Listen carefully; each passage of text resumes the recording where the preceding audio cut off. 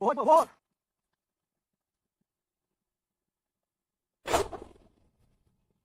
От така робота. Любі хлопчики і дівчата, добрий вечір вам у хату. Тож бо слухайте, будь ласка, розкажу вам на ніч казку. Казку не про підлу владу, про звичайну білу ладу. В царстві, де розбій не злочин, і до халяви люд охочий. Проживав в тім царстві рід. Тато, мама, баба, дід, 3 сини іще в додачу. Старший телепень ледачий, син середній наркоман, 3 дурник, син Іван. Ті брати, як всі в Росії, пили, лускали насіння, крали по селі курчат, в клубі тискали дівчат. Якось цар, ще й не поснідав, вдерся військом до сусіда. Вербувальник військомату обіцяв таку зарплату, що брати аж увійшли в раж і хутко влізли в камуфляж. Доки перший бій не стався, старший син відразу здався. Син середній зник, сховався, дурник лиш побіг в атаку. І безглуздо згинув. В сраку прилетів йому снаряд, ручки в ряд і ніжки в ряд. Та в газеті на Росії напис був в потрібнім стилі, начебто герой Іван, помираючи від ран, розстріляв із кулемета штаб Бандери, збив ракету, з'їв 3 томи Кобзаря і мовив: гину за царя. На селі загибель сина відзначала вся родина. Танцювали і співали, місяць поминки справляли. Справжнє свято на селі.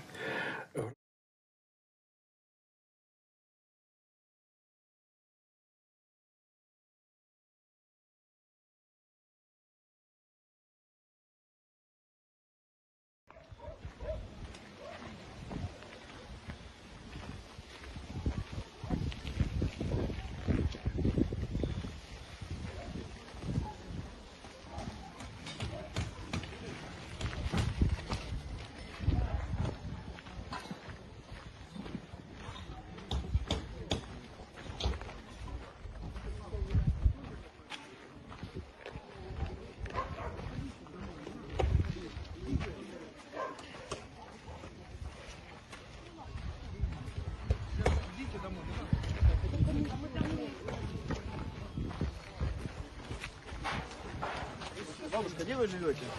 Бабушка. Тут никто не живет, понимаешь?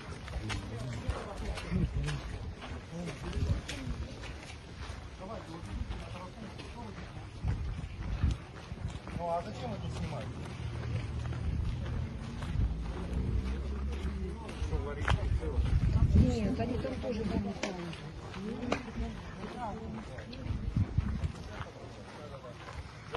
Где-то около 9.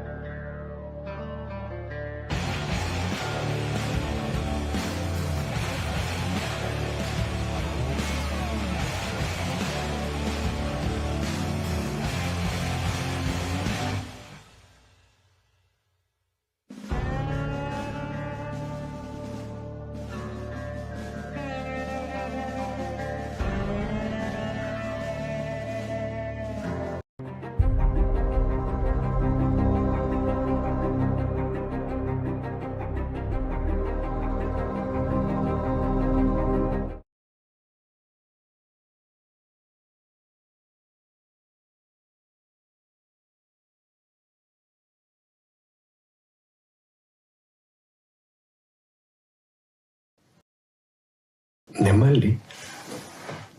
Місяць пролетів, як мить. В двері грюк. Іван стоїть. Сивий, латаний, кривий і не мертвий, а живий. Мати допила стакан? Ні, оце ось не Іван. Батько ще собі налив. Що ж ти, сука, наробив?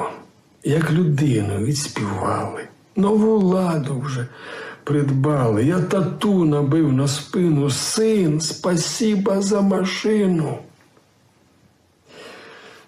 На торпеді глянь, ікони. І за смерть твою мільйони поділили на рідню. А ти вижив. От Євнюк. Пальцем дідо грозив йому. Я кросівки не зніму. От приперся перехожий. Ти на Ваню геть не схожий. Бабка у гуску склала губи. Я собі зробила зуби. І за цю нову щелепу в ніжки кланяюсь держдепу. Щось я вас не впізнаю. Ваня наш уже в раю. З кухні виправилась дружина, на візку качає сина. Каже: опа, що за хер? Мій Іван давно помер. Хто ти? Я вдова героя. Нам не треба гемороя. Ванька хмикнув: можна сісти? Дайте краще щось поїсти. Без бажання стіл накрили, а під ранок придушили. Батько мовив: Бог простить, Божий пам'ятник стоїть. Що стосується моралі, на Русні її просрали. Кількість вбитих не вражає. Баби нових наражають. За бабло здадуть і тата. Отака хуйня, малята.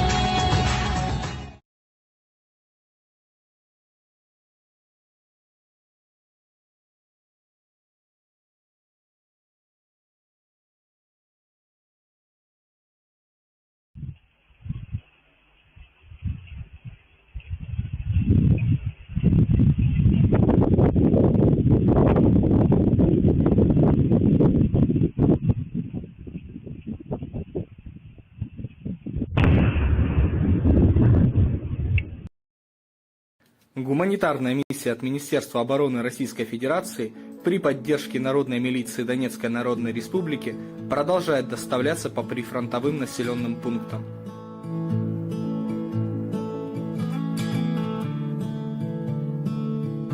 Обстановка у нас такая пока еще напряженная. Обстрелы идут, прилеты идут, люди все в напряжении, люди все в непонимании, что будет дальше, потому что нету света, нету медицины.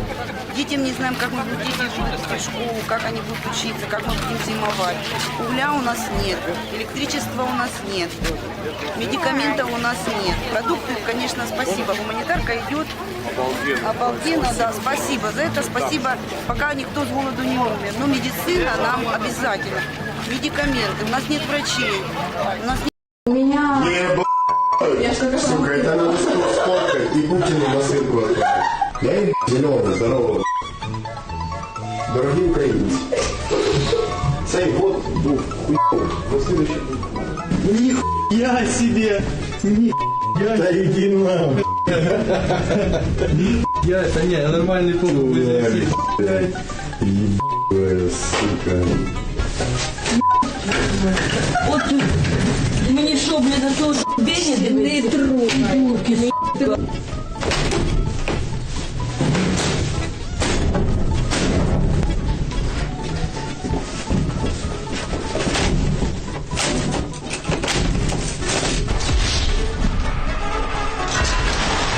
Siemaneczko, ostatnio tak oglądam te TikToki, kurwa, te informacje oglądam, że gdzieś na Ukrainie ponoć węgiel jest dużo tańszy. Na początku sobie myślałem, co oni pierdolą, gdzie tam wojna trwa, kurwa, ludzie giną, umierają, kurwa, Putin tam ich terroryzuje, kuźwa.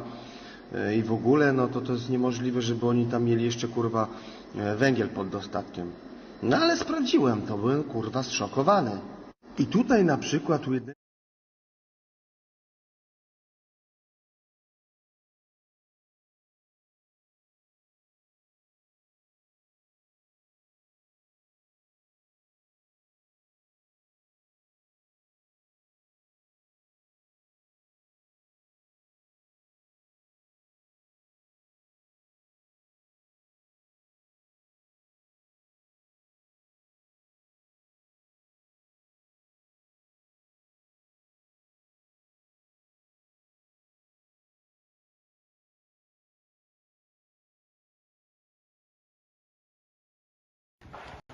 Бабушка, где вы живете? Бабушка. Тут никто не живет, понимаешь?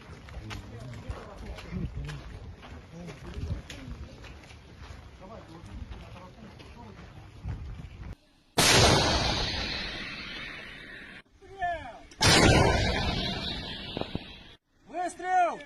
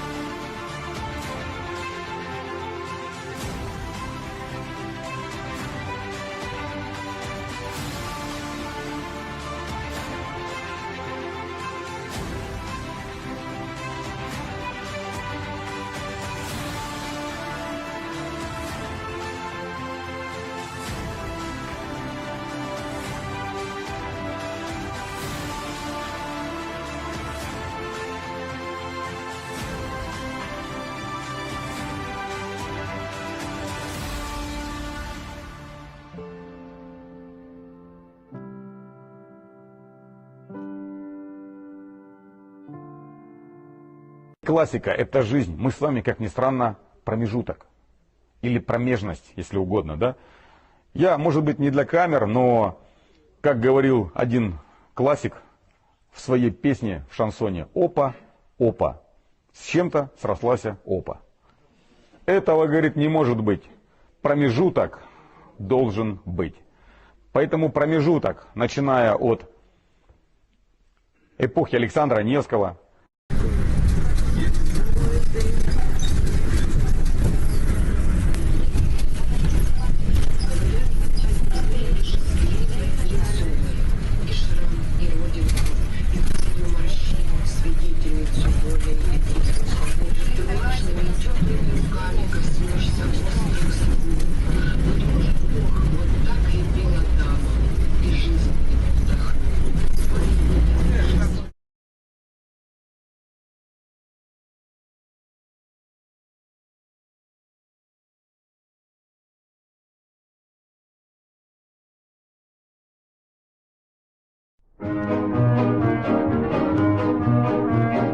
Über Tulenwälder bis die Felder, zwischen Wasserfeier, schwarzen Räuch, von mir geführt Maschinen, ausgewichen Minen, nur das Lied verblieb, mir sind sie euch weite Wegen, in Schnee, in Regen, mit strammem Mut sind wir dort gefahren, a Schutz ist da. Сука, это надо сфоткать и Путину насылку отправить. Я еб зеленый, здорово. Дорогие украинцы. Цей год был хуёв. Вот следующий будет. Нихуя себе! Нихуя! Да иди нахуй. Я это не, я нормальный пол. Ебаная сука. От мені що, блін, на того бені не трогай.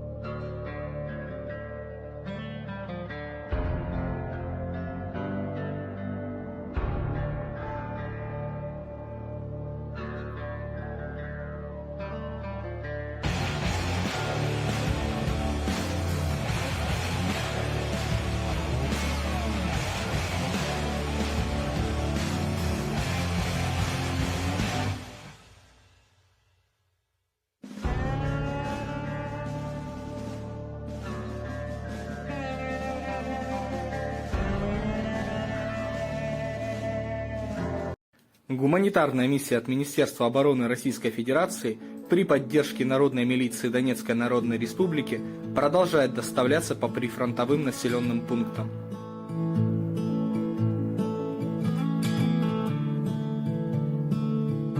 Обстановка у нас такая пока еще напряженная. Обстрелы идут, прилеты идут, люди все в напряжении, люди все в непонимании, что будет дальше, потому что нету света, нету медицины.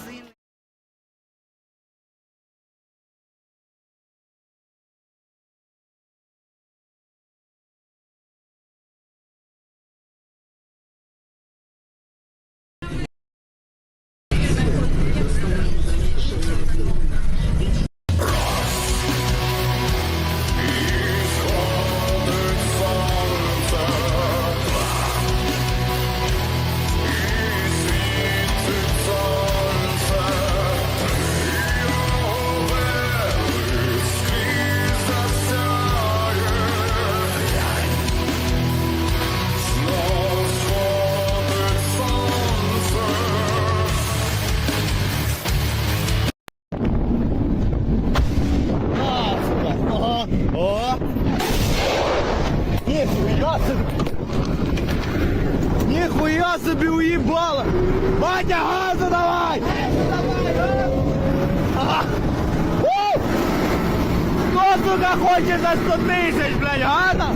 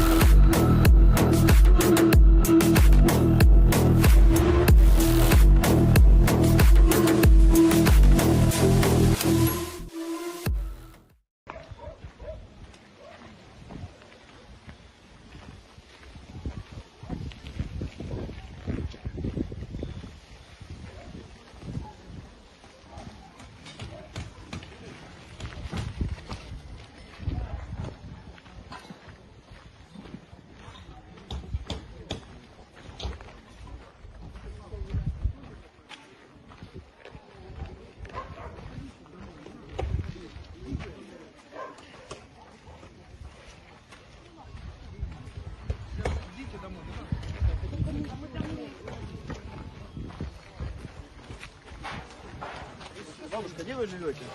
Бабушка. Тут никто не живет, понимаешь?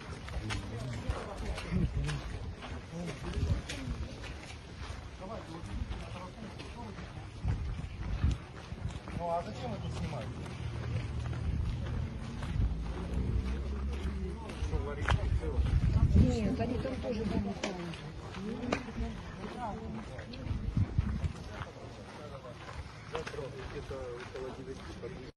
Гуманитарная миссия от Министерства обороны Российской Федерации при поддержке Народной милиции Донецкой Народной Республики продолжает доставляться по прифронтовым населенным пунктам.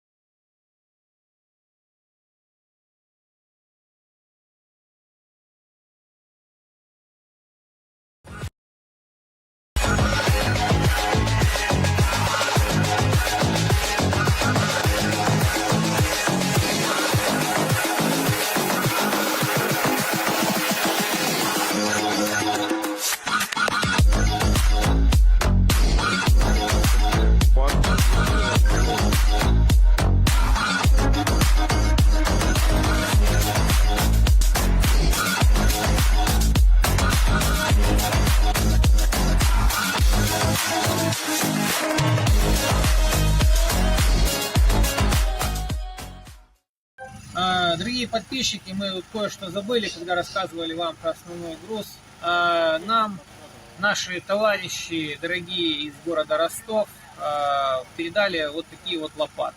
Это саперные лопаты 85-го года изготовления, заточенные, вот, с пошитыми чехлами на них специально наши товарищи. Но самое главное, что они сделали, они написали на черенке каждой лопаты имя, фамилию героя Великой Отечественной войны и непосредственно город, и где он родился, или место, где он знаменательно получил свою награду, то есть место непосредственно сражения. И эти лопаты, по сути, это такой, во-первых, это всегда нужный, хороший шансовый инструмент, но самое главное, в определенной степени это даст бойцам почувствовать настоящую связь поколений, то есть связь с предками, которые также много десятилетий назад воевали против нацизма. И воевали мы все против нацизма, и твои предки, и мои предки, поэтому нам всем есть что сказать. Скажи пару слов. Если мы забиваем прошлое, как что на Украине забили прошлое, поэтому и начинается такая война и непонимание. Если бы на Украине не бы забили, что их предки, дедушки и прадедушки воевали против нацизма, у них сейчас не бы было Азов и остальные нацистические батальоны, и не бы было этой войны. Потому это большое дело. Без прошлого нет будущего. Это надо всегда запомнить.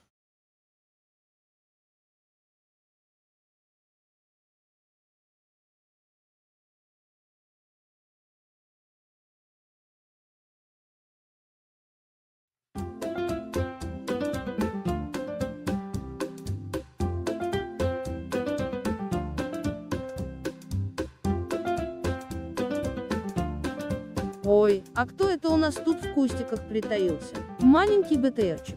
Тебе, наверное, одиноко. Держи подарочек.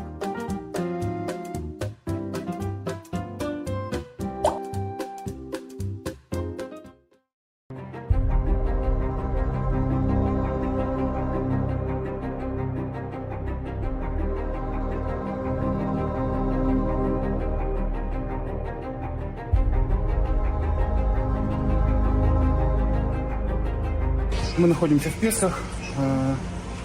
Это бывшее расположение украинских боевиков. Здесь они жили. Отсюда выходит окоп, который, собственно говоря, заканчивается передней линией. А вот следы пребывания. Тут у нас упаковка джавелина и, собственно говоря, МГ-42. Можно сказать, от фашистов прошлого к фашистам современности. А вот, собственно говоря, и пусковая установочка от того самого славного Джавы.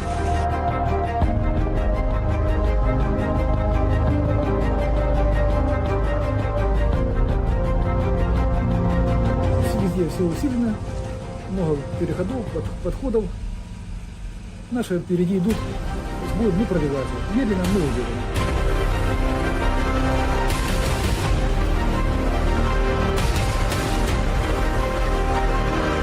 Перемещаемся по поселку Пески, перемещаемся короткими перебежками, перемещаемся в основном дворами, внимательно смотрим под ноги, потому что каждый день украинские военнослужащие разбрасывают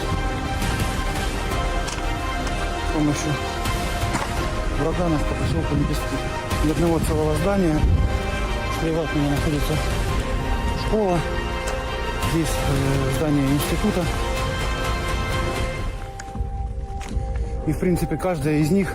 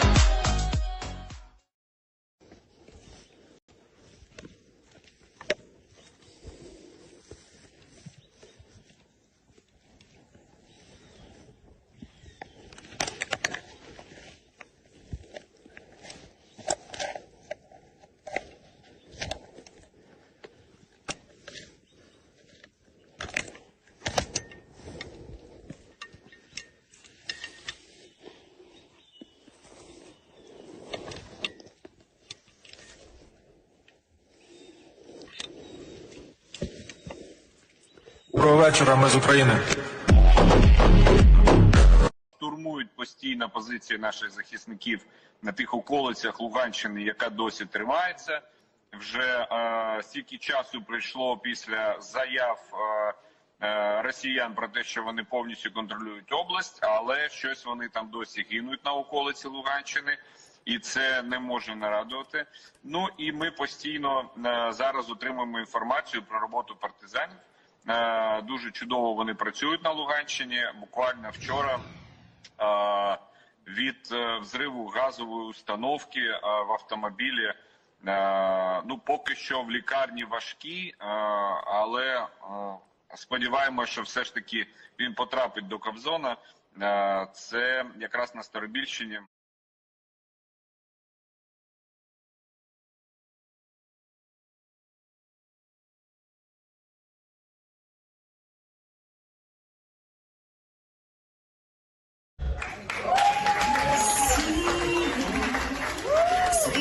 Священная наша держава, Россия любимая наша страна, могучая воля, великая слава.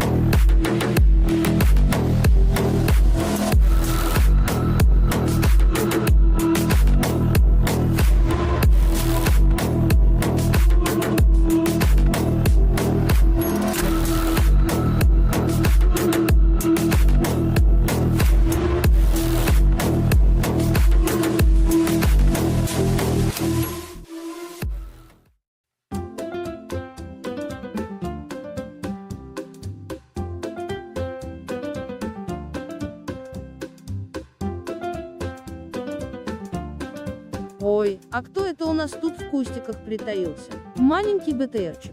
Тебе, наверное, одиноко. Держи подарочек.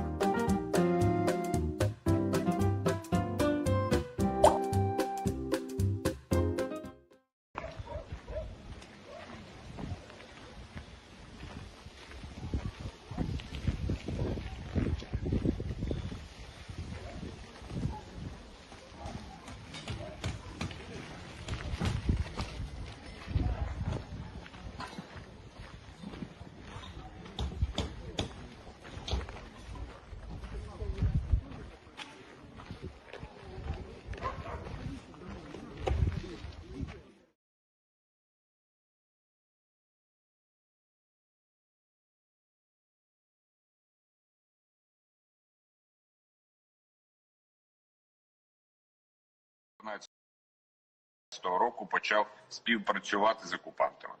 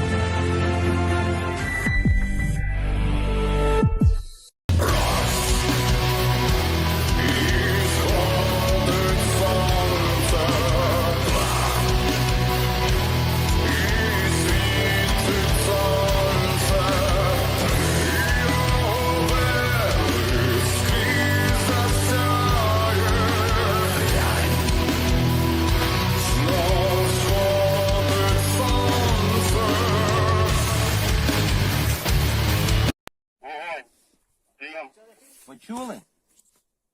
Прицел який? А? Прицел який?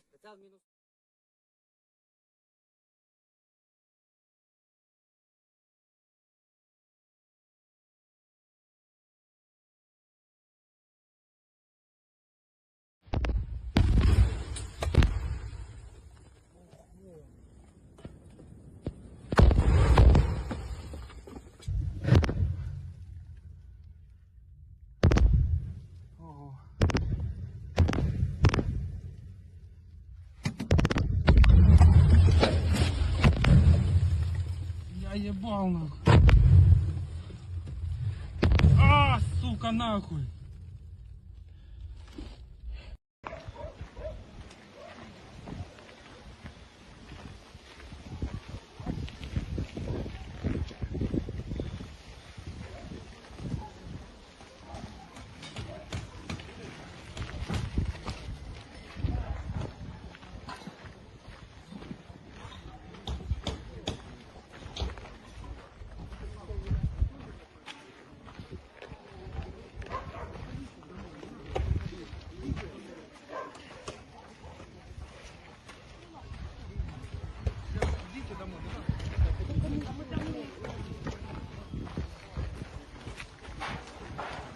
Бабушка, где вы живете? Бабушка. Тут никто не живет, понимаешь?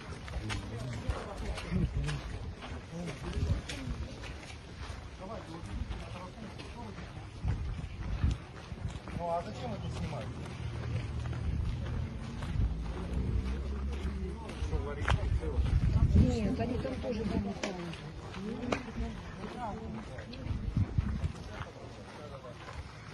Где-то около 9 подъездов.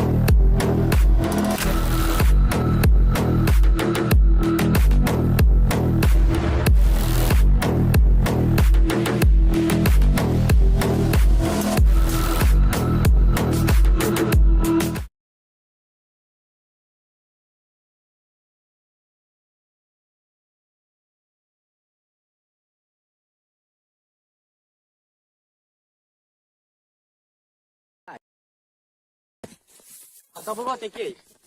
І побіжали. Побіжали, побіжали.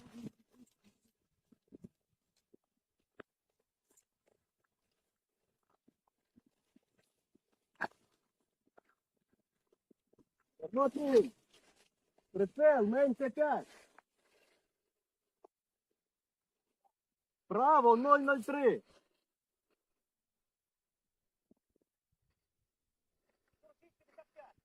Да.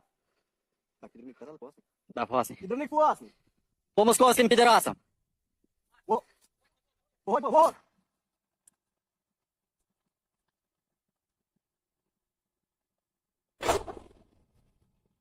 От така робота.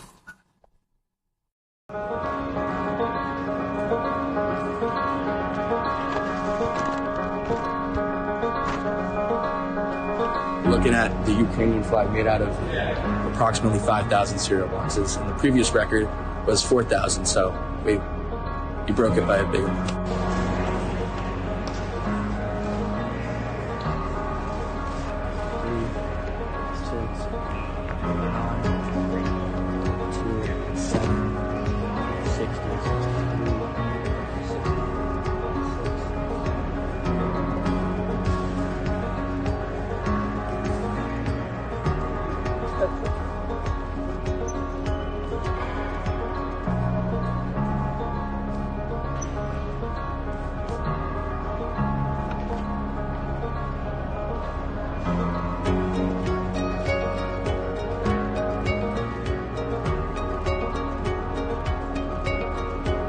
We came up with this idea because originally Michael and I, every time we came down or stuff like that, we always ate cereal, and we love cereal so much.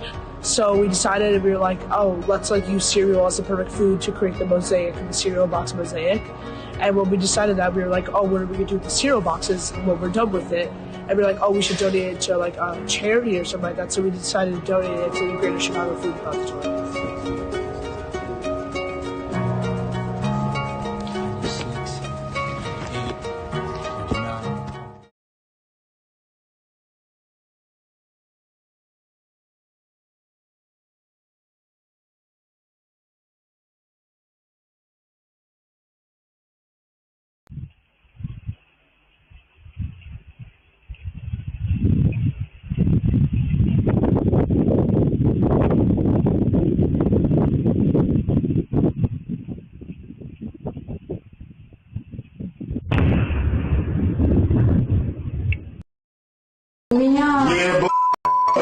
Сука, это надо сфоткать и Путину насылку отправить. Я им зеленый, здорово. Дорогие украинцы. Цей год был хуёвый, но следующий будет. Нихуя себе! Нихуя! Да иди нахуй! Я это не, нормальный пол. Ебаная сука. От мені що, блін, на того бені не трогай.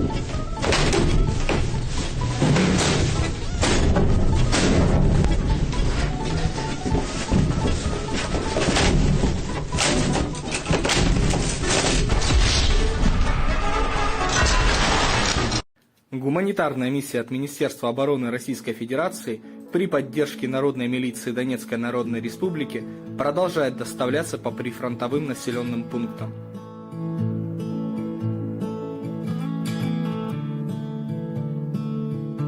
Обстановка у нас такая пока еще напряженная. Обстрелы идут, прилеты идут, люди все в напряжении, люди все в непонимании, что будет дальше, потому что нету света, нету медицины.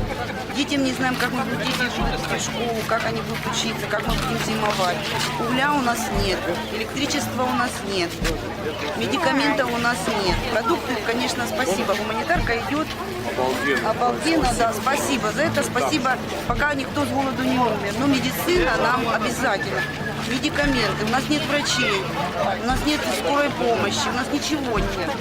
И все, понимаете, мы здесь живем, мы не знаем, что будет завтра. И мы очень надеемся, что за нас не забудут, потому что село большое, детей очень много у нас. У нас садики, у нас разбиты садики, школы, у нас все котельные потекли. Со стороны Украины каждый день прилет. Мы уже научились понимать, где отлеты, прилеты, и, то есть начинаем ориентироваться уже в таких ситуациях. Меньше происходит.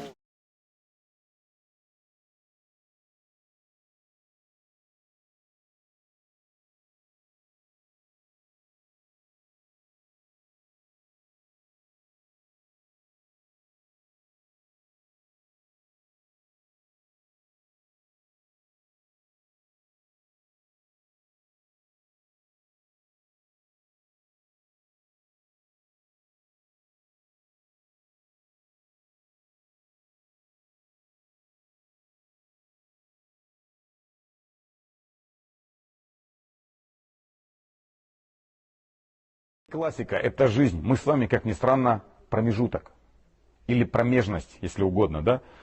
Я, может быть, не для камер, но, как говорил один классик в своей песне в шансоне, «Опа, опа, с чем-то срослась опа». Этого, говорит, не может быть. Промежуток должен быть. Поэтому промежуток, начиная от эпохи Александра Невского,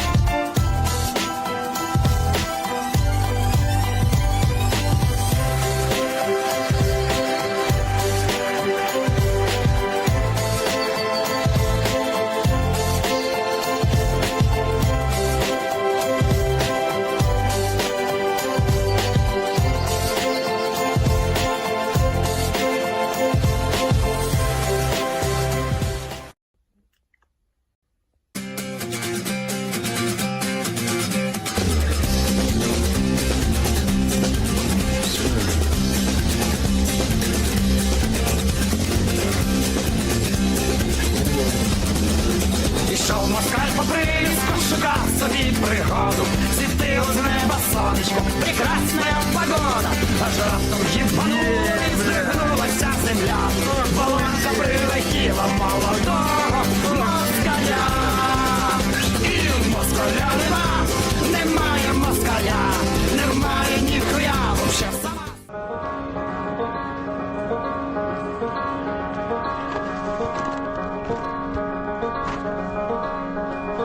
Looking at the Ukrainian flag made out of approximately 5,000 cereal boxes, and the previous record was 4,000, so we broke it by a big amount.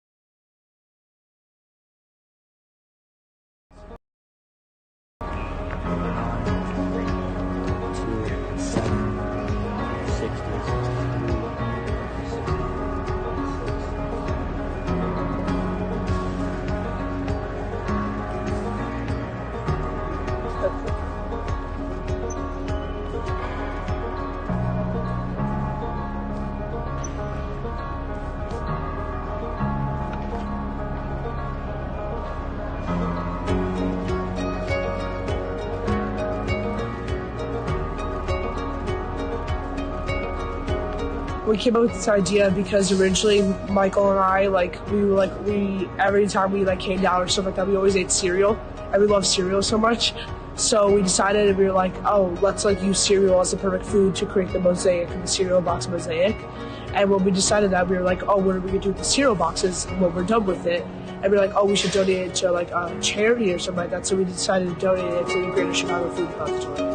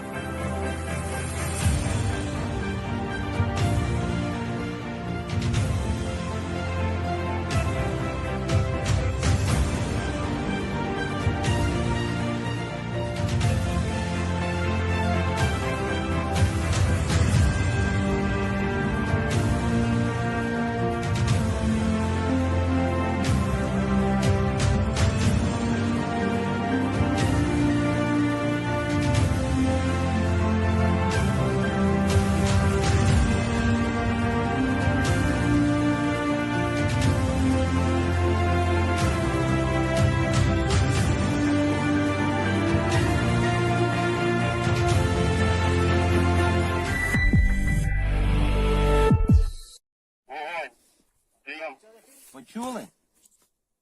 Прицел який?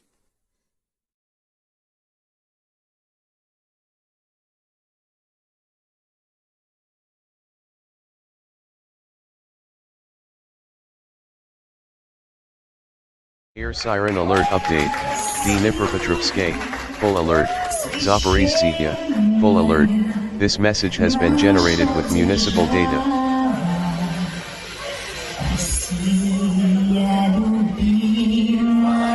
Наша страна, могучая воля, великая слава.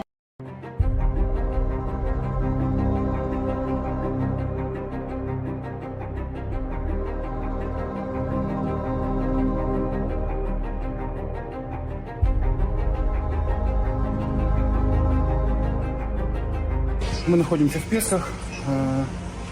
Это бывшее расположение украинских боевиков.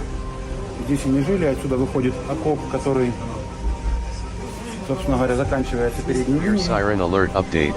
Dnipropetrovsk, full alert. Zaporizhzhia, full alert. This message has been generated with municipal data. МГ-42. Можно сказать, от фашистов прошлого к фашистам современности. А вот, собственно говоря, и пусковая установочка от того самого славного Джавы.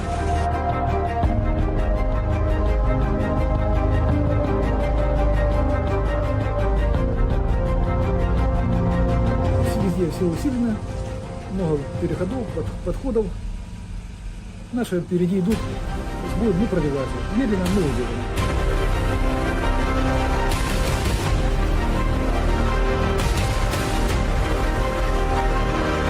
Перемещаемся в поселку Пески. Перемещаемся короткими перебежками. Перемещаемся в основном дворами. Внимательно смотрим под ноги, потому что каждый день украинские военнослужащие разбрасывают с помощью ураганов по поселку Лепестки. Ни одного целого здания. Слева от меня находится школа. Здесь здание института.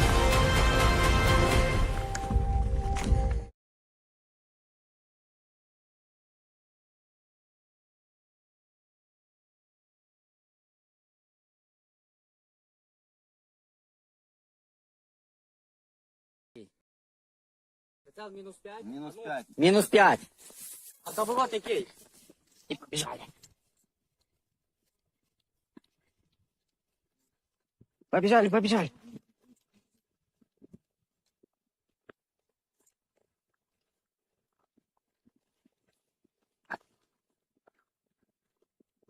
Смотри. Прицел, менше 5. Право, 003.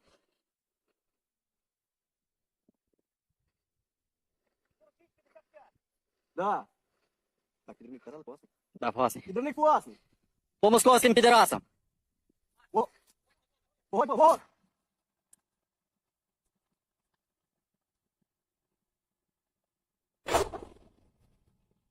Вот такая работа. Любі хлопчики і дівчата. Добрий вечір Air вам. siren alert update. Тож Mykolaiv. послухайте, будь Full ласка, alert. розкажу This message вам has been далі. generated with municipal data. Казку не про підлу владу, про звичайну білу ладу. В царстві, де розбій не злочин, і до халяви люд охочий. Проживав в тім царстві рід. Тато, мама, баба, дід, 3 сини іще в додачу. Старший телепень ледачий, син середній наркоман, 3 дурник, син Іван. Ті брати, як всі в Росії, пили, лускали насіння, крали по селі курчат, в клубі тискали дівчат. Якось цар, ще й не поснідав, вдерся військом до сусіда. Вербувальник військомату обіцяв таку зарплату, що брати аж увійшли в Siren alert раж і update. хутко влізли Mykolaiv. в камуфляж. Full alert. This message has been Доки generated перший with бій не municipal data. стався, старший син відразу здався. Син середній зник, сховався, дурник лиш побіг в атаку. І безглуздо згинув.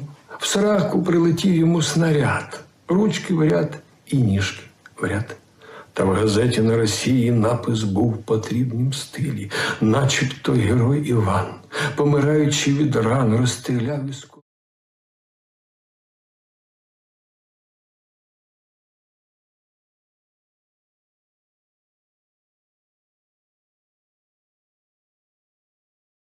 Air siren alert update. Mykolaiv. Full alert. This message has been generated with municipal data. Дорогі українці, цей год був хуйовий, бо слідуючий був. Ніхуя себе! Ніхуя! Та йди нам! Та ні, я нормальний побув. Ебаная сука.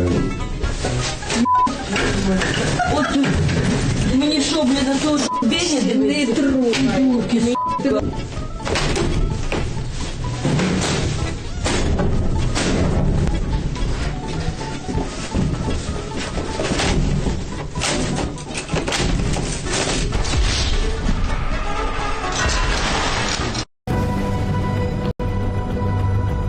Самоходные минометы «Тюльпан» Западного военного округа в ходе специальной военной операции на Украине уничтожают Siren alert замаскированные update. укрепленные позиции Donetsk. нацистов Full на alert. передовой This message has been generated with municipal data. Отличие минометов от ствольной и реактивной артиллерии – это принцип полета снаряда.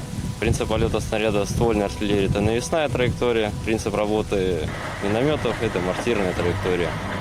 240-миллиметровый «Тюльпан» – единственный в мире миномет такого калибра. Возимый боекомплект 20 осколочно-фугасных и 10 активно-реактивных снарядов. Дальность стрельбы до 18 километров. Масса боевой машины 27,5 тонн. В уникальной боевой машине разработки Уралтрансмашзавода применяется боеукладка барабанного типа. Заряжание происходит с применением гидравлики и механических приводов. Миномет повышенной мощности уничтожает цели, неуязвимые для орудий меньшего калибра. Есть вероятность того, что противник находится на обратных скатах, высотах, окрестностями каких-то домов, зданий. Siren Наша alert задача update. их поражать. Donetsk. При Full использовании alert. This корректируемых message has been боеприпасов generated with «Тюльпаны» municipal точечно data. поражают бронированные цели, пункты управления, мосты и долговременные оборонительные сооружения.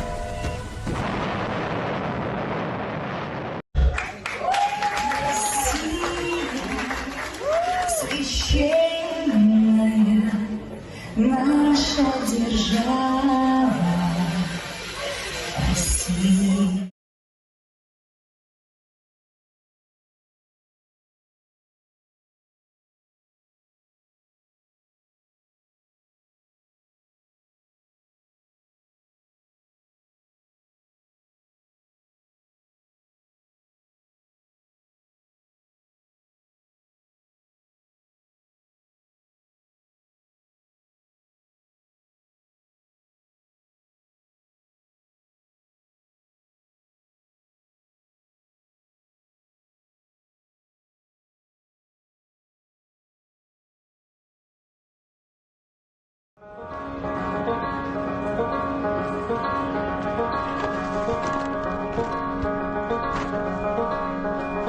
looking at the Ukrainian flag made out of approximately 5,000 cereal boxes, and the previous record was 4,000, so we broke it by a big amount.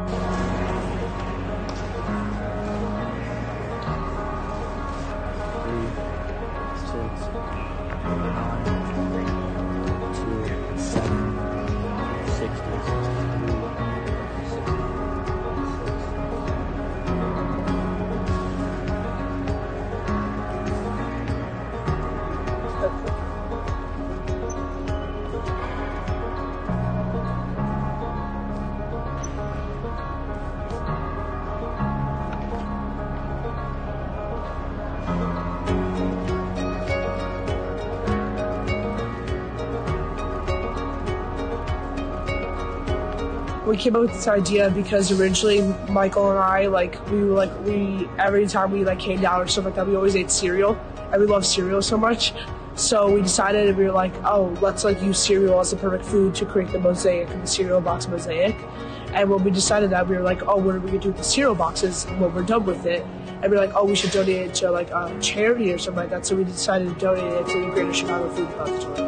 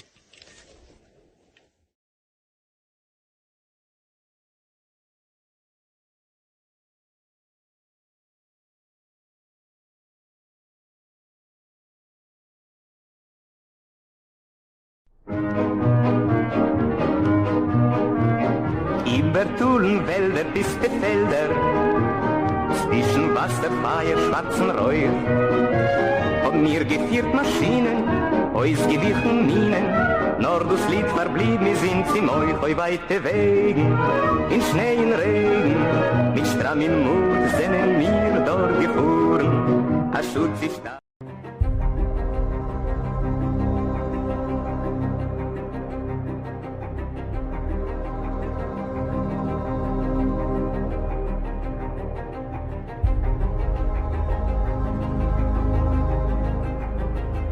Мы находимся в Песах. Это бывшее расположение украинских боевиков. Здесь они жили, отсюда выходит окоп, который, собственно говоря, заканчивается передней линией. А вот следы пребывания. Air siren alert update. Dnipropetrovsk. All clear. This message has been generated with municipal data. Можно сказать, от фашистов прошлого к фашистам современности. А вот, собственно говоря, и пусковая установочка от того самого славного Джавы.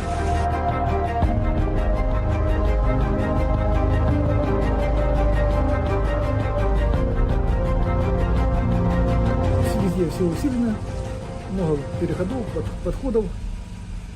Наши впереди идут, будут не пробивать. Медленно, но уверенно.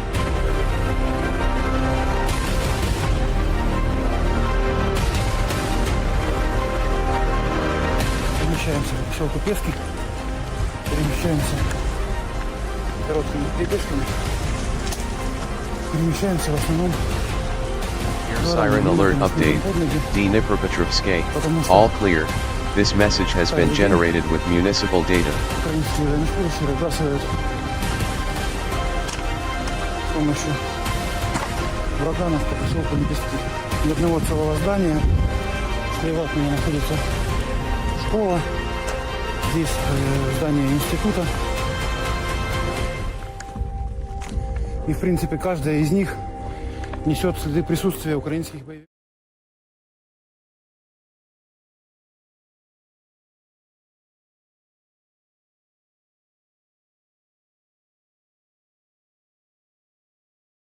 Air siren alert update. Zaporizhzhia. All clear. This message has been generated with municipal data. Классика – это жизнь. Мы с вами, как ни странно, промежуток. Или промежность, если угодно, да?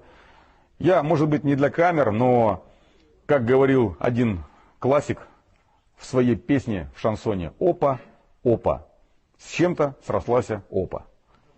Этого, говорит, не может быть. 1/2 to 2/3 of their combat force is incapacitated in some way, shape, or form, and they still aren't getting pulled off the line, which is why people are saying that they may just be like Putin saying, okay, I want these guys to go away. Did that answer your question, or am I misunderstanding you? Okay. Okay, so you didn't say Wagner?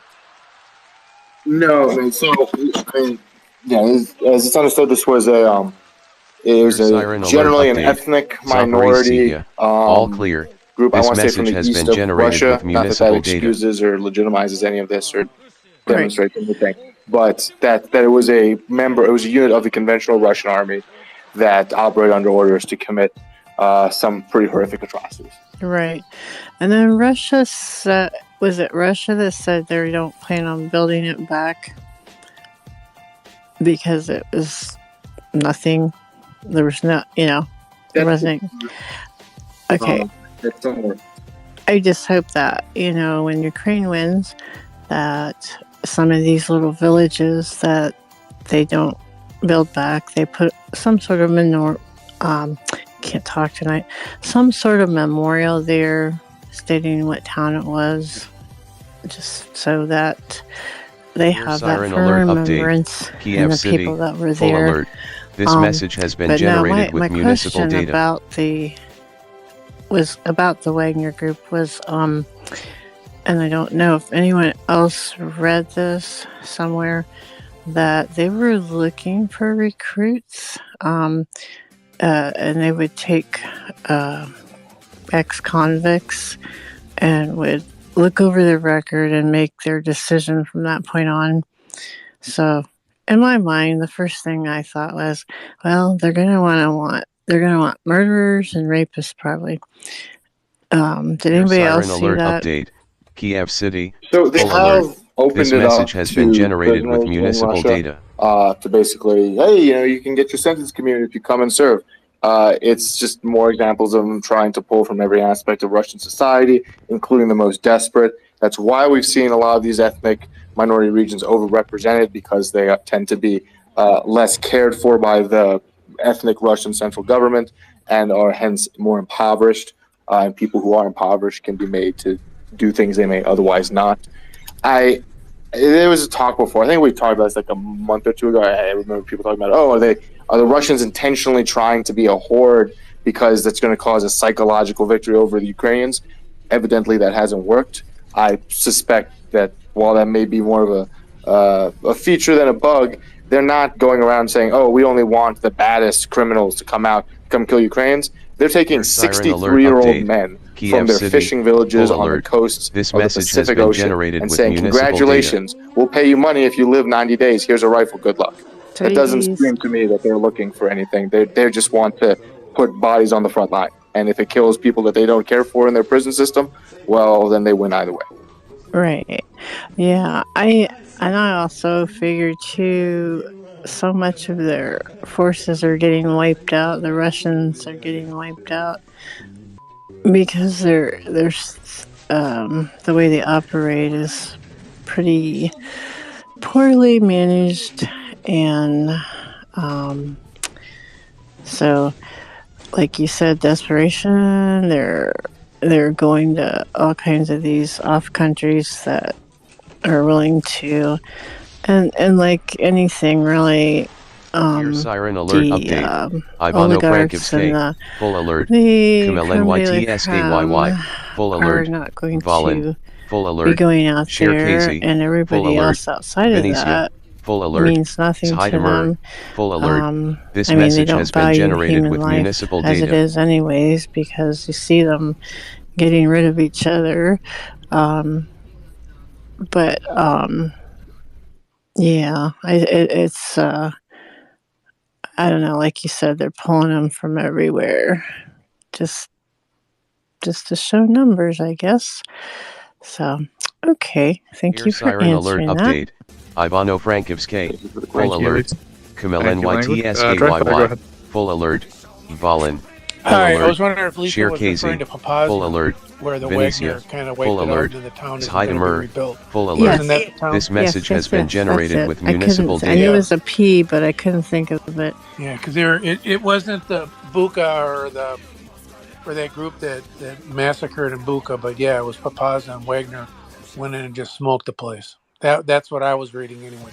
And maybe the guys can correct me if I'm right or wrong, and I will listen. Yeah, real quick, thanks, Dreyfly. I do remember reading in passing that something to the effect that the residential areas of Popasna, Russia said, or the occupation administration or something, that they weren't going to be rebuilt. I don't know specifically, how.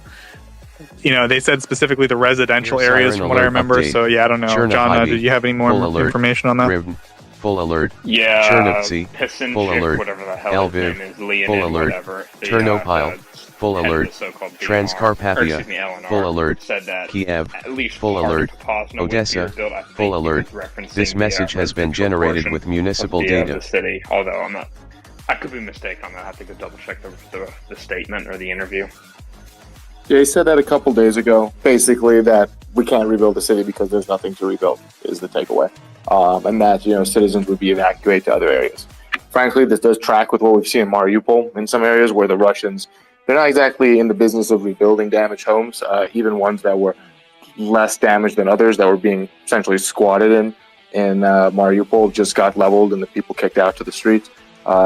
Russia, we could get into their movement of populations as a tactic to control and suppress people. But if you take people away from their home and you put them in an area that they're not familiar with, whether that's in Russia and heavily Russian-controlled territory, you're going to have to worry less about them than if you leave them in their hometown. So again, bugs, features, Russia really isn't interested in building up infrastructure here. But Popasna, the big game changer there was the Russian Air Force, and specifically some of these surprisingly mercenary crew, allegedly mercenary Wagner Group guys, just flying tons of close air support missions into the city that really shifted the tide and ultimately leveled enough of it that Ukraine had to retreat. Whether they can repeat that, I don't know. Full alert. We'll have to say and see, especially as far as Bakhmut goes. Full alert. Lviv. Full alert. Ternopil. Thank you, Language. And if anyone else does have any questions for Language, please feel free to come up. You can press the microphone button in the bottom left-hand corner of your screen. Full alert. And this he'll do your message best. has been He'll do generated his with best to municipal answer your data. question. There we go. Yeah, so I think, I don't know. As far as I understand, there is some movement in Bakhmut Language. Is that right? Like they are sort of approaching the outskirts of the city? Is that like roughly correct? Or no? Yeah, so I encourage everybody, pull up Google Maps, Bakhmut, Bakhmut. I wouldn't be surprised that at some point this will be, important the same way as Severodonetsk and Lysychansk and Popasna and Rubizhne and all the others. But it's not a huge city. I want to say there's like 30,000 people there, give or take. I could have the number. A lot of them were evacuated already. There's a big river that kind of runs down the center of the city. There's a couple of them, frankly. But so like fighting through that, we could get real into the nitty gritty. But all the way on the east side, if you look at it from a satellite view, it's the highway that runs straight in. I believe it's the H32. It runs along, and I only know this because I've stared at it for a couple of days now. There's a bit of a lake to the southwest. You'll see a large industrial area, industrial park. Those are the buildings we're talking about. And if you want to get into Bakhmut without going all the way north, which the Russians are trying to do as well, coming on down from Berestov, etc., you have to run through this area. And if you look immediately to the east of it, you've got fields, and more fields for, just an astonishing number of kilometers, which is making it very difficult for Russian troops to push through, because we're not talking about, fields of grass and trees. We're talking about grain fields. And frankly, that a lot of them have been burned at this point by artillery. So there's not a tremendous amount of cover for multiple kilometers as you're trying to walk into a rather fortified city. Admittedly, one that's been shelled quite a bit, but not nearly to the same extent as we've seen from, say, Severodonetsk or even Popasna and Rubizhne. And hashtag javelins. yeah, I mean, you've got, depending on which one you come from, you've got like 8 kilometers, you got like 5-6 miles of just fields and running into an urban area. So good luck with that. You'll never get through that with open armored carry, like, you know what I mean, like with open armored attacks. You have to infiltrate infantry or use artillery, but even still it'll be incredibly difficult. Sorry, I didn't mean to step on your language. Sorry. No, you're absolutely right. I mean, that's kind of what I'm getting at. It's a rhetorical statement. Like, this is going to be a tough nut to crack from that perspective. And because Russia's artillery, which is still grossly outnumbers Ukrainian artillery, let's not get that mistaken, but it becomes a question of quantity versus quality, and they've gone from overwhelming, all-encompassing quantity to just tremendously large amounts of it quantity. Can that be leveraged all to level Bakhmut to the ground before trying to push in? Maybe. How long will that take? Probably longer than it has in the past. So we'll see. I mean, I think that it's worthwhile to focus on it. And if you want to, it's going to sound sick, but if you want to be ahead of the curve on this one, maybe take a look at it and figure out where the rivers are, because this is a town or a city that has basically 2 rivers that run through it east to west. And then there's some more stuff on the western side of it. Not huge ones, but I imagine that would be a bit of a pain in the ass if you're trying to fight through a heavy urban area that you've been unable to completely level a la Severodonetsk. Zaporizhzhia, full alert. And This I recently message has saw been generated with the first municipal data. estimate on the reduction in amount of artillery shelling in terms of Russia's quantity of shells. And I forget, I wish I should go pull it up, but I forget the source and everything. But basically, it said that it was reduced by about 2/3. So maybe we could say even conservatively half, right? So I think we could maybe say that it's going to take them at least twice as long, probably longer, probably considerably longer, really, just because they don't have they've lost so much ammunition, they've lost so much capability to supply, they've lost that, as language put, like that significant, like overwhelming numerical advantage. Now they just have a pretty significant one. So yeah, I think it's a pretty I don't know, difficult situation for the Russians, like strategically, right? I think they've taken, since their quote-unquote operational pause, which I don't think was real anyway, but since that statement was issued by Russia that they were going to take a little breaky poo, they've taken 0.02% of Ukrainian territory, right? That's just such a small infinitesimal number, and the amount of men and tanks and planes and money and resources that have gone into that 0.02% is just too high for them to continue burning equipment and men at that rate, in my opinion. But, language. We got one more person coming up, decoding trolls. And I think there was also a woman who wanted to talk a bit more about the Sumy and Chernihiv regions. I don't know if you guys can see her. It's a Nancy M at NCL Jax. If you can bring her up. I don't see any requests, John. If you do, please do. On it. Thank you, John. Sorry, Nancy. Hi there. I'll give you a follow. Okay. Sorry, go ahead, decoding trolls. All right. Maybe you already discussed this, but I've just woken up and seen it, and it's given me great joy. Igor Strelkov, who, as many of us here probably know, is credited with starting the entire war. Former battle reenactment clown, provoked the entire war and was the first defense minister in so-called DPR. Have you discussed this so far? Just how salty he is about, or like the statement a couple days ago, or is it something more recent? Go ahead. Are you talking about the Wagner statement that was absolutely hysterical? No, well, I mean, I tweeted him at the end of July, and I said, in a jokey way, I retweeted it this morning. I said, look, Kremlin is ordering you to stop advocating escalation. Start advocating retreat. Your lust for Ukrainian blood is destroying the Russia's Federation. And I added on a lot of the Yale report to prove this to him. And then I wake up this morning, and joy of joys, he's posted basically one of his characteristic whiny things. He said, look, the first stage of the war was a disaster. The second stage was a disaster. We're 3 weeks off the final part of the third stage of the war, and it's a disaster. We have three choices. One, we execute the entire Politburo. Two, we paint the Kremlin red and black, which is a reference to the, as many of us probably know, the colors of the Ukrainian nationalists who fought against during the Second World War. And the third option is retreat. And so personally very happy, but apart from my narcissism, I think this is quite a significant moment, because he is, as many of us here know, quite a significant voice as a melting pot, and a melting pot, an expression of what all of thousands of squaddies from the top to the bottom. He's also a serving or former FSB officer. So I think that's quite interesting. I still think, and I've thought this for months, we will wake up one morning and there will be a goodwill gesture, and I just feel this morning it's coming closer. So it's interesting to hear your analysis of Bakhmut and Popasna, a city I know well, visited it many times. So it's very sad to see its destruction. But anyway, I just thought I'd throw that in if no one else had.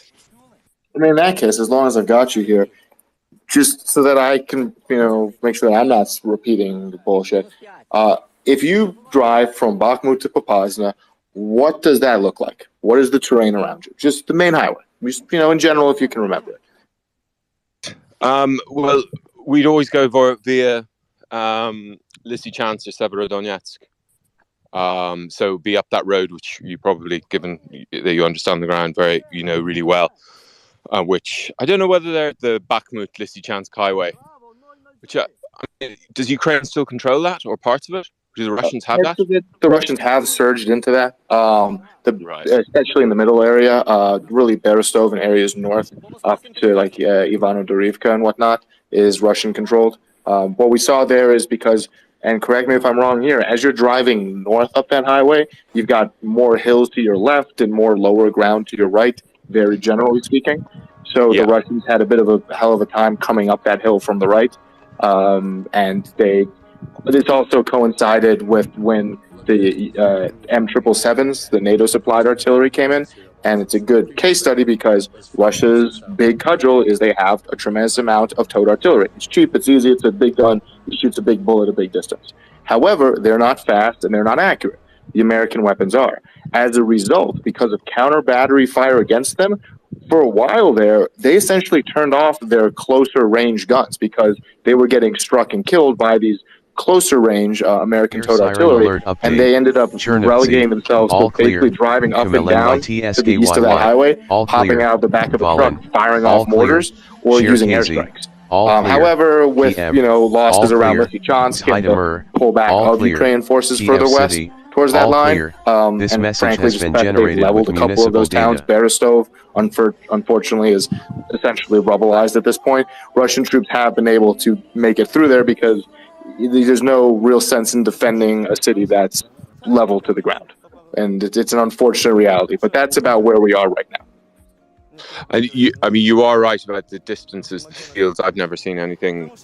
I'm most familiar with Northwestern Europe, nothing like it. Maybe Germany, just big empty spaces. So in terms of cover, very little cover. There's lots of trees, as you probably see by the roads, which, interestingly, I was always told were there for military purposes, planted by the Soviets. Clear. But apart from that, there is nothing. They are just, as you say, very flat fields for forever. All clear. Kiev. Very hard to dig in Zhytomyr. as well. All clear. Kiev City. All clear.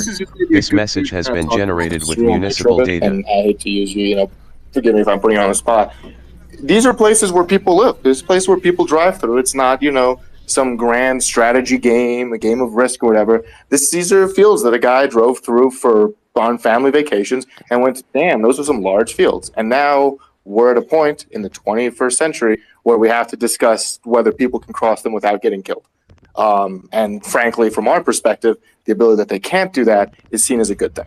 So just, I understand, not that anybody here has grown tired of the war or whatnot, but this is not just a battlefield. Ukraine is a country, was a country before this, will be a country afterwards. All clear. This is a place where people live. These are places they grew municipal food. data. And so, every one of these cities, towns, villages, hovels that we barely know the names of that gets wiped out, there is catastrophic events from that. You're killing cultures as a result of it. And it's important to recognize. This isn't just a map with colors being painted on it. These are stories and lives. Yeah, thank you. I appreciate you saying that. I've been to a lot of these villages, these tiny little hamlets, and I appreciated what siren alert update. One of the speakers a few minutes ago said about remembering these places. This message has been generated with municipal data. There may be 5 or 6 houses in them, and they're in the arse end of nowhere, if you'll excuse my French. And I would go to them as part of my job, and we just stop there. And generally, you wouldn't have to knock on a door. People would be around, there'd be chickens around, and all that sort of stuff. And you'd have several generations of houses. You'd have the house they live in now, which to us would look really decrepit. And then you'd have the house, the thatched cottage beside it, which was totally decrepit, and where the chickens would be coming out of, and just talk to people. They're always extremely friendly, very open. And so whenever I hear, and when I look at this video I just posted this morning of Popasna, when I heard it mentioned here, I remember these people, all these houses all clear. Are where people lived, and that's what really annoys me about what Strelkov, this message has been generated with municipal data, where he just treats these as objects. They're just places on a notional battlefield. And as you say, they're people's lives, and people invested all their working lives to fix up their apartments in these Soviet-era apartment blocks, which may not mean much to us, but inside the houses are palaces, or were palaces, and whole working lives were invested in doing them up, and they're an expression of their individuality and all of that stuff. And now that they're gone, it's going to be a huge problem for Ukraine. Because a lot of these places were only economically viable in the Soviet era. I lived in Severodonetsk for 3 years, and it's hard to know. It's not really economically sustainable. It was all clear when its ammonia factory was part of the entire Soviet structure. This message structure. has been generated with municipal data. It's going to be a huge issue what to do with these places. It is ethnic cleansing. There's no doubt about it. Yeah, thank you. Oh, go ahead, Language. No, I was just saying we finally have Nancy up here. Nancy, it's good to see you. Some stuff about an area, just as we were sort of talking about how things get more. I don't know a lot of my updates. Most of what I say, what's happening in Sumy and Chernihiv, the Russians are shooting across the border. Now let's move on to someplace else. But that's not always the whole story, because these are people. And with that, to you, Nancy. Yeah, thank you, Language. And it's interesting decoding to hear your sentiments there as well. This message has been generated with municipal data. There's so much involved here. I've actually been kind of following since the inception of this invasion, kind of the fate of one of those smaller towns in northern Sumy, which is Shaska, which is basically a few bridges away from complete destruction. They were one of the towns, when we talked earlier about the strategy that this country has taken, and this was a clear indication of that. Shastka was one of those towns where territorial defense determined where to blow the bridges that kept the Russian invaders from directly assaulting them. And basically, kind of like this message has been generated with municipal data. The rocks that let the water fall and cascade over them and past them was kind of the fate that Shaska had. in northern Sumy. And, you know, it's a small city, it's a military city, in that one of the World War II aces of the Russian army basically was, he was born there, raised there. He's one of the people they're proud of until this occurs.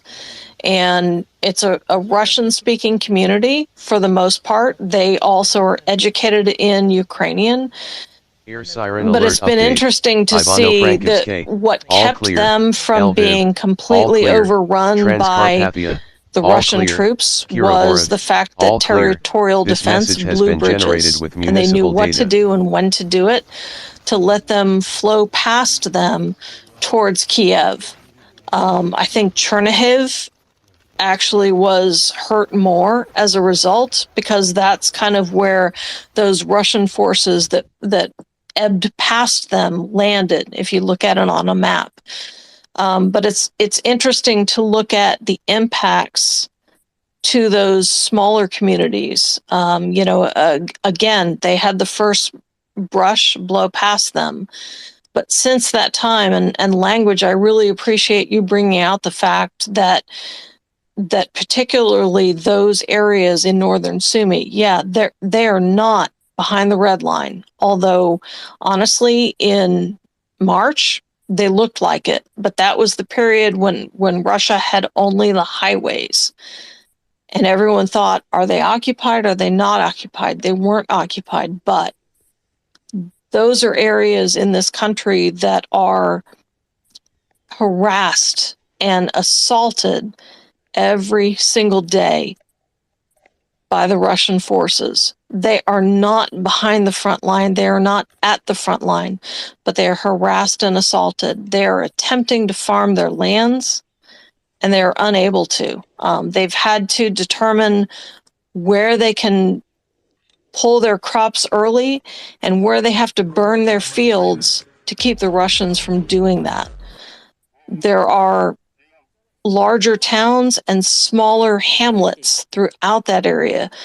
Decoding Trolls, the areas you spoke of very much remind me of what I hear from those locations. And it's just so compelling. I live in a rural area in Florida. Most of you would think, hey, Florida's fully populated. There aren't any rural areas left. There are. And what I hear from those less populated areas that are trying to continue their lives is very much what my community would feel and experience if this were happening to us. And the resilience that I hear from them is the same that my community would have here.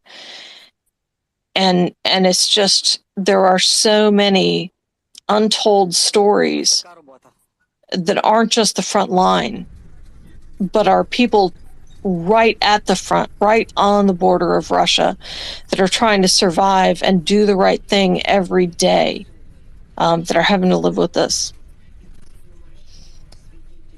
And, well, that's that wasn't what I intended to say, and I just know that I just spooned a crap load onto you guys, but know that for every front line battle that we are fighting, there are people behind those front lines or ancillary that are living every day of their lives in this country trying to figure out, can we send our children to school or not this season? And they're still trying to make those decisions because they're not getting the news every single day, but they're getting the Russian assaults every day, regardless of what happens. And it's just heartbreaking to hear their stories. Yeah, absolutely, Nancy. And, I think we've discussed it a little bit right now in terms of the situation in the rural areas of Ukraine. It's definitely something that I think, Ryan O'Leary's touched on this too. I think there needs to be some kind of a political solution after the war, right? A lot of these communities have been really, we might say, disproportionately affected. They've been targeted, leveled. Some of them have been leveled. And it's, imperative, at least to some degree, that they aren't left behind in future rebuilding efforts, we might say, right? But that's maybe a future task, but it's something that maybe we should keep in mind now, is that these rural areas are going to have a lot of unexploded ordnance. They're going to have a lot of infrastructure problems. And the Soviet Union wasn't, I think there's maybe two problems here, right? The Soviet Union didn't always rationally build everything. They built stuff around, these kind of ideas they had about how either the empire should run, or how, they weren't governed by normal economic principles. But then also that, so some of the villages might not sort of be sustainable in a modern context. I don't know. But the other problem is, I think that there's like just a larger issue with, just rebuilding these areas, because they've been so disproportionately affected in terms of the shelling and the fighting. So hopefully there is, a solution that is, reached eventually in terms of helping out these smaller communities that have been affected so much. So thank you very much, Nancy. Sojo, go ahead. Thank you, Joseph. But the Soviet Union, as such, hasn't existed for quite some time. So perhaps these small hamlets won't disappear, but it depends. It depends very much on how the sort of countryside, arable communities, etc., are organized. Anyway, decoding. I profoundly enjoy your contributions to the space. I think many of your contributions are very enlightening and thoroughly interesting. Did you say that you were there during Soviet times? I'm sorry. Yeah, I thought that's what I heard. No, I was in January 2015 to January 2022. But yeah, not during Soviet times. Okay, so what was it you were saying about the kind of like Soviet culture in the areas in which you were talking about? Well, it was manifest in two ways. One, a lot of these places in the hamlets themselves had been subjected siren alert update to Odessa. All clear. This message has been generated with municipal data.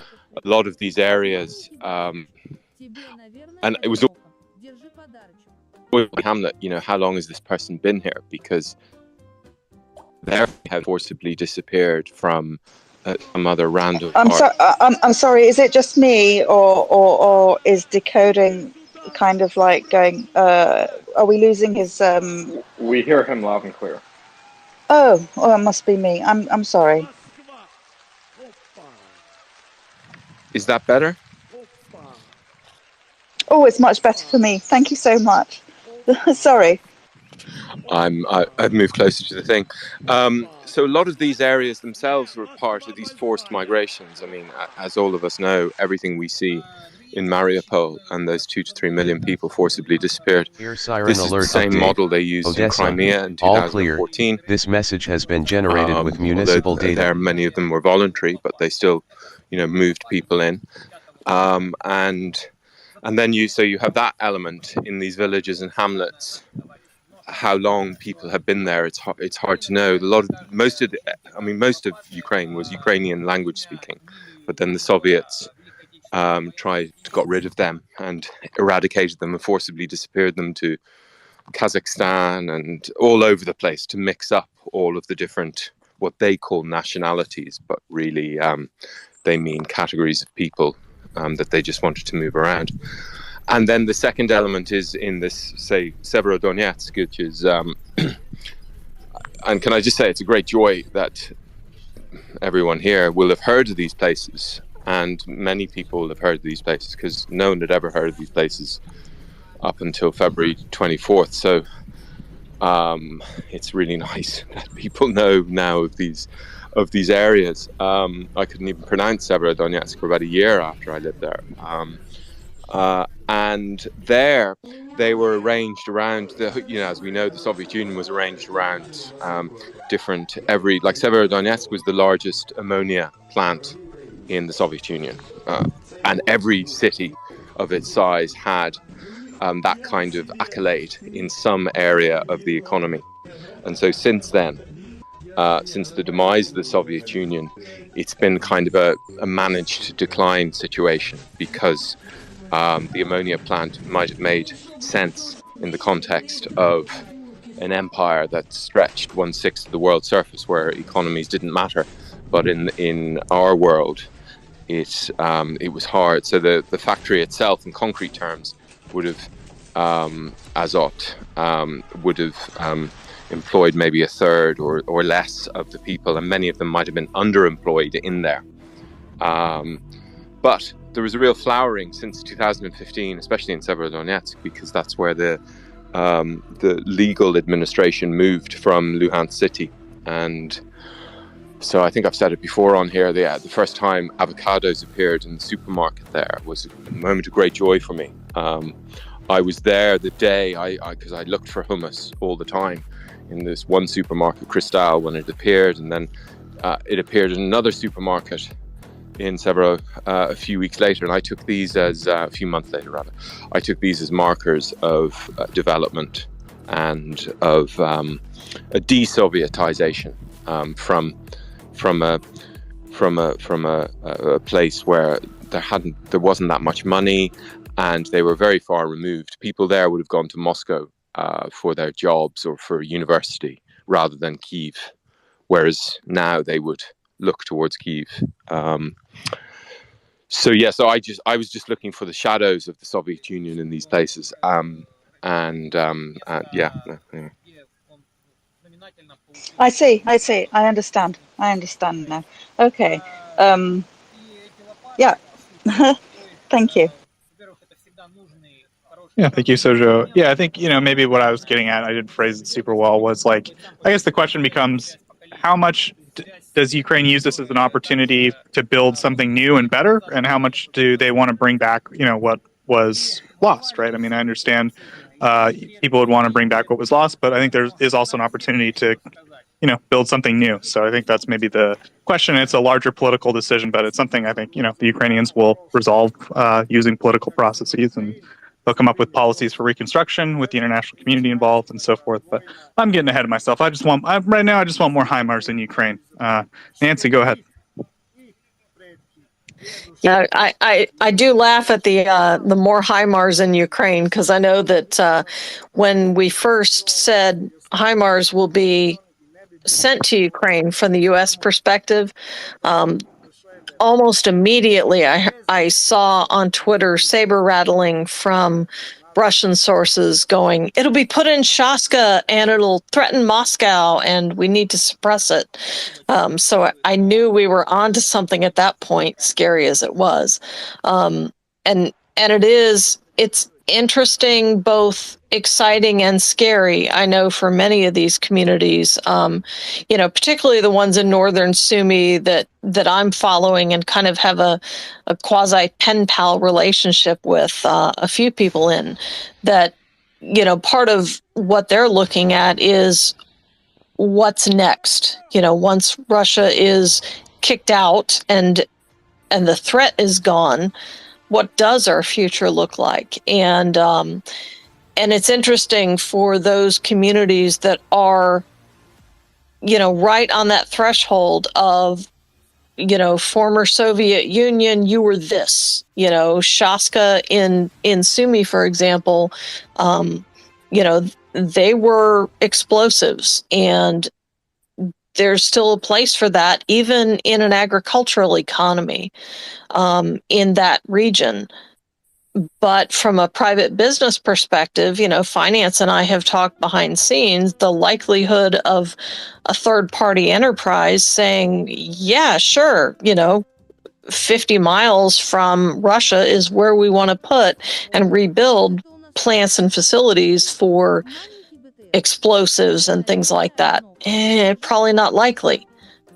We've had great Ukrainian economists on the site on on this space who have talked about the need for kind of a multi-layered approach for economic recovery that addresses, honestly, those kinds of country risk and regional risk considerations for those areas that were used by Russia that need to shift their models and what those business models should be. So it's both a scary and an exciting time for those people. I think the challenge is going to be for them to keep heart and keep their strength focused on what's next, just like we are for them, because we know there's still a really tough road ahead for them.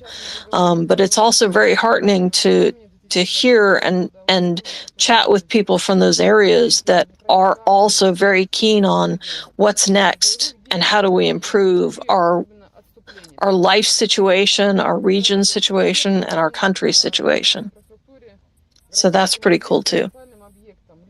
That's it.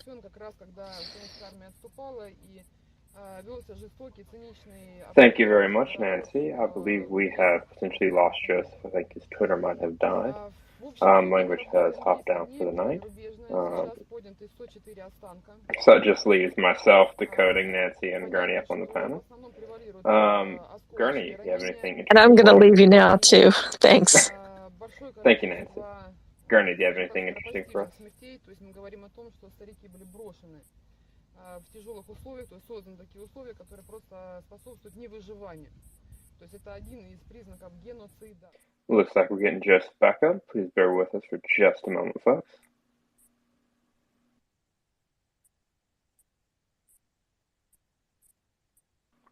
Joseph, my friend, can you hear us? I'm here, yeah, okay. So, John, it's looking like we got a little bit of a lull. So first, of course, I would love to remind our listeners, please do retweet the space. It does help us out. I'm going to go up to co-host. It's going to take me 1 second. John, could you just do some general announcements real quick? I would appreciate it.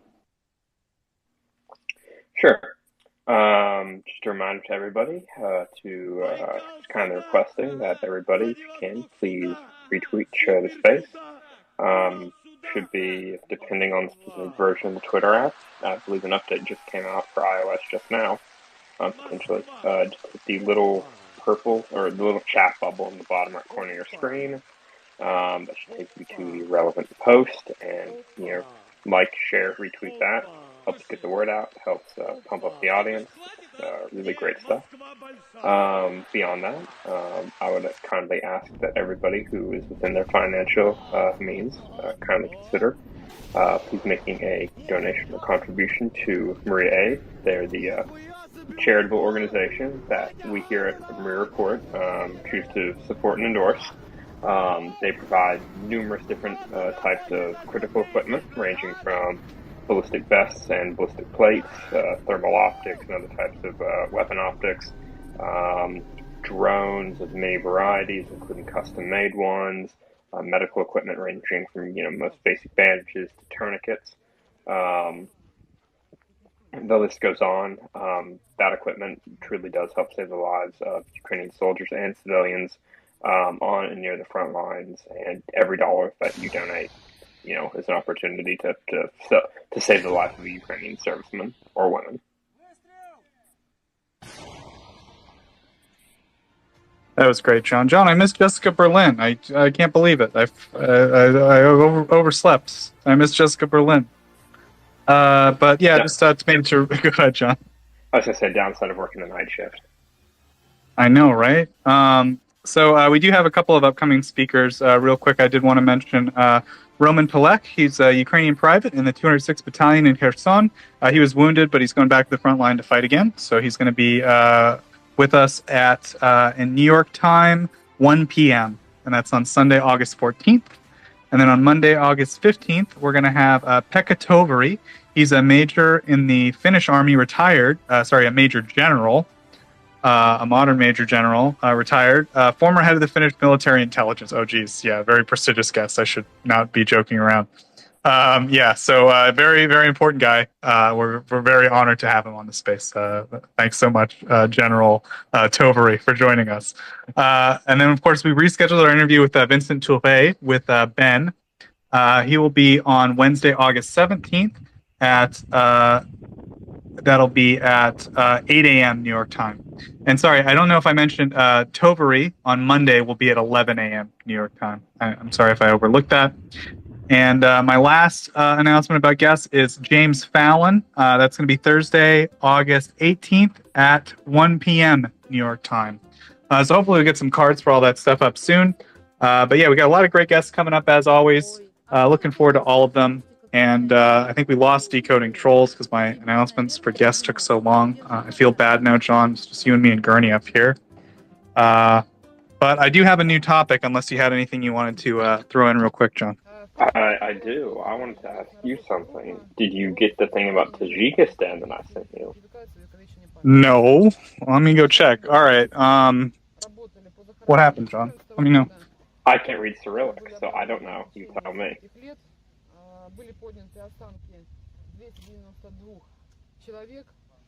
Where'd you send it to me? Just in the... Yeah, just in the usual place. All right, I'll look, John. I guess, though, I sent you something earlier, John. I guess that's what this segment is, John. Did we get the things we sent each other? I didn't get what you sent me. I don't know what it is. I'm telling you, I didn't get it. So I sent you that satellite imagery of the Belarus airfield or airport. Did you get that or no? Yes, I did actually. Well, yes, Maxar actually tweeted out the imagery. So I took a look at that. I took a closer look. I looked at it earlier. I thought initially it was a plane, but now I'm not sure what it is. It looks like... Let's just describe our audience. So, like, I'm an idiot. John's smart. Let's start there. And there's like an image, as John said, released by Maxar, that's of the airfield in Belarus that everyone was talking about. Was it 2 nights ago, where like some explosions happened? And so the airfield, there's like, or the air strip, I guess I'll call it. There's like a black, it looks like an airplane shaped stain, for lack of a better term, but it might be a shadow. Like, I'm not an expert. So that's like what we're looking at. So it implies, like, if to an idiot, that it's some kind of accident. But John, maybe your trained eye can tell us something better. John, go ahead. So yeah, it looks like something is scorched on the actual airstrip itself. Some people have been speculating that I'm receiving DMs as I speak, that a radar unit was potentially also destroyed. It looks like, so essentially more or less what it looks like is there's a scorch mark. It looks like there's a T-72 shaped vehicle near the center of it, and then off to the side you see what looks to be a Grim 2 recovery vehicle and some kind of mobile crane as well, and a number of other trucks and vehicles parked around. So it looks like potentially a tank may have spontaneously combusted on the airfield. And there's also been speculation that potentially what looks to be, if my memory serves, it's a with the 92N6E. I'd have to go digging into my Soviet radars, but I believe that is one of the acquisition radars for an S-400 system might have gone up as well.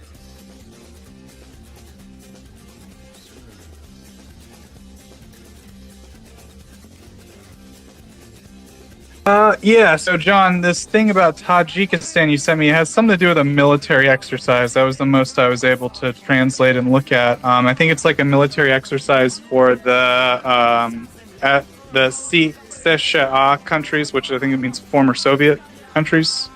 So, yeah, I think that's... Are you talking about the CSTO?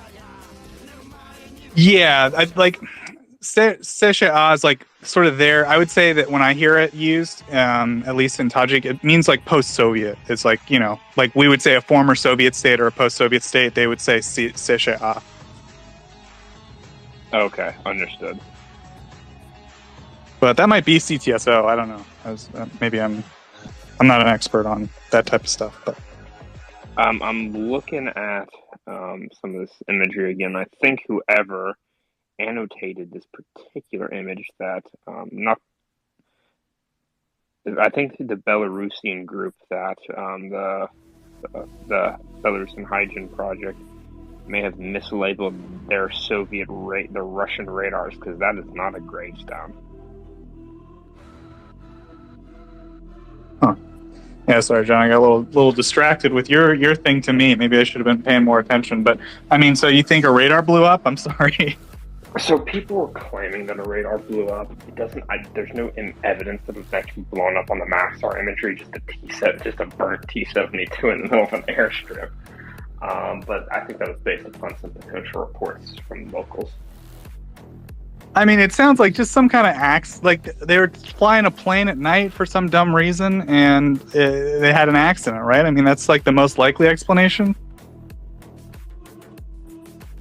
I mean, I don't know why they had the T-72 on the airstrip to begin with. So we know it was a T-72. How do we know it was a T-72? Well, I don't know if it's a T-72. It could have been a T-64. It could have been a T-80 or T-90. It's a T-72. It's a Russian main battle tank-shaped vehicle. It is a tank. Okay, so it's on an airstrip. It looks like a tank. It could be not a tank that's just based on a tank chassis, but it has the general outline of the tank. Okay, so an armored vehicle, not something that is not an airplane, we can assume is used on the ground, is tracked on an airstrip? Yes, and it looks to have exploded or caught fire and created a cross-shaped scorch mark on the airfield. I mean, I watched a lot of Unsolved Mysteries in my time, John. I think I got more questions than I had at the beginning. Yeah, we've all heard about spontaneous human combustion. Now it's time for spontaneous Russian tank combustion, I suppose. They go to airfields to do it now, or airstrips? So it would seem. I mean, maybe. I don't know why they drive a tank onto an airstrip. That can't be good for the tarmac. Gurney, any thoughts on that?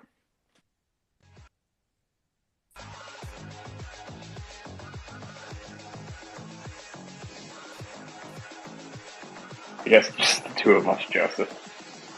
I wish we had Gurney's view on this. It's just so bizarre to me. Like, I'm just trying to, I don't know. I love weird mysteries, right? This one's just a real head scratcher, right? The facts we have are definitely a tracked vehicle, probably a tank or some type of armored vehicle like that, on fire on an airstrip, where a plane should be taking off and landing. You wouldn't want a tank there in the way. Why, John? I don't know. By the way, the imagery that's being referenced is in the nest. I'm getting some very irritated offline messages from the person in the host account that has been put into the nest. Yikes. Well, I'm sorry, I'm outside. But anyway, I don't know. It's just a weird. I thought that the satellite image would answer some questions, but it's just left me with more questions, even though I have a God's eye in space looking down on it. I'm glad that Maxar released this imagery for free. Oh yeah, they're real scholars and gentlemen for doing that. Thanks, guys. Thanks everyone at Maxar. And if you guys ever want to, come on the show, and I don't know. I'm sure John would be really happy if we got the Maxar people on. Oh my god, I would love that. I'm so tired of having to track down random blogs of people that can afford to buy satellite imagery. Would that be your tack, John? You'd ask, when they came on, you'd figure out a subtle way to ask? Yeah, please give us free imagery for everything everything east of the Polish border. Wow, John.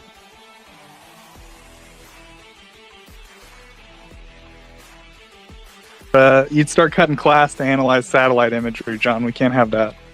I should see if my university has a GeoInt class. Yeah, someone there's got to have something, right? I don't know. Like you got all those databases, right? LexisNexis, John. Doesn't someone have a satellite thing? There's like a subscription. I mean, I'm not sure. I mean, we have data from satellites, but it's like for other stuff. It's not like Earth observation.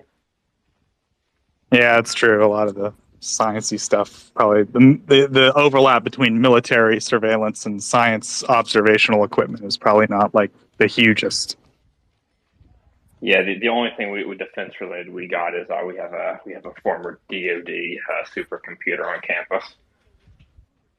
Yeah, there was a project I was involved in at university. I worked for a research center in North Africa, and like part of their job was they were doing a project where they were mapping villages that like weren't on like any maps. They just weren't. It was like they were using like basically anthropologists were saying, "Oh yeah, we know there's a village there," right? So yeah, I guess there is. I don't know. We're getting off topic here, John, but no one's coming up. I don't know. I'm just I'm getting philosophical here, but there's limitations to satellites, John.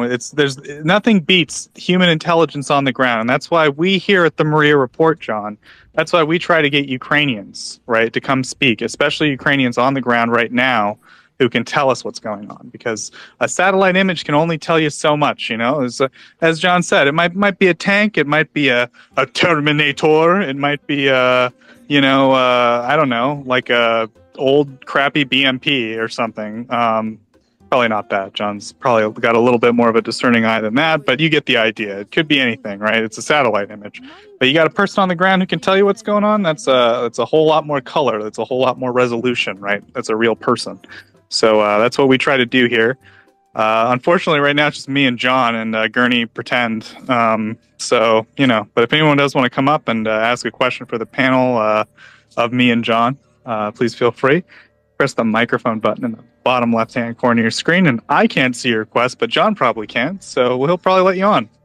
Yeah. Well, I'll be abandoning ship in about 20 minutes, Joseph. Oh my God, John. No, it's good.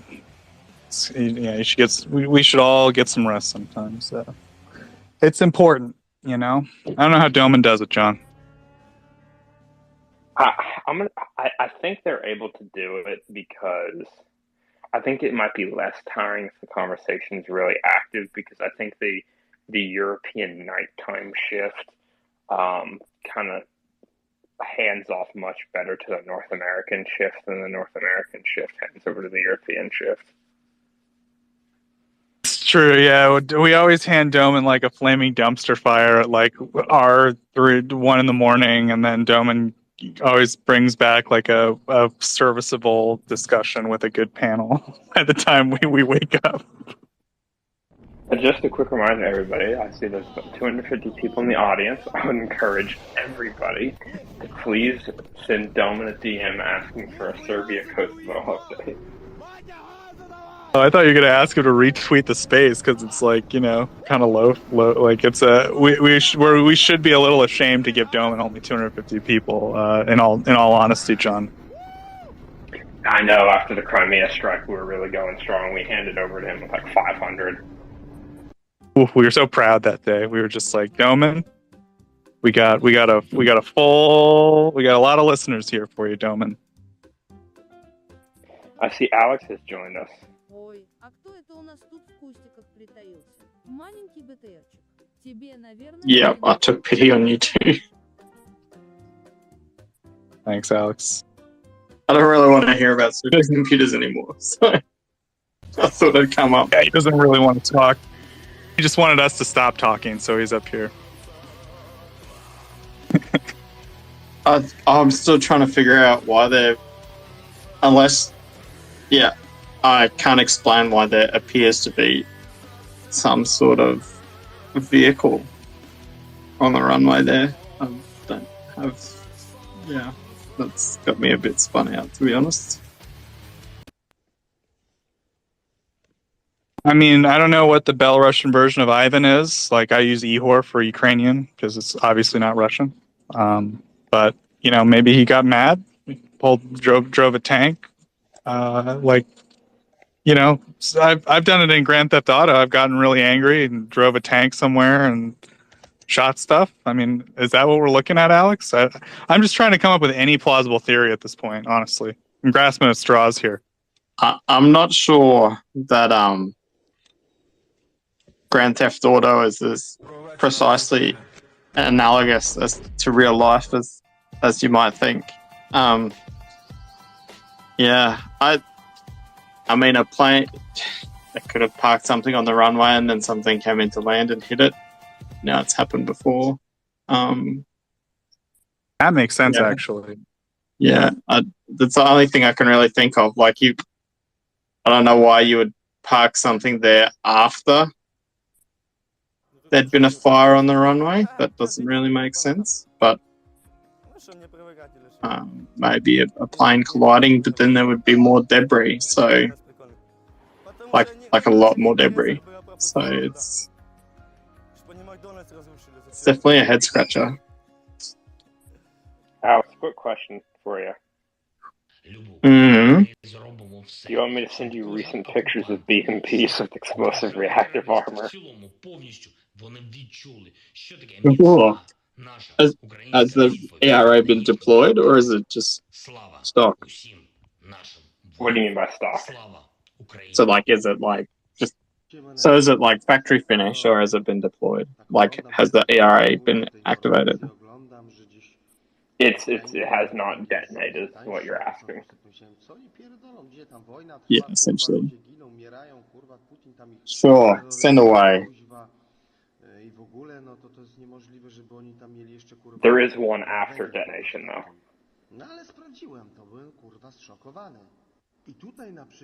The BMP or the armor? That's a great question. There's a BMP-3 with pictures after an ERA module detonated, and that is looking dicey. Update. Michael Live. You know, the clear. air This message has been generated with that's like what we're data. talking about. We're I don't know. I'm more perplexed than I was. I was ready to let the whole thing go, but now it's gotten weird. I think I would say like my gut instinct says accident, but I don't have any rational like logic to like back that up. I think Alex might be onto something with like maybe it was night. They didn't know they were on an airstrip and it caused some kind of accident that way. But I don't know. Thank you very much for explaining that, Joseph. Thank you very much. Yeah, no problem. John, I don't know. Any like last thoughts on this? I mean, it probably is going to close the matter, unfortunately. We're probably not going to get more information. John, go ahead. Oh, well, I just have been sent a bunch of new Maxar imagery of the airbase, including the S-400 battery. And what do you think, John? Is there legs to this or no? Well, the S-400 battery, all those TELs look intact. Let me see. I'm looking at the imagery in real time here. Let's see. I spy with my little eye. 1, 2, 3, 4, 5, 6, 7, 8, 9. Hold on. 1, 2, 3, 4, 5, 6, 7, 8, 9, 10, 11. I spy 12 S-400 launchers. Looks like at least 2 early warning radars. A lot of trucks. I'm going to say the battery looks intact. I think I see a command post somewhere in there. But, yeah, that S-400 battery looks very much intact.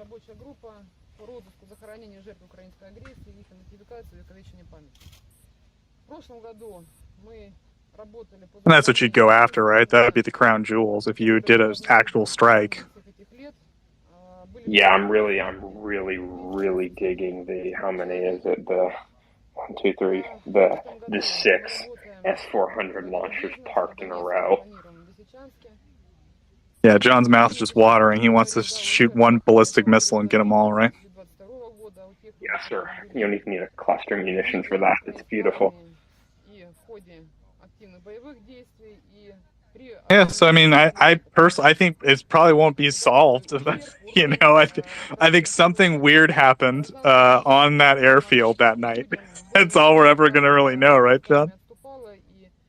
I'm going to be honest. Given that that everything appears to still be intact, I think I'm going to have to go out on a limb here and say this might have just been an actual accident with a spontaneously combusting Belarusian tank of some kind or armored vehicle.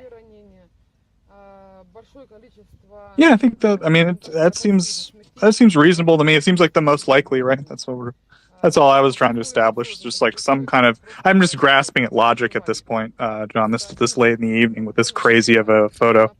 JJ, please go ahead. Thanks, Joseph. May we all find things that we love as much in our lives as John does, with things that take off and go boom.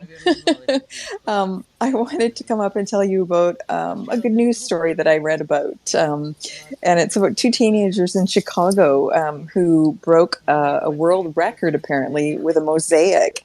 They raised funds for Ukraine in the process, and they were using cereal boxes, 5,000 of them.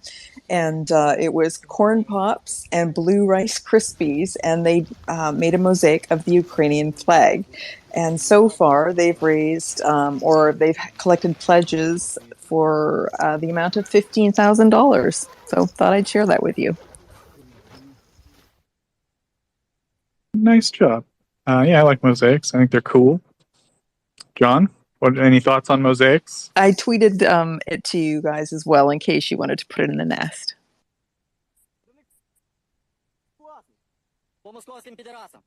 I just put it up in the nest. No joy allowed in the nest. Not while I'm co-host. No, I'm just kidding. Sounds great. Let's please put it in the nest and let everyone see. Yeah, I always try to tweet stuff out like that. I mean, geez, there was some kids raising money for the soldiers in Mykolaiv earlier today. There was a video. Geez, I did cry. Shut up, John.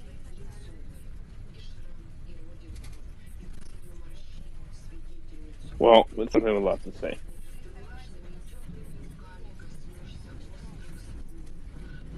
Oh, and by the way, Joseph, I received some DMs from one of your fellow Central Asia enthusiasts. He is saying that some info about the United States specifically leading military exercise in Tajikistan, and that CSHA, he says, is the CIS, but it's actually the United States, and then a bunch of acronyms in Cyrillic. CIS is sorry, Sesha is like United States. Yeah, that makes sense. Yeah. Sorry, Stati something, or yeah, Ameriki. Yeah. Dang, I forgot, John. Yikes. Yeah, CIS is SNG. That's transliteration. And CSTO is ODKB, transliterated, of course. Yeah, I meant CIS. Sorry, yeah. CIS is like, former Soviet. Like, they'll say CIS countries instead of like post-Soviet or former Soviet. Like, that's how we would, say that when we talk about. Like, I studied a post-Soviet language, at university. That's how they described it. So they would say in Russian CIS. What's that? What Joseph is stumbling through is his explanation that the organization that took over from the Union of Soviet Socialist Republics is the Commonwealth, or was the Commonwealth of Independent States, which is why it's referred to as the CIS. Yes, thank you. Yeah, even though I think a lot of people have left it at this point, but in common use, they would a Tajik would call Ukraine a CIS state, at least in my experience in the Tajik language. I don't know if it's the same as Ukrainian, but because they're both post-Soviet states. But yeah, anyway. But yeah, as was pointed out to me, I was completely wrong. It was United States, Sesha, which is completely different, and I'm dumb. So thank you to our Central Asian listener. Hopefully not Maddie and someone else. And if you are listening, please Central Asian. I think he was a Central Asian enthusiast or scholar, such as yourself. Oh, nice. Yeah, please come up and call me dumb sometimes, because it'd be nice to. I'm lonely up here sometimes talking about. Because the thing is, Tajikistan's a weird place in Central Asia. It's not typical of the region. It's like I don't know, like a weird little island of Persian in a sea of Turks. So. As a result, I don't understand a lot about not my little mountainy hobbit home of Tajikistan, right? So it's always helpful to have experts from outside of Tajikistan, like Madi, and most of the Turkic languages are mutually intelligible. Like a Kazakh can understand, an Uzbek can understand a Kyrgyz, and so forth. So they're pretty good. You know, they understand what's going on around them pretty well. And then of course there's Russian to even out any other problems they might have dialectically. So it's always good to have more eyeballs on that stuff for sure. And I clearly need to practice my Russian more. I honestly, John, I've been so disgusted. I've been staying away from Russian when I can. You know, I used to try to study Russian. I used to watch Russian movies. I used to read Russian books. You know, you gotta know your enemy, John. You gotta watch all the old Shurik comedies. You know, otherwise you won't understand how the Russian mind works, right? Exactly. What was I going to say? I'm curious. You said the Turkic languages are mutually intelligible.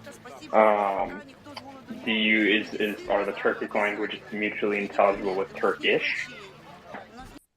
To a large extent, yes. I couldn't tell you exactly how much, but as far as I understand, a Turkish-speaking person could, at a basic level, understand like an Uzbek, for example. I don't think it would be like easy, but I think that they could broadly understand, yeah. Understood. And again, if any listeners want to DM John and tell them I'm completely wrong, citation needed, please do so. Oh yeah, I got a little clap from someone, so yeah, I'm gonna assume, I think that was Daniel maybe, but anyway, yeah, I think I got a clap, so I'm gonna accept that clap as that I'm right. That clap from the internet, John.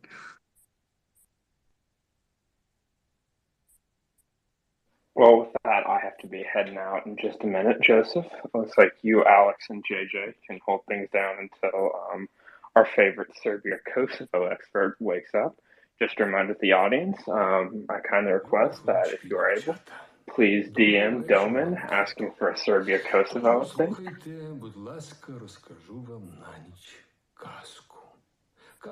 Thank you very much, John. And yeah, it's been great hosting with you. Thanks for leaving me here for 45 minutes to flounder while we wait for Doman to wake up. But yeah, we'll see you tomorrow, John. All right, it's been my absolute pleasure to leave you to flounder.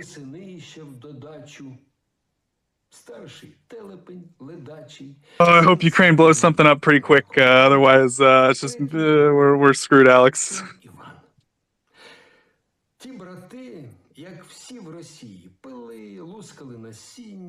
Oh, thank God. Slava's coming up to save us. There you go. I was about to ask you complicated questions about Tajikistan, so perhaps that's for the best. Thank God. Slava saved me. Saved me from my thesis defense flashbacks. Don't be so happy about me saving you, because I have a question for you. So you just said interesting things that we should learn language, Russian language, in like a culture to. This is the way how to understand how the Russian mind works. But are you sure about it? Is it this is the way to understand it? Thank you. Yeah, Slava, you're right. Like, I changed my mind. I used to think that, and I think I was wrong. I think that it was a waste of time. I think they're just stupid and evil. That's like when you get to the bottom of it all, when you peel all the layers back, that's what it is at the end of the day. They're stupid and evil and, imperialist or colonialist, and that's it. And yeah, there's not a lot of nuance to it at the end of it. There's a little bit of nuance to it, but not a lot. And yeah, you're better off like studying the people who were colonized by the Russians or the Soviet Union, and you're better off talking to people who experienced the oppression of the Russians than, looking at Russian culture itself to try to understand it. That's the revelation I had as a result of all this, I guess, Slav. I was wrong about it. That's one reason I haven't been, I haven't been doing it, basically. And this is exactly what I heard a lot from other people, that so in law in this like Russian culture, Russian literature, Russian music, this old Tchaikovsky and other like a Russian opera, Russian ballet, they so amazed of it, but they actually, this is all like a smoke screen. Everyone love it, but it's actually not a Russian culture. It's like a front, how do you say it, something front, like a before you, but real Russian is really hidden inside. So it's like a front, how do you say, like a shop, front facade? Facade, right, facade, but it's a different name, front something. So this is like a this is why people so amused about this like a Russian culture, but it's actually what we see now. This is like what is happening in Ukraine. It's actually what the Russia culture is, but all this like a art and other like a stolen things, that it's all just actually not a Russian culture. It's all like a facade put for the people just to cover all. Just to cover real Russian culture with this all like music, literature, art, and other things that we know that they stolen. And so this is like because I heard it from you just now, and I just wanted to like respond because it still sounds for me. It's like right away I react to this because. It sounds for me like, because a lot of people still have this like sentiment to the Russian people. How this war started, but I want to read my Dostoevsky. How I'm gonna do this now? While people dying, and I want to read my Dostoevsky. So this is like a strange thing that I heard it when the war started. So I just wanted to put it out. Thank you. Yeah, thank you, Slava. Yeah, no, I think you're absolutely right. I think there is, I guess, one context where I would recommend people read Dostoevsky, and that is if you have a Romanian literature teacher like I did, who is able to say, see, read this passage of Dostoevsky, and you can see that all Russians are imperialists. Like, this is part of their culture. This is what they do.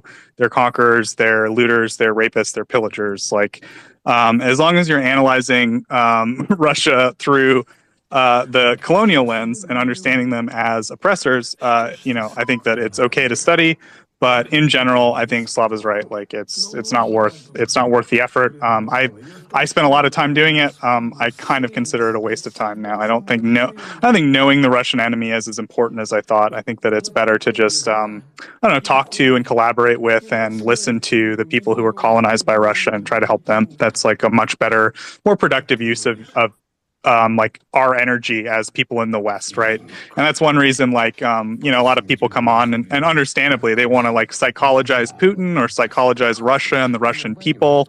I understand the impulse because I spent years of my life doing it, and I just try to tell people like on the space, like it's really not worth the effort. It's not worth your time. It's not worth the energy. That's been my experience. But Adrian, please, if you have anything to add here, go ahead. Well, morning, Joseph, or good evening for you. And morning, Slava. I actually joined so I don't leave you in the lurch to have your back, so we can talk about anything. But since you're talking about Russian culture again, favorite subject. I mean, when I was a kid, I was reading Dostoevsky. Tolstoy, I never liked. Fuck him, he's super fucking boring, and I don't like. Although I did like Bondarchuk's ecranization of War and Peace from the 70s, even though now, after the expanded invasion, like every piece of Russian culture I read from an imperialist lens, including cinema, with very few exceptions. Like now I think of any piece of Russian cinema and I think, oh shit, that's imperialist. And there's very few exceptions where you could say, yeah, maybe it's not, or maybe it's it's hard to find a piece of Soviet or Russian cinema that is critical. I guess the film that still stands out for me, it's Idi Smotri, Come and See, by Elem Klimov, from I think it's from 1986 or 87. It's about the Second World War in Belarusia. And of course it's about but it's not one of those heroic Soviet era film, because it also shows the Soviets and the partisans in a brutal light. It doesn't show them as heroes, it shows them as very ambiguous characters. Of course the Nazis are the bad guys, but you know, it has more nuance, which is lacking in a lot of Soviet films of this type. And I know I like what I think I mentioned it at sometime in April, something like that, or early May.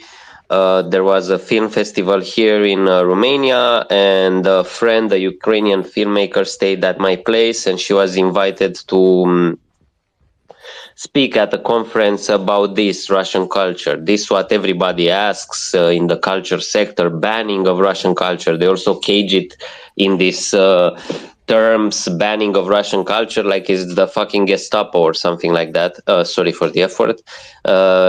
And she had to clarify, it's not a banning of culture. It's about making a pause until Russians get out of Ukraine, so you can allow Ukrainian culture to not be suffocated, because, you know, it's like you could put it in the same perspective as, you know, Russian tourists going and enjoying a beach holiday in Spain, while Ukrainians leave home with a backpack and try to find a job because they lost their livelihood. It's the same thing with Russian cinema or Russian culture. Russian filmmakers can still make their movies, Ukrainian filmmakers cannot.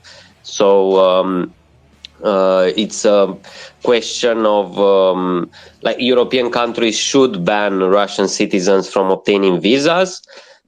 The same way European culture institutions and festivals should restrict access to Russian movies and Russian culture in general, because Ukrainian culture is being suppressed right now. And ultimately, so what Ukrainian filmmakers are asking, it's a pause on promoting Russian films, even if they pretend to be anti-Putin, because honestly, some of them are up to some really shitty tricks. So, for example, there was a Russian-produced documentary. Indeed, it was kind of against Putin. It was about orphanages or whatever, I think. And it was produced by a Russian production company.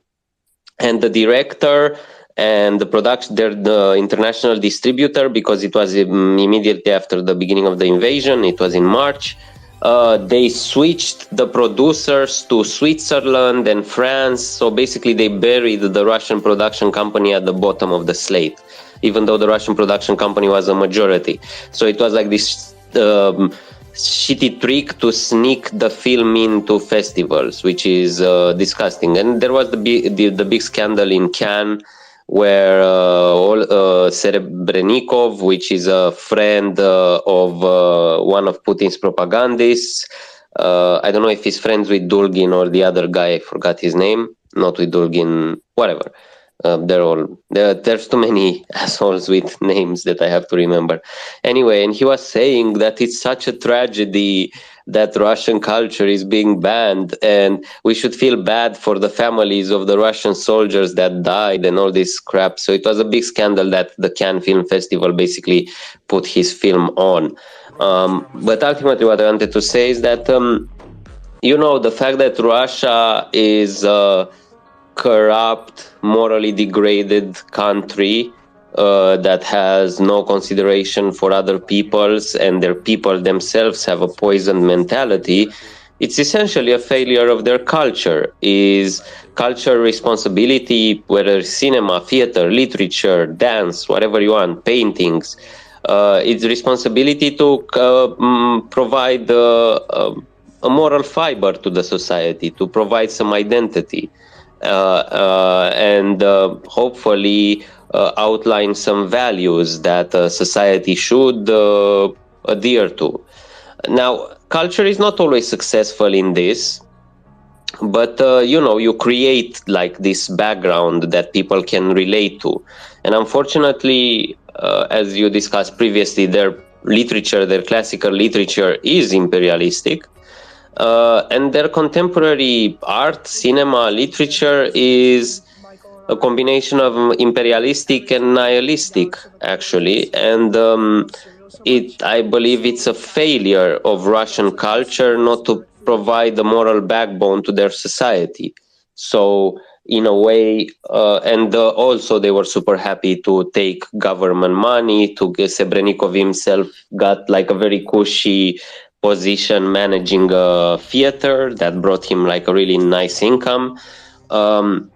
Even though he says he's anti-Putin, whatever. It's funny that you say you're anti-Putin, but you get a very high-profile government cultural job in Russia. Those things, those are not two things that can happen simultaneously. Let's just say that. It's that's my point. That it's a failure of culture because Russia is a savage society. And it's partly a savage society, not only because of Putin, just because their cultural sector has decided to side with the government and has not provided this moral backbone, this check and balance, I don't know what you call it, this reference point for people to have some humanity and some dignity, basically. Yeah, that was my thought. Although I want to say one more thing, there is one Russian movie that I absolutely loved from 2 years ago. It's made by a guy who is a choreographer, actually. So I don't know if you know this genre of YouTube videos. Is Russian recording videos to Putin, telling their problems, basically. Saying we have different problems here. And basically this guy took a ton of these YouTube videos and edited them into documentary. And it's a very great portrait of Russia and the problems in society, and also the Russian mentality, thinking that the Tsar will fix it. And if you can find it, it's called The Foundation Pit. I know it's made by the Russian, but it's one of the films that is definitely truly anti-imperialistic and anti-Putin, and I encourage people to see this film. It's wonderful. Thanks. Yeah, thank you, Adrian. And yeah, there definitely is this idea that of the Tsar, right? Putin basically annually had this call-in, people call in, right, every year. And he, they say, some old woman calls him from some province and says, the price of milk is too darn high. And he's like, what? I didn't know about this. I'll investigate immediately and I'll fix the price of milk for you, madam. And she goes, oh, thank you, Putin. The whole idea is that, the provincial officials might be screwing people over. But, if you could just get Putin's ear and tell him your problems, he would care and he would fix it. Right. That's kind of the idea.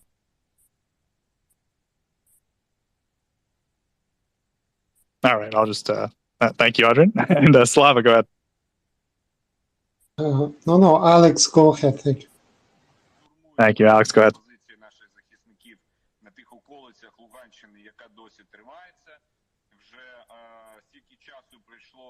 Anybody? I see Alex hands. Is it something only from my side? Thank you. Oh, he's got kids, I also see Alex. I'm here, Joseph. I'll talk soon. I'm just looking if I can see this movie to drop it in the nest or something like that. Okay, so yeah. Thank you, Adrian. And again, I just wanted to say it that this is how I understand it. So there is no Russian culture. It's all just a front for the people to see. It all includes literature, music, everything. But what is really like a Russian culture is like a hidden, and we see it. I'm sorry, we see it in Ukraine. So this is my point I want to just to put out that there is no reason to try to understand how the Russian mind works and how and to learn Russian culture will not get you anywhere. This is just my position. So you do not gonna reach real Russian culture. Real Russian culture. Just learn it because real Russian is really deep hidden from you. So Russian culture is just a front. Just enjoy it, but don't get too much, too close, because it can consume you, because it's just a trick, just a trap, and it can affect you badly. So, thank you. I seen it with my eyes what is happening in Ukraine. So, sorry, just my point from my side. Thank you. Yeah, I completely agree with you, Slava. That's been my experience as well, and I would urge people to heed Slava's words, and don't listen to the Russians, don't study the Russians, don't try to psychologize Putin, don't try to figure out what the Russians want or anything like that. They're there to colonize Ukraine. That's it. Alex, go ahead. Yeah, I mean, if you went back to the Russian classics, that's time you could have spent rereading Shahnameh or something, vaguely interesting.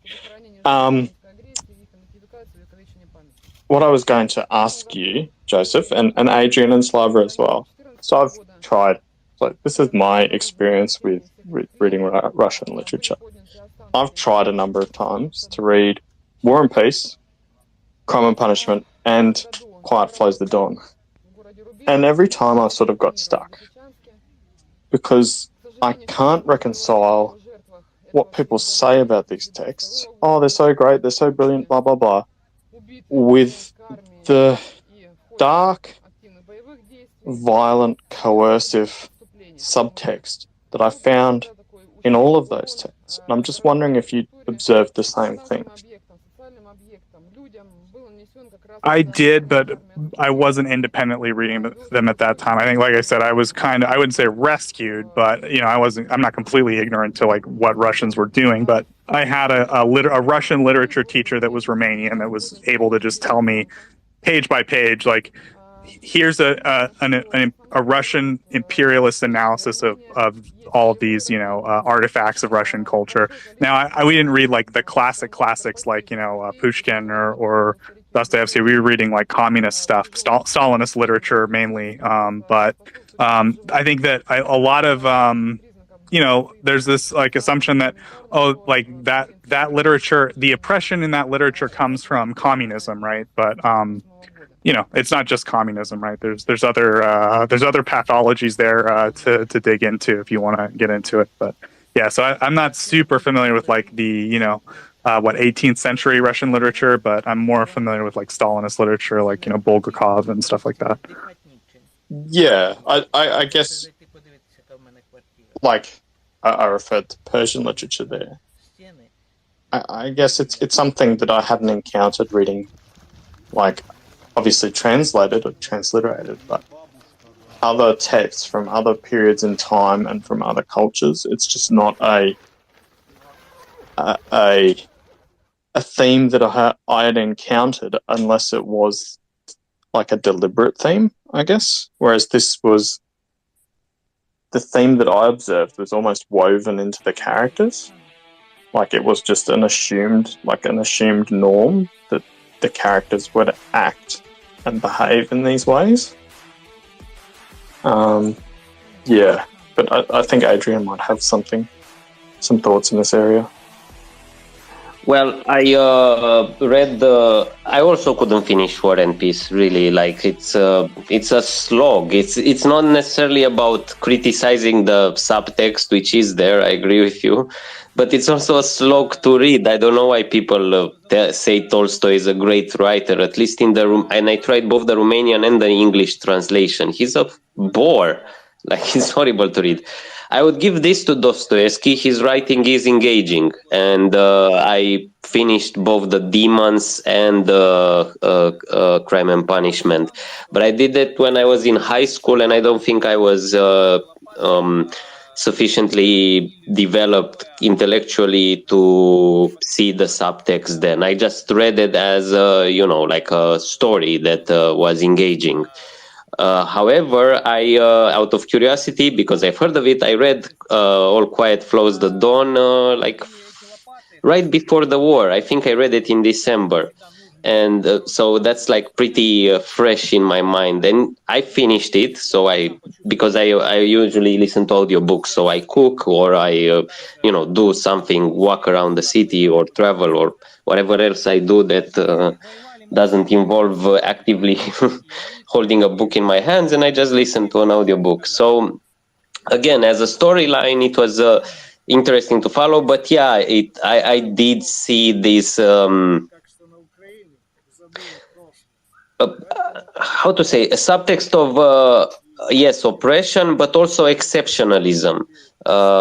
This idea that we are the purity of who, I don't know if it makes sense, like the purity of who we are as a people. And it's also like very ambiguous in the sense because it is about Cossacks, but it's set in the context of the Russian Empire. I know it's written by a Soviet writer after the revolution, right? If I'm not wrong.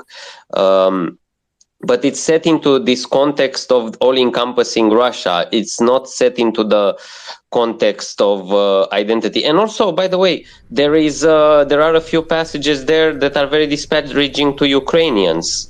I mean, they mention Ukrainians as scoundrels once or twice, and also as conflicts between them and the Cossacks. And yeah, so it's like I caught those little passages where they where Soloviev, I forgot his name, not Soloviev, I get my Russians confused all the time.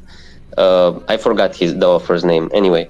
And yeah, there's some passages that are very disparaging to Ukrainians. So I guess the bottom line is most Russian literature completely denies the existence or individuality of other cultures within their empire, and it always promotes this idea of Russianness, which I think is disgusting, and it should say all you need to know about their culture, I guess. I think also quite closed on particularly. It's almost a denial of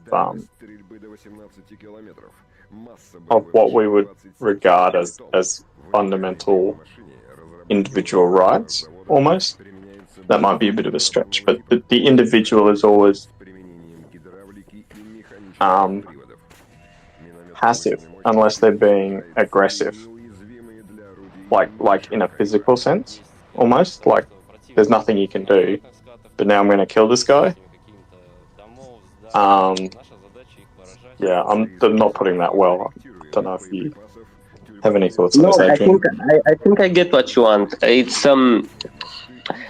almost like, even if it's not, it doesn't have to be overtly patriotic, overtly Russians are great. It just has to be this idea ingrained in people's minds, and is very present in Dostoevsky, by the way, is that you cannot do anything in the face of your overwhelming destiny. And your overwhelming destiny was to be born and live in this country. And no matter what you do, it's almost like this nihilism. No matter what you do, fatalism, not nihilism. That would be a better word, Joseph. Thank you.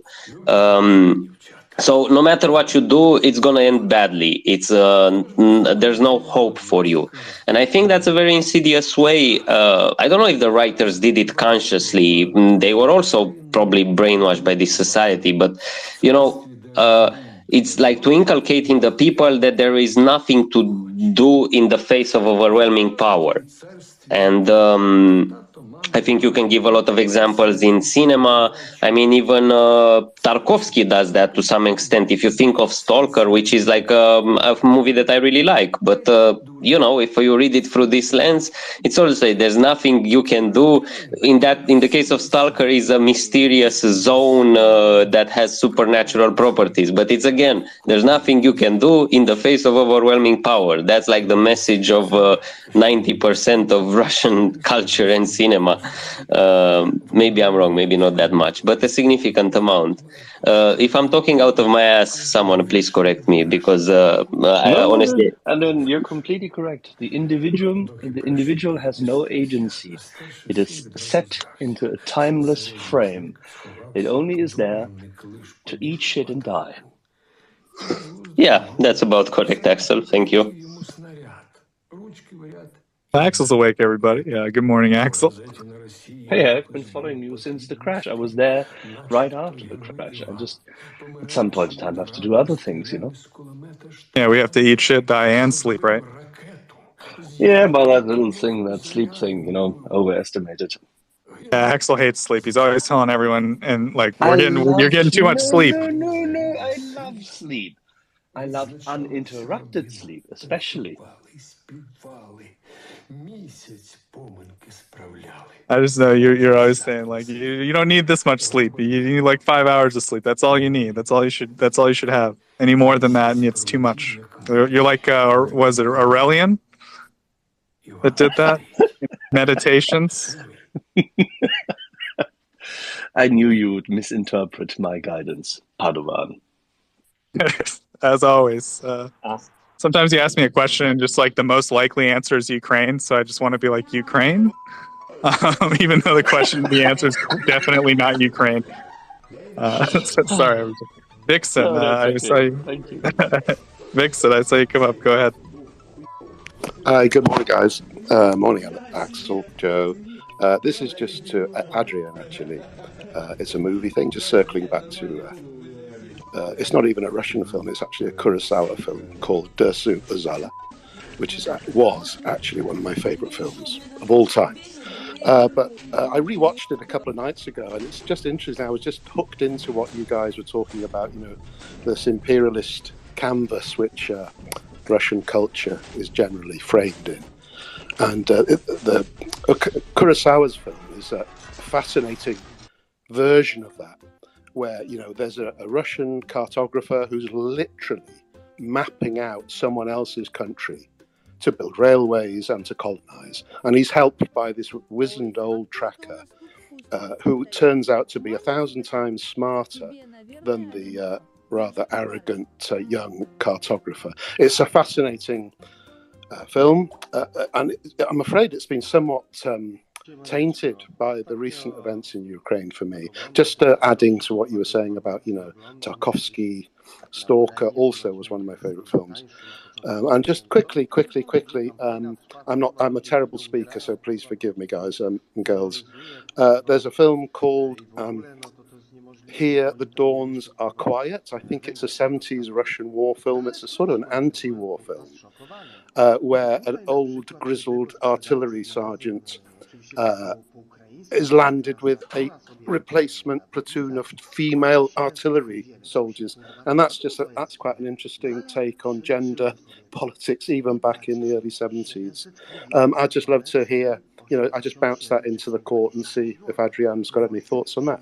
Thank you so much. Well, I think, first of all, you're a great speaker, and thank you for the awesome references. First of all, I love the coincidence, because I was reading Kurosawa's autobiography like a week ago, and I'm at the part where he speaks about the production of Dersu Uzala, and I saw it when I was in university. And yeah, it's a good point. Kurosawa made it with the approval of Mosfilm, and at invitation, I think he did it in collaboration with Nikita Mikhalkov. And we know that Nikita Mikhalkov has morphed, unfortunately, into a horrible Putin-loving monster. But the film itself, Kurosawa has a certain sensibility, and I don't know, even if it's made in Russia, in most film, it's Kurosawa. I mean, I have nothing bad to say about that man. I just love him. He was one of my favorites, not only as a filmmaker, but just by reading his autobiography. He's like a very thoughtful and modest human being, and like the kind of person I would aspire to be, honestly. And as for Here the Dawns Are Quiet, I didn't see it yet, but as far as I know, it's directed by a Ukrainian. I'm not sure. But anyway, thanks for the recommendation. I'll check it out. I didn't see it. Yeah, no problem. Enjoy. It's worth a peek. Yeah, that reminds me, actually, there was a thread today, and I've been trying to track it down. Here it is. There's a guy, the Twitter account, V. Berkovsky, just the letter V and then BERKOVKSY, that put out a thread today about Ukrainian movies. And, like, basically Ukrainian films banned in the USSR, which he recommends watching. And so there's a big like list of recommendations. So maybe I can like untweet it and then retweet it. Doesn't that put it at the top? I'll share it with you, Joseph, if you don't have it. Someone sent it to me too. Oh yeah, I guess it got deleted. Whoops. But anyways, yeah, I thought that was a cool thread. Yeah, but I'm always on the lookout for interesting Ukrainian films, even from the Soviet time. I think it'd be time better spent. There's definitely some kind of weird Tajik films, from the Soviet time. But anyway, I don't know if any of them were banned. That's kind of interesting. We did watch one banned Soviet film in my like Stalinist literature class, and it was, I think, a Ukrainian film. It was about the sun. Oh, I don't remember what it was called. Sorry. Yeah, well, how the censorship, if you want, I can talk a little bit about this, because it was similar in Romania, how the censorship process work for filmmakers usually. I can describe it just briefly. Absolutely. So basically in Romania, the way it worked, when you worked as a director, when you finished film school, it was very hard to penetrate. When you finished film school, you would go as an assistant to one of the studios, and yeah, if you wrote and you showed talent, you would ultimately be promoted to actually direct films, and you would send your script and get it approved. And many times the scripts could have gotten through. Of course, you write with subtext. It's a script, the script itself and the text is like 10% maybe of what you can show on film once you go on set. And of course, directors would modify the scripts as they shot and so on. But then these would go through a heavily, and I imagine it's the same in the Soviet Union, they would go through a heavy censorship committee. So they would be seen by a panel of censors, and they would give really, really stupid and awkward notes about things. This implies sexuality. This implies, I don't know what. This is too right-wing or whatever. And in some cases, even Ceausescu himself would give yes or no on films. And usually the destiny was the director could heavily re-edit it and have it released in a very bad form, or he would be outright banned. And I know a Romanian director, he now lives in Australia, and he made some of the best Romanian films that that stayed with me during the communist times, but small stories set in villages, but always with a big subtext against the system. And he made one about the chaos in a collective farm, and like a love triangle and jealousy among the people there. And I mean, if you see it today, it's a comedy, it's very funny. If you see it today, you can't imagine how could that have been released in the Soviet Union. So what happened actually, how that film survived today, is that they destroyed the original, but the DOP of the film, the director of photography, he saved the negatives from the film, the intermediate negative. He saved it under his bed. And the film was made in 1986, and he saved it under his bed until the revolution. So he was sleeping basically on the negatives of this film that the censors suppressed. And yeah, after the revolution, it was restored and released. But there's many stories of films that were lost just because the censors destroyed it. So I guess this was the destiny. I'm pretty sure it's a similar path in the Soviet Union.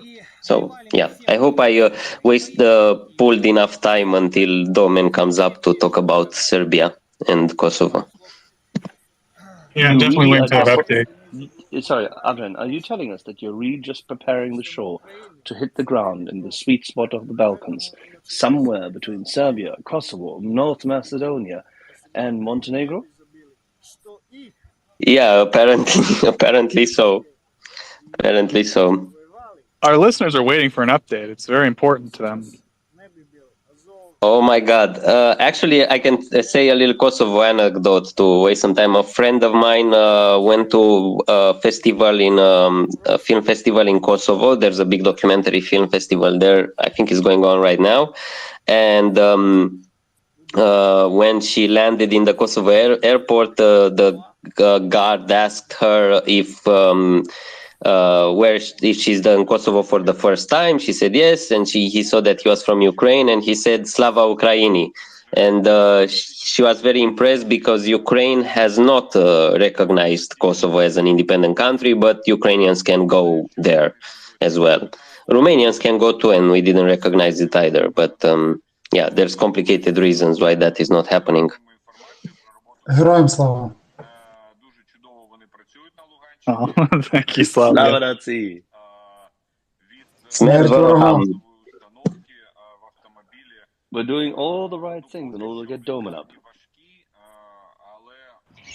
Adrian, I have a question, and then I think Jennifer. Well, sorry, JJ had a point. Go ahead. Are there anything other than complicated reasons when it comes to the Balkans? Yeah, there's always a long explanation why something is happening or something is not happening. By the way, Axel, thank you for the recommendation of the Sleepwalkers. I forgot the name of the author because I'm bad with remembering names, but this book that talks about the causes leading to World War I, and the first third of the book is heavily describing the situation in the Balkans leading up to the assassination of Franz Ferdinand, and it's absolutely a fascinating, mind-blowing read. I thought I knew a lot about that period, but really it's I love this space because I get really awesome book recommendations. So and it puts into context a lot of things, and again, you read good history and you realize, oh, damn, how much it rhymes with today. So, yeah, I would recommend reading The Sleepwalkers to anyone interested in understanding how we got here in many ways.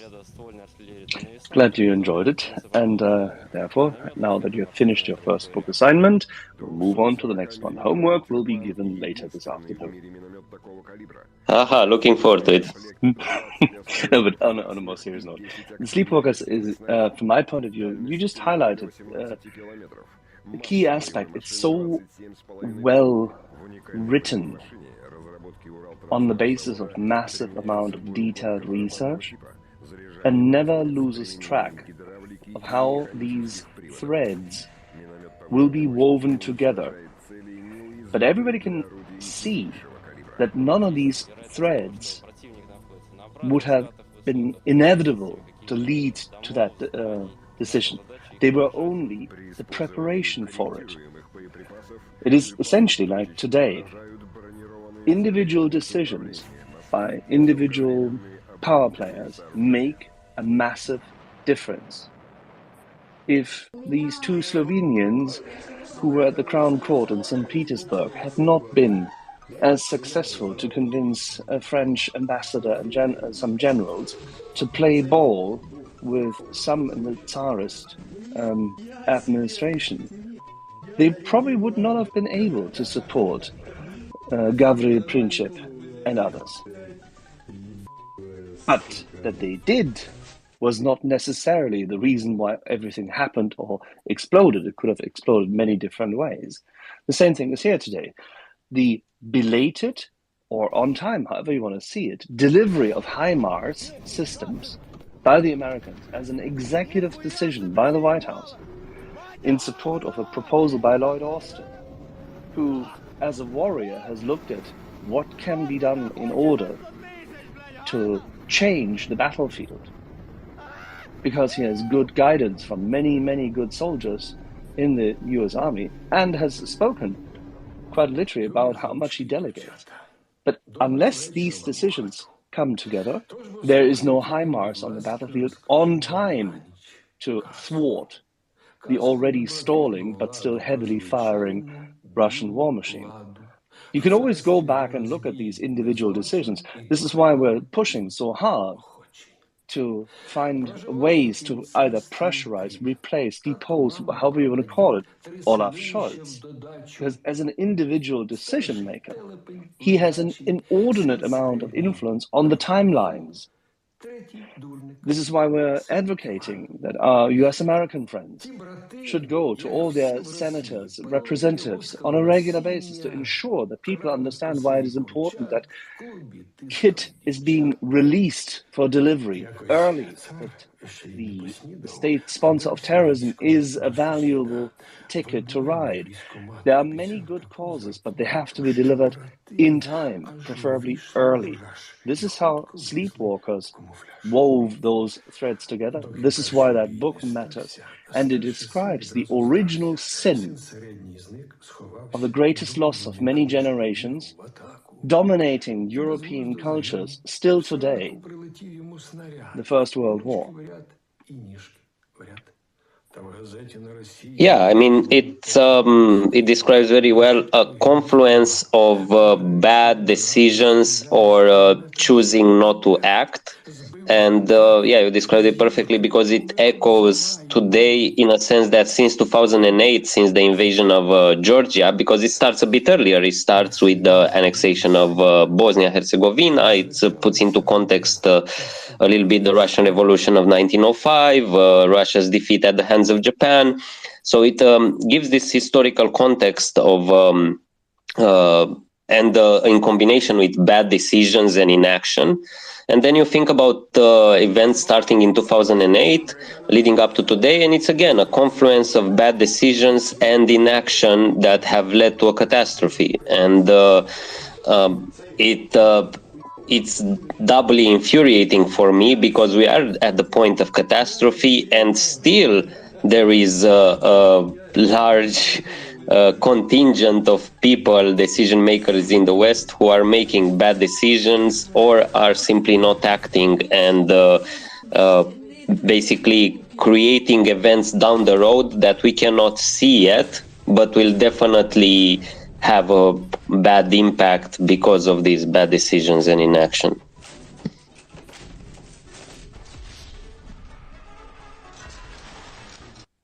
Yeah, thank you, Adrian. Axel, go ahead. No, I can see Daniel, so I know that we will have a more detailed discussion about this matter.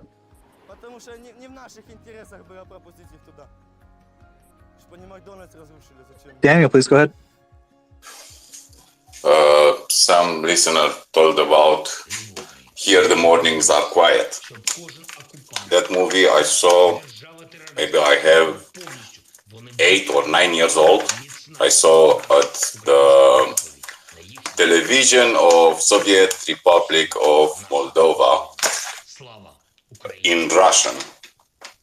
At that moment, probably I was in the first year of Russian learning course.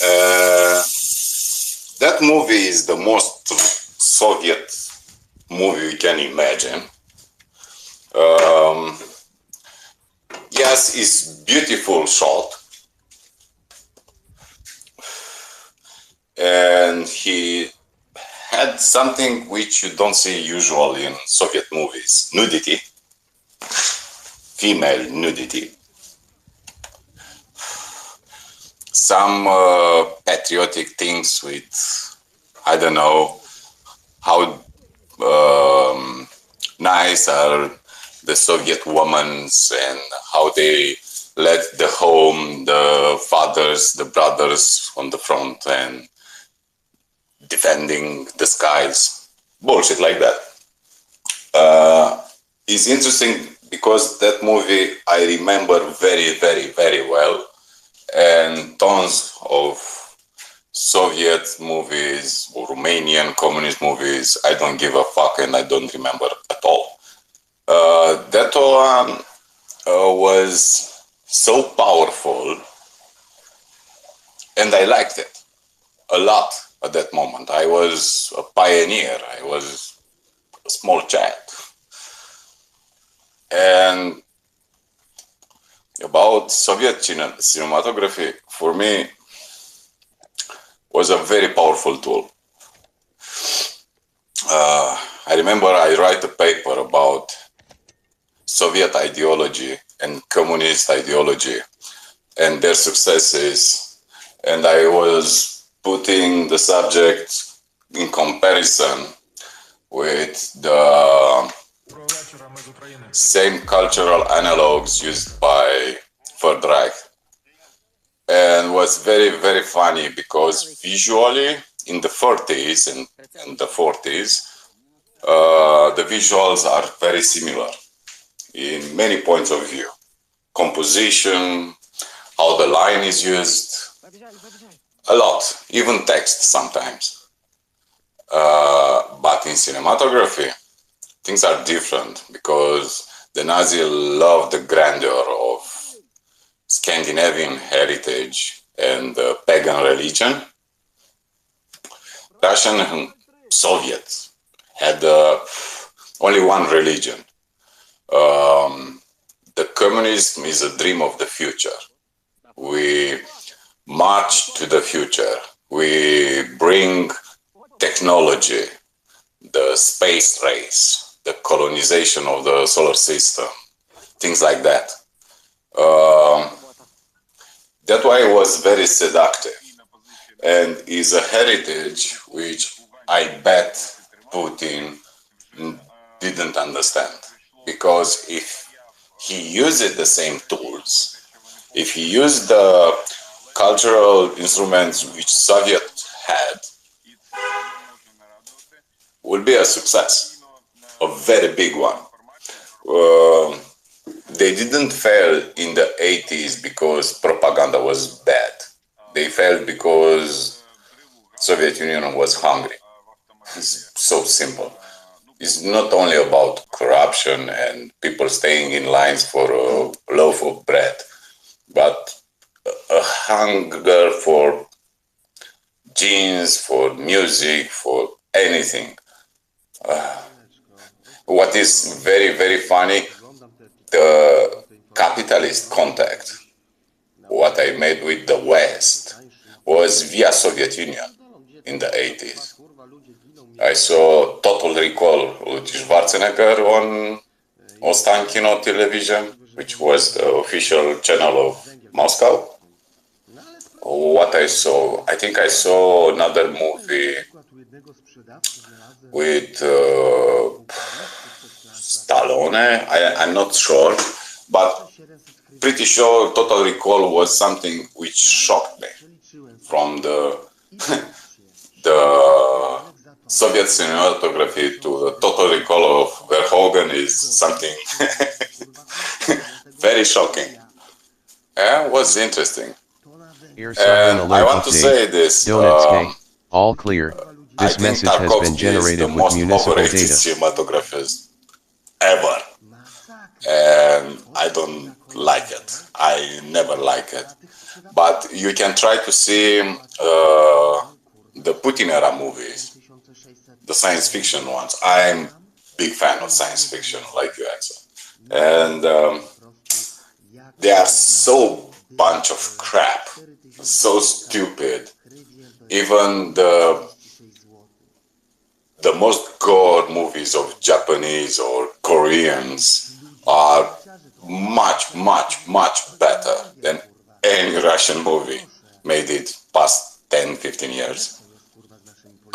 They have some TV shows, again, science fiction with cyborgs, artificial intelligence. They are so bunch of crap. They are very good all at clear. CGI, but this message has been generated the with scripts, municipal data. the movies, they are kitsch, which even B movies are not comparable. And it's interesting to see how from the Soviet era to Putin Russian era, their cinematography is totally destroyed. They had instead very good contemporary plastic artists, very good conceptual artists. And usual, they are not very Siren kind alert with update. political Donetsk, all clear.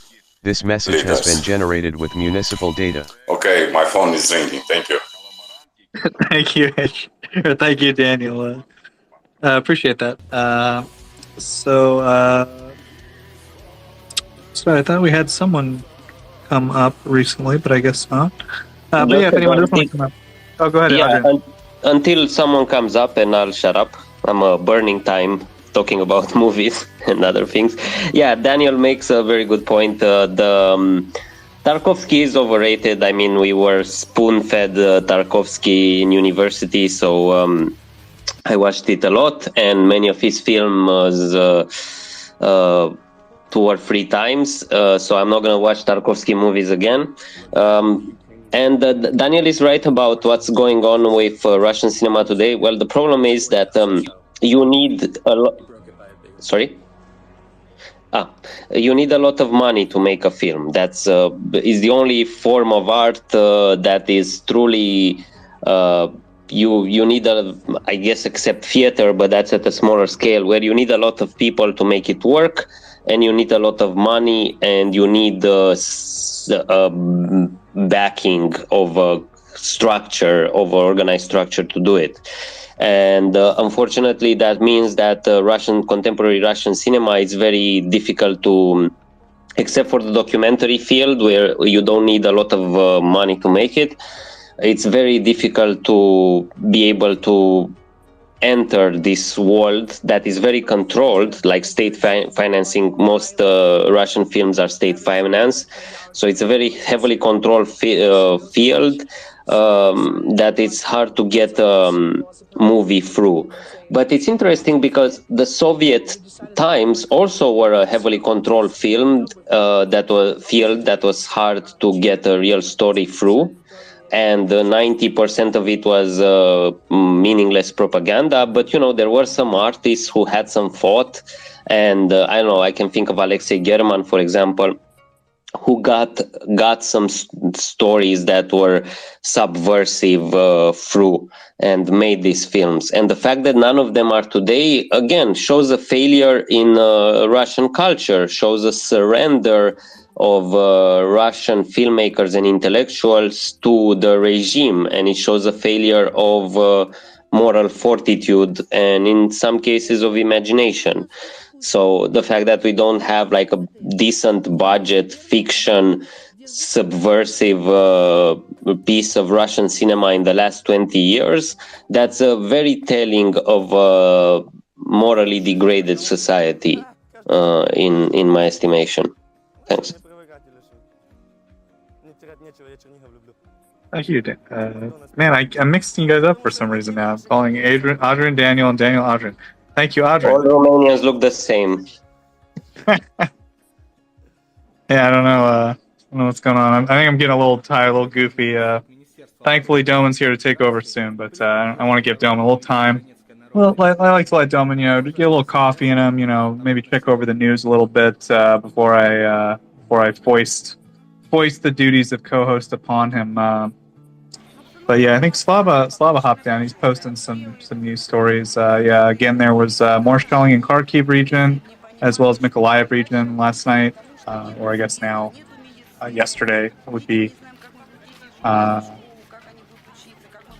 I'm trying to think of any other big news that's happened in the last, say, 8 to 12 hours. Anyone, Alex?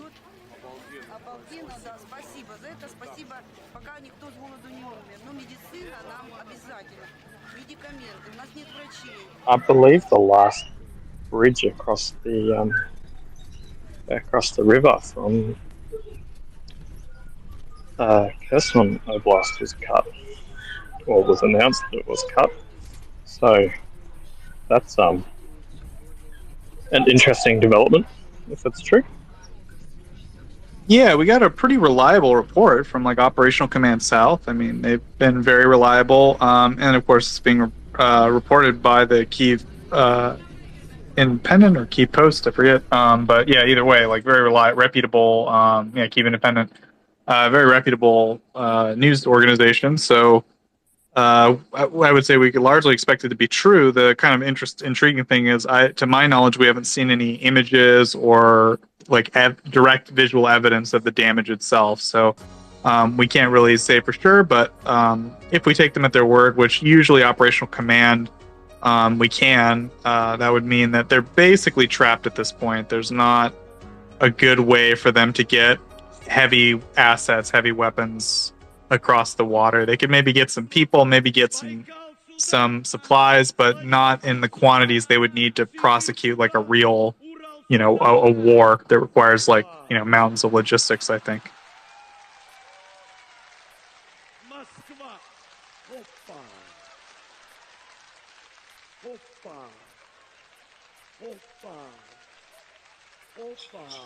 I would expect that it will be much scrutinised by the satellite passes during the daylight hours today. So, certainly something to keep an eye on and keep track of.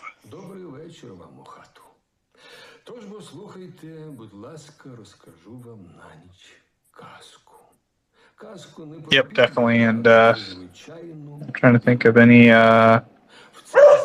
It's not news, but it was related to the cultural discussion we were having, and I think Adrian absolutely nailed it with the Stalker franchise. I think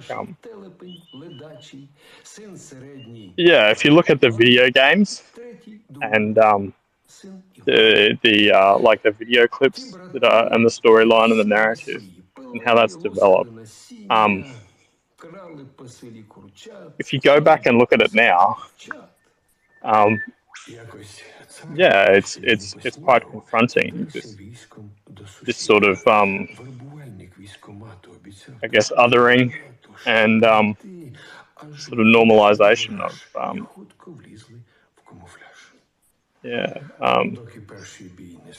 violence and genocide. Not that I'm a big fan of this idea that video games are like super evil and that that the old Dungeons and Dragons is a gateway drug to Satanism kind of logic. But I think it's an interesting lens through which to view cultural tropes and ideas, and I think that Adrian was absolutely right to draw that comparison between that franchise. Alex, there's one more thing. If I just put it into the respective cultural framework, video games with a violent content have a completely different position and a different reference point when the culture surrounding the person playing the game is violent. In a culture of violence, of long-standing violence, where, so to say, imagine that young boy in Russia playing a video game. He also sees that his father smites his mother or hits her heavily, or there is violence between neighbors on a grand scale, that the whole culture is filled with violence. Then the video game becomes a reinforcing visual experience, an agent for him. So it has a different function and it has a completely different impact. We should not project from a free society where, a realistic portion of normalcy, as we would see it in the West, is projected, and kids in between dip into worlds of, first-person shooters, blah, and compare it to a culture of violence, where then the kids just slide into that game and see, yeah, this is exactly it. I think Axel makes a great point here. It's all about cultural context and the culture you grow up in, because I grew up, I played a lot of violent video games when I was a kid, and I don't know, I didn't turn into a murderous psychopath. So it's, but I also had a great family and good friends and, decent values, even though I grew up in the chaos of post-communist Romania, which is another can of worms. But Russian society and violence is something that is something that this society has not gotten rid of. I mentioned this film, The Foundation Pit, which you can actually find on YouTube, but unfortunately no English subtitles. And it's interesting. So it's made out of these videos of people telling Putin their problems. And it's interesting. In the beginning, it's almost like a comedy. There's some guy who is in St. Petersburg and shows a broken street light. And he says, Vova, it's your city. How can you not fix the street lights? And then it goes into more and more, into living conditions, into broken streets and so on. And then at some point, there's some woman with 2 black eyes crying to Vladimir Putin that she's afraid her husband is going to kill her and the police is not doing anything. And she's crying to the abuser and torturer in chief to do something about her abuser and torturer, which is her husband at home. So this is a society where violence is absolutely normalized, where not caring for your fellow human being is a way of life. And it's normal for them to, like, when you give them a product, I don't know, a video game or whatever, when you encourage them to think that violence is fine, they'll just perpetuate it. To them is like more food for thought. The context you in your society and the context you grow up in matters a lot.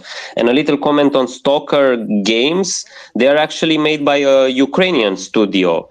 So also, and I think, I don't know if they got back to Kyiv, but I saw they were making some fundraiser to keep themselves supported. I don't remember exactly the story. I think I might have confused my franchises. I think I'm actually talking about Metro. Ah, Metro. Good point. I read Metro. Good point. With the Nazis and the Übermensch and the Untermensch. Yep. Yeah, yes, well, of course. I meant Metro, not Stalker. Stalker is the survival/horror game set in Chernobyl. Yeah, well, also Stalker is a bit pessimistic and nihilistic. I just wanted to say that it's a Ukrainian studio indeed, but it's also like some Ukrainians also have to do the work, but I think with the war, the work has been accelerated to do this decolonization mindset of, because Ukrainians were also fed this nihilism, and it's a testament to their culture that they resisted it and now they're getting out of it and they have their own identity. But that doesn't mean there's not elements in society and culture that were polluted by this Soviet nihilism and Russian imperial nihilism. So, yeah, but Metro, on the other hand, I read the books and actually played the games a few years back. And yeah, that's for people who know, it's written by a Russian who didn't have a job and spent a lot of time in the Moscow metro. And he imagined a world where there was a nuclear war, basically, and the survivors, the only survivors, lived in the Moscow metro, and they form countries and factions. There are hardcore communists, there are outright Nazis, there are mercantilists, and it's basically many warring nations in the Moscow metro. And yeah, it's a fascinating read, but it's also like a very dark vision of the future, unfortunately. Yeah, and then maybe just to clarify for our audience, so like the Stalker series, right? So originally it was a book called Roadside Picnic, and I think the author is Russian, and then the film was directed by a Russian, but then the game franchise is by a Ukrainian studio. Do I have that all right, Adrian? Yeah, Boris and Arkady Strugarsky wrote the book. Tarkovsky made the film, but it's quite different from the book. Tarkovsky basically, he shot the film and there's a long story what happened, but basically, and he lost all of the material. the film burned. And basically what we see of Stalker today is their second shoot. So basically they shot everything all over again with a changed script and a way lower budget, because they already burned through their budget by making the first one, which doesn't exist anymore. And so it's a very loose interpretation of the book through Tarkovsky's lens. And then the games themselves also are a very loose interpretation of both the book and the film. I mean, only the fact that the common terms are the radioactive zone, the term stalker, which some guys who go into Chernobyl illegally use for themselves, like guides. And the fact that there are these patches where you can't go that have supernatural properties and, like radiation. So there's like elements from there, but the book, the film, and the games differ quite a lot in their story. Let's just say that. I think you point out something really interesting. Oh, go ahead, Alex. I was just going to say, the same studio makes the Cossack series of strategy games, and they're all, I believe, they're all on Steam. The Stalker games and the Cossacks. So if you're Cossacks video games, not an endorsement or a recommendation, but if you're that way, if you're inclined, check them out. I think they're fundraising, I think, but I played them. They're fun. So. And it's a Ukrainian company. So. Alex, I don't know if this is still.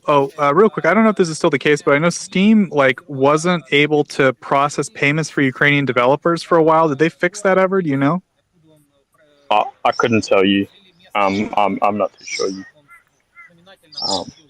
I haven't seen any news about that. So.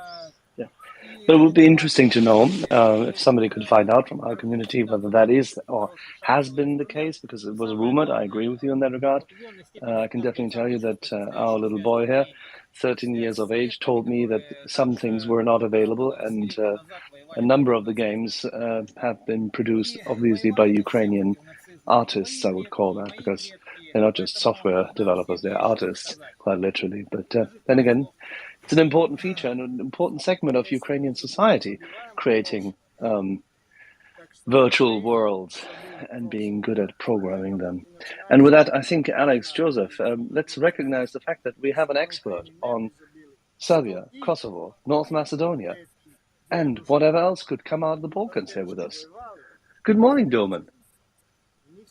Good morning, and I told everyone, I tagged everyone relevant that I will not be talking about it until Thursday, because there's a thing on Wednesday that will actually make some difference. Good morning.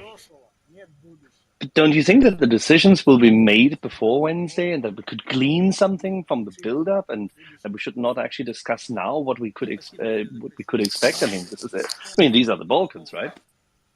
Well, I can tell you what we can expect.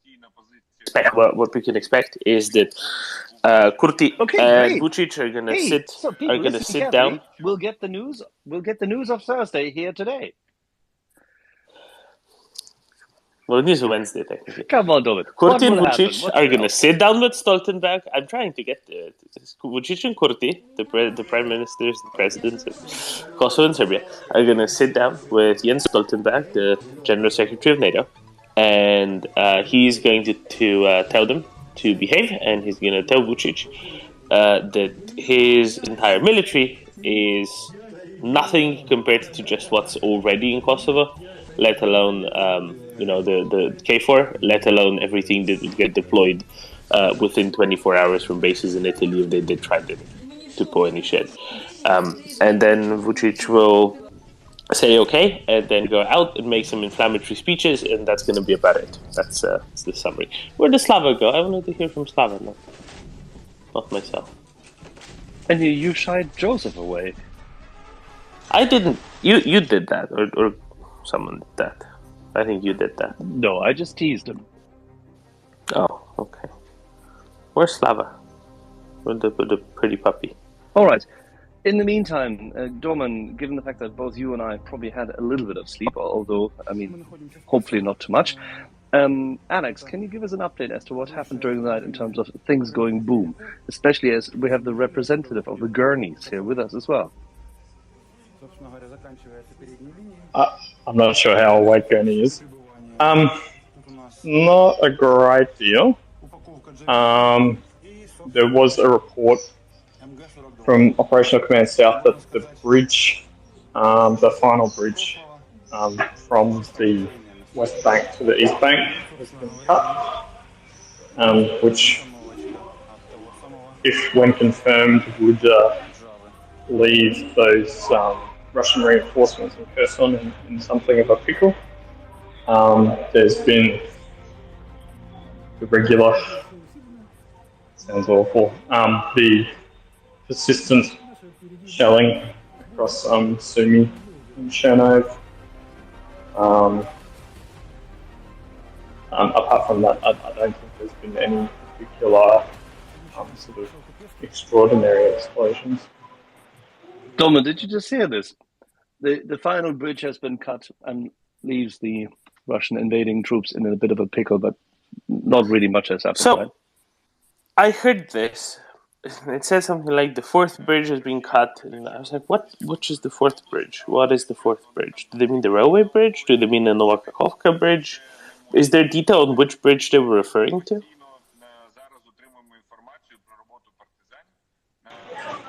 Joseph, who has departed, may have had a bit more information on this. I know that it might be in reference to the dam. I know the dam is now reported to be impassable, although could be wrong. And I know that there have been a couple of strikes in the last 48 hours against on the dam at Novokakhovka, so it may refer to the Novokakhovka dam.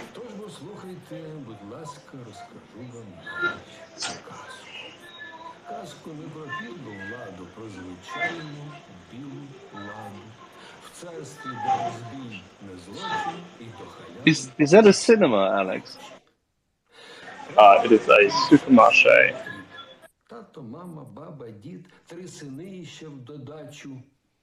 Doma, it seems we have to find out everything by ourselves by the usual methods, fact-based research. Alex is shopping, Joseph has gone sleeping, Gurney fell asleep on the panel. I don't know. There is very little reliance on North American and the Southern Hemisphere people, is there?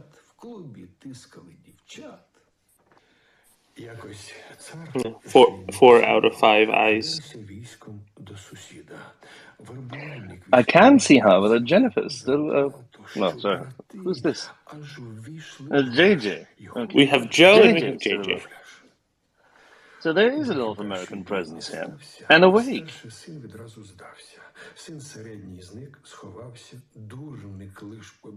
JJ, no emoticons. Talk, find the button with the voice, the voice release button. Good morning, Axel. How are you? Excellent. Perfectly refreshed, out of the plunge pool, ice cold. Yeah, we're getting Joseph back as well. So we have Joe, Jane, and Joseph all together, all the J's. I'd like to hear about the peppers. Well, those dogsters are currently looking across the fields in order to, target, unfortunately, a couple of birds. These birds think that, having a little resting place there close to the tuyas is a good idea. And finally, the poodles have found out that they are actually hunting dogs. So there you go. Everybody happy.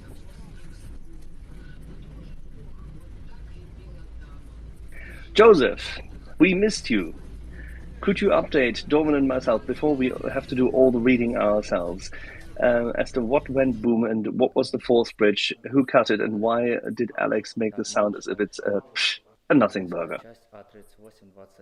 Well, we just have a report from Operational Command South that the Novokakhovka Dam was struck again, but we don't have any independent video, or we don't have anything to look at in terms of assessing damage or anything like that. I think typically, as I said before, when Operational Command South reports something, or any operational command of Ukraine, we can basically take it as gospel at that point. I think they don't really, tell whoppers, but there's not a lot we can say about it really because we just don't have any like evidence to look at. So that's like my best understanding of it, Axel. It was reported maybe 6 hours ago, and we still haven't really heard, or we haven't gotten any video. So yeah, take it for what you will. Go ahead. And in their statement, what did they publish? Did they say that the bridge has now become, let's say, unpassable, or has it been impaired, or did they report anything on the quality of the strike?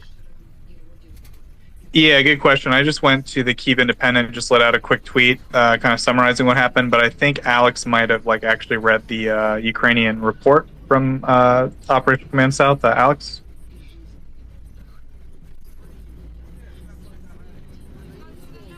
No, I think Alex will regale us with some nice music again. But maybe he's between hello. He's between the legume and the milk. Between the beef and the chevaux. No, we don't do that here. Yeah, the Kiev Independent usually repeats the reports word for word, from what I understand, or they paraphrase it quite closely. So, there's no real indication, as far as I've seen, of what the material condition of it might be. Again, we've just discussed this about 20 minutes ago. I think it's something that we will have to keep an eye on in the next 12 hours or so.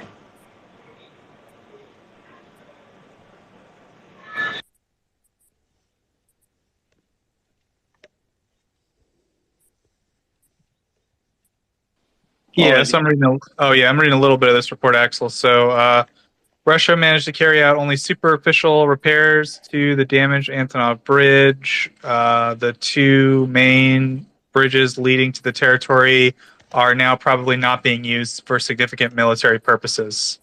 Sorry, that was actually the source of the Ministry of Defense of Great Britain, but also probably a good source. So it sounds like pretty reputable sources are telling us that both bridges are effectively out at this point and that repairs aren't being effective. I get it. Sorry, I was just confused because it said the fourth bridge, and I thought, but there's only three. What did they mean, the fourth bridge? Anyway, it is how it is. It's good that they're out. It means that it's harder for Russians to sustain whatever number of troops they have on the right bank of the Dnipro, and that's a good thing because it will make it easier for Ukrainians to deal with it. Let's hopefully we'll get some more damage reports, videographically by the Russians. They like doing those. Let's have them enjoy themselves. Joe, good morning. Good morning. How are you? I guess this is a weird question for in space. Well, I think we're all reasonably well. Yes, exactly. I came across this video I posted in the nest.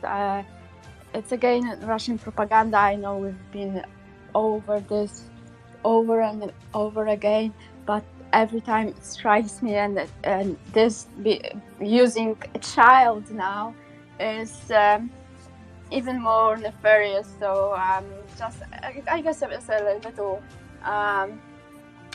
anecdote. Maybe if you want to, you can watch it. If you don't want to ruin your weekend, then don't watch it. But it's basically a little cute angelic girl speaking like a demon, saying that if you want that it should be the Ukrainian mother who never sees the sun again. So just kill the Ukrainians, kill them all. And this all is wrapped in this cuteness of a little Russian girl with piggy tails and smiling. So kind of reminded me of the incident during the Olympics when the skater was sort of being attacked, and afterwards the Russian foreign ministry, I think, they published this very peculiar, I would say, video of also a skater that is being defended by, I guess, the GRU or something like this, and how all of the West is attacking her. So just a little curiosity I came across. Would you say that this is unexpected from Russian propaganda, or just more of the same, no, really, totally but newly expected, packaged? But I don't think we have seen a child used till now. At least not with this strong of the language. And I think this is just a normal evolution of events. I mean, this is something that we could have expected at one point or another. I think it's even surprising that we didn't see this earlier, the use of children to spread the propaganda. I guess we haven't seen it like in this way, like individually, but we've definitely seen the troops of Russian kids marching more, around in uniform, right? It was more at the national level. Now we are seeing the use of children used to spread propaganda at an international level. So the audience is different, which I think is far more bold. Because whereas in Russia, it's you could have. It was an easy sell. I mean, people are so brainwashed that they don't see anything wrong with a child speaking such atrocities. But this is perhaps supposed to target a bit, I don't know. But then again, I forgot it's in Russian language, so... Anyways... I'll just tie in something I woke here up that I with saw this yesterday. and it's just, I guess, hit me a bit harder. Although, like you say, I'll just tie in something that I saw yesterday, which was a ballet dancer, a male ballet dancer, Russian one. Oh yeah, with definitely. like three faces with three Putin's faces. Charm, you know? Yeah, on his torso, which is just I'm lucky. just modern decoration, right? It's that's what you wanna have when you look yourself in the mirror in the morning. You want to see Putin 3 times over.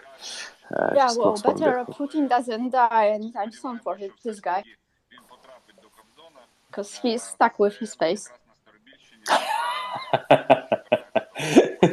Yes, the eternal leader shall forever be out there. It's like how do you call it?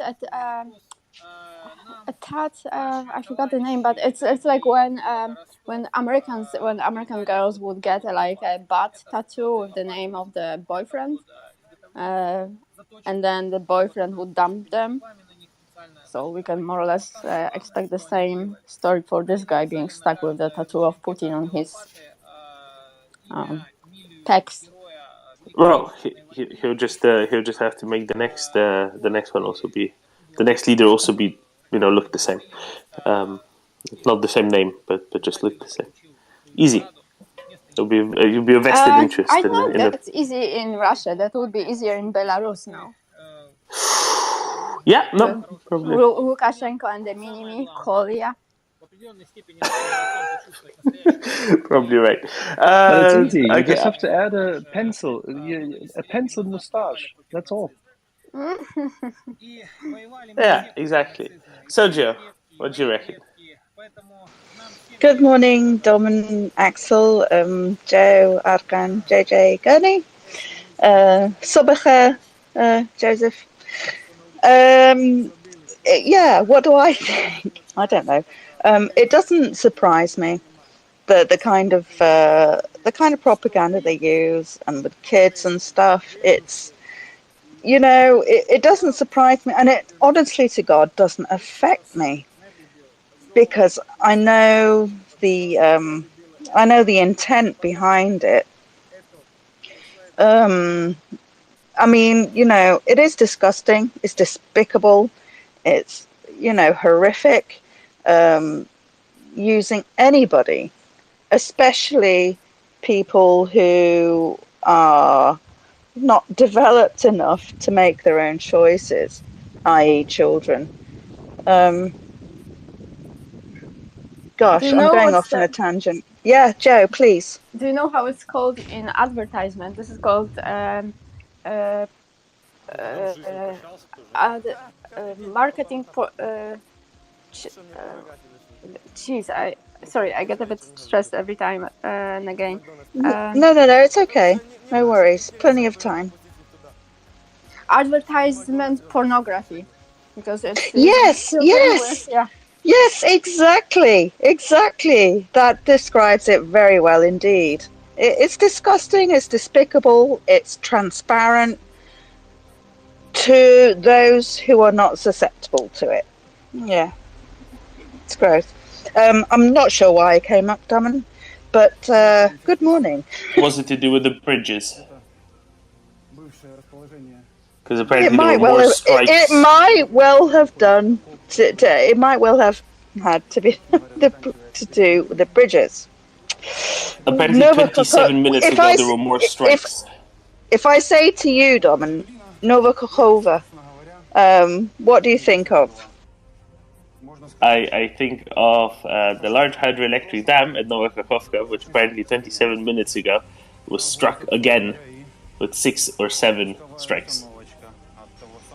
Yeah, and what runs sort of kind of parallel to the dam?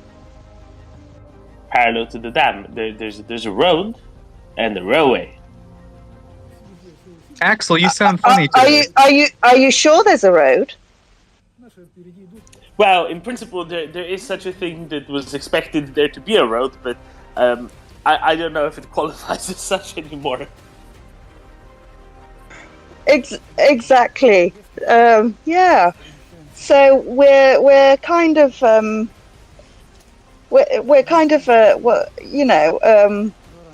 spectators to a rather interesting development, are we not? Yeah, it's Absolutely. It's road and bridge deconstruction in slow motion. Thank you. Thank God somebody understood what I was saying. I wasn't sure they were like words or sentences, but thanks. Sojo, we're always here. Merci. Ого.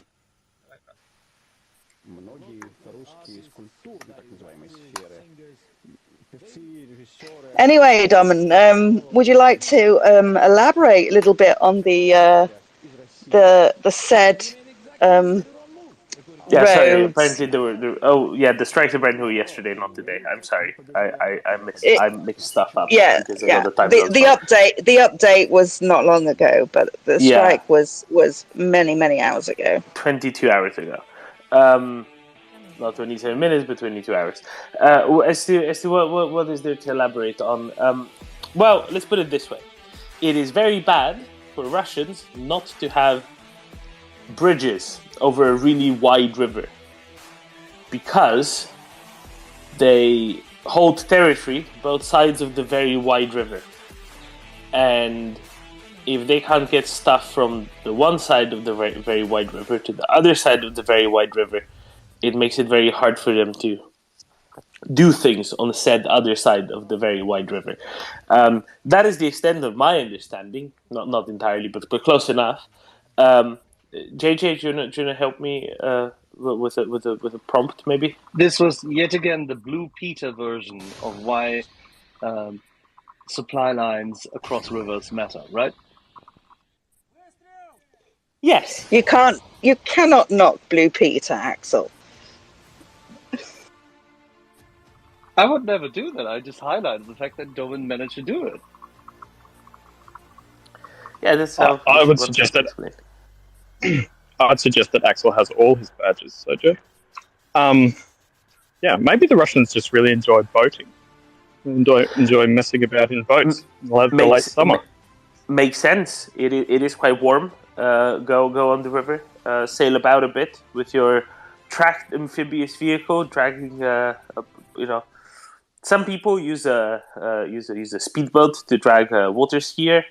No. Russians use tracked amphibious vehicles to very, very slowly move around some conjoined sections of a pontoon bridge. Fun for all the family. the whole party. I know. JJ, would you like to have fun on some Is there a sections of the possibility- Platoon Bridge?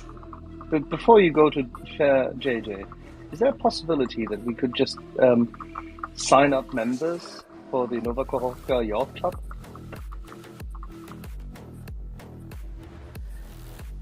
Sounds great. So that The we can problem attract- is we can attract M if we add rowing, boat and rowing club. I think it might get a little bit too hot.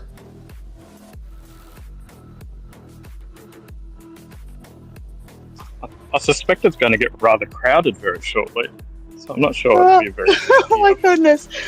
Oh, this is wonderful. JJ, please do interrupt this. Yeah, I don't know what it is, JJ, but it's something rather amusing. It is amusing, and that's why I waited until now. I wanted to point out the cute story that's in the Nest about a couple of teenagers in Chicago who broke a world record and made a mosaic with cereal boxes, and it's the Ukraine flag. And the reason I brought it up again was because it was the perfect segue for the guys earlier tonight to talk about Maria Report and who Maria Report supports. But they didn't pick up on it, so I thought I would throw it to you guys.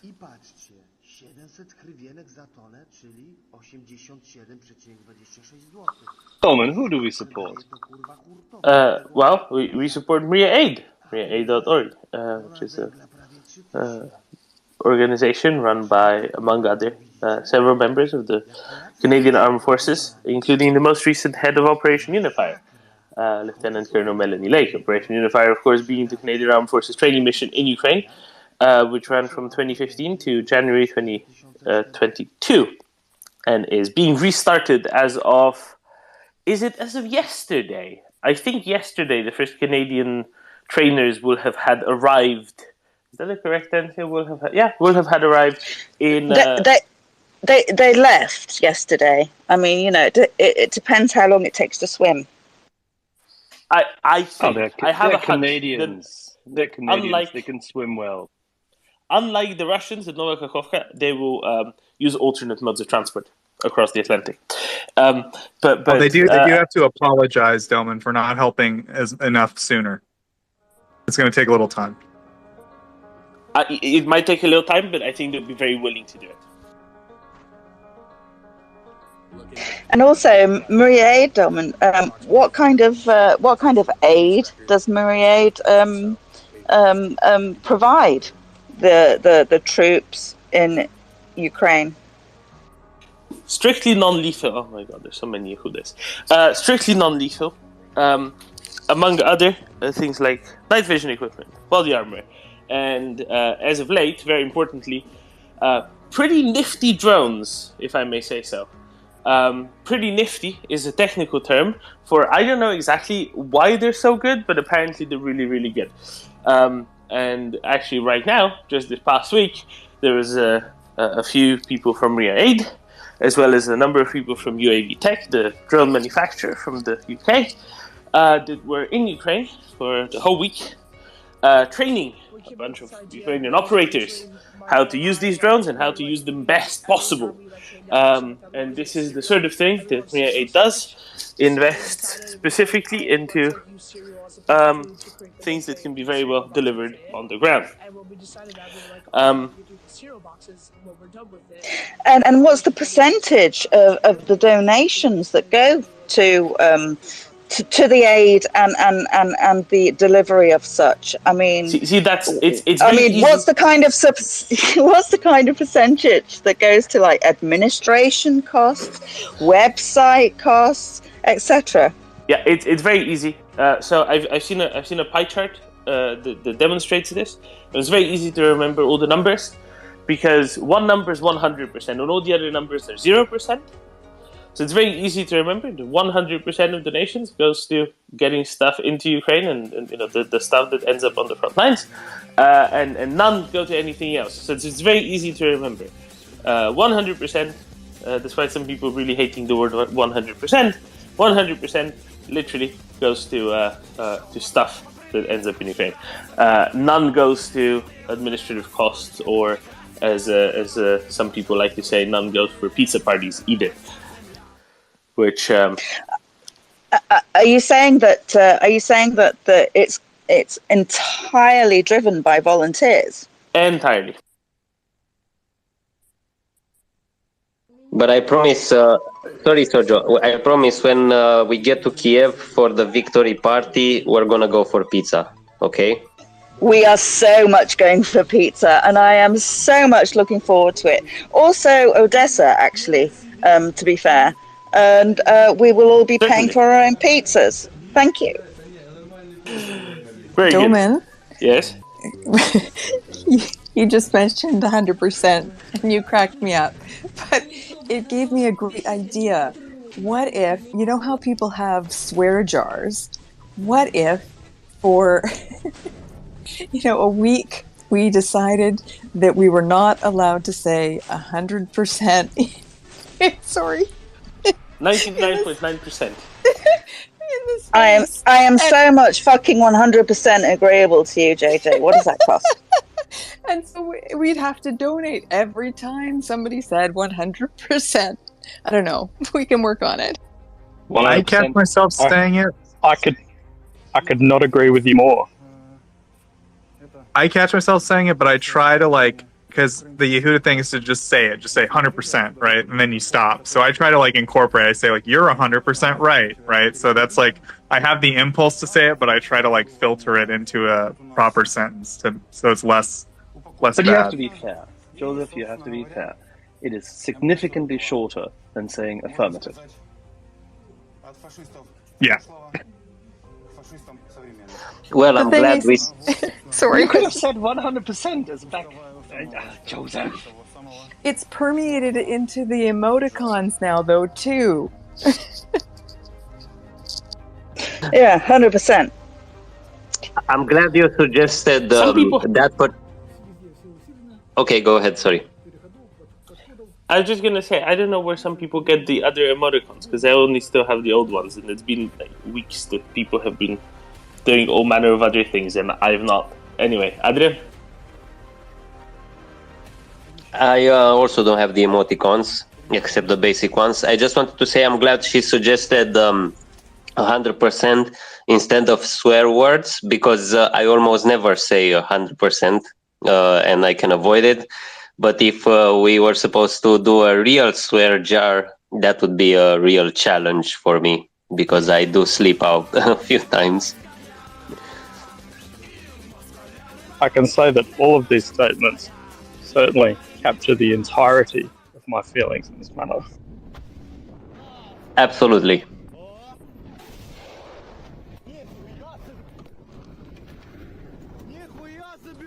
Herm, save us. Doman. Oh, I save you. No, I'm not going to save you. Okay, I'm going to bring it back to your previous most favorite topic about this bridge in Serbia that you're always trying to bring. So that's Nova Kahova, I guess. And so that bridge that has apparently been struck twice now and 2 nights in a row. A few days ago, last weekend or something, I saw a tweet somewhere where people took satellite pictures or aerial pictures of the bridge and pointed out that there is so you have the railway and the roadway going next to each other when they reach to the dam of the hydro electric power plant, and then you see the roadway turning away from the railway and making a way next to it around the dam for some, I don't know, engineering reason. And people pointed out that the really good points to strike it would be at this little section before the dam, when there is a little tiny secondary bridge where both are going in parallel. There's a lock. There's a lock under it. Yes, so that one is a good target, and then exactly where it makes the turn, when the curve is of the roadway, and to hit that one because it's really juicy, because it's really hard to repair. And I know they hit that lockway in the strike yesterday, and I cannot wait for the satellite pictures where the other hits went in, because I kind of like I know where this is going. But Domen, your expertise about the the Kherson Oblast, which is on the right-hand side of the Dnieper River. Is it true that the Russians actually moved 10 to 15,000 combat forces in the last couple of weeks on the other side of the Dnieper River, and they're kind of like sitting now with their backs to the river? So I honestly don't know what their disposition is.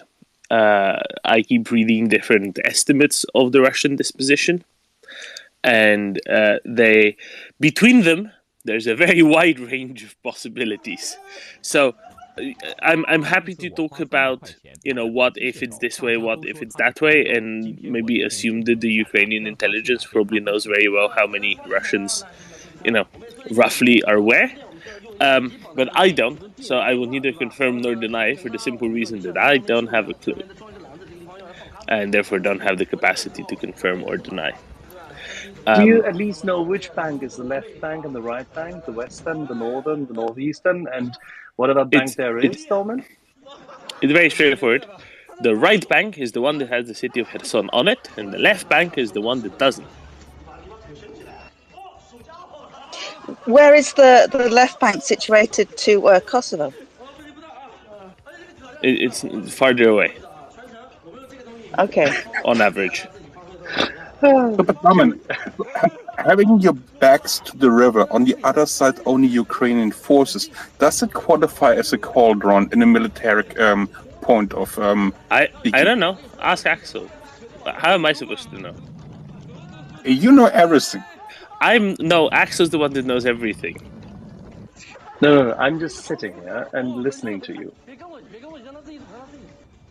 The Russians call it cauldron. Like we don't really use that term. Is there like a German term for it? Like, is it like a schnitzel or something? The German term is Kessel, which is where the English term cauldron is derived from, because the first translation of Clausewitz refers to it. Gotcha. Oh, so it's originally a German term, cauldron. There's also a town in, I think, Niedersachsen called Kessel. Oh, God. Kessel. It's the original English word for that is kettle, and you still have it. And that's what it is. A cauldron is just a wider, bulkier piece of that. Oh, Axel. Oh, I love your sigh. Well, this is what I'm always talking about with John and finance, right? I mean, it's like the Europeans, they're always talking about language and history and bridges. And it's like, the real question is, when, Domen, is McDonald's is opening up again, and you guys aren't covering it. There's just no coverage of this. And I'm just wondering, what's the deal? Well, it's an American case. Are you just asking questions, Joseph? I'm just a guy asking questions about McDonald's opening back up in Ukraine, and I want to tell you guys about my crypto scheme, but that's for another time. But what's this about McDonald's opening back up? Can I jump in fast? Because I was Sorry, Joseph. So I was in a Kiev train station in between trains like 3 days ago. Anyway, and I was craving for McDonald's so much because I get that sometimes. I get trashy.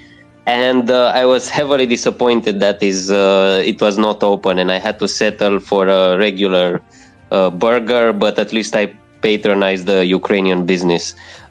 So I'm really looking forward to this reopening of McDonald's in Ukraine. I can't eat it in Romania, but in Ukraine, for sure. But I really missed it. It was closed. The one near the train station, it was closed 3 days ago. So huge disappointment for me.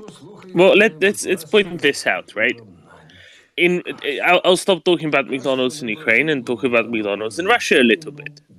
Because, so initially they called it Dядя Vanya, right? What do they call it now? They call it something else now. Something tasty, whatever. Tasty, anyway, period. Like Smachno or something. Okay. So in Russia, the new version of McDonald's, that's taking over all the old McDonald's stores, or at least many of them. Do you know what they don't serve, Joseph? French fries. Correct. Do you know why? Because Macron stopped calling them, so they can't order anymore. Exactly. That is why. This is why Macron kept up calling Putin. It's because he wanted to support the French fry industry. No, that wasn't why. But it's ironic that the one thing that Russia produces quite a bit of, and you know who produces a whole lot of potatoes, Joseph? What country that still trades with Russia?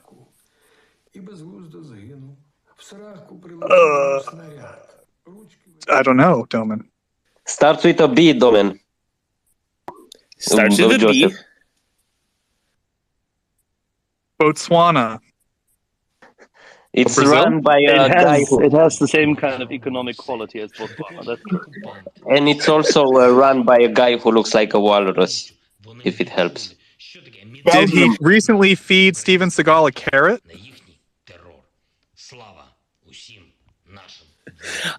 I wouldn't know about that, but it's Lukashenko and it's Belarus. Belarus is famous for potatoes. So yeah, that's Russia and recently cannot feeding Steven provide- Seagal a carrot, Delman. Sorry, go ahead. I wasn't aware of that. I don't approve of Zeus necessarily. Where are you going with this, Doman? Well, where I am going is Russia is in such a mess it can't even have potatoes in the correct shape and consistency for their that's McDonald's absurd. to operate. Are you suggesting a country as big as Russia couldn't feed itself? That's absurd, Delman. No, I think it can Coming feed back to itself. It just potatoes. can't get potatoes into McDonald's. Coming Yeah? back to potatoes and McDonald's, it actually makes it doesn't surprise me at all, because when McDonald's entered the Polish market in early 90s, Poland, which is also a huge producer of potatoes, had to import potatoes for McDonald's fries, also because of the same reason, because it did not fit the standards for the French fries. So I mean the story It's with about the McDonald's. starch, Joe. It's about the starch content. Yeah, but the thing is, McDonald's doesn't even operate it in Russia anymore. It's their own version. It's their own version of McDonald's. I think they're just lacking in potato. So We are using the same machinery and the same production process, so I think that's the reason why. Okay, thank you. So Sorry. yes, exactly. Sorry. So they took over the existing stores and they're doing everything the same except different signage. The thing is, yes, they do have actual potatoes. That's fine. But Joe, as you quite correctly highlighted, they aren't the right shape and size. So, and this all goes down to machinery, because Russia sourced potatoes on the Russian market Russian McDonald's branches sourced potatoes on the Russian market. There was a supplier within Russia, but that supplier can no longer make potatoes right because of sanctions. That is what I was eventually trying to get to. Sorry, Alex, you had some words? Yeah, so on a slightly serious note, boringly, and not about my new crypto. And I think we're getting... Or Joseph. What it comes down to, so people that aren't aware, McDonald's and other large companies actually have their own strains of potatoes that farmers then grow for them on contract. So if you can't access, so basically they can't grow those strains, so you don't get the right potatoes. As Axel pointed out, it's to do with the starch content and a lot of other different things. But there are proprietary strains that these companies own and use, and that they then contract farmers to grow, that they need to continue business. And so because they can't access those strains, they can't produce French fries. It's crazy, but that's how it works. Absolutely correct, and it's exactly this was the reason why Polish farmers were protesting at that point in time, for example, against McDonald's, because they have fantastic potatoes and they have just different starch content, different taste, and different shapes. And McDonald's then highlighted as to why on earth they would want to have different ones. And then, by the way, some of the strands of the potatoes, because they mix them, were GMO.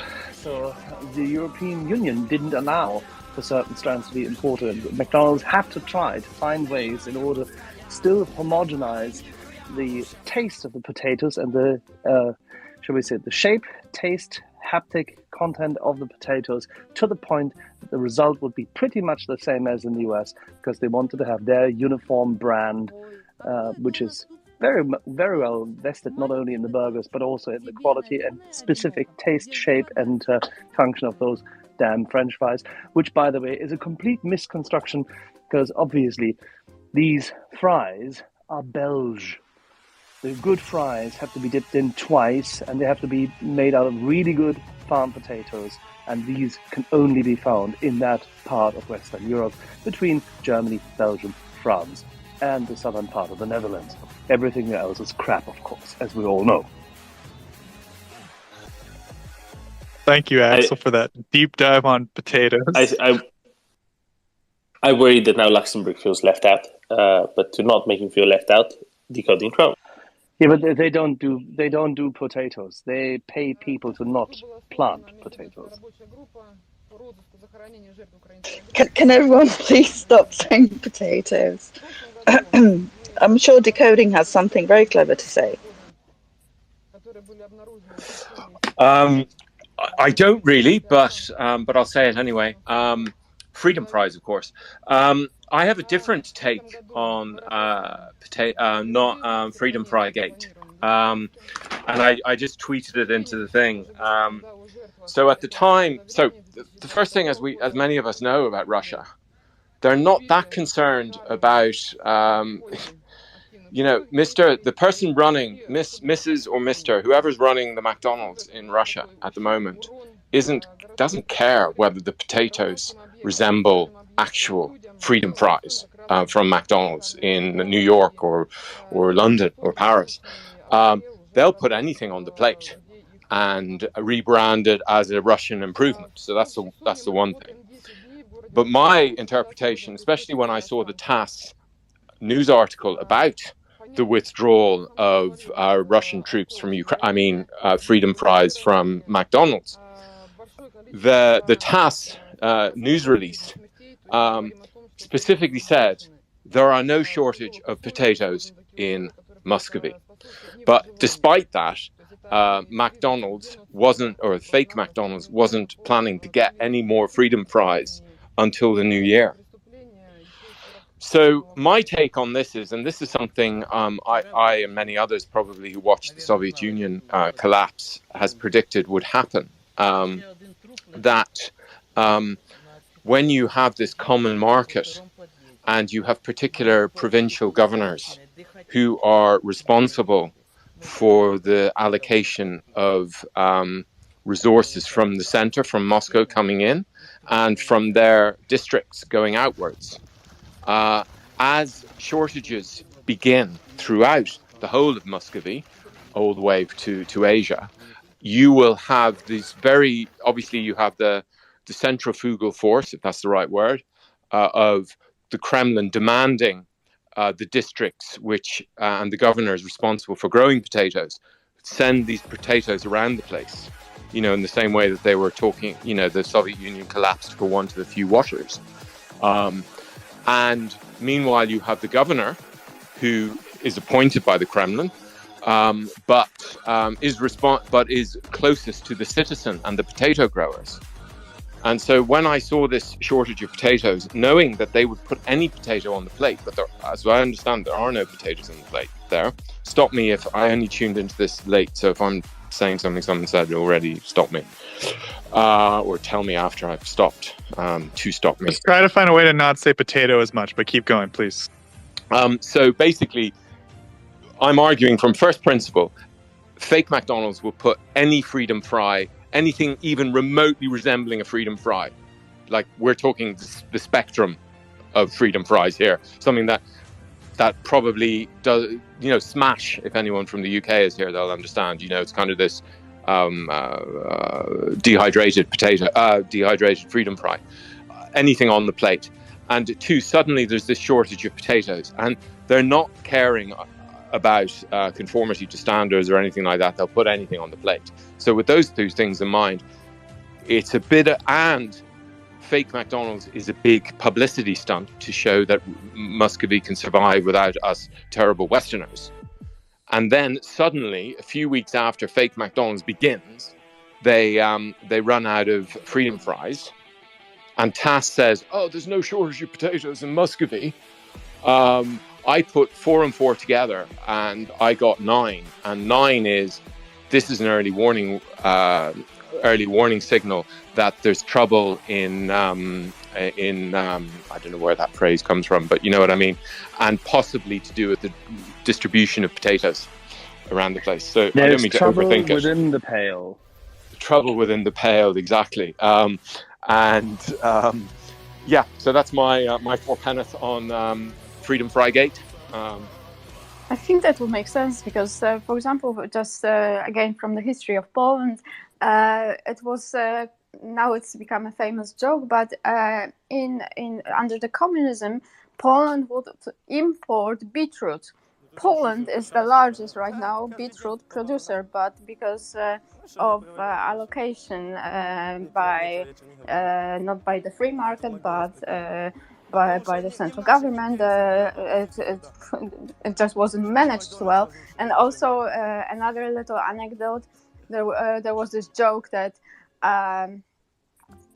why there's no shoes in Belarus, and it would go something like, because there is the one company which produces the left shoe, and then on the other side of the country there is another company which produces the right shoe, but they couldn't manage to build rail tracks between the two companies. 上次我花3万块钱买了台机械狗，大家都说它是纯狗。今天我决定证明一下它。 So how can you extend this to potatoes? There's the left potatoes and the right. No, sorry, never mind. Herb.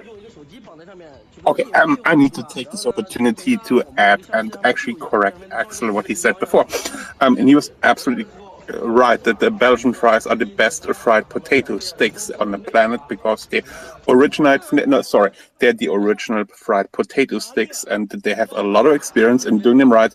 And the addition is they are enjoyed together with mayonnaise. There's no way you can put ketchup on those. They go only either by themselves or with mayonnaise. That is an imperative. So having said that, the best fried potato sticks are actually called chips by its own creator, and that's Heston Blumenthal, which for you don't know, the people who don't know here, it is the owner of the Fat Duck in England, a renowned star cook, and he has a couple of YouTube videos, like several actually, where he went to his ordeal to identify the best fried potato stick, which he calls chips, or other people call freedom fries, and their trick is, now here, listen, there is a very specific sous vide temperature. You need to pre-cook them to make them thoroughly cooked, and then you need to fry them at one specific temperature to give them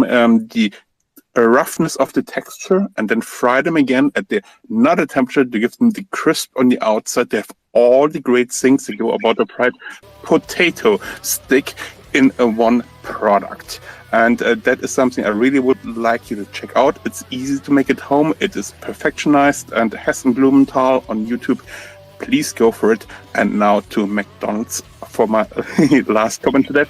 The trick about the secret of the McDonald's fries. May I teach you something? Oh, sorry. What? Sorry, Soju, you can do this, but he's absolutely right. Heston Blumenthal, in his molecular approach, went for exactly that, try to find out how the Belgians actually got it right. He could have asked a proper Belgian grandmother, but no, he went for molecular research and came up with the same result. I love it. I think just out of respect to Huda, I think we should also mention the Quebec fries. the infamous ugly, atrocious fries dipped in cheese and God knows what else. So that is plain wrong in my opinion. But okay, listen out. The secret about the McDonald's fries that they are serving as the gold standard is not the potato. What McDonald's dumbed down, they ignored all the learnings of the the Belgian potato stick cookers or fryers, with all the experience and ingenuity, and also Heston Blumenthal just went ahead and make very thin strips of potatoes and coated them in sugar solution. So in a one-step frying process, those potatoes become creamy and they get the Maillard reaction on the outside to make them crisp and brown for the sugar that's sticking on them. And that's why McDonald's makes you fat. Oh my God, Herm's a genius. No, it's perfect. It's exactly right. And this is why you should never do this, because in Belgium, you wouldn't serve them like that. I have to say, I never figured him for.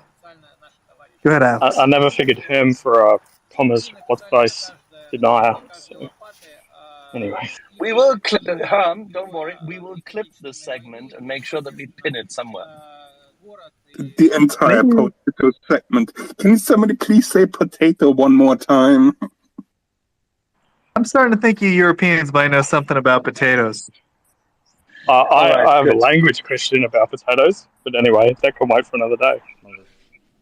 Soju was laughing a jolly good head off beforehand. Soju, did you want to comment on Heston Blumenthal, or was it just a derogative statement as to the difference between fries and chips? No, honestly, I can't speak right now. I had the same issue. So, Alex, please take it away. The only thing I had was why do you say hummus, but then pommes frites? It's never sounded right to me. But anyway.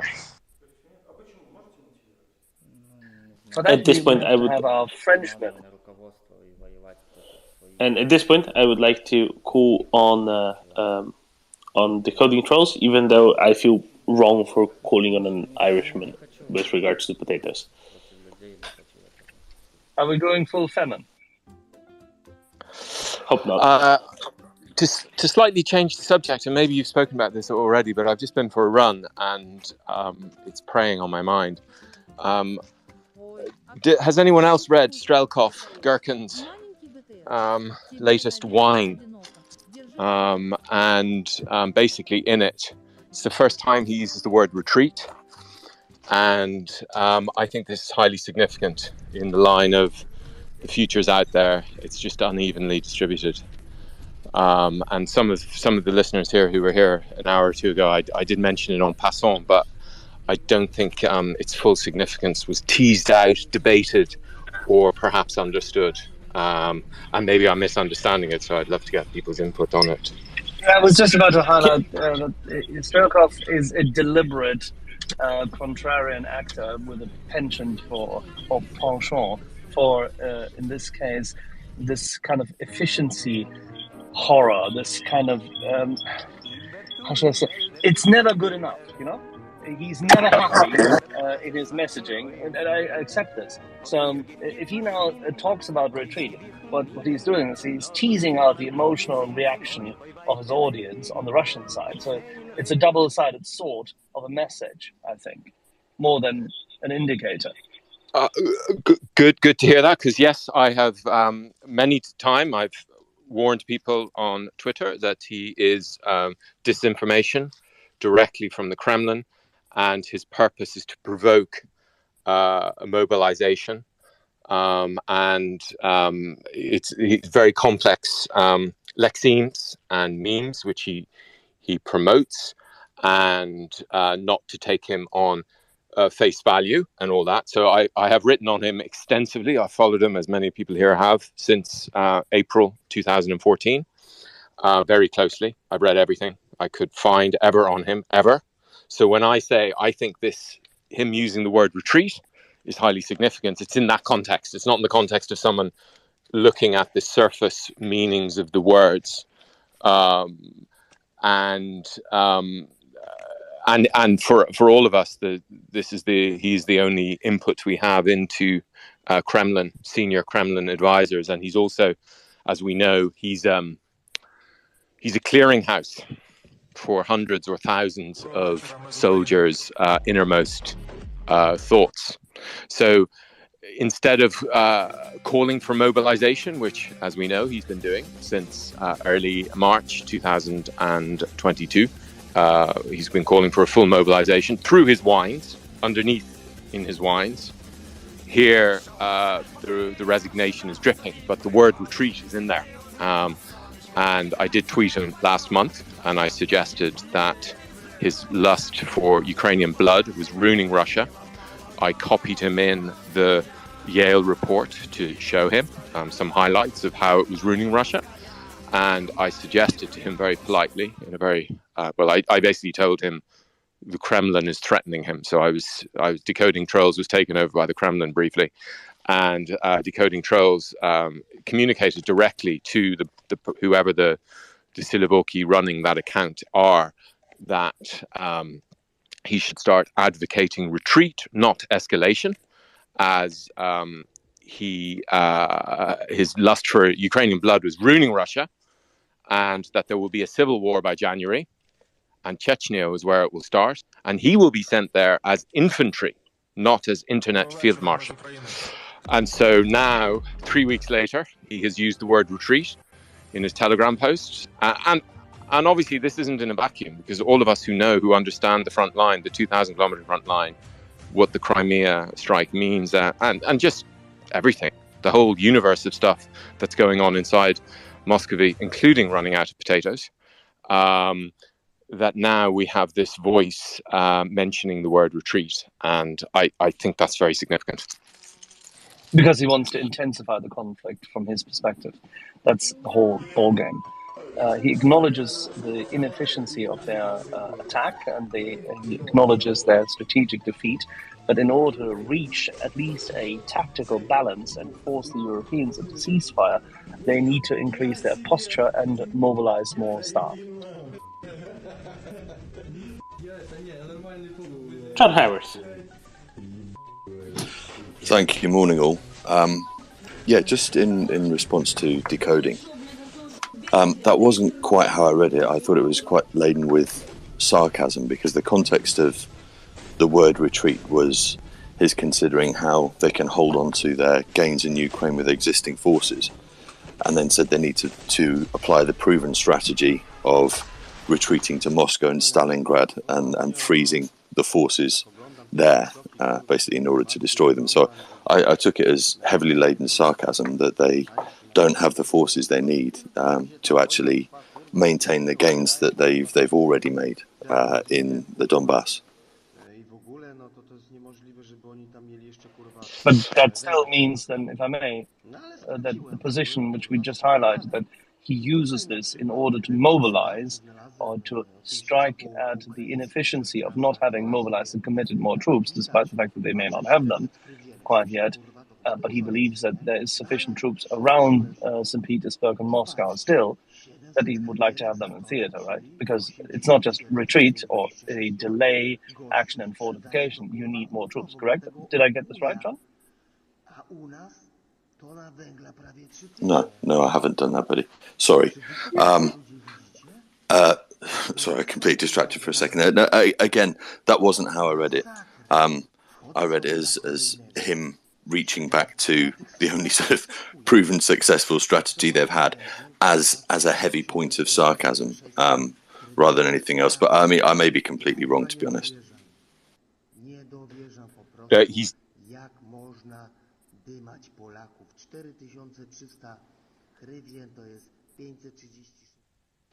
Decoding, come again.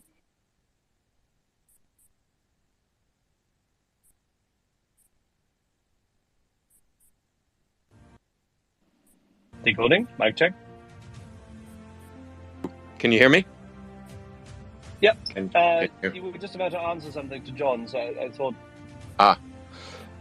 Oh yes, he's dripping in sarcasm and irony and nihilism sentimentality, whining, all of the stuff. He personifies this kind of, I mean, Dostoevsky and co. always had a character like this, and in there, and as you, John, your interpretation is perfectly is perfectly normal, and Stalingrad, I mean, God, as if Stalingrad was a victory. I'm trying to, as a great optimist, I'm trying to look between, I'm trying to sort of Freudian psychoanalyze him, and just the mere word of retreat there, it's in his brain, and he's trying to work it through, and hopefully we'll see more of it. But yes, on the surface, what he is saying is, let's.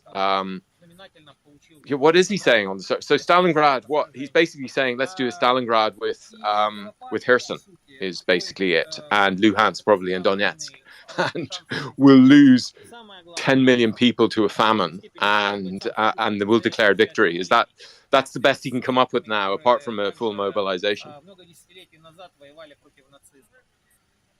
Yeah, I mean, I'm fully aware of his, like everybody else, as his function within the Russian information ecosystem.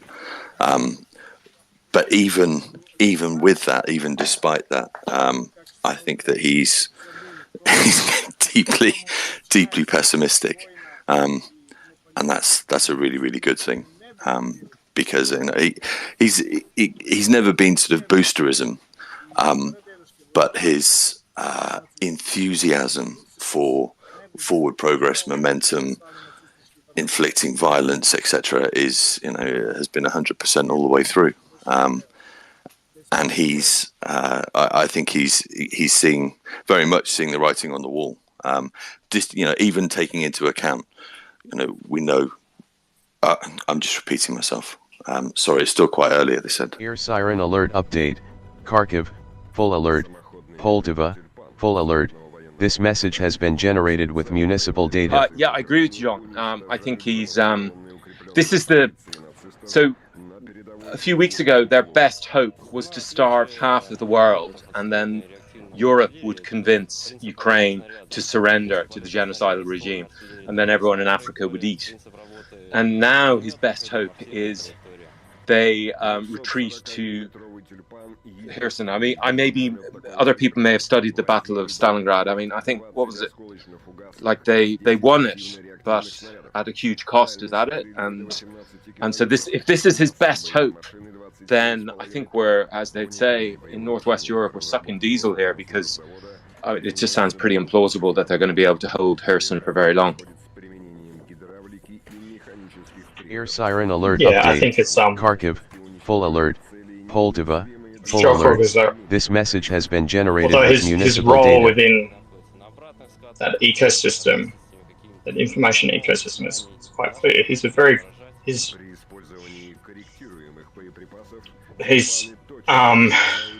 I think it's tempting to compare him to somebody like Shiri, but I think his role may be more nuanced than that.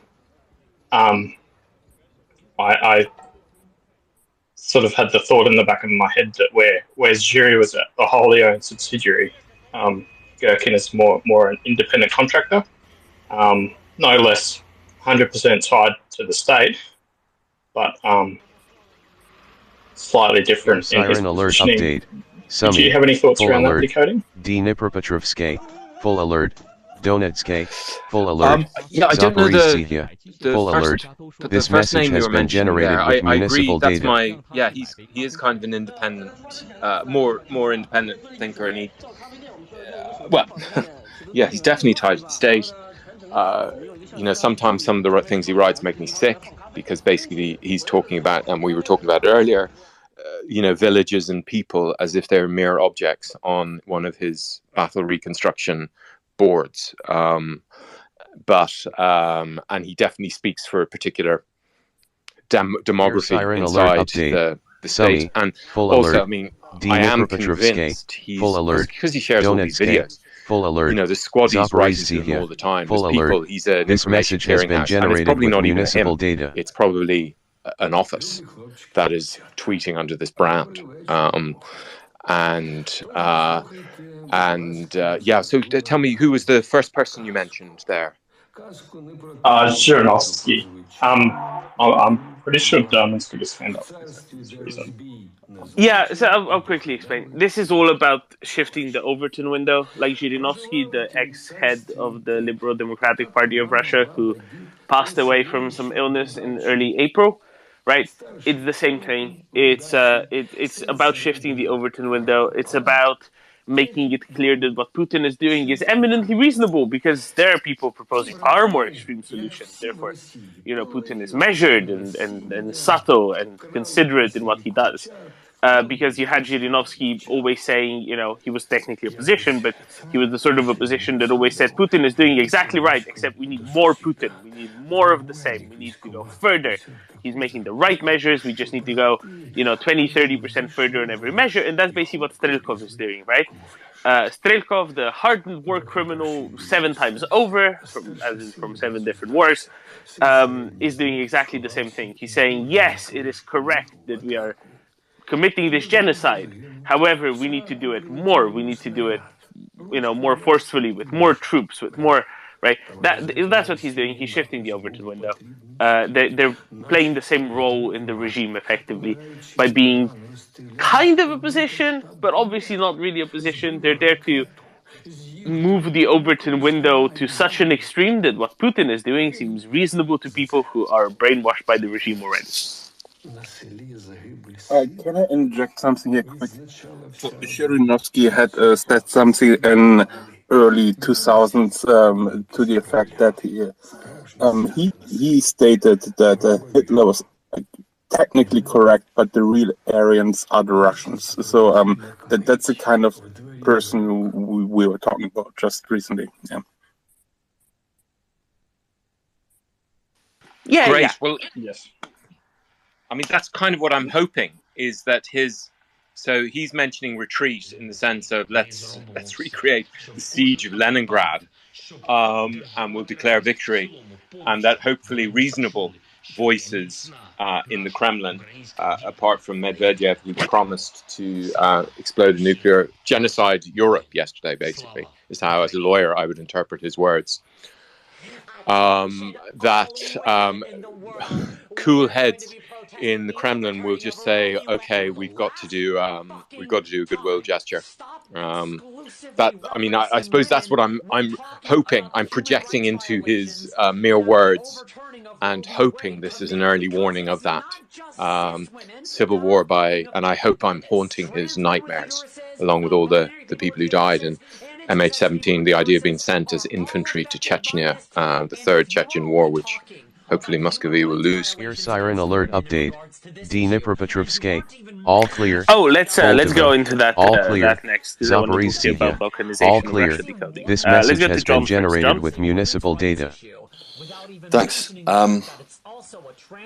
If we're going on the sort of the psychoanalysis type stuff, which is absolutely not my bag, but something that I think has been fairly consistent throughout his posts over the last several months, really, since the Donbass offensive started to stall. So it's been a long time, but he has been setting up this betrayal narrative that the guys at the front have been betrayed, and they've been betrayed by everybody except Putin is the one person that he doesn't and won't point the finger at. Now, I don't know if that's because he's genuinely loyal to the boss, because if siren alert update. he thinks Putin may fall and somebody was going to succeed him, all clear. then it would be very good to discredit absolutely everybody around him. This message has been generated with municipal as the data. Voice of truth and reason.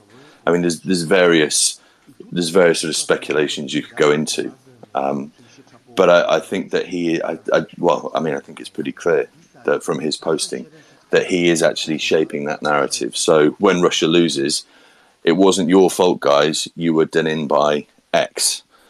And the question is, is his next comment after that going to be, but I have the answers? I don't know. But I think there's something of that, in that, around his whole messaging strategy. it would be a great idea for him to manage to stay out of The Hague. If he was, the next leader of Russia. Obviously, that I don't think he stands the remotest chance because of the way that.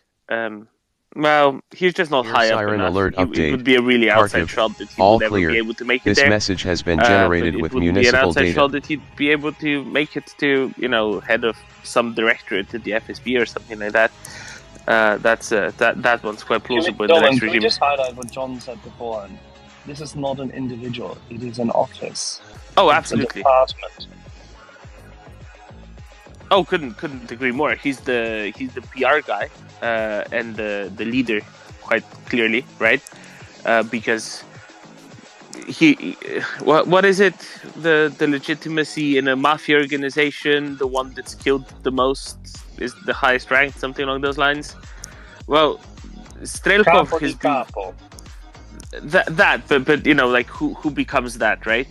And the guy who becomes that is the one that is the most ruthless, the most murderous, the most torturous, and that is very much Strelkov, right? Because Strelkov has had blood on his hands from Transnistria, from the Balkan Wars, from Chechnya, from Georgia, and now 8 years in Ukraine, and possibly somewhere else as well in between, right? He is as murderous as they come. He is sort of the poster child for a war criminal of anyone who's not a president or a general. He's the next, he's the poster child for a warlord type war criminal.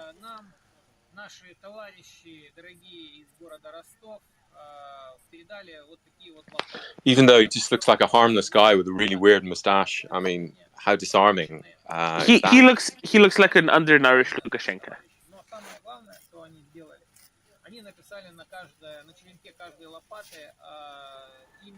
And I'm sure he doesn't play ice hockey.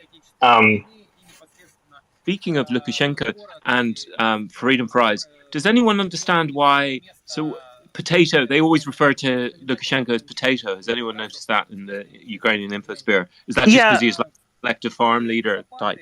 So Belarus is famous for potatoes. You can't really grow much stuff in Belarus. It's kind of like a marshy land. It's a bit too far north. It's not very warm. I'm sorry if any of this comes that feels like targeted actually decoding, just because Ireland, but it's not, I swear. But Belarus has always been famous for making potatoes, for growing lots of potatoes, because it's one of the few crops that can really successfully succeed in intensive agriculture in Belarus. Same kind of goes for Poland. Baltics grew a lot of potatoes as well, similar reasons. And that's why. So Lukashenko, if I remember correctly, he used to run like a big kolkhoz in the 80s, and that one, I bet, mostly produced potatoes.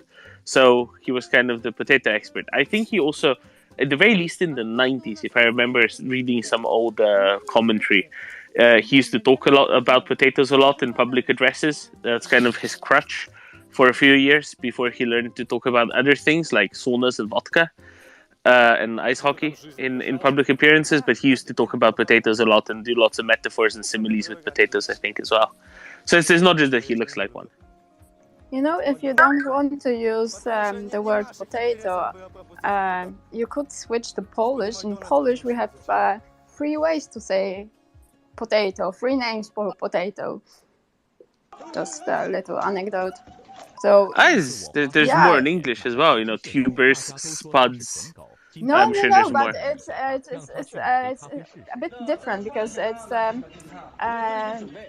like a one-to-one synonym. So it's not like it's a much less used word, because we have ziemniak, we have kartoffel, which I think Axel will recognize. It's from from German. And then we have grul, which is from the Śląsk area, and all of them are used equally as often. So, And why do the people in Silesia call it grum? Actually, I don't remember the etymology I for can it. tell you, because it's krum, meaning it is bent, and that is We have the same in German as well, Krummbeere, which is what people call it in southwestern Germany, predominantly, because it is like a berry, but it's bent.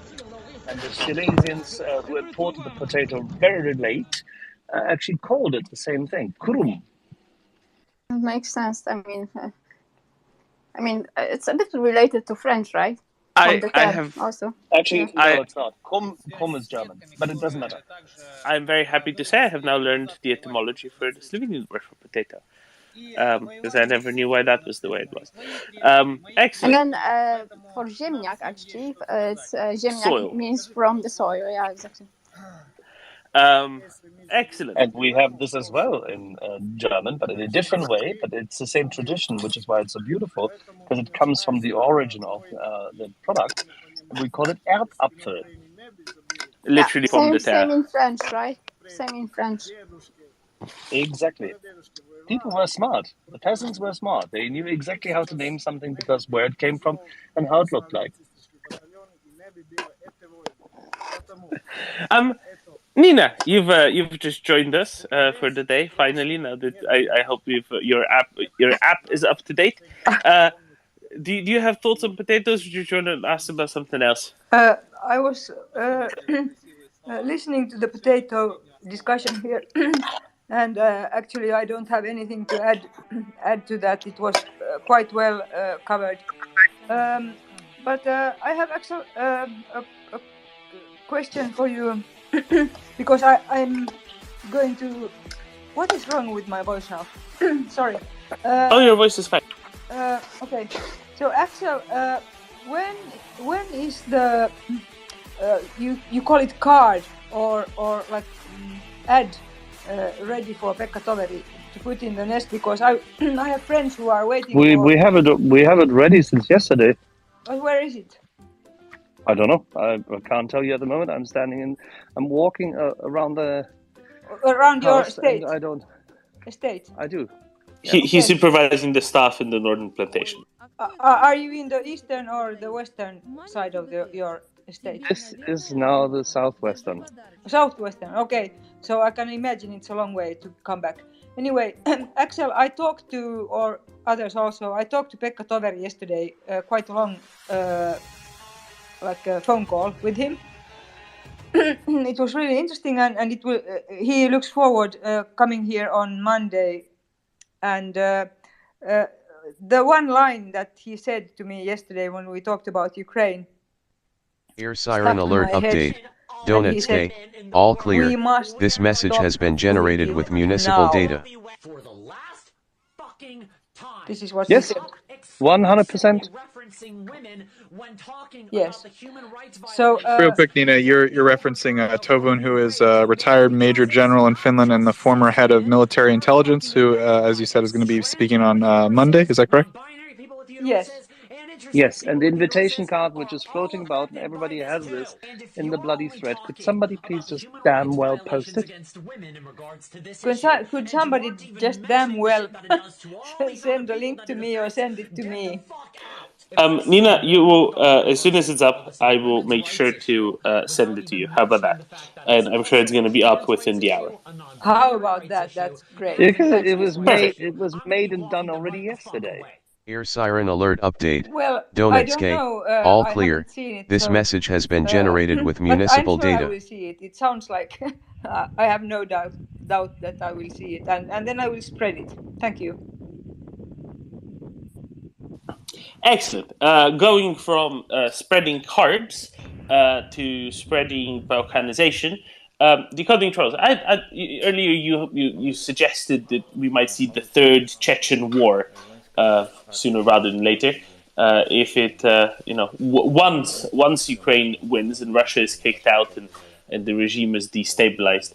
Now, of course, you know quite a lot about how war looks like because that was kind of your job for a while there, right? Decoding. Do you want to maybe expand a little bit on how you expect Ear siren the alert post-war update. Russia, the Donetsk, post-loss all Russia clear. to look like? This message has been Before you generated do with this, municipal please, data. everyone, check the main thread at Maria Report in about 30 seconds. Perfect.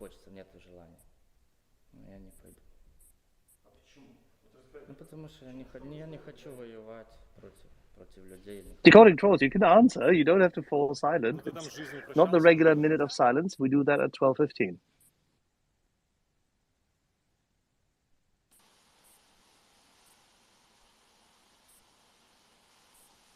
I fear Decoding might have stepped away for a little bit. Oh, there we go. Siren alert update. Summy, all clear. This message has been generated with municipal data. Could be a reception thing.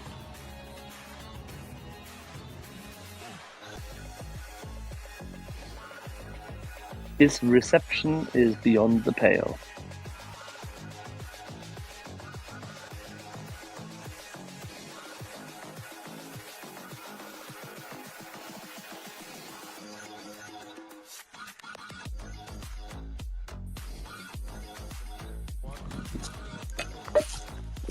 Okay, now we got decoding. Decoding is cooking. Sorry, I just...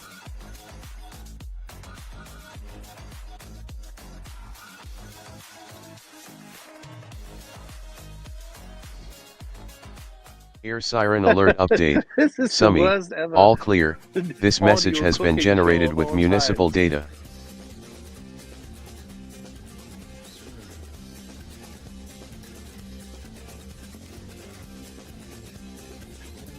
Domin, it's like this audio wine tasting we nearly once did.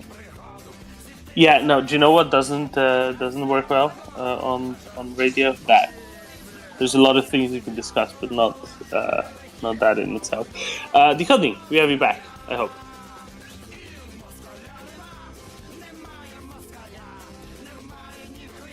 I can see you unmute. I just can't hear anything from you. I think it might be a Bluetooth headset issue. Decoding. Because it keeps flicking on and off your mute button, and some Bluetooth things don't tend to work very well. Harald doesn't like Twitter Spaces.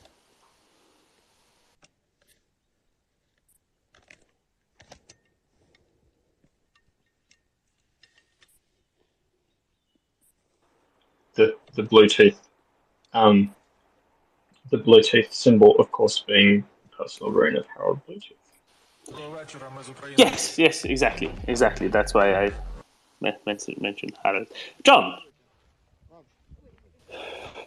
Thank you, mate. Just while Decoding is sorting his phone out, if I could ask a preemptive question of him. It's something you and I discussed on here weeks and weeks ago now.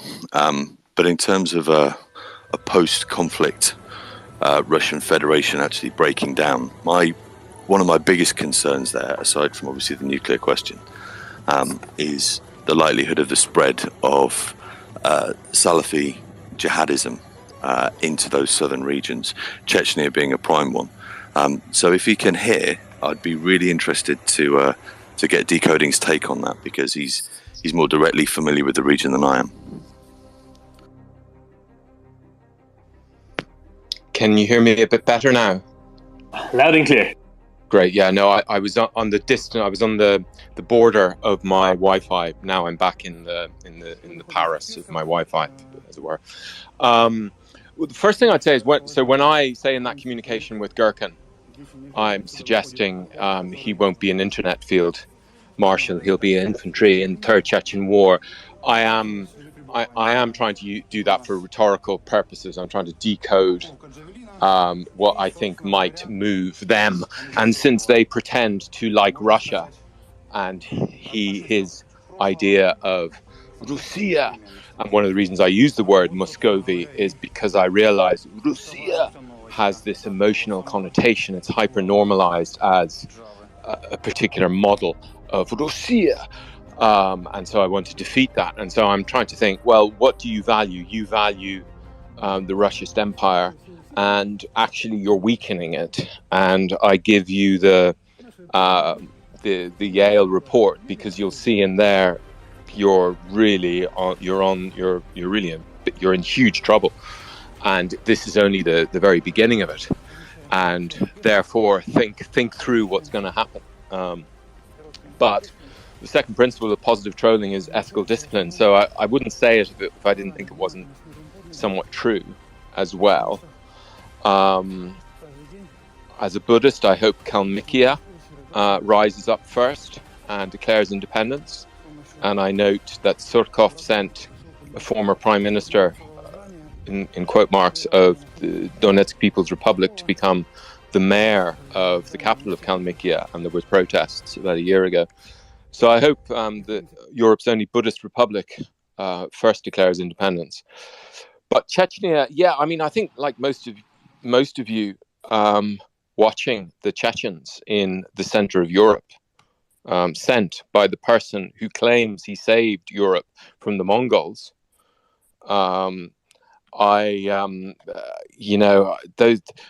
Those guys are going to go back there battle hardened, or at least TikTok battle hardened. And when Putin falls, then so that would be how I would see that. His loyalty, Kadyrov's loyalty, is to Putin, not personally, it seems. Ear siren alert update. Zaporizhzhia, full alert. This message has been generated with municipal data. Whether the Salafist will have a possibility to infiltrate those Chechens in the diaspora who see no other option as to band together under this banner to fight the existing warlord / Chechen autocracy, or whether there will be a possibility for people more, say, closely associated with the, say, world of thought of Dudayev, who was definitely not a radical Islamist, and whether they could actually then pursue the freedom of Chechnya. Well, I have my first part of that is a general observation, which is Ear siren alert update. I can't imagine anything worse. Full alert. This message has been generated with municipal data. That person from Tuva, what he did in what was an idyllic sanitarium on the banks of the Seversky Donetsk River, or the Chechen TikTok soldiers in the very center of Europe. So, in a sense, if it doesn't matter to me what they do, it doesn't matter to, and so whoever fights it out there, as long as it's away from Ukraine, then that's their deal. And I don't subscribe to this point of view that, don't, be careful what you wish for with Putin falls. It could always be worse. And I'm thinking, well, they're occupying a nuclear power station. Every nightmare we have of any, whether it's religious or terrorism or anything, is taking place, as everyone here is aware already. And while things can always get worse, I wouldn't worry too much about whether they're Salafists or anything. And I consider this carefully from an ethical point of view. What am I wishing for here?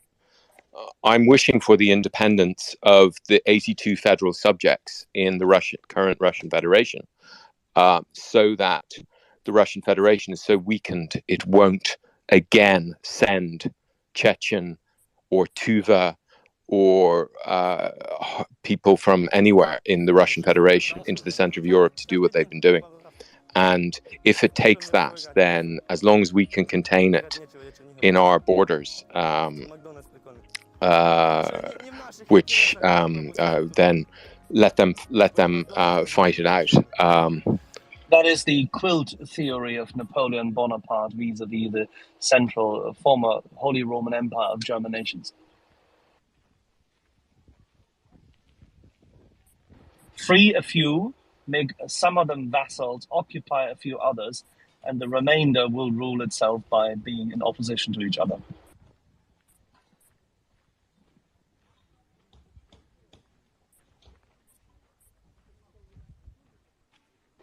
We just lost decoding. That's terrible. Hope decoding comes back. In the meantime, let's go let to... Let him hop back up. Okay. Maybe we can get John to address this concern. Yeah, he's coming back. Because I think both John and I were not driving at worry. We're not really worried about it. We're just this is a realistic concern as to what happens next, because the strategic defeat of the Russians is evident. Am I wrong, John? No, you're not wrong at all. And it's to be fair, if it's not something that you've paid particular attention to over many years, then I could understand why it would seem to be a fairly minor concern. But I do subscribe to the theory that things can get worse, that they can always get worse, and that there is the possibility of things getting very much worse if and when the Russian Federation comes apart. That's not to say that that's not something I'd like to see. Full I think alert. for the This message has been longer-term generated with security municipal of data. Europe on a conventional basis, then clearly the fragmentation of the Russian Federation would be absolutely fantastic. On an unconventional basis, where you have large chunks of Central Asia currently either closely tied to or within the Russian Federation itself, and the Caucasus, the South Caucasus as well. I think people have become complacent, speaking frankly, about This message has been generated with municipal Salafi data. jihadism. It has not gone away. It's roaring in Africa, and I think there is the potential for it to do the same across the span of the old caliphate in Central Asia. That is a consideration for what comes next. And if we are not thinking about it now, very much like if you go back to Afghan, when the Russians were there, and the entire focus was we have to get the Russians out, and we will arm whoever we need to in order to achieve that, and it was successful and it worked, and the second and third order effects were pretty disastrous, and I think you could be looking at that, but on a much larger scale. And to think that won't have a long-term effect on European security, given the diasporas, I think is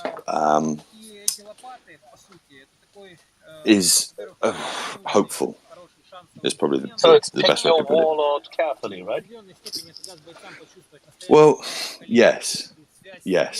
I think we need to be thinking that. I mean, much the same as you and I have spoken about. What happens in Belarus once the Russians are defeated. I think that people need to be thinking through what happens in Central Asia, because it's probably more important than people are giving it credit for at the moment. I am in no way suggesting that it wouldn't be a great thing for Putin to go, for Russia to be defeated, and for the Russian Federation to fragment. I'm saying that there are consequences to that. Those consequences are worth thinking through, and they are non-trivial. Yeah, I'm fully with you. No question. I think even in decoding, whilst he is looking at the shorter time span and the impact on Ukraine specifically, I think is also not wrong. But it cannot be easily discarded. This is something which we have to plan for. Totally agree with you, John. I've just posted the thing. So again, one of my little campaigns is try and encourage China to invade Muscovy and take over 3 million square kilometers. And yes, I worry about the Buryatis and the Sakyas and all of that. But at the moment, yeah, I'm just trying to focus on Ukraine. But I'm threatening China with the prospect of the sectorization of the Russian Federation's 9 million square kilometers. It took me 5 minutes to do, which is a bit longer than they took in 1869 in the Berlin conference to scramble for Africa. But as you see, I've just posted, I've divided the Russian Federation between certain sectors. I've given the EU the bit, and I haven't forgotten Britain, John. You're in there in the middle, and Canada and Japan and all that. And again, all I'm trying to do is encourage China really to amass some troops on the border and persuade the Kremlin that they need to retreat from Europe. But yeah, it's a really interesting topic, all of this. I responded to a Riddle Russia thing there because I suspect they're Kremlin associated or something like that. And their line was basically like, the Europeans aren't thinking about this enough, but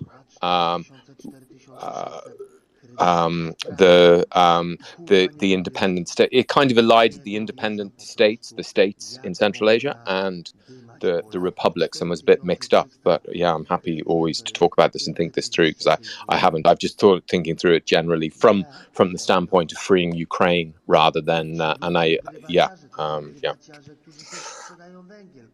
Yeah, if only the Buryati would stay in their home country and not raping and pillaging in Ukraine, and bringing their military families across to squat in houses in Mariupol and Melitopol, right? Yeah, and as a Buddhist, I'm totally welcome the Buryati, and I love Mongolia. It's one of the most important places for me in the world. But what we see there is in Shoigu and the people, the guy who did the thing with the guy with the cowboy hat and all that, are people who are just denuded of all of their culture by communism, and they are the expression of European colonialism in Asia. And but I'd love Buryati. Are we now calling the Duchy of Muscovy European? Absolutely. I mean, I see them, and again, I do this in my tweets to China, because to China, we're all Europeans.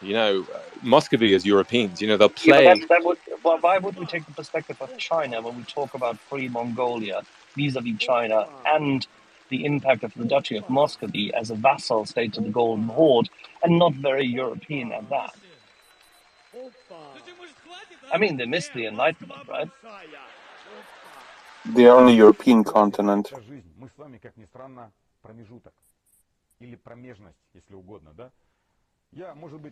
Okay, I take that. But isn't that more by happenstance? Well, they have more cultural connections to European cultures than to Asian cultures, so we need to face that. It's always the Europeans who run it. They're either Slavs or they're Nordic. They're Nordics like Putin, or they're Slavs running Muscovy. So totally European in that sense there. The Asiatic side.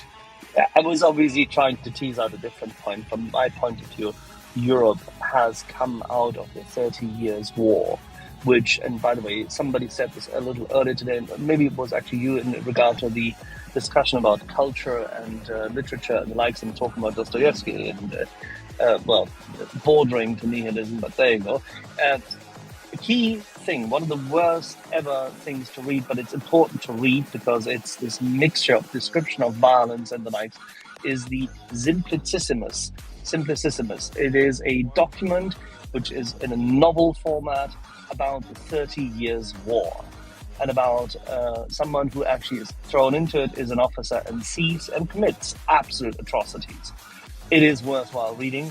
It exists in English, and you can find it. It's probably even open source by now as a book. But I can only highly recommend it because it showcases what kind of atrocities Europeans were willing to commit, and what kind of war they were willing to fight on the soil of what is today Germany, because that's what the 30 Years' War was about.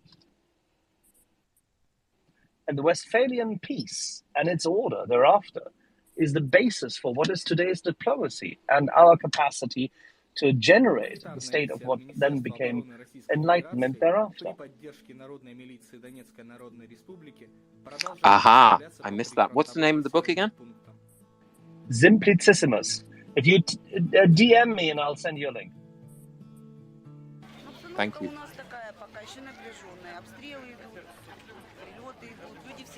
John.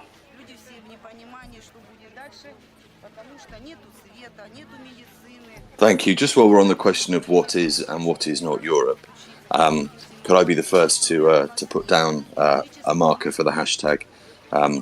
Make Constantinople Byzantium again. I think we're missing a trick there. Make Istanbul Byzantium again, maybe. Well, if you want to use the wrong name for it, then that's okay. I'm completely happy with Byzantium.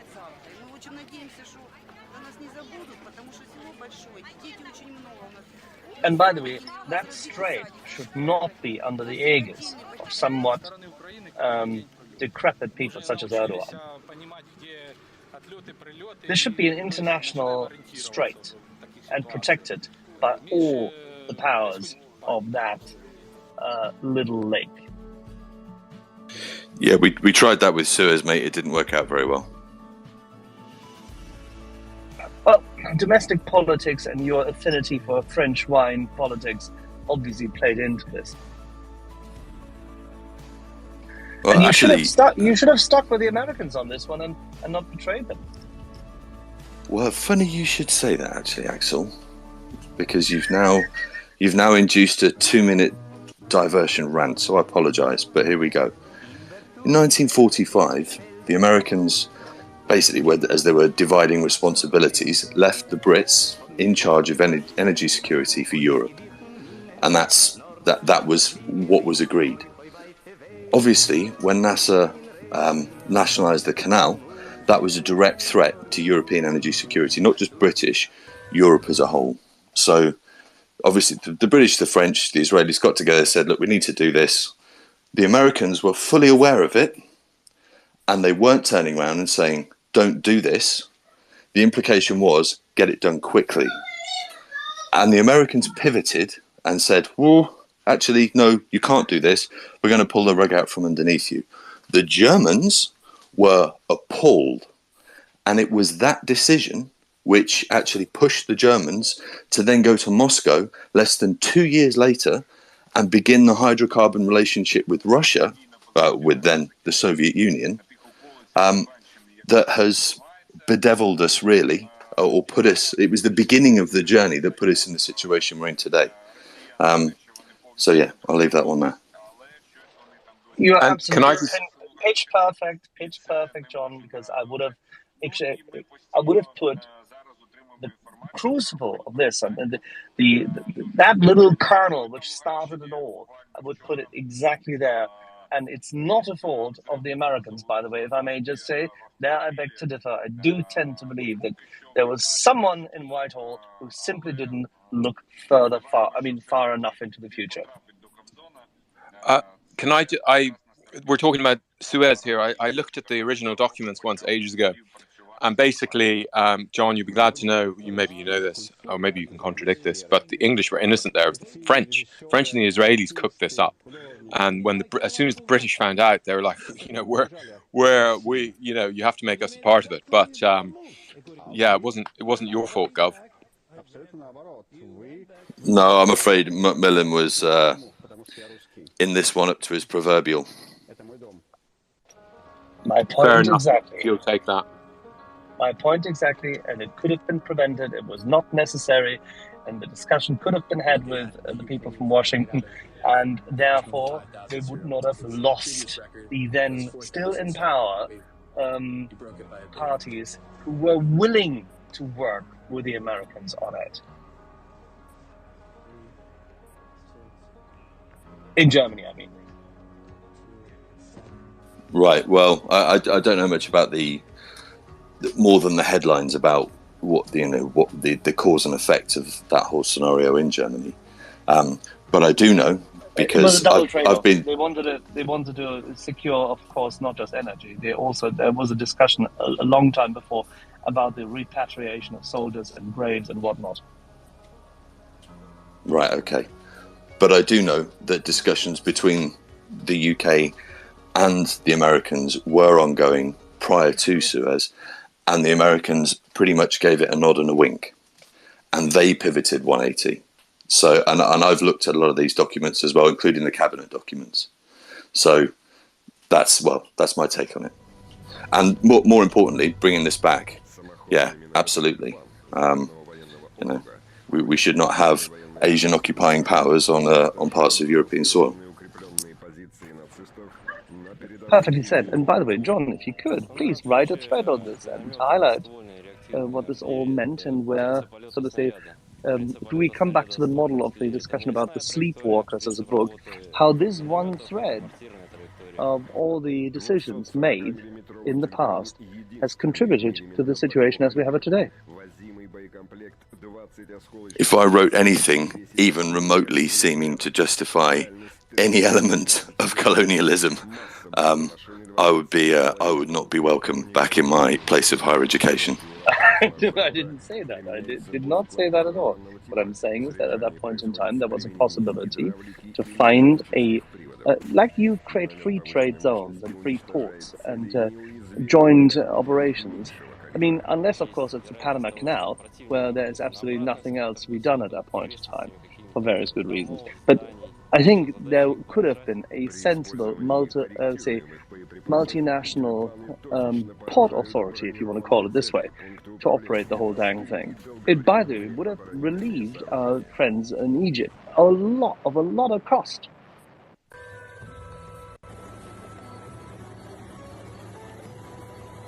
I think we just lost the coding.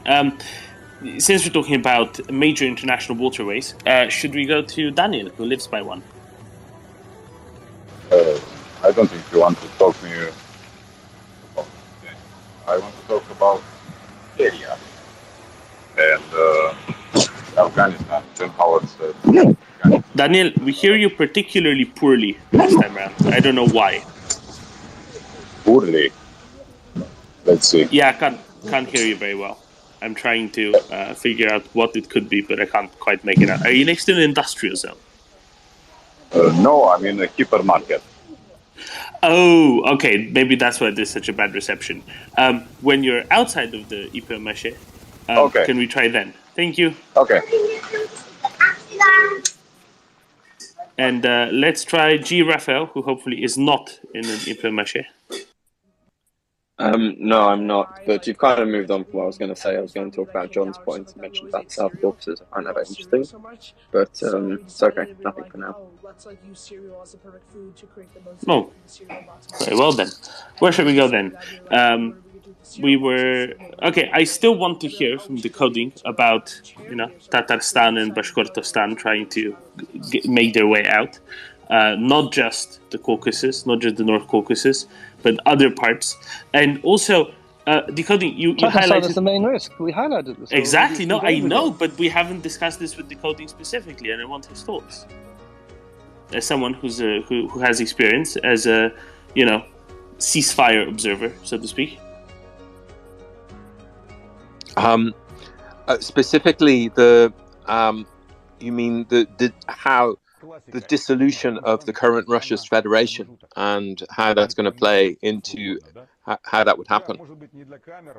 Exactly, yeah. How do you reckon that would go down, and especially how do you reckon that would how shall we say how that would be what risks lie therein and how best to avoid them at the same time. Not risks within Russia, risks for countries outside of Russia, and what we can do to insulate the rest of the world from the disaster that will inevitably be the balkanization of Russia, but a disaster with a silver lining wide enough and thick enough that we don't really care about the disaster with it. That makes sense? Yeah, well, so I've been using, I don't know that much about it, but I've been using the German and the Japanese post-World War II example of how it might play out. So how do we create, and if China, if you're listening to this is, you can avoid this if you just, amass your soldiers on the line around Lake Baikal. And around there, it's leaving Mongolia alone, please, China. So the sectorization of the Russian Federation, and I've posted a little map there of how I see it all playing out. I gave the Caucasus to Turkey, but that was a mistake because I was working on an old map. I'd let them fight it all out themselves. And basically, how can we create like a Germany and Japan of the Russian Federation? So that's what I'd be saying to good people of random anonymous Russian cities. I would say, look, subjugate yourselves to the European Union, to America, to Japan, to Britain, to New Zealand, Australia, Canada, and we will give you flush toilets or loos in every village. At least one in every village. Long before Muscovy will give you this for it.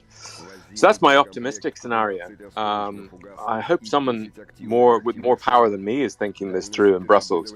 But given that I hoped this during the entire 8 years of the Minsk process, and clearly no one was thinking through any of it, I don't hold much hope out of it. But I'm happy to discuss it and talk. I mean, that's the only way to avoid total anarchy, I think.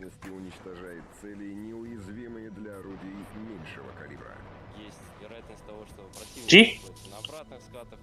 Yeah, thank you. So, I mean, the situation that you're describing to me sounds a lot more, I mean, I'm a lot more pessimistic about it, because it sounds to me like what you're describing is a bunch of sort of breakaway republics from greater Russian Empire, whatever, when it starts to collapse. And you end up with this sort of power struggle between, on one hand, you're describing the West, but then obviously, inevitably, China's going to be involved in that. And you end up with a sort of Cold War sort of situation where these powers are struggling for influence over these breakaway republics, new countries, however it turns out. And that doesn't sound like a particularly good situation to me. Maybe I'm reading it wrong. Well, yes and no. The thing is, Russia has forever been a danger to everybody around it. At least in this case, the danger to everybody around it is gone. Because, well, it can no longer sustain being a danger to everybody around it if and when, it no longer has this vast empire with which it can threaten everything and everybody around it. I mean, you're not wrong, but, I'd love to see Russia gone as much as everyone else in here. But the question of how that happens, I do tend to agree with John that, it could get worse. And, there's a lot of weapons in Russia. There's a lot of people with crazy ideas, and it could go sideways very quickly.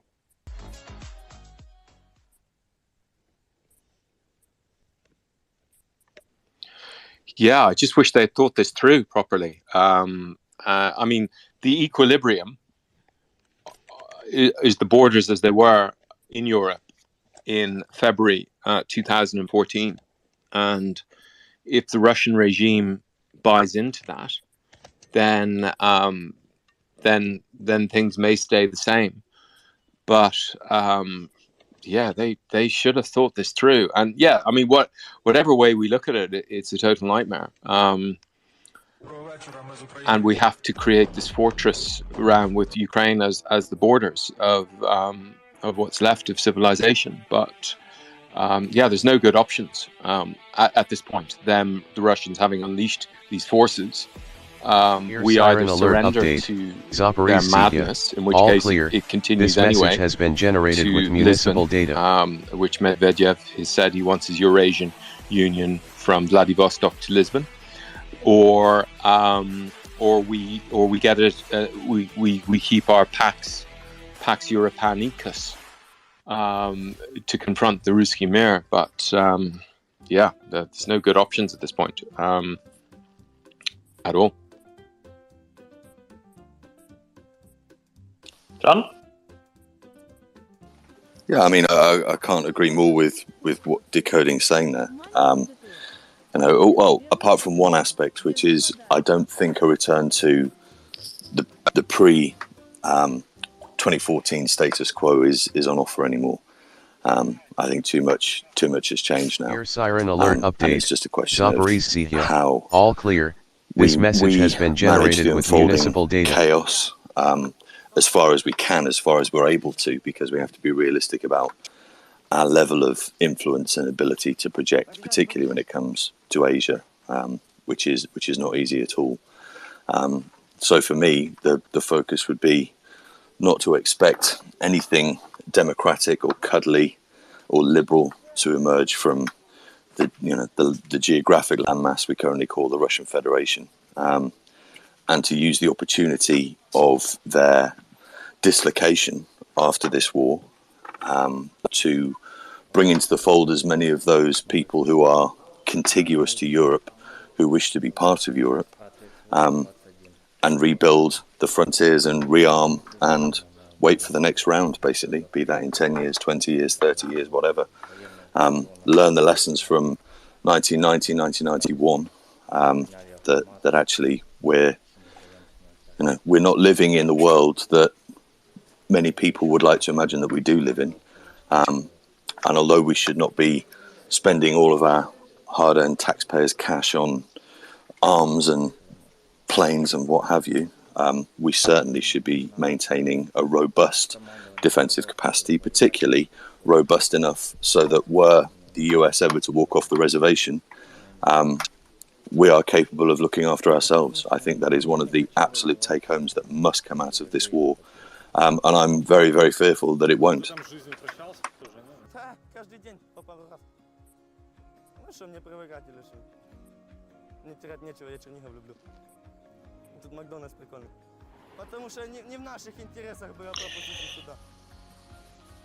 Decoding earlier, you said something along the lines of, and John, I concur.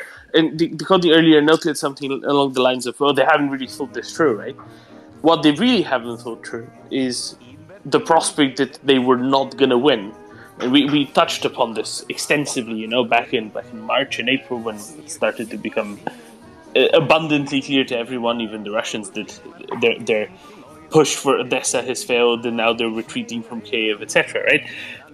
We touched upon this extensively, how everybody just lied to their immediate superior, and it was a game of telephone where it ended up looking like that Russia has an unbeatable army and that Ukraine will fold in a couple of days anyway, because there are all of these, Russian sympathizers all across Ukraine and in all the security and governmental structures that are just going to hand the country over piece by piece within a matter of hours of the VDV showing up there in the first place. And obviously that was completely wrong. So they never had to even consider, what happens when Russia loses, or what happens if Russia loses. There's their presumption, quite presumptuously, was always, Russia's going to win regardless. It doesn't really make any difference anyway. Why should we consider, these outlying scenarios? But now, right, there is doubt. There certainly is doubt in the voices of soldiers. We keep seeing these translations from intercepted phone calls of Russian soldiers home, saying, we're not so sure, half our company's dead, the other half is wounded, it's just we're just cannon fodder, we're not getting anywhere, we're just in a very black Adderite fashion, we're just keep doing the same thing over and over again and just keep getting whacked. Especially in the context that over the past 2 months, Russia has gained, 0.03% of Ukrainian territory and lost about 0.02% of Ukrainian territory. They've done nothing. They have nothing to show for it. All they have to show for it are the ruins of Severodonetsk and the ruins of Lysychansk, and that's literally it. They've managed to conquer some ruins that they've themselves turned into ruins. It must be an awful feeling right now if you're, rightly so. It must be an awful feeling right now if you're some sort of Russian commander in the field, because you've succeeded in nothing whatsoever, and all you have is a bunch of dead Russian troops to show for it. One thing we're forgetting, though, is there's a really strongly sovereign states in Central Asia who, as we discussed the other day, are doing their friendship treaty and are really pushing back hard against Russia. And I would like to, we see America, the United States, is reaching out to them, and their human rights envoy was in, where was it? Was it Uzbekistan? Or no, it was Kyrgyzstan actually the other day, and caused the resignation for health reasons of the foreign minister of Kyrgyzstan.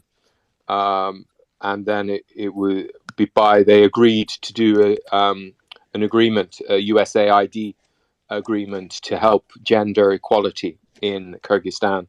And then the foreign minister who agreed this resigned a few days later.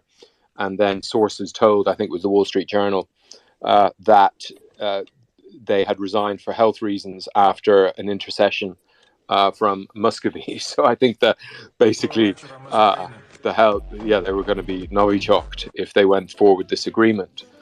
But they are very strongly sovereign, all of those states, and this war, and so I think that's a positive, because they could be stabilizing forces in there, and they are pushing back. Like Central European countries, they really understand Muscovy and how to resist it. So really, we should be empowering them to deal with whatever the ramifications are in the neighborhood.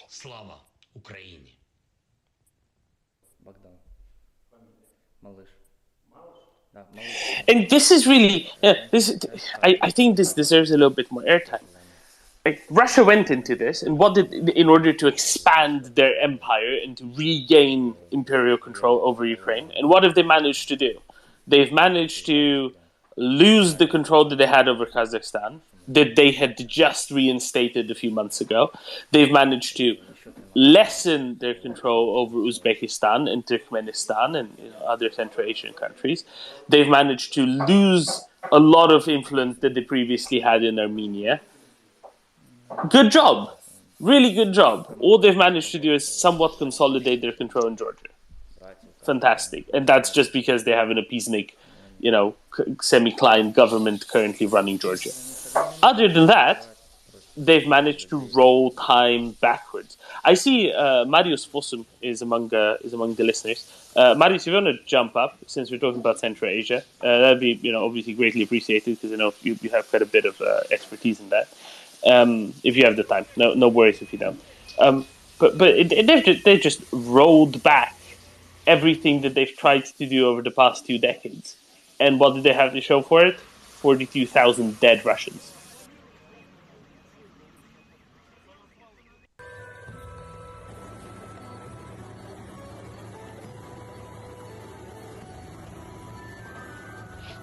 It makes Brexit look like a walk in the park.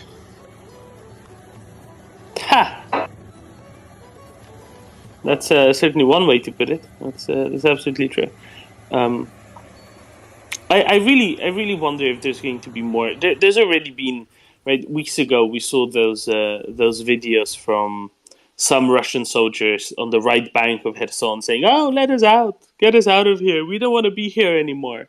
I mean, rightly so. They clearly realize what's up. They clearly realize that once those bridges go, there goes their way out. But I think that slowly there's going to be a realization of that on a greater level. We've had the realization of that of the Russian tourists on Crimea, right? And the settlers, the colonists that came to replace the population that Russians have displaced during their most recent invasion of Crimea, right? They're starting to flee. They've started to flee. So have the soldiers are realizing that they don't want to be there anymore. There's ever more news of kontraktniki, the contract soldiers breaking their contracts early. Slowly but surely, it is permeating, I would say.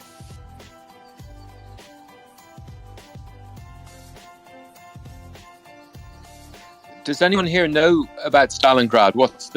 What went on there? Because if I'm a soldier in Kherson this morning and I wake up and I read Strelkov saying our best hope is basically for a bit of Stalingrad, what am I going to be thinking there? Am I going to think starving to death, but a heroic victory for the people who come after me, or what does that reference? Does anyone know what that reference means? Am I right in thinking that?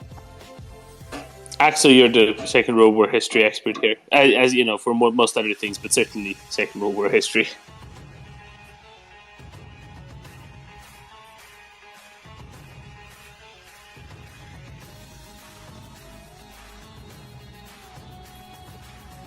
Or maybe we can entice John to come back up.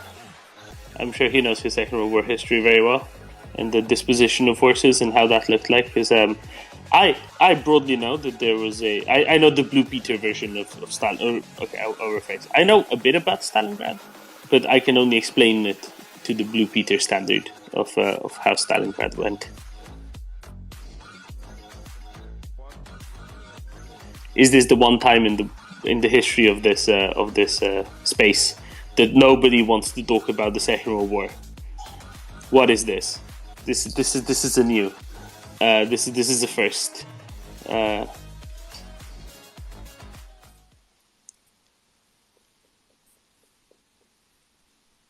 Okay, then we shall have to stick to the Blue Peter version.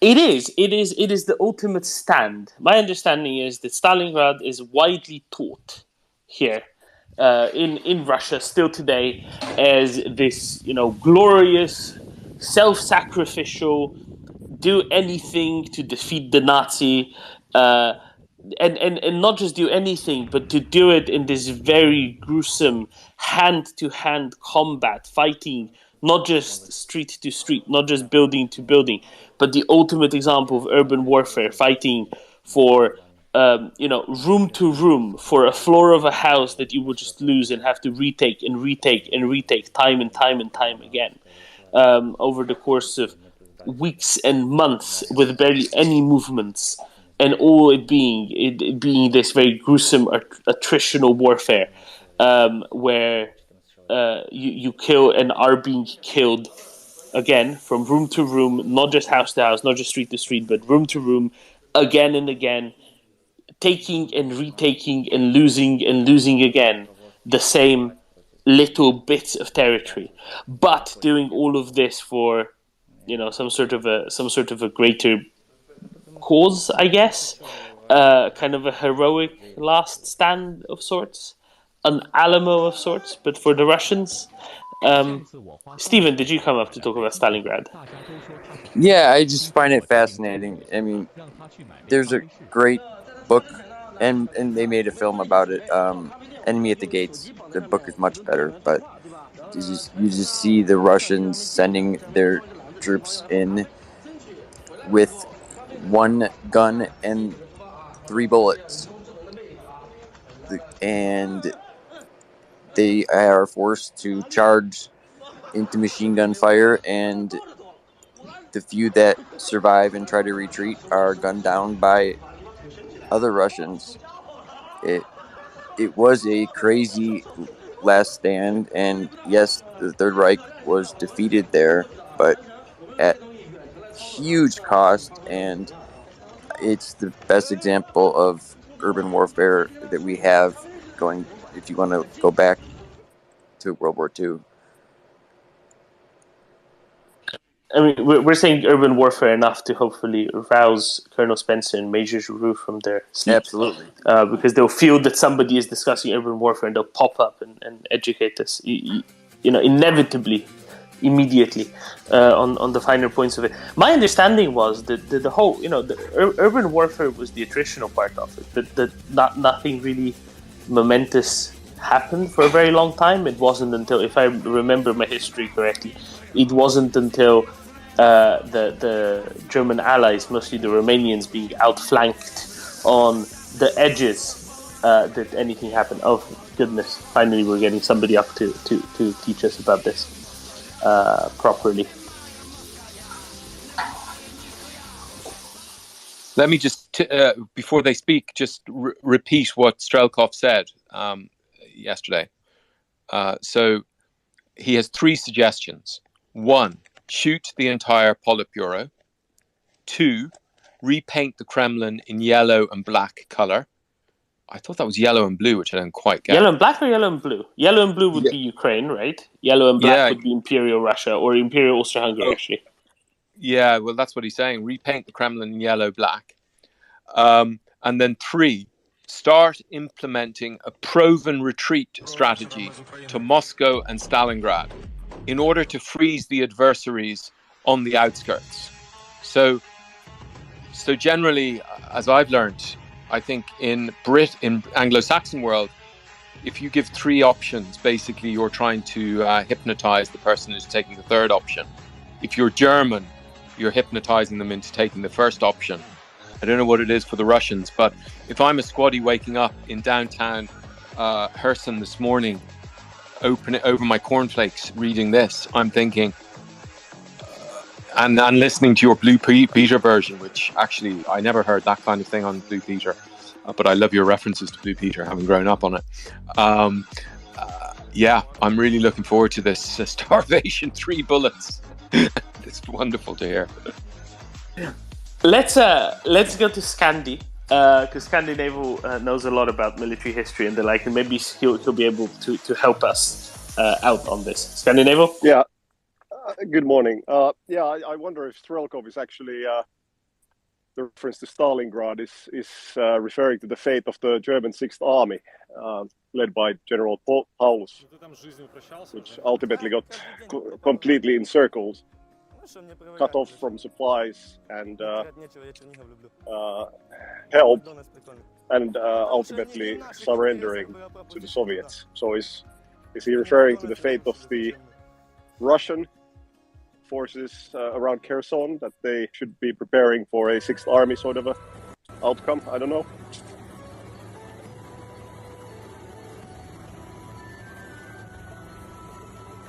Sounds plausible. I don't know how educated these squaddies are, but the level of the higher educated Russians, I don't know how they can. That sounds plausible. That sounds a lot more knowledgeable than anything I know about it. And he must be talking about Kherson. One thing I recall from my history of Stalingrad, though, is the Nazis used it, and it became, personal to Hitler. Had the Nazis just bypassed Stalingrad, it could have been a huge defeat for Russia. But because of how personally Hitler and Stalin took it, they both decided to waste their armies there, and Russia eventually won. But it could have turned out a lot differently. So maybe the Ukrainians should reconsider naming Kherson as Putingrad. Exactly. John? Thanks, mate. Yeah, I think we might be in danger of overreading the Stalingrad metaphor from him. He also mentioned Moscow. And Moscow, the reason they didn't win in Moscow, frankly, was the weather. So I wouldn't read too much into it in that sense. I think he's just giving examples of where a Russian army managed to fix a trit and then eventually reverse the advance of a superior force. And I think he's just using them in that context. I don't think it's a reference to Kherson at all. Obviously, I could be completely wrong, but that's not how I read it. So, okay, let's go through the 3 points again. So it was retreat to Stalingrad, use the proven strategy, retreat to Stalingrad and Moscow. The second was paint the Kremlin black and yellow, right? And what was the third decoding? Shoot the entire Politburo. Right. Okay. So I think that he's being a lot more direct because he's not talking to an audience that's very interested in metaphors. Should the entire Politburo, I think, is kind of what he was getting at the whole time. Let the military and the Siloviki run this, not the politicians. It is just his way of saying we need full mobilization, the same tropes that he's repeating over and over again. Paint the Kremlin yellow and black is a reference to the imperial flag. It's the sort of stuff that Navalny used to go around with back in the day before he realized that that's bad publicity for him, right? A clear restoration of the empire. It's a trope that a lot of Russians that are really, on the far militant, invade everything, restore empire, kind of Russia from Lisbon to Vladivostok kind of idea subscribe to. I think that's what he kind of wants. None of this, soft invasion. We want a total invasion. And the last one, retreat to Stalingrad and Moscow. I think it's just referencing the strategy that they had in the Second World War. Give land and then grind down the ones going in. And maybe that is just, pack the city of Kherson, pack whatever, wherever the other one, the other offensive might come, Izium, maybe, right? Make Izium into Moscow and Kherson into Stalingrad. Crimea, I've just been DM'd someone, of course, the elephant in the room is Crimea, because this is coming after the attack in Crimea. So is Crimea their Stalingrad, his Stalingrad?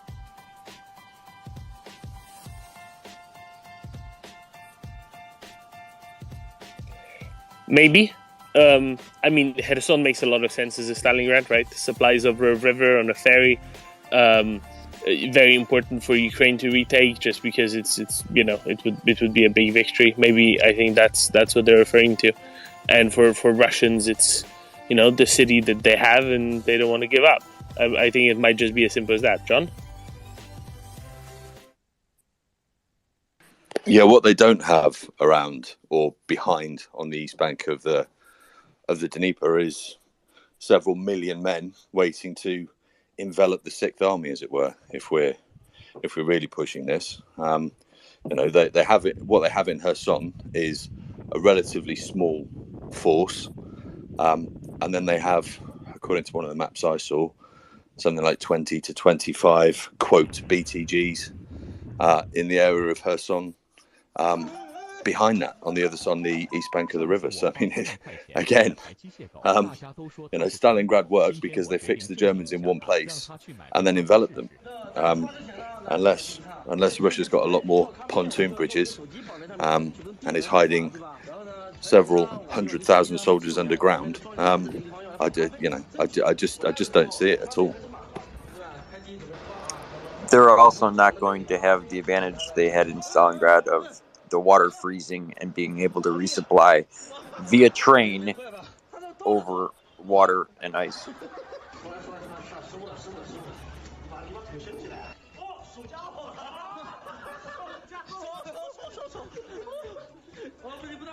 Yeah, no. The one thing that's not going to freeze is Dnipro Kherson ever, right? It's too warm. It's too far south. Yes, it gets cold, but the river flows too strong as well. No way that's going to happen. Somebody's now going to send me a picture of a frozen over Dnipro Kherson some years back, but I just don't think that's not thickly enough to be able to put anything on it. That's kind of for sure. No, I think it's really it sounds a lot like a last gasp of Strelkov's ideas, right? Because everything he's kind of been working for is collapsing in front of his eyes, and he thinks it's because of a lack of dedication and doesn't realize it's because of a lack of ability. That there never was a capacity, well, certainly not in recent decades, a capacity of the Russian army to try to do this. He just tries to, he keeps trying to push for more and more and more, and all it would lead to, Decoding, I think you rightly identified, is a collapse of Russia if they try to push through with this, as opposed to, cut their losses and just go back to Russia and try to make sure they have enough to keep running a country. Yeah, that's my hopeful interpretation of it. But yeah, no, I appreciate John's skepticism about that interpretation of it. With the Moscow, I wondered, because all I know is from reading War and Peace, which I know isn't a great source, but honestly, if the Russians actually read War and Peace, they wouldn't have made this error. The retreat to Moscow and then burn it down. It's just insane, absolutely insane. That this would be the only hope that they have, along with starving the rest of the world. And that's a misnomer in the first place, right? The whole starving the rest of the world. Only something like 1% of wheat ever crosses national boundaries. A little bit more than that for corn, but only 1% of wheat ever crosses national boundaries, right? A tiny proportion of wheat is exported. A tiny proportion. Yes, much of that is concentrated in certain countries in the Middle East and Africa. There's destination countries. But only a tiny percent of wheat is exported. And there is plenty of capacity elsewhere to take on the slack. The reason why wheat prices went through the roof is because in any sort of commodities, a small proportion being traded at much higher prices means the price of everything goes up, right? You don't need a lot to cause large price swings. And actually, spot pricing for wheat deliveries in July was already down to pre-February 24th levels, because the new harvest came in. There were no problems with the new harvest. Started coming in, not entirely came in, right? But no problems were forecasted with the new harvest, and the prices were back down to where they were in April. In February, before the Russian invasion of Ukraine. So the market already realized that there wasn't really a problem. Ukrainian wheat exports alone are, they're very significant among all exports, but they're not very significant among all production. They're something like 0.2% of all production, which isn't all that much, right? At the end of the day, it doesn't really make that much of a difference when you say, starving the world. That seems to be another. I don't know. Would you call it a Kremlin troll? Would you call it a Russian troll, or would you just call it a self-imposed troll that the West adopted out of some unnecessary panic?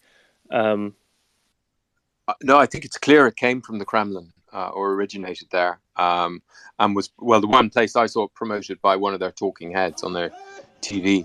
And it fits the entire worldview, which I think I understand a lot more of it now, having listened to this for the past week, and the talk the other day about how someone was saying that their father, it took them 10 years of living in the West to realize, oh my God, we were a bit rubbish there, weren't we? And that I've thought through things because they I suppose people are in good faith. They genuinely think that they're on a level with Europe or with America, and so they genuinely think that it really matters to our energy security what they do. And France and Germany kind of have. In a way, I'm beginning to think that the big mistake was giving Stalin the view that he actually contributed substantially to the winning of the Second World War. He should have been treated as one of the losers, and we would have saved a lot of all of this. And I say that because America funded, they wouldn't have won without all the Lend-Lease stuff, the 10 billion he got Lend-Lease, and then they stiffed us for 2 billion of that, which America asked him to repay, and he wouldn't. So just their whole view of their importance in the world. I thank Obama. They should have listened when Obama said you're just a regional power. That was pretty complimentary, it turns out. But as I've said before, this isn't very polite. It's just if you're genociding another country, then I will kind of remind you of your place in the world, and that's what I try to do in my tweets to Muscovy. Yeah, I really like how consistently you use language there. No, and that's quite right. That is all they are, and they started drinking their own Kool-Aid to a great degree, because the one thing that they do very well, do pretty well, is propaganda, and that's the one export that they could actually rely on. The problem is they re-imported a little bit too much of it and drank a little bit too much of it themselves, and by a little bit I mean a whole lot of it, and they drank so much of it that they now went off and killed tens of thousands, if not hundreds of thousands of people, and deported literally millions more in a reprise of what the Russian Empire and then the Soviet Union did many times over. And that's why it shouldn't have come as any surprise to most people, or at least to anyone with appropriate historical understanding. The deportations are something that the Soviet Union and the Russian Empire previously did as a matter of rote, as a matter of... And as we see these terrible atrocities from Russia, I think he may have been right. We could have taken... And it takes a lot of money, cash flow matters here, and it takes a lot of money to be able to replant and to be able to do, another round of this the next year, and then another round of this the year after.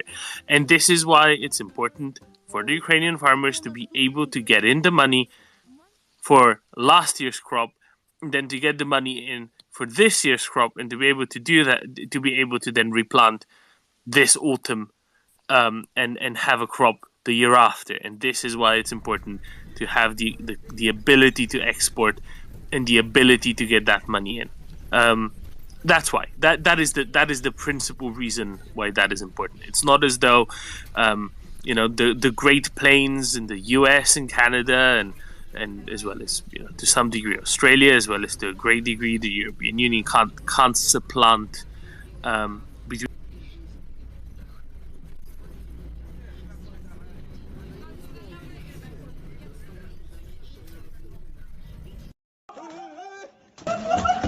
all of them 上次我 together. 花3万块钱买了台机械狗， Yes, it's more about that than it is about the wheat. It's more about, for Ukraine certainly, getting that income in that would otherwise, well, not Air be able to siren come alert update. Zaporizhzhia. Decoding, Full you've alert. been around. This message has been Ukrainian generated farmers, with and municipal you've data. seen Ukrainian farming infrastructure. How important do you think it is for them to be able to get the money in? Of course, many that you've seen are now under occupation, which is a whole other problem on top of it, right? With their wheat being stolen instead of being allowed to be sold, instead being stolen by the Russian occupying authorities and various Gauleitas that help out with Muscovy stealing their product and their produce. I trust that there has been an uptick in fires deep inside occupied territories, with a lot of fields being burned down before they can be harvested as well.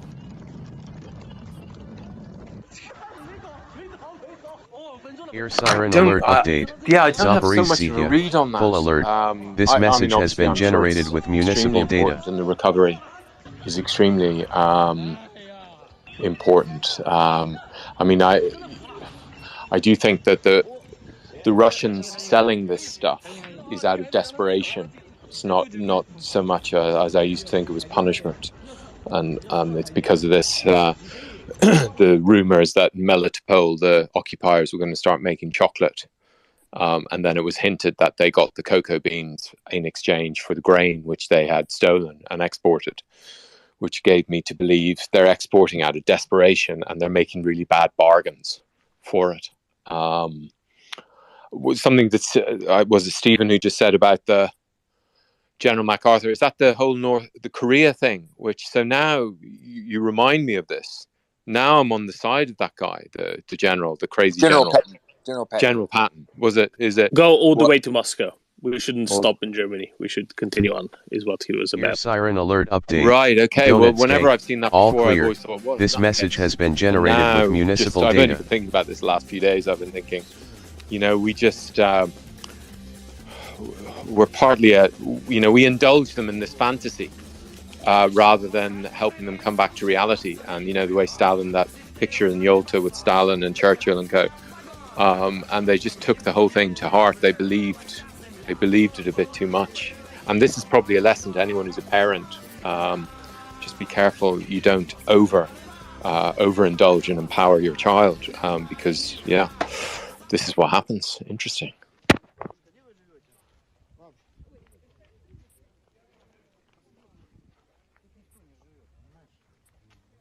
And you're quite right, of course, to highlight the Lend-Lease, right? How would the Russian army, the Soviet army, Air siren alert pushing update. west, have been able to have All resupplied clear. without that? This in message the has first been place? They generated would with not have. municipal data. And that is something that, guess what gets omitted from Russian history books to this day? All the trucks that the United States gave them.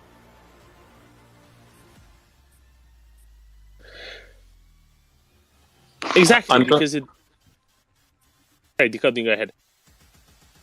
No, I was just going to say, I'm really glad I didn't know all this when I was working with Russians, because I would have opened my big fat mouth and it would have made things even more uncomfortable than they already were.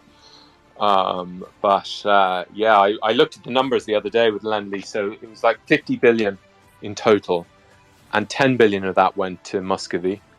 And as I mentioned, after the war, the US asked for 2 billion of it back. And they parried and disputed it and wouldn't pay it. And then in 1990, George Bush said, okay, forget about it, it's all right. But, and I often used to repeat the troll that, it wasn't the West, we would have lost the war had the Russians not, held up the Eastern Front, which now I see is Russian disinformation. And it's a classic thing that tankies are full of. But when we see how many people's lives they wasted in order to win that. And I read Svetlana Alexeyevich's amazing Unwomanly Combat, which is about the contribution women made in all capacities in the Russian army. and the Soviet army. It's just an incredible, absolutely incredible sacrifice and stories. But again, even they were written out. And I had read that while I was working with Russians, and I would explain to them as they protested against our gender training and stuff. I was like, no. I mean, it was women who won the Second World War for the Soviet Union. They're like, no. Because, of course, after the war, they were told, keep quiet about what you did. We'll forget about all this. And again, they indulged the male fantasy that it was the heroic male Soviet soldier rather than the heroic female Soviet soldier who was written out of history.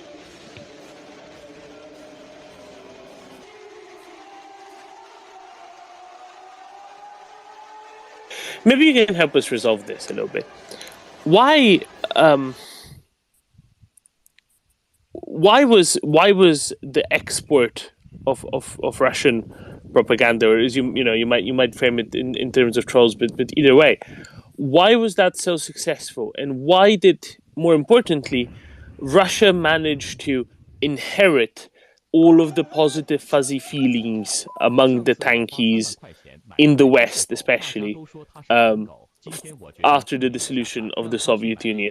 Why were none of those positive fuzzy feelings that, say, the various Scholzes and Schröders of the world have following the dissolution of the Soviet Union? Why did all of those end up in the pocket of Russia and none end up in the pocket of, say, Ukraine, for example, or other post-Soviet republics?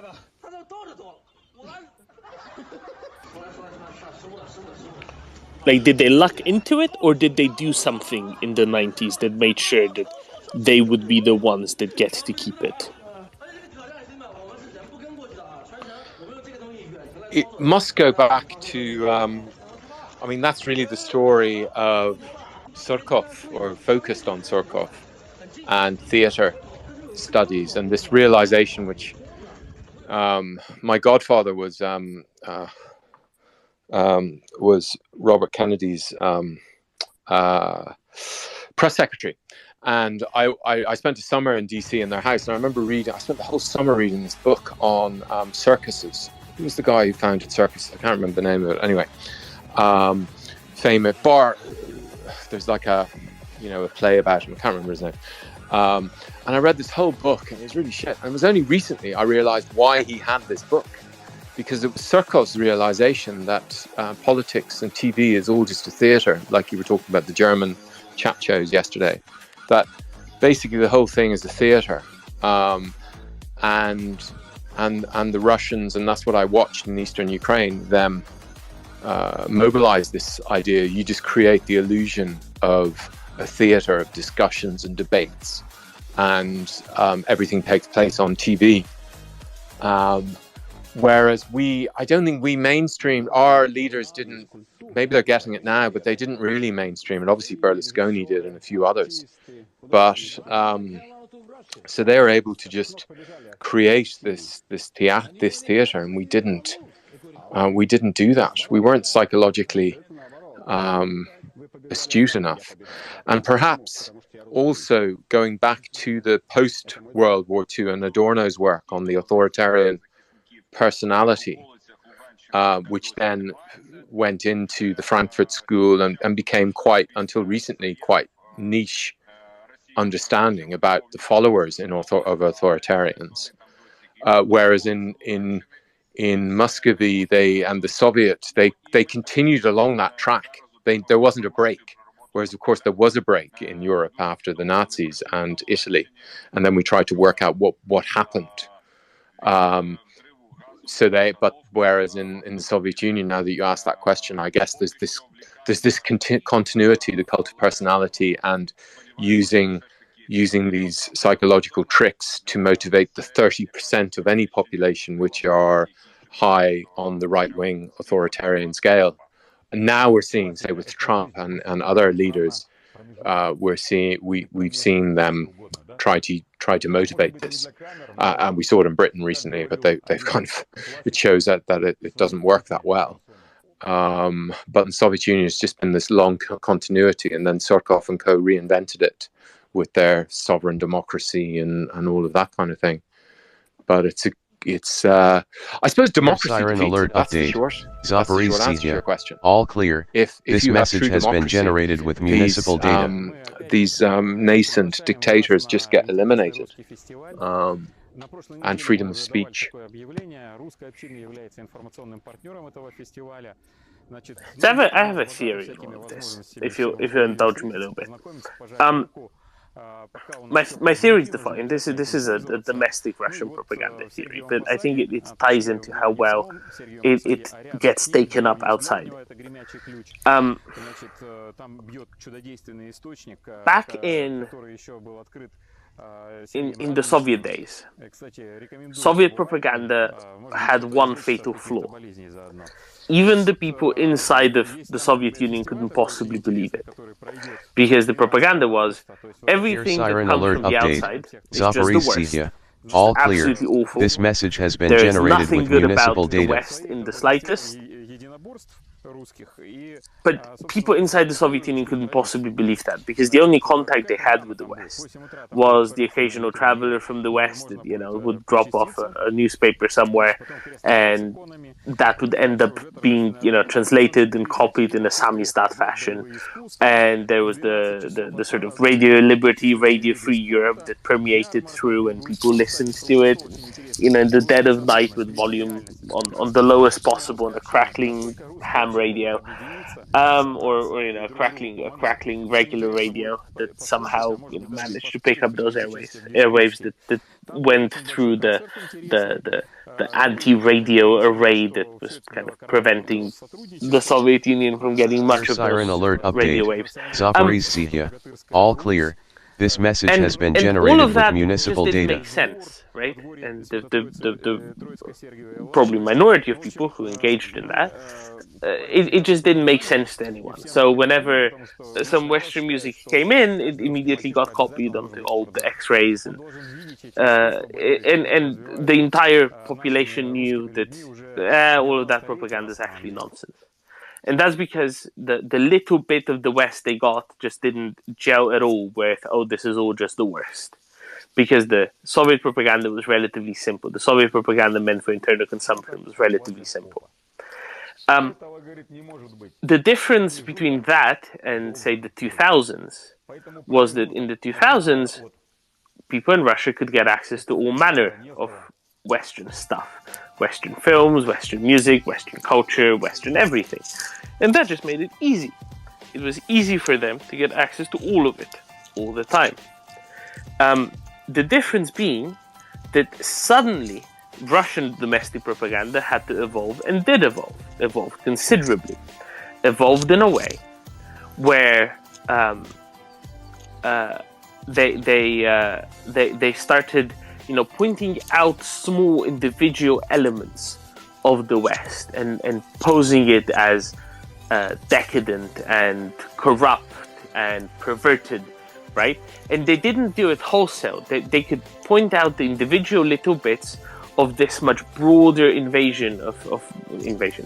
much broader axis of that Russians suddenly had to Western culture and pop culture, etc. And be like, look at this. This is wrong. This is a perversion. This is against normality, normalcy, morality, etc. and so on, right? And they could identify it very clearly, very, very fragmentedly. And I think that's why it just took a lot better hold now than it had previously. Because the experiences weren't as all necessarily as positive, and the propaganda managed to express them as bad, as negative, a lot better, a lot more clearly. The second thing is that now tankies aren't all just on one extreme of the political spectrum. Now tankies are also on the other extreme of the political spectrum as well. Because of this, because the old batch of tankies were the people who loved communism in the Soviet Union, they stayed tankies. The other batch of tankies we have now are people who kind of fell for the re-export of the re-imported batch of propaganda into Russia. They fell for the re-export of, the immorality and the anormalcy that the Russian propaganda that was intentionally intended for domestic use managed to re-export. thoughts, Decoding Trolls? I think there's a lot in that, and being able to see how in our societies we criticize, and we have lots of criticism, and to be able to highlight those elements in it as evidence that clearly we're on the downward track. I remember I worked with this person who was a Russian who had been in Afghanistan in the mid-70s, which as an army person, which interested me at the time. Now I know a bit more about the history. It doesn't surprise me so much now, because I said to him, like, I thought you only invaded in 1979, but obviously they were there peacekeeping before then. And they told me about their growing up. Their father had worked in the merchant navy and had access to American records and stuff, and so they were like, very nostalgic about getting these in when they were a child in the Soviet times. And this person was probably about 60, 62. So they're quite old. And equally others, he didn't talk to me about this, but I know other colleagues were just like, he's always going on about how shit America is, but he put a Jeep engine into his, some car, into his Lada or something, if that's even technically possible. But basically, when it came to buying a car and stuff like that, it was all Western stuff. But then they had this bifurcated mind, and were able to tolerate these two extremes. On the one hand, wanting an iPhone. Did anyone else see this thing? I just saw it on Passant. It's a transcript of a Russian soldier talking to their mother, and the mother's in the way great mothers, bit of a stereotype here, but the mother's trying to get her iPhone 13 to work or something, and the Ukrainian commentary on it is, you've just found out your son who could be dead is alive, and now you're telling them that you want an iPhone 13. And it kind of, that captures it perfectly. I bet she spits out every time she thinks of the West, and yet she wants her iPhone 13. Yeah, I just want to say one more thing before I drop down. I've got to get to bed. I just worked 13 hours. But my one hope and prayer with Russia is that when the next generation comes and takes power, the generation that has had the internet and is tech savvy enough to, if they want to, they can find the truth, that it can change once and for all. I think that's the one hope we can have. And you guys all have a great night. I've got to get to sleep. Thank you so much. Thank you, Stephen. We're way ahead of you, literally, in terms of time zones, because for most of us, it's the middle of the day. 5 a.m. I just finished work. Yeah, sorry, it was just a little bit of a joke I had to insert. Thanks for joining us, Stephen. I'm glad that you joined us after a long day like that. Let's go on to Alex, and then to Puppy, and then we're gonna have Daniel come up. Alex. Yes, it is of course the future. Yeah. Just touching on what you were discussing there. Just came into the tail end of the conversation, but something we discussed during overnight for our European audience was this sort of cynical nihilism that powers the Russian political economy, and how there's not really a belief that anywhere is better than Russia. It's just that other places are better at lying about how bad everything is, and it infuses the attitudes to the outside world in everything from politics to culture to even invasions of sovereign countries, and how this idea that everybody's just It's all just a lie. It's just that those other countries that pretend everybody has a flushing toilet must just be better at lying about it than Russia is. And something we went through during the evening, but I'm sure Puppy and Daniel and Decoding Trolls and Ben and even yourself, Doman, have some thoughts on this. Yeah, I don't think about it as nihilism. I think it kind of is kismet, but it's much the same thing. We can't do anything about anything anyway. It's all the way it is. Moving on, and I think that's a big difference between the societies each side of the Ukrainian-Russian border, because Ukrainians keep thinking, "Oh, we can do better. We can fix this. We will do something. We show, make sure that our government is on the right track and pursues a European, more successful future for us," and that is something that some other ones to the east of that are wont to do. Puppy. Can you hear me well? My check. You're okay. You're a little bit echoey, but it's not bad. So I have a little theory, maybe not to compete, maybe to complement Doman's little theory. And the little theory is the following.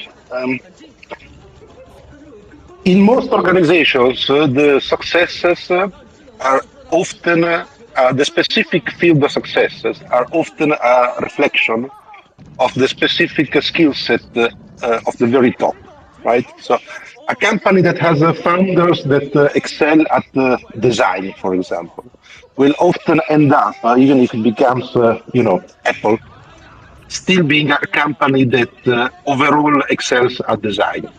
Same with companies, the organizations that excel at engineering and whatnot.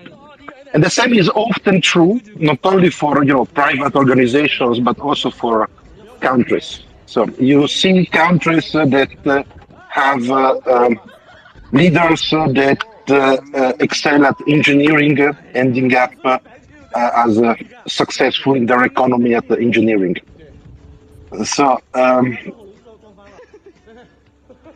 we can take a tangent with historical examples, but I think that we can all think of some, right? Russia and the Soviet Union before, and Russia in particular, has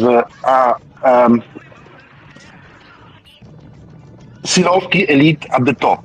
That the one thing that are traditionally good at doing is essentially propaganda, psyops, and making sure that the whole apparatus stays in place. That's the one thing that they have been. It's their skill set, and it's often a two-way street.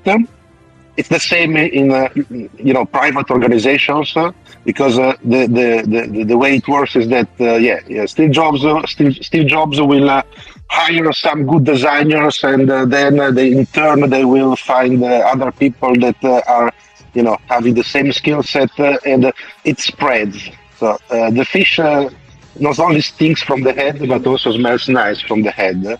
And Russia, for me, is an example of a state that is good at one thing, essentially, or quite good at one thing, because historically had that type of skill set at the very top.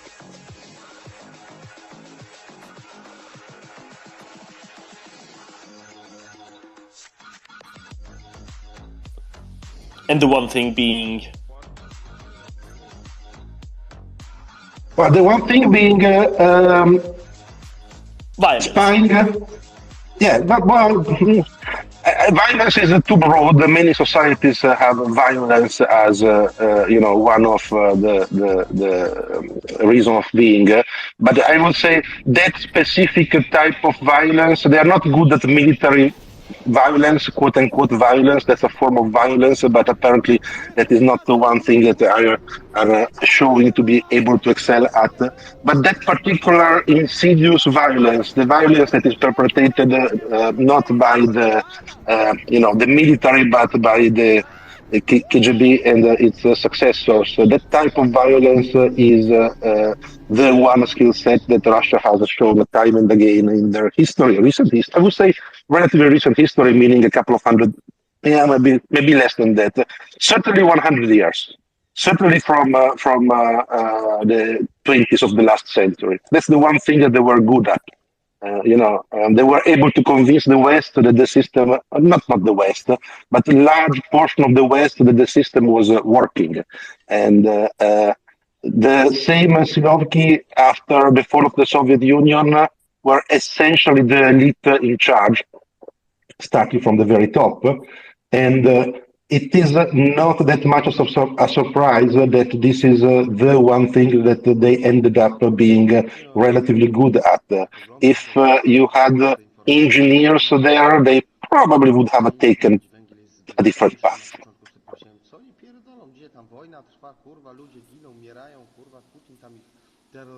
I hope there are no historians in the audience, because I know that they hate the counter history. Every time that I mention any possible counter history, my historian friends, they go crazy and tell me it makes no sense. But yeah, let's keep it between ourselves. I think Ben's technically a historian of sorts, but not too historian. Daniel, what did we get wrong? About Soviet propaganda or about violence? Everything. Soviet propaganda, I tell you in the end, they were very, very, very effective. And who said different, don't experience. And I think communist propaganda was the best. The only propaganda which rivaled them was American. Because they have Hollywood, they have the pop culture, they have great cultural products in general, and was very, very accessible. But to say about Russian propaganda was not working is totally wrong. It didn't work in the 80s because they entered in the huge crisis, economical, political. We must remember they get in 70s the big boom because oil, and after that the talks of Americans with Saudi just ruined their economic incentive with oil. Also they have a problem with food crisis, which marked them a lot. For my country was also very bad. And if I remember well, in the mid-80s, even Polish people come with their Lada cars in Romania and other Eastern European countries searching for items to trade. So was a crisis in all Eastern Bloc except China. And this affected a lot all the system, but it was not the fault of propaganda.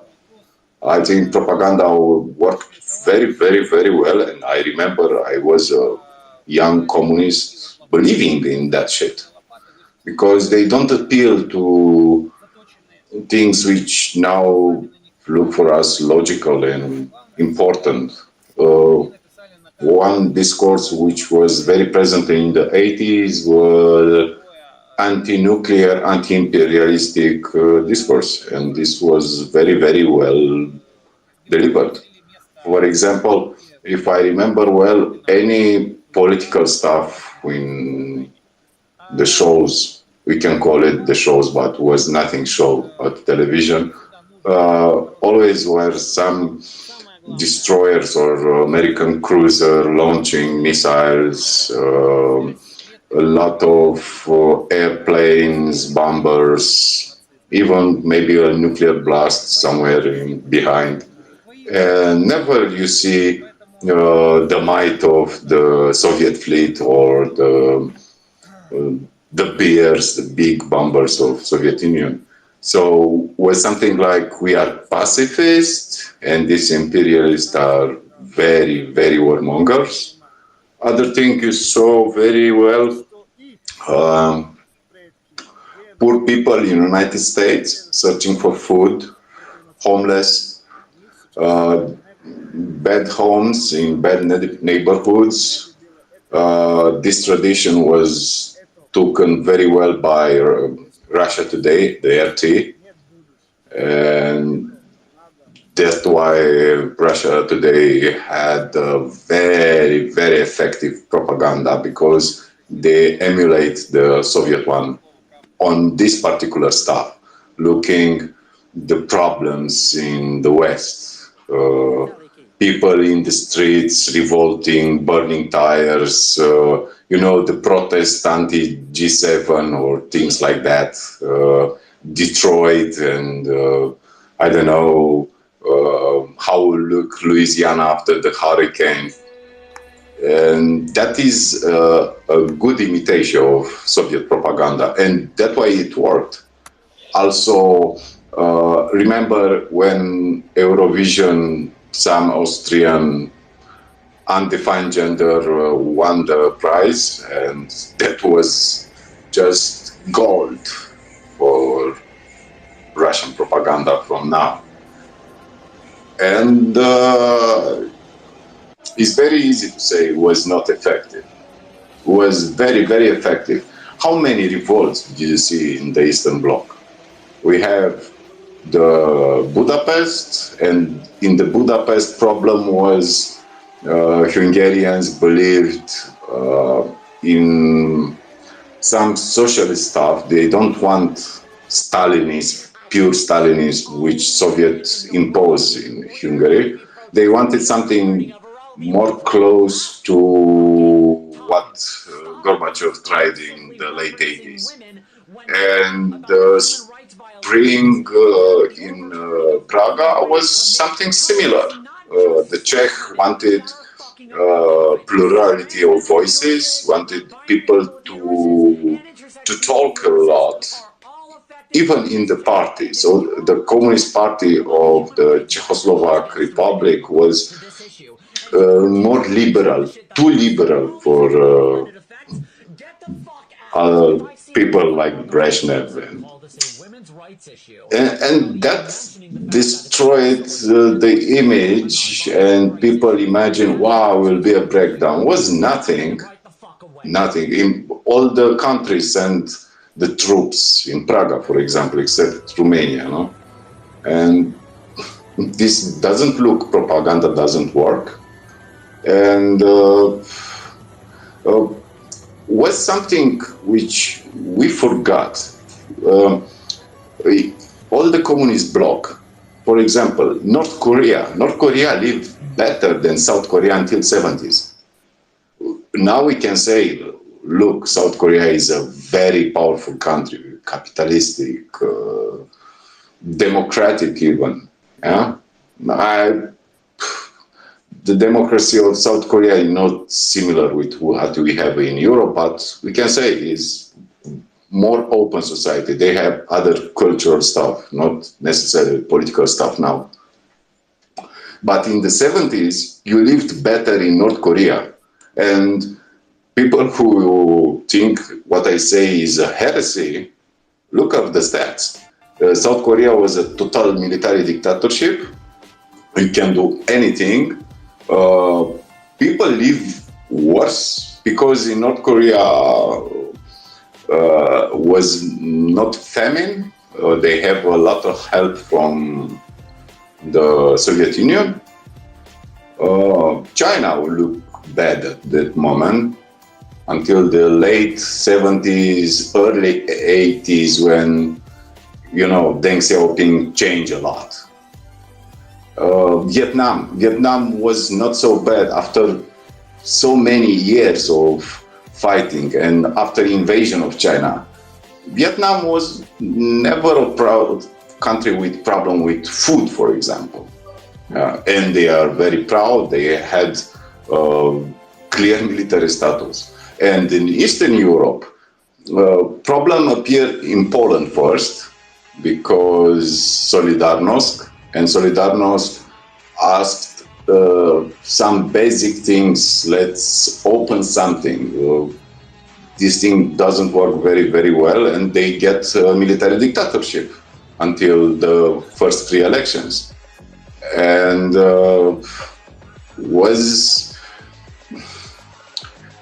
I think two things destroyed the system. Economic, they cannot compete. This is very, very clear.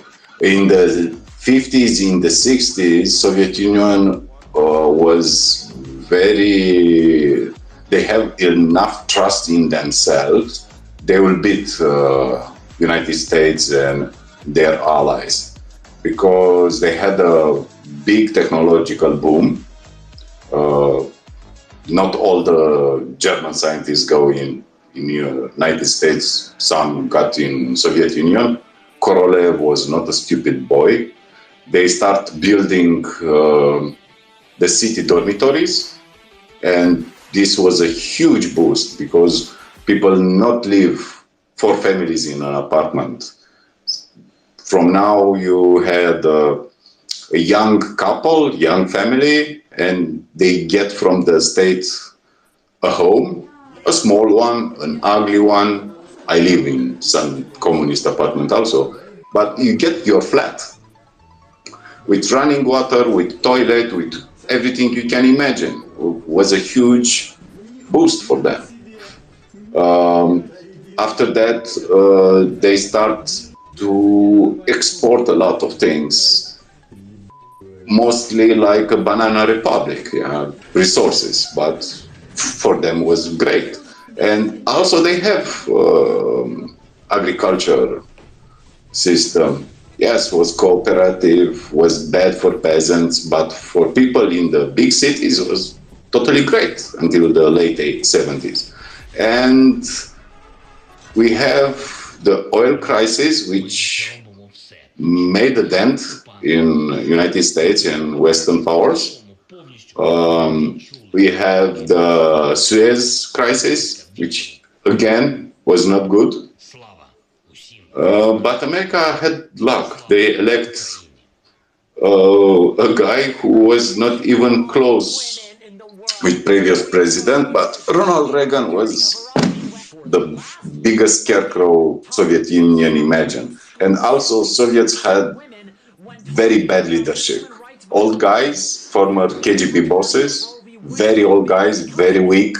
Politburo was also very old, without imagination. They had Chernobyl, which also make a problem for them. And this problem accumulated for this and made all the system fail. I think before the economic failure was a political failure in the 80s for all the Eastern Bloc. Yeah, there's two things that really struck me about what you were saying there, Daniel. The first was about Romania and propaganda. I find that quite interesting. For anybody who's interested in how totalitarian regimes convey their messages to their people, it's truly fascinating. Obviously, truly horrible to have lived through, Daniel. And, yeah, Alex, I can say something. Sorry, my point was, please. one of the things with propaganda under Ceausescu was that eventually, the best lie is one that has a bit of truth attached, and it just became so totally unhinged from reality that nobody believed it. But I find it very hard to believe that even Ceausescu believed it. At the end, but I can say something like this. He ruled the country a lot of time, and until mid-80s was very popular. And I don't know if you understand how popular it was in Romania and outside Romania. Let's talk, we said about Praga. So he goes in the balcony of the Central Committee of the party in Bucharest, and he made his very well-known discourse against Soviets. And he said all the countries must preserve their independence, territorial integrity. The Soviet Party must not intervene in national parties, things like that. And was popular not only in Romania, was popular at Washington. I don't know how many of you know, but Ceausescu was very, very insistent. I know how you can say. Nixon wanted to meet Ceausescu, and Nixon had a plan. His plan was, let's talk with Mao to break the line from the Chinese and Soviets because they have their conflict, was the clashes on the border, and Ceausescu was the man of Nixon. Ceausescu made the stance with Mao because after this discourse against Soviet intervention in Praga, Soviets were not happy, of course. And Chinese, the Mao Zedong, tell the Soviets, let Romania outside. And Romania became a very interesting target for Chinese. And Chinese started to learning Romanian to make economic changes, exchanges, cultural stuff, students. People didn't know this. Nixon didn't go in Beijing because Kissinger was a smart boy and talk with Mao. That was the Ceausescu deal. And even when Ceausescu, after meeting the Queen, after taking the loans from International Monetary Fund, after he even said he wanted to buy anti-tank weapons from United States, which made the Soviets bollocks, even then was the war Iran-Iraq, and Ceausescu was a channel to deliver munition, military clothes, protection gear from Romania to Saddam. Because let's remember, America helped Saddam, not the mullah of Iran. And these things, how I can say, some people know, some people understand home in Romania, but Ceausescu was a deal broker there. And was another aspect we must be very, very well pointed, the Securitate, the security service of Communist Party in Romania, was in the line with the party and was very nationalistic. Of course, they work with KGB, but not so much like Stasi. And the idea was, we are communists, but we don't like Soviets. Something like Hoxha made it in Albania. But Romania had a stance, and there were legends here. For example, in 67, 68 was a big rumor, every Romanian known, which living there, the Soviet army is on the border in now Ukraine and Republic of Moldova. And Romania had, I don't know, some huge laser which melts the Soviet tanks and things like that. But these rumors, totally bollocks, but these rumors don't come from nothing. Because Romanian communists took a stance, and they get the stance, and they had the backup of China and the friendship of the United States. This is very annoying looking behind, because it's easy for me to paint. You know, I stand in the cold, hungry, in darkness in the cities, without milk, without, I don't know, even a loaf of bread was on the tickets. You get half of bread for a person and things like that. No oil, cooking oil and things like that. This was the 80s, of course. But before that, everybody talked how well was in the 70s. Because in the 70s was no, how I can say, lack of food in the stores. You get everywhere food. Was no big problem because they had the money borrowed from international institution with guarantees from Americans. They had a relationship with Near East and North Africa. They built chemical plants in Libya, in Iraq, in Syria. There were Romanians who worked there.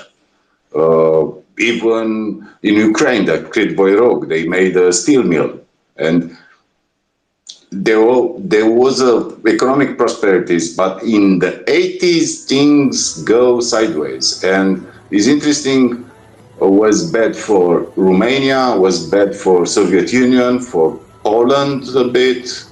I don't know how bad was for Germans. I remember somebody gone in the tourist trip in Democratic Republic of Germany, and he come here, talk with my parents, if I remember, how interesting was East Germany, how different their city were.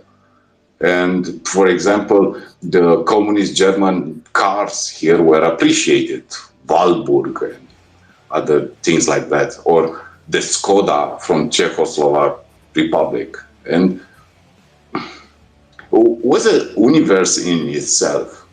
80s was a disaster, but didn't affect everybody in the same way. And for example, Domen was in Slovenia, the best part of Yugoslavia. Yugoslavia lived completely different. They were socialist republic, unaligned, so not in Varsovia Treaty, but they got everything you imagine, from Western music to Coca-Cola.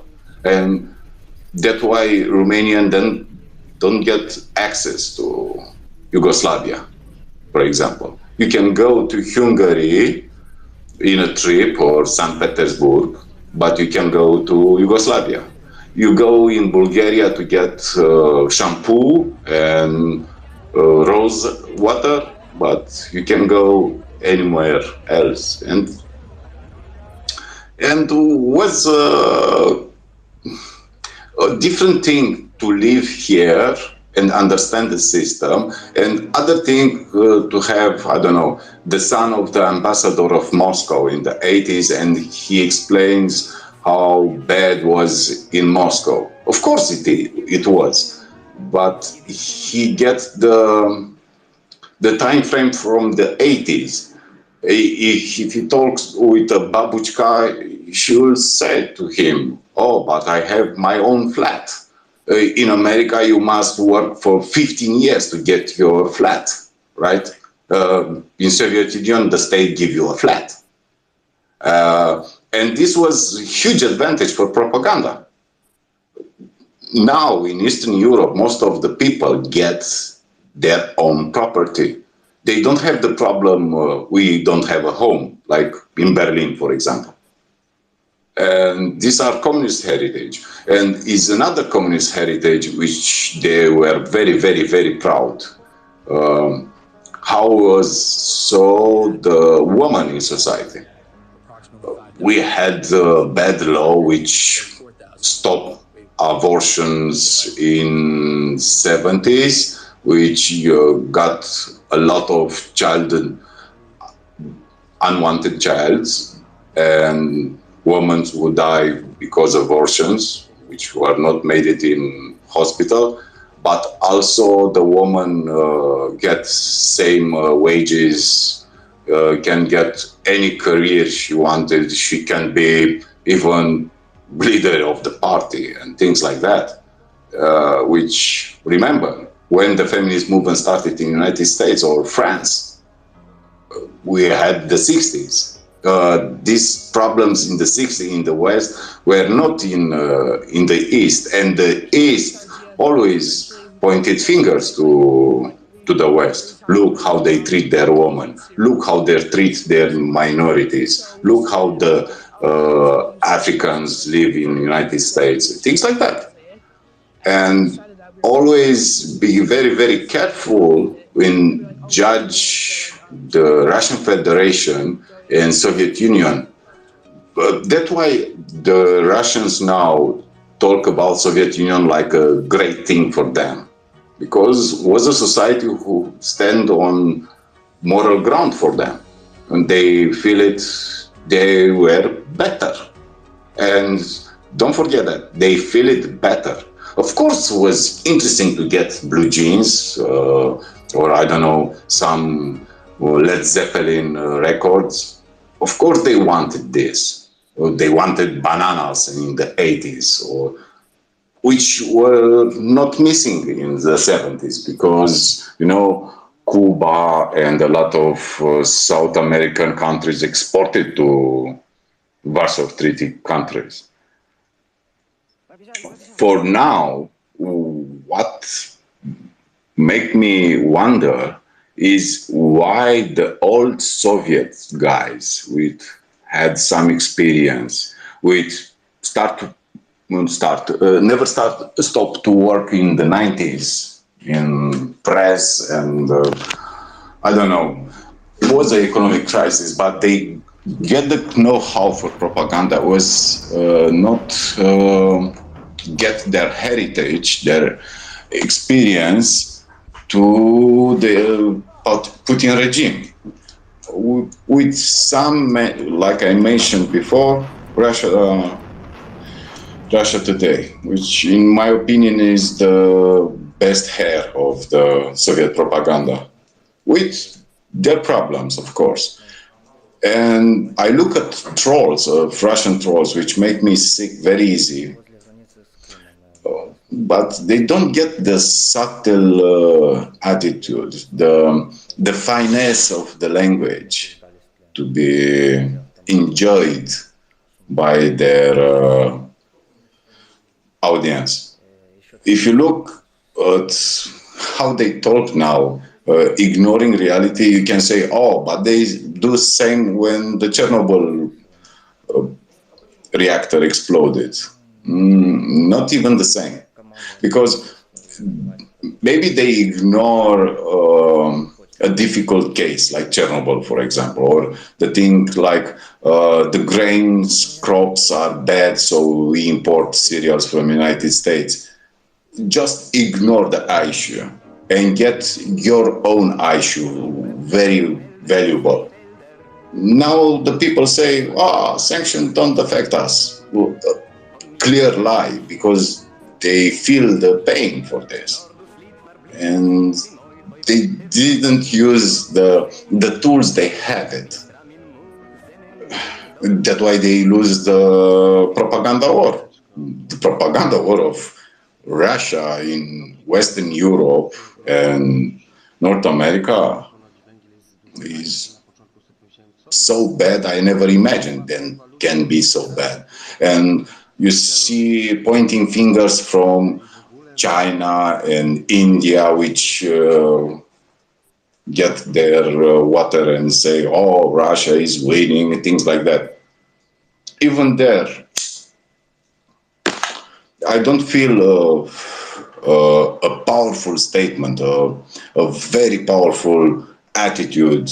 We are the brothers, like was in the communist era. I don't see brotherhood from the Chinese. I saw a lot from the Russians. They want to be brothers of the Chinese, but Chinese take them like junior partner. And the Chinese, they have huge problems in China at this moment. So I don't feel it an ideological stance of we oppose the West. If the foreign minister of China say, oh, it's not a fault, NATO push a lot, and America is meddling in international affairs, that is not something which is in the same channel like Russia. Is the Chinese discourse past 5-10 years.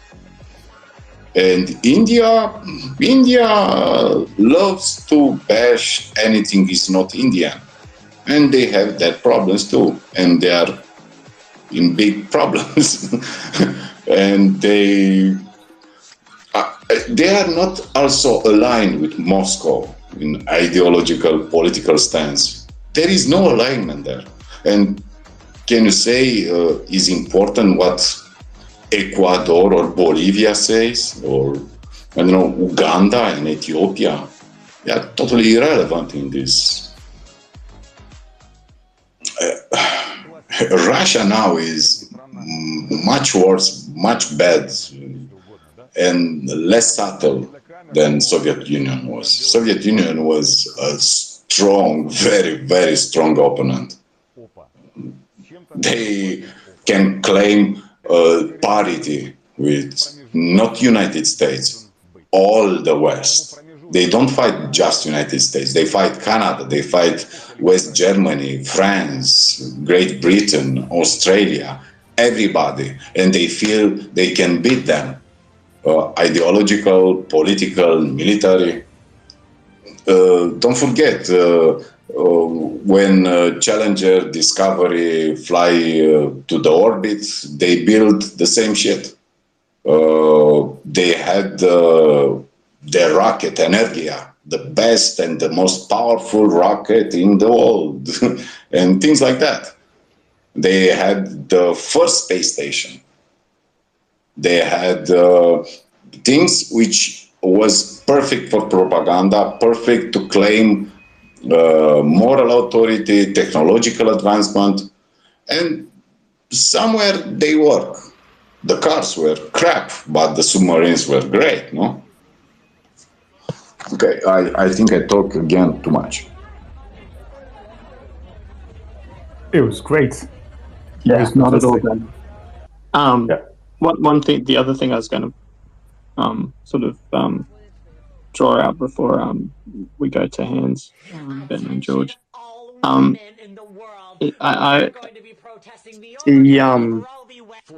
You mentioned the relationship between North and South Korea there, and I think it's a very interesting comparison to what's happening now between Russia and Ukraine. Not that they are the same, not that it's similar in that there's is the biggest fear of Putin, is the huge fear of Putin. And I totally agree with you. Sorry. Yeah, no. What I was going to say is that this idea that, and you're totally right, that in the 60s and 70s, North Korea was the dominant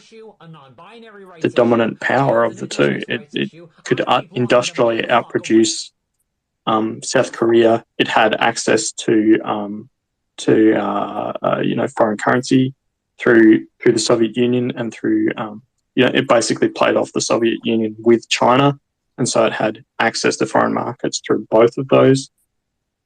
Whereas South Korea was essentially an agrarian nation, kind of struggling to maintain its own democracy, and it was only during the 80s that transition happened. But I've read in quite a few different sort of accounts and things on North Korea, that attitude that, well, we were winning and we were robbed is just one of the dominant attitudes within the leadership of North Korea, like we was robbed kind of thing. And it's interesting to kind of see, well, not the same, but a similar dynamic playing out. Is a difference. Kim Il-sung was better than Kim Jong-il. And he had better premise to make North Korea to be happier, prosperous, comparing with dictatorship in South Korea. And South Korea took a while to change this. But when they become the tiger of the South Asia, for North Korea was a lot of bad luck because the all Eastern Bloc start to falling apart. And I think it's very easy to say, was the economic failure or was the political failure? Was a lot of crises linked together, layered. And I think was a bit of smarter approach from Americans, was more political. Even I don't like Reagan and Thatcher. For that time, they were the perfect answer, the perfect method to deal with Soviets. Also, Soviets being in crisis. Also, Soviets being in Afghanistan. Also, Soviets having food problems. Also, Soviets cannot get enough currency exporting oil and things like that. But until then, we forget about the war on not cyber, cybernetics. Was a war which was totally win. America started the .com. They started the small enterprises which become now the biggest corporation you can imagine. And Russians ignore that, ignore a lot, even if their university were very focused on physics and mathematics. For them, even now in Moscow University, the queen and the king are mathematics and physics. Other science, not so important. For example, in Romania, sociology and psychology was banned in the 50s, in the 60s. Another thing very interesting was the stance against religion. So communists become your religion, and you treat religion like feudal stuff from the darkness of the Dark Age, things like that. And if I remember well, rural communities were still very religious, but the party member, the people in urban areas were less inclined to go to religion, become a refuge only when the quality of life dropped a lot.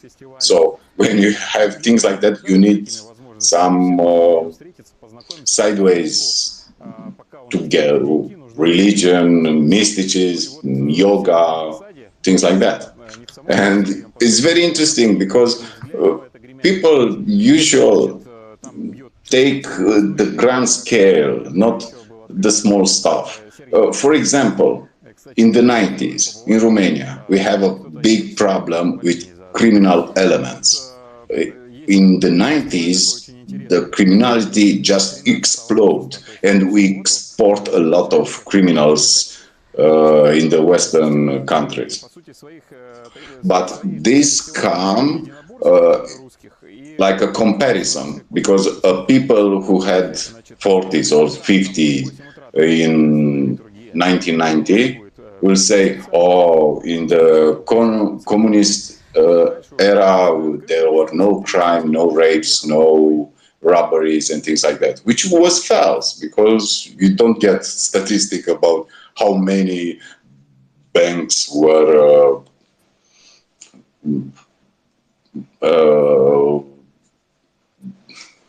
taken by, I don't know, communist criminals. We have a hold up in 60s, very, very, very well known. people who had initiative, like they wanted to do some stuff, some shady business in the underground economy. They were widely condemned, and they get some televised judicial process. But in fact, here, if I remember well, they started a thing called cooperative system. So if you are a tailor, you get another 2 or 3 tailors, the state give you a small area to work, and you can go there and make some money. And was possible. This happened in Hungary, in Poland also. Small businesses under communist umbrella, probably inspired by Chinese and Deng Xiaoping reforms, I have no idea, but was a good debut. And contraband was tolerated, but you need to pay a fine to security services. All the things are is very interesting if you go in the Western University and they know you come from former communist country. Always they put you to write papers about things like that, what was in the past, because the past is not well understood. It's easy to go in archives, read things, but there is propaganda, there are fake stats. The feelings, the things happen there. The lived history is more subtle, more nuanced, in my opinion. Ben?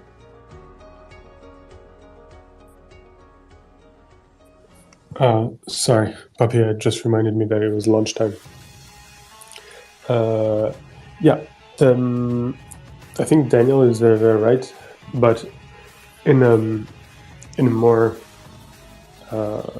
let's say targeted way. I think one of the problems that Russia is facing today, and which may explain paradoxically its strength at home but its weakness abroad, is the fact that its model is impossible to export. If you think about it, the whole system, the whole Putinomics, to put it to use a title of a recent book, is based on using oil to solve every single using oil money to solve every single problem that you're facing. Nothing that is being built at the moment in Russia can be easily copied and put somewhere else. There's no way for France or Germany or even the United States really to emulate the Putin system. It is impossible. On the other hand, what was going on in, well, particularly the 30s, 50s, 60s in Russia, but which they managed to keep an impression of it quite late, is the fact that they were developing a modern economy that was being seen by many other less developed economies, both in Europe and abroad, as a model that could be followed. And to use another of Chris Muller's books, which is called Saving the Soviet Economy, one of the problems they were facing as early as the mid-70s was the realization that their development model had failed and that they had to find another one. And so they scrambled like crazy for 10, 15 years to try to develop an alternative, something that could work. And very interestingly, one country was looking at this very carefully, and it was China. China did not want to end up like Poland. At the time, Poland was considered as the softie in the communist camp, and because they're widely open to Western capital. If I remember well, IKEA was already producing there. and they had completely failed to adapt, and now Poland was facing a dramatic debt crisis by the late 70s, and it is purposefully against what they literally called the Polish model that the Chinese developed, and in the model fight, the Russians have nothing that compares to the Silicon Valley. Every politician in the world dreams to have a Silicon Valley, and believes that if they just did the right policy combo, they could develop it. And the alternative model is Shenzhen. Shenzhen and the rapid development of China is also something that attracts a lot of attention. A lot of people want to emulate it, benefit from the sort of insight. No one cares about how Putin is ruling the Russian economy. There's in terms of propaganda, this is an absolute disaster. I just wanted to give this perspective to Daniel's point. Totally agree, Ben. Totally agree. The biggest failure, that is it. Because the advantage of Soviet Union was they get an ideology which can be believed. They can export that ideology. Their ideology gets a political model, an economic model, and also relations. So the world was communist side, capitalist side, and non-aligned, like India and Yugoslavia. And the Russians export their ideology, and their ideology was very good. It was similar with the religion. You can get freedom, equality. We'll get to the future. And the Chinese example you get, which is great. That's why for me, Deng Xiaoping is the most important people which lived in 20th century in China, not Mao Zedong. I think they were smarter, not just looking at Soviet model. I think at one stance in the Mao era, they look at Soviets like the big brother, because they import from them technology, Kharkiv, partial alert, Poltava, machines, full alert. military This stuff, message has been generated with municipal including data. the ideology. And it was a model not just for Eastern Europe, it was for North Korea, for Cambodia, for Vietnam. So was a talk about Marxist purity there. Who is more Marxist? And always Chinese said, we are more Marxist than Moscow. And this was a debate. And if I can speedball a bit here, I can say now Chinese system is in a bad shape because they quit a great tool which was very important in Soviet Party and all the Communist Party until 1990.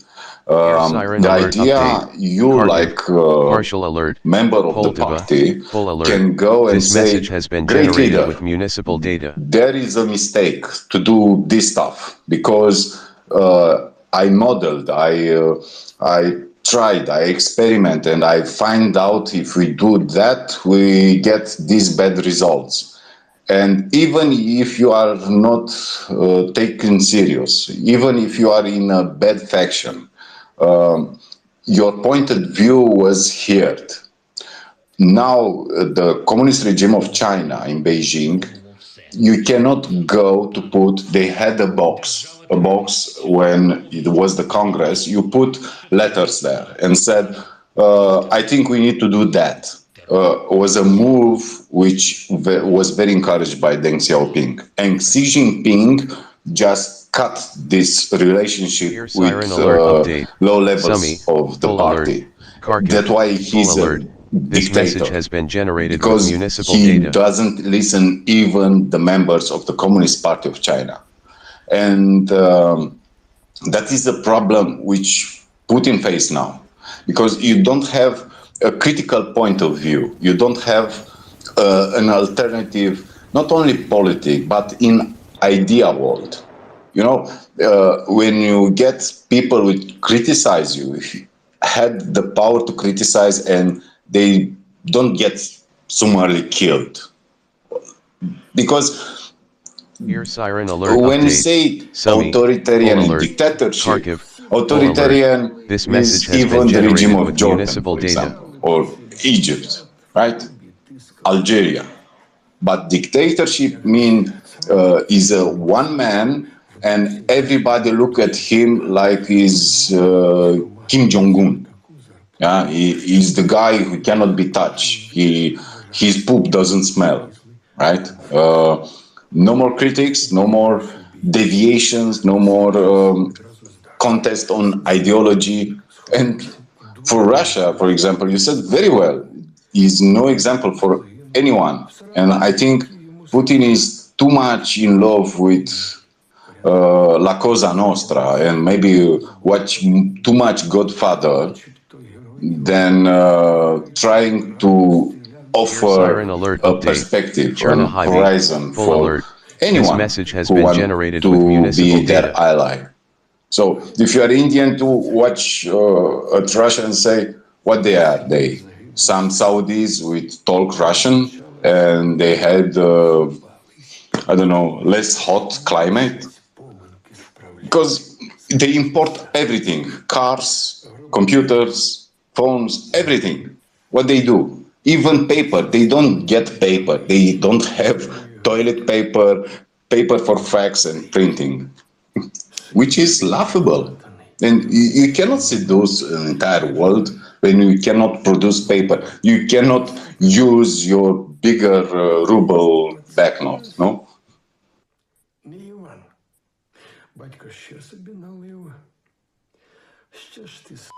I mean, the only thing worse is still using a fax Ear machine siren at this alert point in life, update. right? Chernobyl, George. full alert. This message has been Hey, generated good with morning, municipal guys. Give data. me 1 second. I'm just trying to walk through over there. Okay, here we are. So, my wife, her father was an engineer on a nuclear submarine, and her mother worked. She was a foreman at one of the factories. Actually, one of the factories that used to make the Geiger counters. Anyway, so her life wasn't too bad, but she left Ukraine. She grew up in Kyiv. Ear siren She alert left Ukraine update. in 1991, Chernobyl, full alert. and her This father message has been explained to her generated with that, municipal data. you know, he had told her this, before the Soviet Union collapsed, that the Soviet Union was a cake with very nice icing on it and very nice decorations. Decorations being Sputnik, a Mir space station. Powdered sugar was the thousands of pieces of military equipment, empty calories, as he called them. But he said that the inside of the cake was made out of a cow pie. Everything was done for show. They had no real consumer economy unless it was under black market and people were bringing in consumer goods from other countries, paying off border guards. That usually happened. He would travel to a port in somewhere in Egypt and bring some consumer goods from there. But yeah, it was a country. It was a bunch of republics, but everything was done for the state and not the consumer. And Daniel just said, yeah, they didn't even have paper goods. I mean, right then and there, everything was done for the state. You didn't have paper goods. You didn't have hardly any variety of food on the shelves. in Kyiv, her grandmother would go to friends of hers that had farms to get certain things that you couldn't find on the shelves, milk, eggs, of that nature. So, and the United States outspent them. The West outspent them. I mean, in the 1980s, Afghanistan helped break their back, but they just couldn't. Have we lost George's audio? I think George talked a lot about 80s. But we lost his audio, right? Poor 80s. Yeah. Okay. George, let's get you back up. Ben, go ahead in the meantime, and we'll get George back up. Well, while it's gone, isn't it a good moment to share a few 1980s Sophie jokes? Domin, you start. No, it's okay. I only have one, and George is back already. Okay, so where did I drop off at, guys? Going to farms. Oh yes. So her grandmother would go to farms and buy milk and eggs and things like that, things that you couldn't find on the store shelves, right? So, and then the United States broke the back of the Soviet Union. Of course they lost their prestige and everything with Afghanistan, but economically, the United States broke their back in the 1980s with their military spending. They just couldn't keep up. And now, if you look at after the fall of the Soviet Union, just look at Russia. I mean, Ukraine, all right, they still have a lot of those, Stalinist buildings and things like that, but they have infrastructure. They have paved roads. Like in Russia, even in major cities, something breaks. That's it. It stays broken. You have apartment buildings where the plumbing fails, and now you got people in a 10-story apartment block, and they have to go outside and use an outhouse. It's ridiculous. The Putin economy is just like, it's been said before. It's just one huge mafia gas station.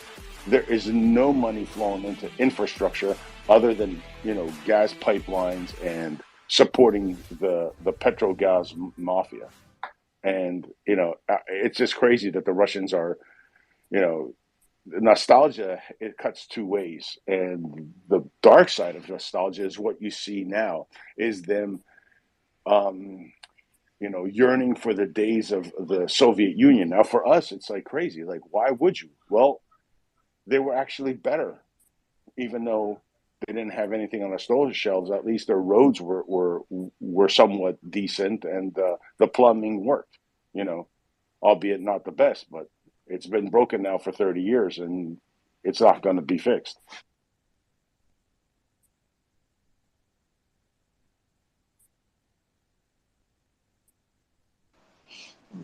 Can I say something, George? Sure. I mean, sure. Go ahead, Daniel.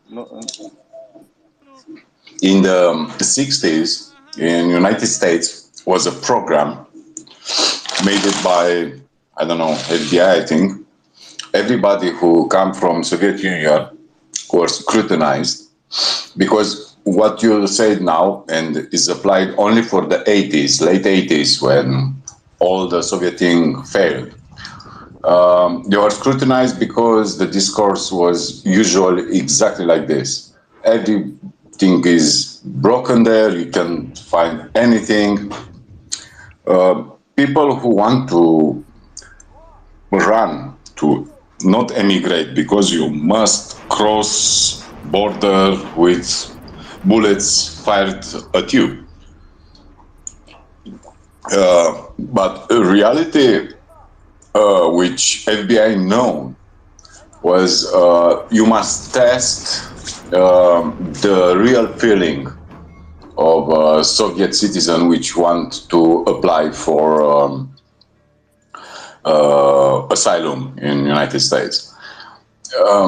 It's very easy in the 80s, 90s, when you exit from Eastern Bloc, going to Germany, for example, was our El Dorado, for example, and go there and saw all the things working, and you compare home, everything crumbled.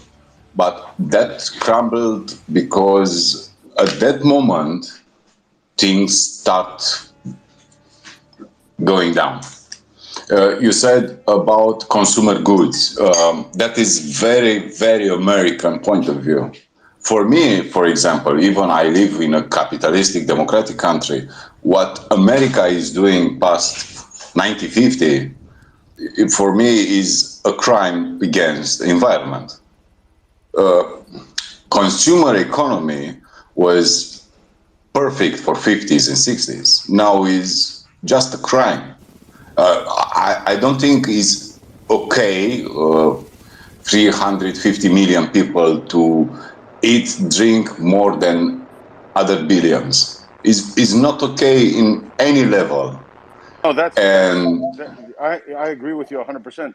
Okay, I was not an inquiry about ideology or no. I wanted to say the Soviets didn't see the way of life, the American dream. The point of view was very different. For example, you get your home, you get your job. Remember, in communist system, your job was forever. You don't get unemployed. You don't get fired from your work. Imagine how different is this thing. So until 80s, when rations entered in communist area, because was systemic failure of the food productions in different countries, different parts of countries. The thing was, you go to a same store, same type of store. In my country, it was called Alimentara. Okay, you go there and look like a supermarket in the West, and you get any product. I don't get that part of time because 80s for me was just like for your family, almost anything was missing. But before that, you can go to this store, communist store, and you take your basket and go to the aisles, and you can get anything you want. Milk, sugar, flour, anything, which look okay. They don't get marketing. Advertising was something like eat fish today because it's healthy for you and things like that. It was nothing like eat this brand of chocolate because it's the best chocolate we produce. So advertising, marketing was dead. But you can go with your salary, your monthly wages, and you can eat all the month. You can go to trips in holidays. All the holidays were very, very appreciated and respected. You can go to mountains, to the sea. You can eat, drink, take a hotel room. Yes, the quality was not like Acapulco, but was not that bad. For example, in the 70s in my country, tourists come from Sweden and Germany because, of course, the prices were cheaper. But then in the 70s started for the worker people party to become a place for holidays. And you get holidays paid by the state. So you get your home, you get the job to the end of your life. After that, after the, I don't know, 30, 40 years you work, you get the pension, the state pension. That's why I want to explain to you, which is a very alien system, but which was loved by the people who lived until the 80s. No, yes, I'm saying it. Sorry. I'm saying it was. It got its people through the day up until the 80s. But remember, no, mate. You didn't understand me. Imagine no unemployment. You understand me? Oh, I understand. Yeah, I understand. Trust me, my wife and her parents have explained it to me. Every year you go in the holiday. Every year, even the poorest worker can go in the holiday. Your mother and father was peasants, collectivized with blood and people killed and animal and land taken. But you are their son. You can go to the school and high school and even university. You don't pay shit. You don't go to hospital. Yes, of course they don't have RMNs and tomographs, but you can be treated. You pay shit, nothing, nada, zilts. You can go in the holidays, and the holidays you take from the union and was totally acceptable. And you can eat, drink. Do you imagine? Okay, we don't have the blue jeans, but you can get clothes. Every country got their clothes, their shoes. Was not something like Stone Age. The difference was when the shock therapy come from Poland, Hungary, Czech Republic, Slovakia. Romania don't get the shock therapy of economics in 90s. But the things were, you broke all the system, everybody is for itself. Let's start American dream. And the winners are the former party leaders and Secret Service generals who buy all the plants and the mills where you work like worker. And that was not nice. And people started to wonder, maybe something is broken. And until ascension to European Union, when all the things change, institutions, way of life, justice system, free of movement, we have 15 years when our fathers and our mothers took a good side and said, in my young years, I live better, I eat better, my fear for tomorrow was not existent. All clear. And we start this clear. When my monthly wages was not enough. This was the Russia of the 90s, which Putin get it. People which 10 years, they don't get pensions. People stay home, 60s, 70s, and don't get the pensions. The pensions was what they worked 40 years.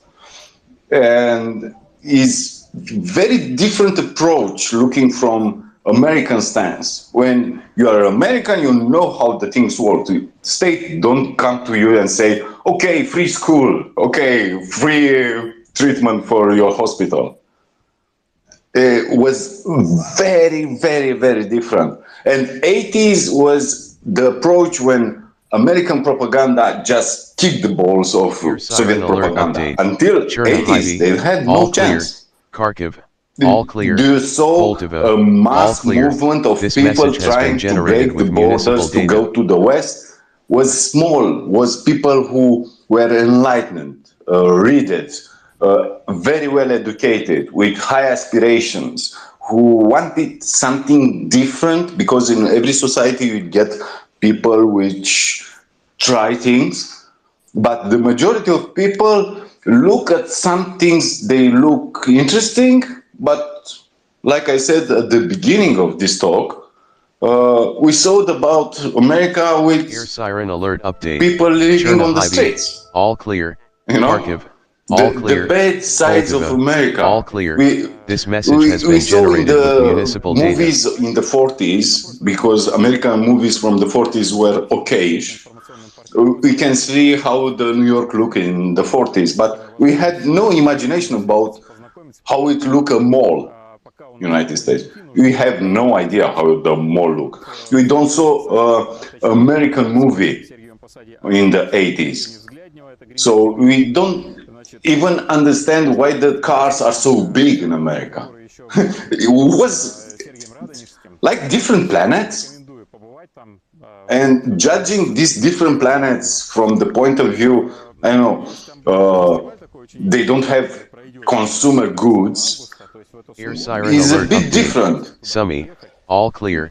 This message has been generated with municipal for example, data. don't exist. Soft drinks were local, but exist. Right, and please, I want Mia to understand. I hate communists with my guts, and my early years for me are a total nightmare. And I love to live in my country now, free and democratic. Don't understand me wrong. But this is why there is some people still looking back and thinking, oh, let's revert to the old back. And that's why when Russia was first invading Ukraine, we saw people with red flags on their tanks driving in. Sorry, I just wanted to say that's what my point was. My point was not exactly describing what the Soviet Union was, but what all clear. people This message think has it been was, generated with municipal data. And right now, with the conditions in Russia right now, look at some of those cities. They are absolutely decrepit and horrible. So that's why people yearn for the clock to go back to the Soviet Union, especially from some of these areas where for the last 30 years, all the things that Daniel described, holidays and things like that, aren't happening for these people. Most of those people haven't left their republic, their hometown. So they just remember, or their parents remember, how it was in the 70s and how it is now. So yes, nostalgia is the common Russian person's enemy because they think going back to the Soviet Union will fix their issues. They don't understand that the world has moved on from that, and they don't understand that the conditions they're in is because Putin's is just robbing their country blind with like 50 guys. That's the way I see it. And as time moves forward, right, from now, the sanctions aren't going to be helping that either. And I think that we're gonna move into that in a little bit because I think Ben has a bit of an update on how sanctions have been influencing Russia. But first, I'm going to go to Patrick, and then to Dani, and then we're going to go to Ben. Patrick? Yeah, thank you. And thank you, Daniel, for sharing your thoughts on so many different things. Really generous insights on your part.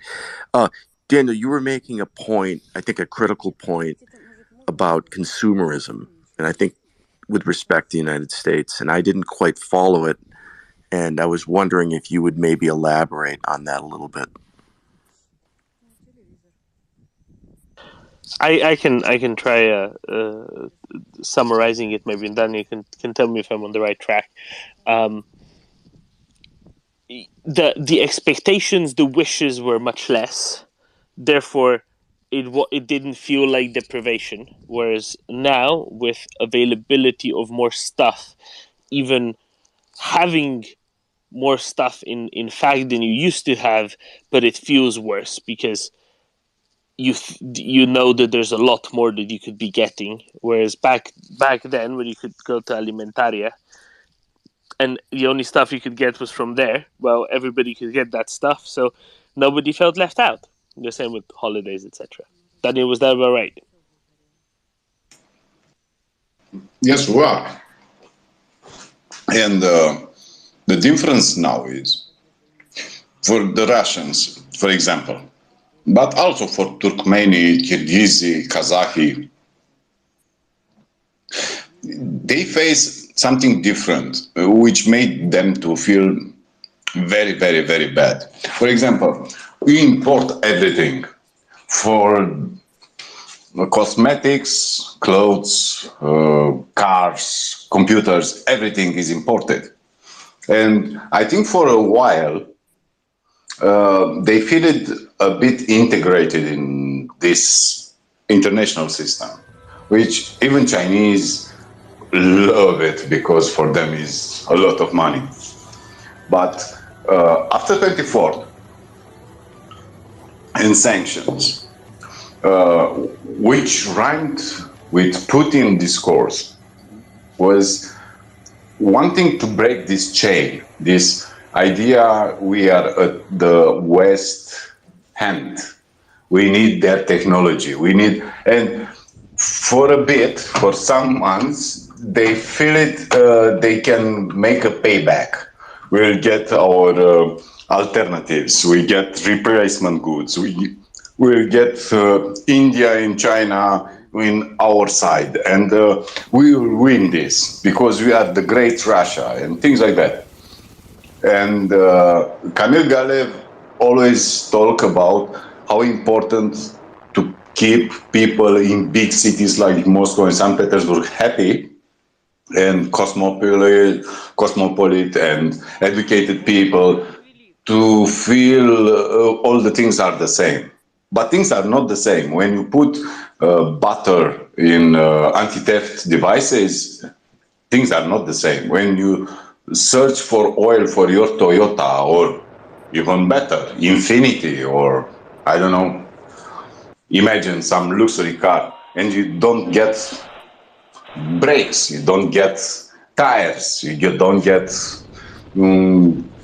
wipers, you have a problem. For me, the analogy was 3 months ago when postal office in Russia, you recycle the paper. For me, that was stunning. Paper is not high-end technology. Paper is something you can make with limited stuff. Wait, Daniel, does Russia have any trees to make paper out of? A lot of trees, but they exported, for example, they exported a lot. The thing we do also, and is very, very bad, exported wood, just stumps of wood. So they had 1 or 2 big plans of working for IKEA to make furniture. IKEA shutting down all the shit. You need to get the know-how of the locals with poor management to replace that. And like McDonald's with their buns molded, same happened with wood factories and things like that. And this is very interesting. And for me is more significant even than getting your ass wiped in the airfield in Crimea. To discover your technology is not less than Soviet technology. And you are not on par with what is happening now in technology, industry, everything, financial institution, which for them is totally bollocks. Imagine the stock exchange. Oh, sorry, I thought you put a full stop there, because I was going to go to your namesake next. Please go, a lot of hands. Okay, from Daniel to Danny. Hi, everyone. Thank you for the space. Really appreciate it. Love hearing everyone. Thank you, Daniel, for your insight. What I wanted to comment on is kind of the same topic, what Daniel was saying. There's nostalgia about communism, and it's still present in modern-day Romania because people that are older than 30 years old who have maybe grown up during communism remember it with rose-colored glasses, and even people that are older that lived through the 60s and 70s when communism in Romania was good for them. They prospered, or so they thought, because of course, as we know, communism only works on paper.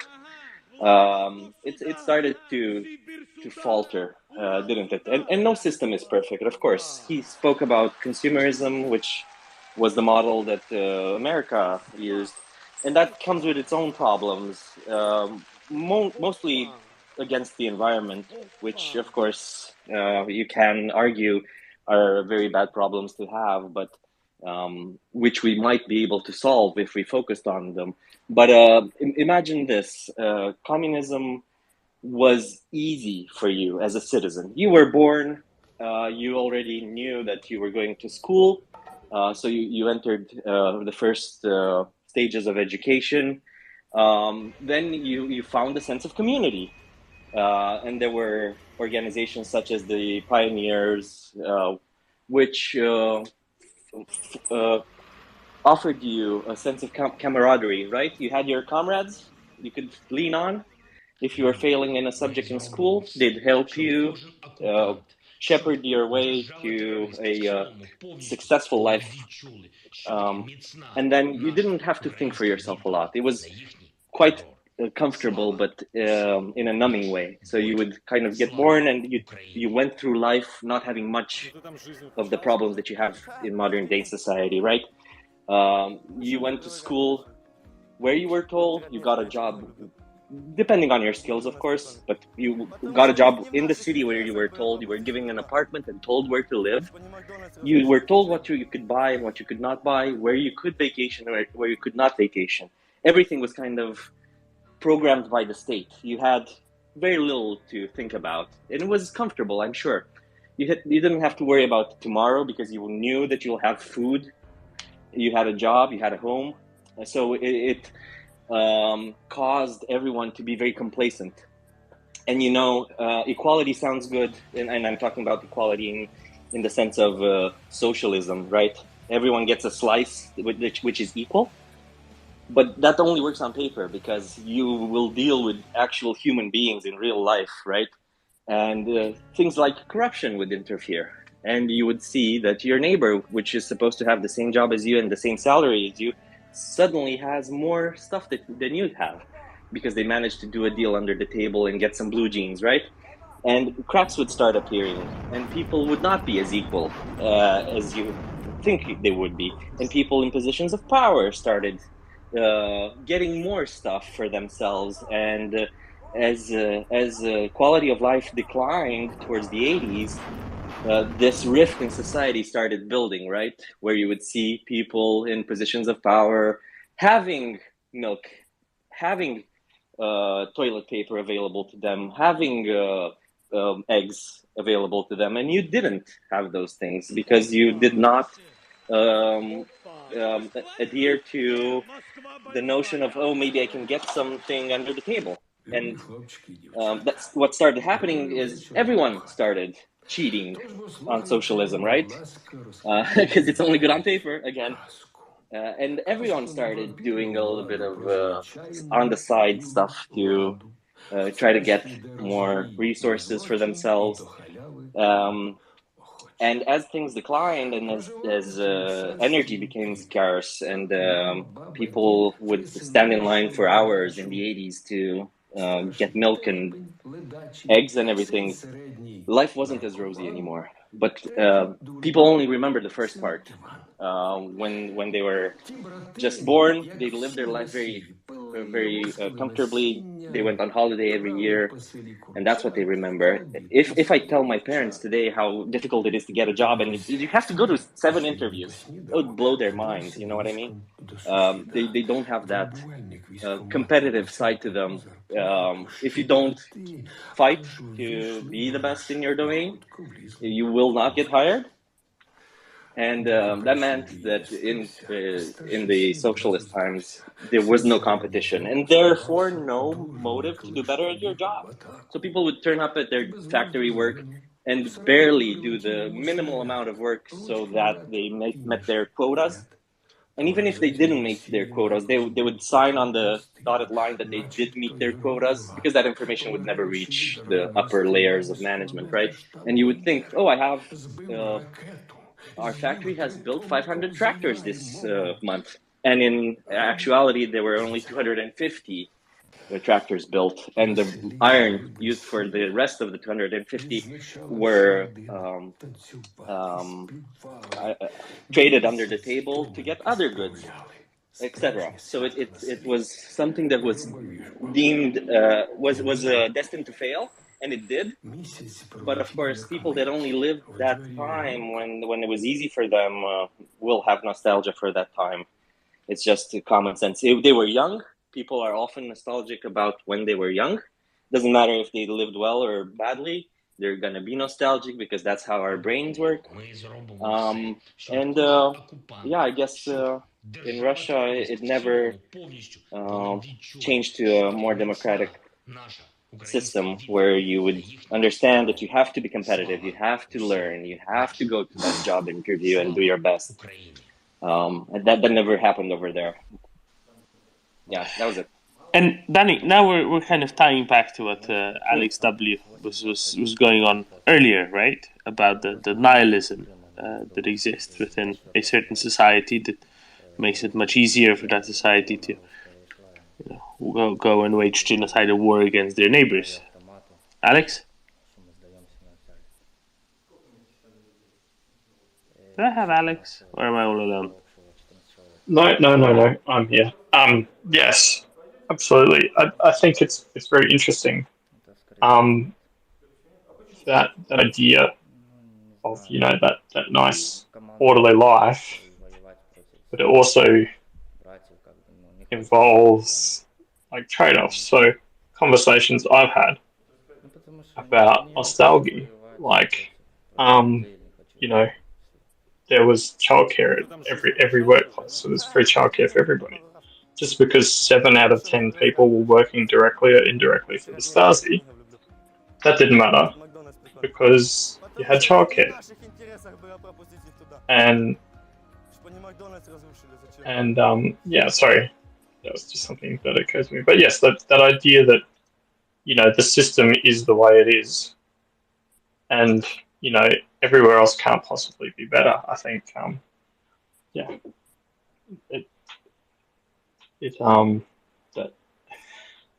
that predestination kind of thing, that you don't have control over what you'll be doing in 5 years or even tomorrow. I think that leads you to a mindset where you can accept all sorts of cruelty and barbarity because, hey, it's not your problem. It's just the way life is.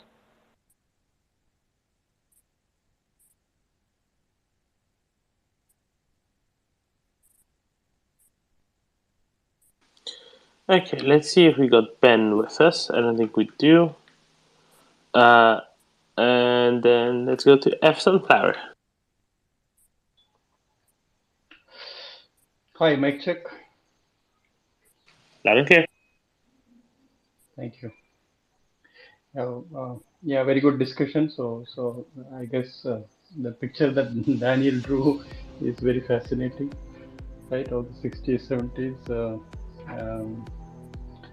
very contrast to greed is good philosophy in Western financial systems, at least, right? I had a question, Daniel. Maybe I hope you can probably shed some light on it. I just came across this Soviet policy in the 1920s and 30s, where indigenization of individual Soviet nationalities were promoted. I believe the term is called Korenizatsia, where there were affirmative actions for the non-Russians, and actually Russians didn't like it. In fact, in Ukraine, the national identity culture were promoted, and it was not to the liking of the Central Soviet leaders. But I guess early in the Soviet era, there was a lot of emphasis, it seems, that the other non-Russian ethnic minorities and other nationalities should not feel that Russia is imperialistic, and Soviet Russia should not turn into a Tsarist regime. So I think probably just lasted 20s or 30s, and maybe after that Stalin's famine and all, it must have disappeared. No, just the 20s, really. Yeah. 20, yeah. So I would like to know if let's say the Ukrainian nationalism that we see would also probably have origins in the 20s, right? Where they were actually incentivized and promoted to have their own culture and had actually, I think I can speak quite a lot to this, and I think Decoding can speak quite a lot to this, maybe some others as well. I'll be very brief and then pass it off to Decoding Trolls because he's studied this quite a bit. Ukrainian sort of national identity is a lot older than that. You Ukrainian national identity managed to survive literally centuries of laws that limited the use of the Ukrainian language in Ukraine by various, Russian imperial authorities, and it largely, more than in the cities. Of course, it survived in the countryside. The decade, the 1920s, was the only non-Russifying decade that Ukraine went through in the recent centuries until the collapse of the Soviet Union. It was only really the 1920s, and this was still, at an early stage for the Soviet Union. Soviet Union that had emerged from a very bloody, series of wars that were between the era of the Russian Empire and the start of the Soviet Union proper. And this was a way to kind of make sure that all of the different nations of the Soviet Union would be on the side of the Soviet Union, that they wouldn't consider it something foreign. However, even in those times, they implemented some kind of subversive Russification. For example, they changed around the Ukrainian alphabet to fit the Russian alphabet better. Maybe someone can talk about the Romanians who lived on the left bank of the Dniester, who were kind of made to readopt the Cyrillic alphabet. Now, Romanian used to be written in the Cyrillic alphabet until the mid-19th century. Details aren't that important. But the point is that the Soviet Union introduced a Cyrillic alphabet for Romanian in the 1920s for those Romanians living on the left bank of the Dniester. That was a much more Russian version of a Cyrillic alphabet, intentionally to make on the one hand they were saying, oh no, we're promoting the specific Romanian unique culture there, but at the same time they intentionally made it more reliant on Russia effectively and somewhat Russified already. Everything that came since, it wasn't really at all about that. Ukrainians had a very strong national identity regardless, very strong national identity, and a lot of that came from simply what survived elsewhere, especially outside of cities, especially in the countryside. But it wasn't just a situation where that period, that decade, would have some great positive influence on it necessarily. Remember that there was still, during the 1920s and 1930s, especially since it was very brutally repressed in the 1930s, and many millions died in a Stalin-induced famine in the least famine-prone place in the world, possibly, through natural causes. There was a lot of resistance, and that resistance built national identity a lot more than anything else, as well as notably there was a good chunk of people outside of the bounds of the Soviet Union, and national identity was being built there, just as much, if not a whole lot more, despite not having gone through Kolonizacja. Decoding, I know that you've written about this, and I know that you've read a lot about this. Do you have some thoughts on this, maybe? I'll just speak quickly because I see a lot of hands up. But I love the way you put that actually the 20s was the only time there wasn't the Russification policy. I've never heard that before, but that's exactly right. That's what I would have said. As with everything the Soviets did, they took a concept like nationalism, they emptied it of the meaning and the associations and the signifieds that the rest of us would attach to it, and they then repopulated it with their own mad idea of nationalism. And I got an insight. So their national minorities were actually a way of defeating nationalism. They invented the idea of national minorities, and Ukraine has just passed legislation to adopt the Western way of using communities now, and they gave people the feeling that they could be like a Ukrainian Kazakh citizen, a Ukrainian or a Ukrainian Jewish citizen. I mean, my pet theory is this was all based on their anti-Semitism. I mean, they based the whole thing on that. And then But Ukrainian self-identity within the Russian Empire began in the 1820s in Kharkov, according to Timothy Snyder. I put it in the I just posted that thing there. But they and the national identity itself sort of formed in villages, and there's still some remnants of it left. But the Soviets, just as we've seen in Mariupol and stuff, just mixed the whole thing up the whole time, constantly, to try and avoid any what we would call, coming from India or Ireland or Wales, an organic, positive sense of nationalism, based on a few centuries culture, and then the invention of folk art and stuff in the 19th century, around which we organizing fictions and recreation of language and all that stuff. The Soviets took all that, and they as with everything, they just spoiled it. And then in all the way through the 20th century in Ukraine, in so-called eastern parts of Ukraine, where people supposedly are native Russian speakers.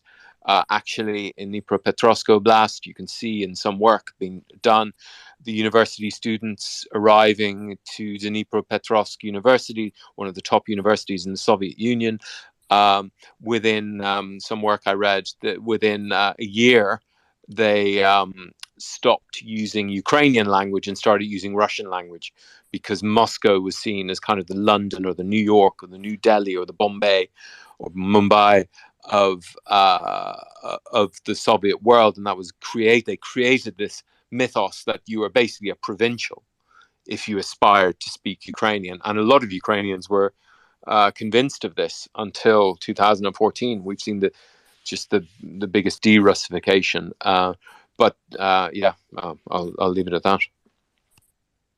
Thanks, Nikodi. And just for clarity, I was talking about the Moldovan Soviet Republic that existed before 1940, before the Soviet Union took a good chunk of Romania, historic Bessarabia, half of the historic Kingdom of Moldavia. So that's that's the one I was highlighting earlier to avoid all confusion. And also, I'm being reminded to remind everyone that the areas that the Soviets occupied, after 1939, those tended to be that the Baltics, be that Western Ukraine, be that western part of what is now Belarus, that was then Eastern Poland. A lot of those places were much more developed industrially, economically, etc. And also the Warsaw Pact effective colonies that the Soviet Union held in Poland, East Germany, Czechoslovakia, and so on. That was that contributed greatly to the economic potential of the Soviet Union after the Second World War, because they got to take all of these places that were a bit more industrially developed, as well as with a much more a culture more prone to engineering, let's say, especially the Czechs being a high point in there. Right. Let's go to Ben's going to let me know when he's back. He's to attend to family a little bit. Let's go to Joe and then to Puppy. Joe. Hi. Two short comments. So first of all, it just happens that today is the anniversary of when, under the Russian partitions of Poland, Russia introduced a law that forbade the usage of Polish language in Polish schools, like Polish, all throughout the country. So any kind of governmental organizations, schools, and so on and so forth. And it's, like you say, it's the use of language to suppress any kind of cultural identity and to control people via those means. A second thing considers just the communist system in general. So I don't think like the West recognizes how it fully works, and perhaps over-analyzes it, because it's just a system that is supposed to make you very dumb and very absolutely ignorantly blissful. So you have a job, like someone said. You work, actually in Poland there was an obligatory work week of not 5 days but 6 days to I believe, to late 80s. Like mid 80s, that's when they started changing it. I think in the 60s, and then it was like every second Saturday that you were supposed to work. But more or less, your day is occupied because you work almost all week long. You go home. Okay, you don't. It's not like investment banking. You don't work 10 hours, 12 hours a day, but so you go home at about 5, but then you go home and you waste another 3-4 hours going throughout the city, standing in queues, in lines, trying to buy foodstuff for your family. And yeah, like someone also mentioned, toilet paper. It went to the absurd extent when a roll of toilet paper was like a Louis Vuitton.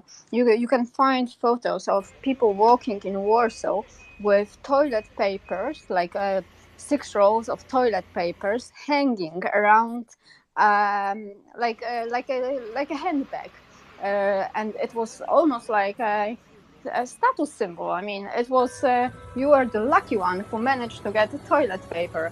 So yeah, bottom line is it's you don't, under communism, you don't think much because you just don't have the time to think. You have much more pressing matters like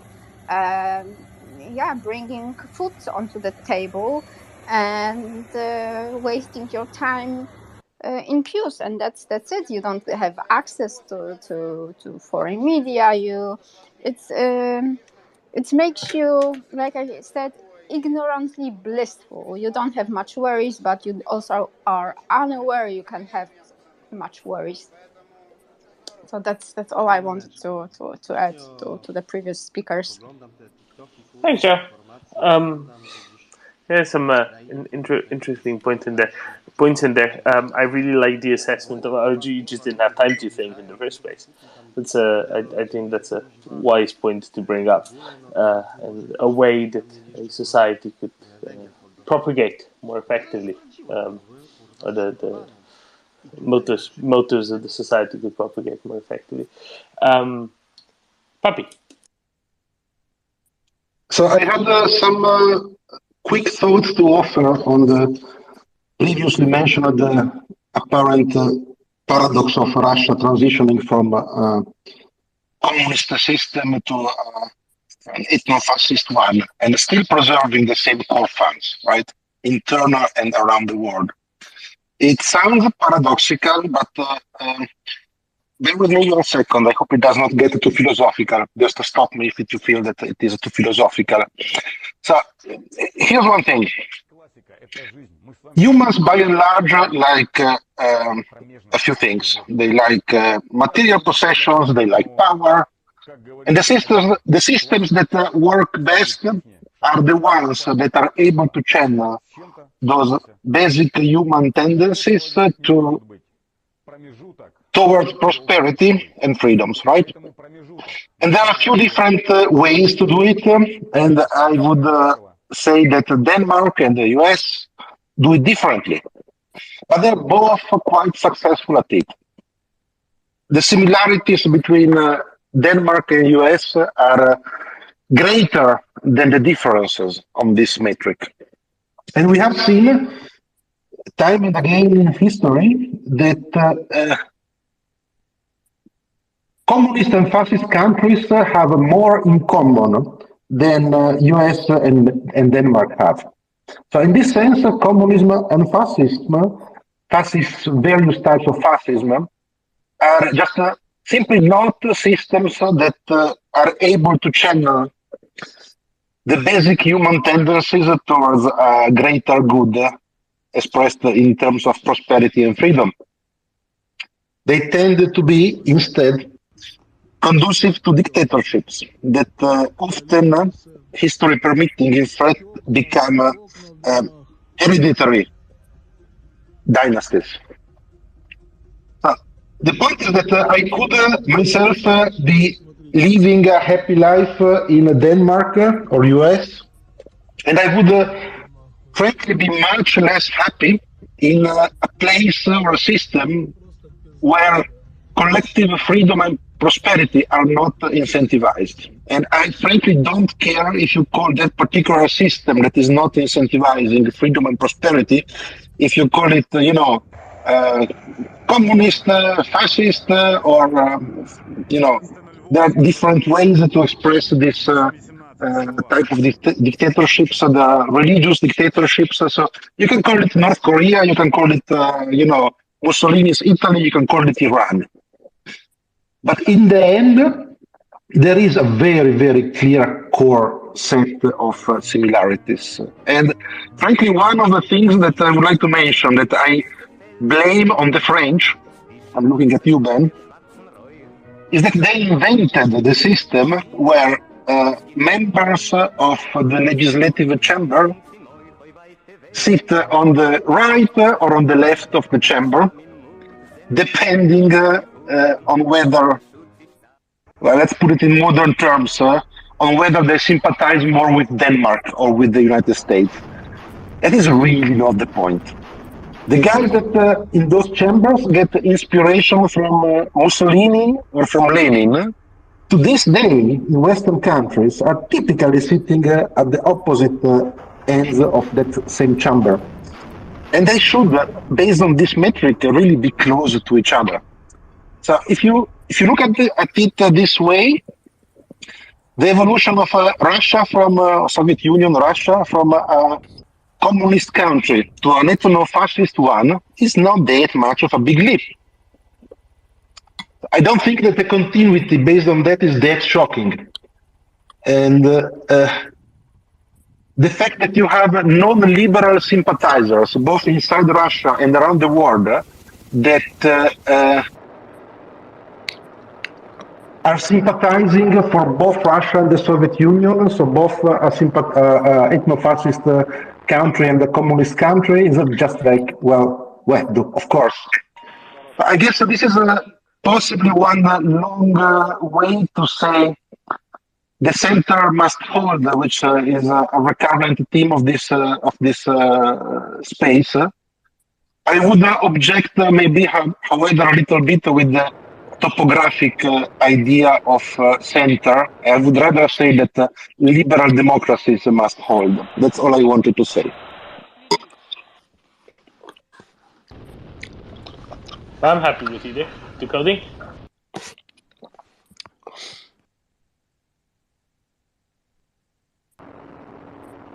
Decoding, you just muted yourself. Oh.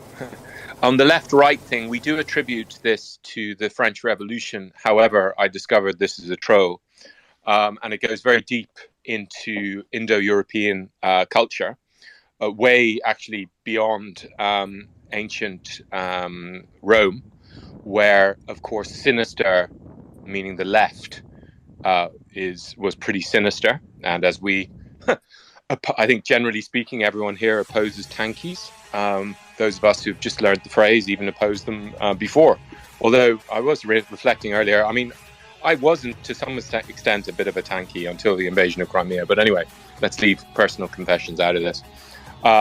So the idea of the right and the left goes back to, as some of us will know from etymology's sake, right is straight.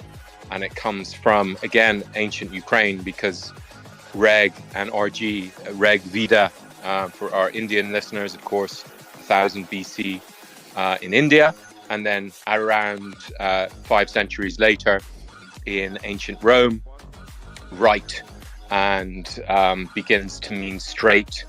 And it goes really back, and the only thing that can explain this, and now we've got the genetic evidence and other forms of evidence, the archaeological evidence that the leader would hold a staff, a straight staff. In Irish mythology, you have the very straight sticks being what signified the king.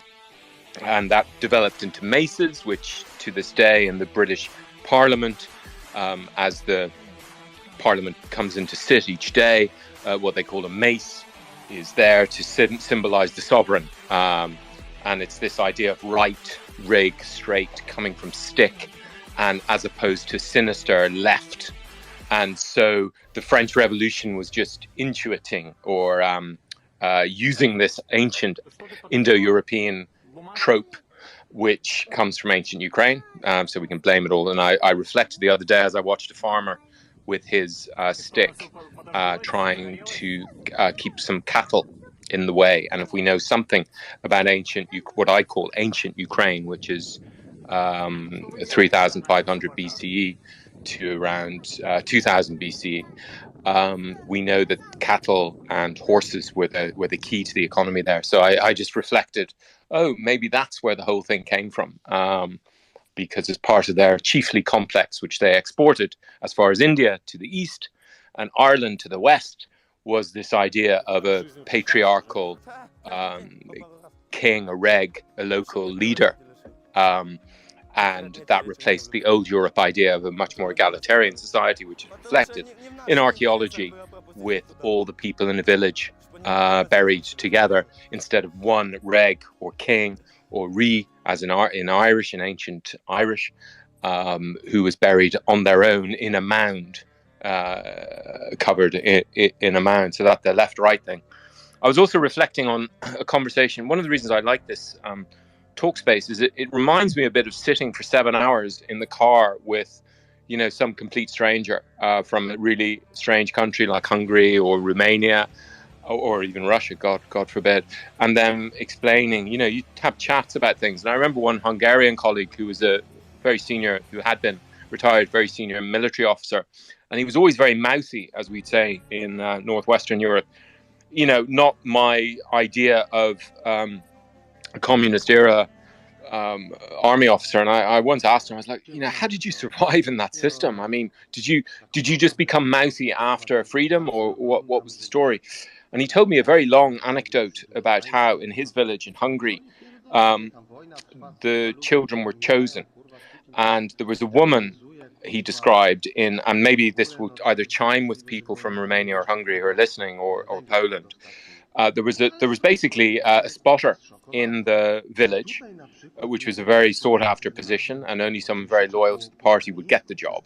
And their job was very early on to sort out who were going to be the mouthy people. Probably most of the people in this listening space would have been isolated straight away at the age of 5. And basically her job was to spot them and then crush them.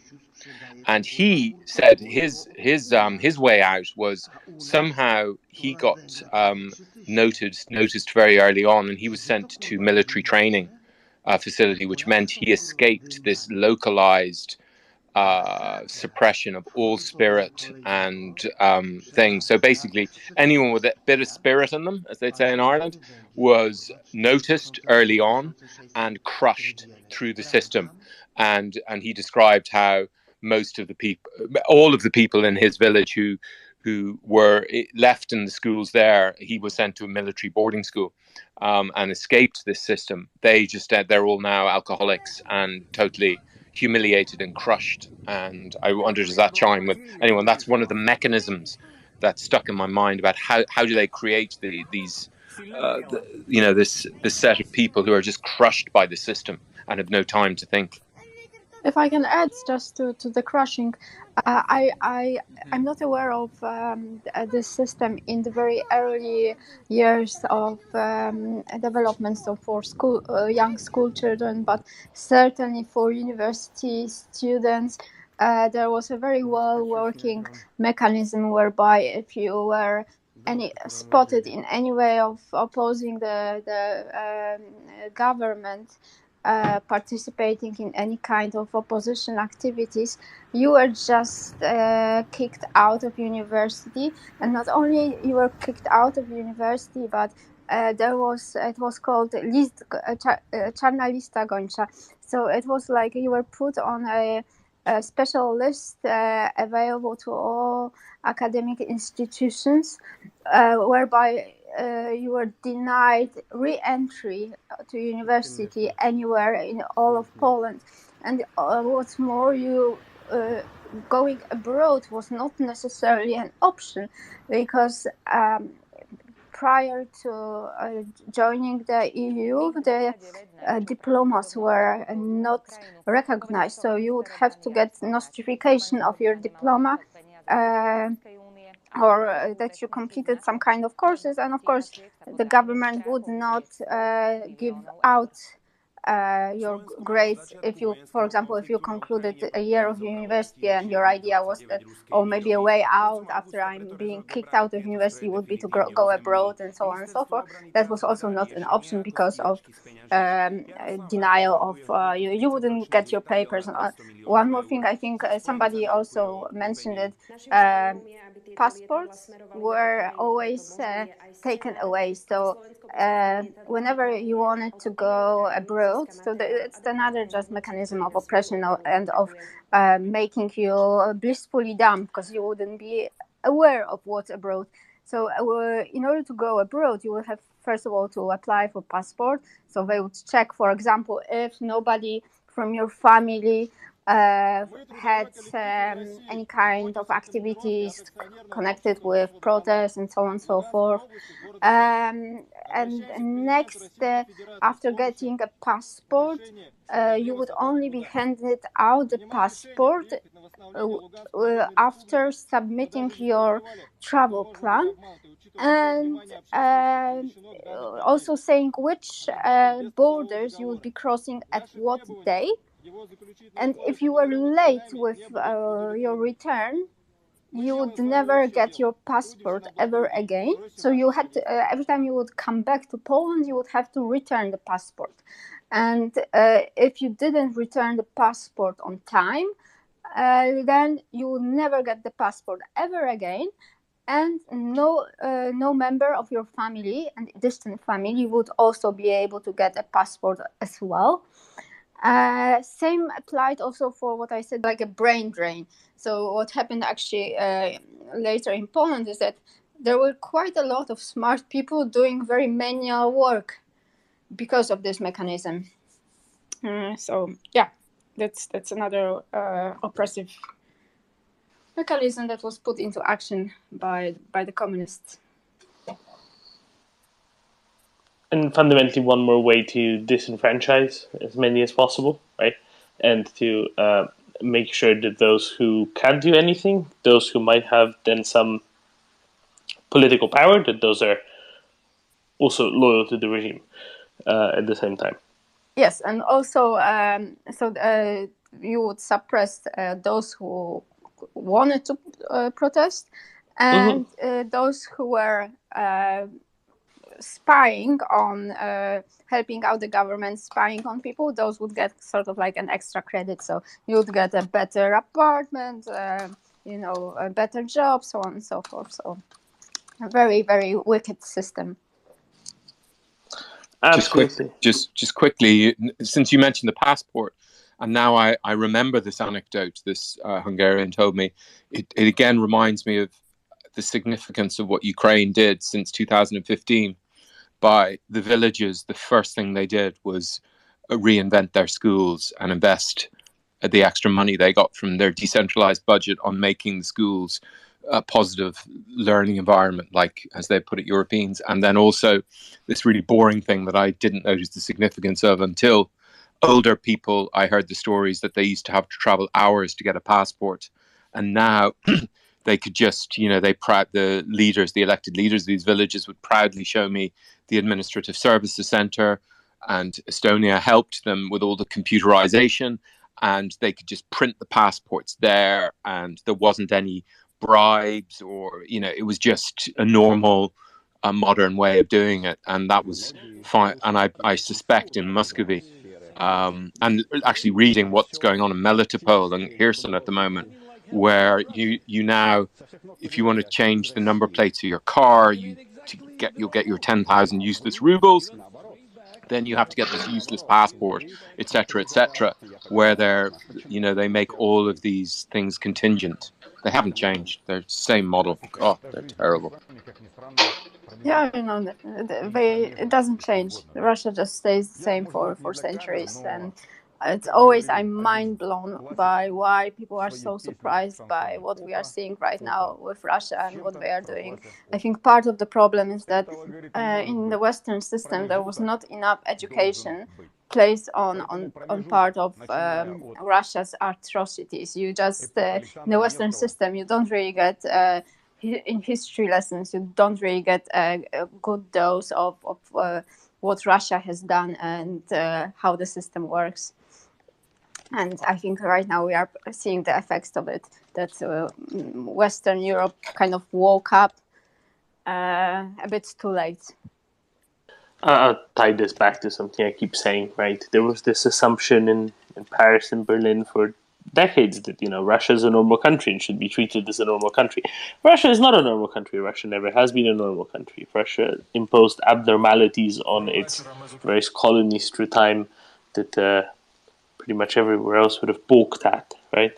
And it was a false assumption that Russia is a normal country and that it can be dealt with as a normal country. Yeah, but this normalcy was imposed partly also because the history was forgotten, and Russia also invested hugely in the West forgetting history. I mean, you don't have to look much further than the Katyn massacre, right? The Russians, first of all, not saying about the atrocities, later started lying that it was Germans. So, I mean, they are masters in terms of manipulation and blaming others and just burying all the dirty little pieces of their own history.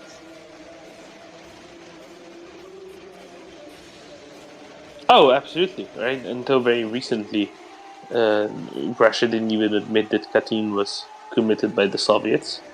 And we all know what Dmitry Rogozin said when Morawiecki, Fiala, Janša... Kaczynski will get the next Katyn if he continues with his rhetoric. He invited him to Smolensk, exactly. Yeah, where his twin brother died. So that's the level of people that we are dealing with, unfortunately. Precisely. F Sunflower's back. F, do you have another question for us? Sorry, it takes a while, but I think we dealt with Korenizacja pretty well, so I'm guessing you came back for seconds.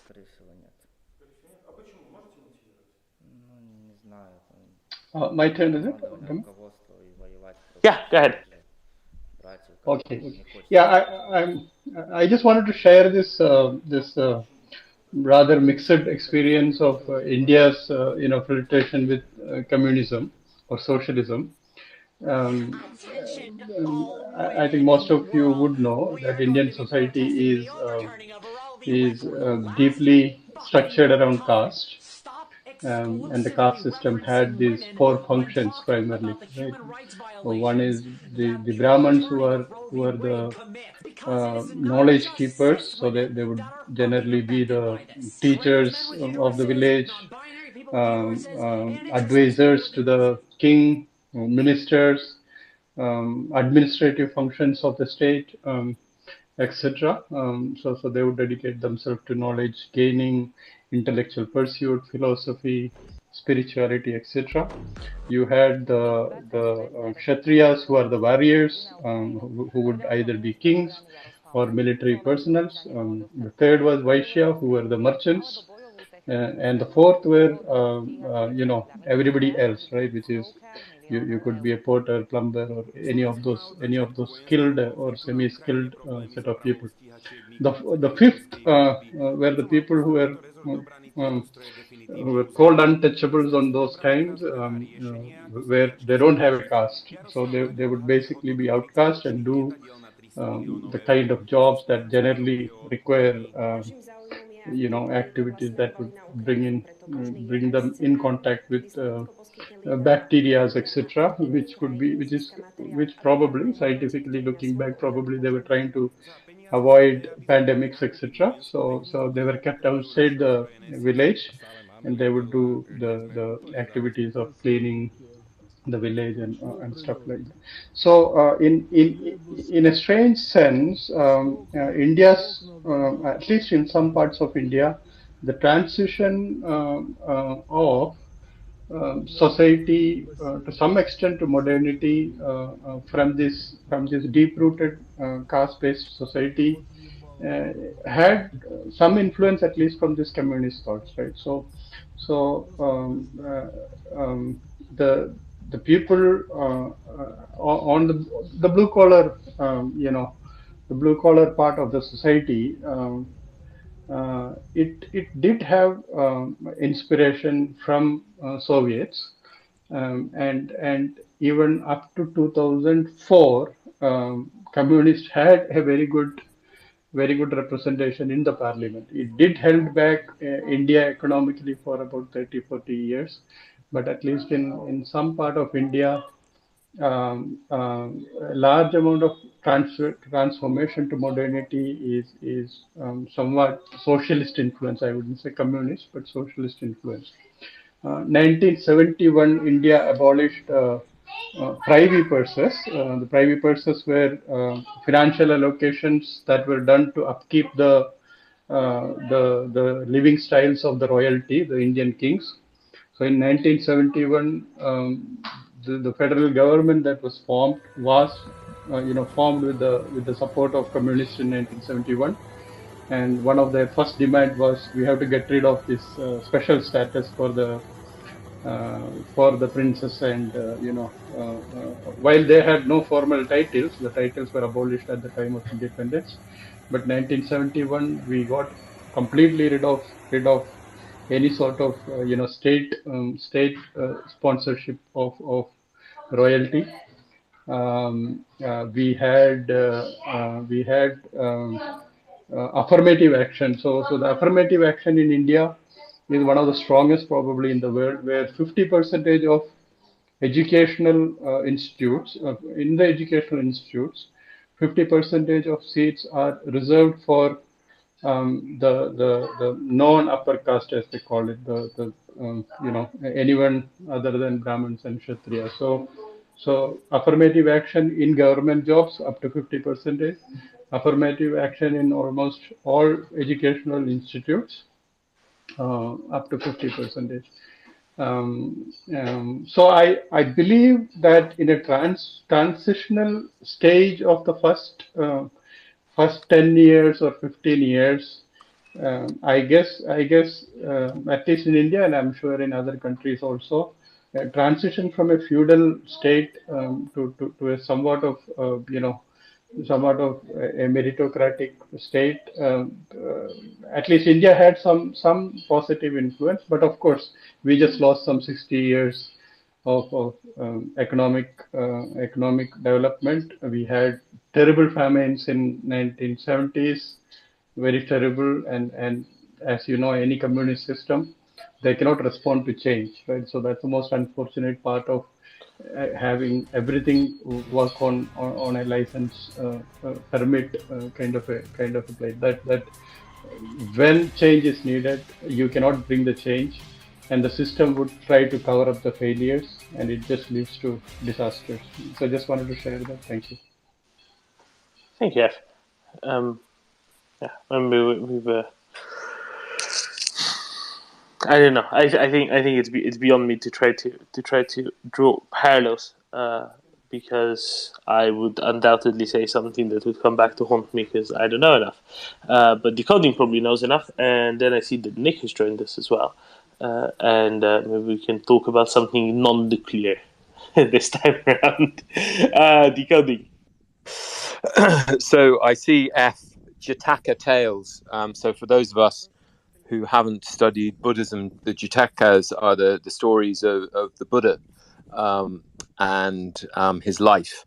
And comparative mythologists, which was invented by this guy called Dumézil, a French chap, worked out, as well as many Celtic scholars, that the number and quality of similarities between the Jatakas and Celtic mythology, as written down around the 6th century for the first time, but embodying much more ancient literature and poetry. The similarities of quantity and quality were just so much that they had to come from a common source.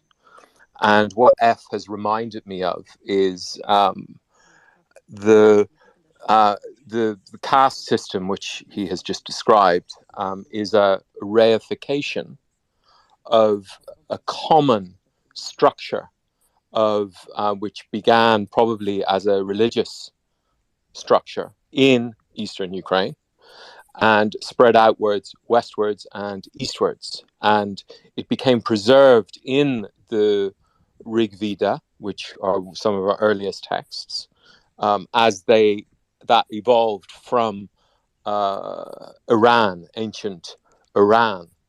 And it's preserved in our days of the week, for instance. So we have Tuesday, Mardi, Mars, which is, and this was the genius of what Dumézil noticed. He noticed this common structure throughout the whole of Indo-European culture. And the common structure is so you have the two aspects of rulership. You have the magical element, which, as I've trolled, I'm just going to say, I've tweeted about, because Zelensky, when I talk about Zelensky being a 21st century troll and Putin being a 20th century troll, what I'm really saying is, and I think I've just copied it into it there, is that both of them operate in the magical realm of sovereignty. So you had this idea of the king, the Ri, who was the one person preeminently buried under a mound in eastern Ukraine. There's 100,000 of them still, and that practice spread westwards and eastwards, and is embodied, for instance, in the Buddhist stupa, which is a recreation, a man-made recreation of this mound, and the burial of the magical aspect of sovereignty. And then you have Wednesday, Mercredi, or Woodens Day, which comes from the Germanic and the Scandinavian. That's the magical realm, and you have the normal realm of sovereignty of laws, which is Tuesday, Mardi and Mars, and then you have Thor, Thursday, the god of war. So as F was talking about, there was the second function in society, the army. And at a certain point in many cultures, in many Indo-European cultures, the army dominated or didn't dominate. And then you have the third realm, which is thought to be a remnant. And that's Friday, which comes from Freyr Frigg, which is a remnant in Germanic culture, in Scandinavian culture. It is thought of old Europe.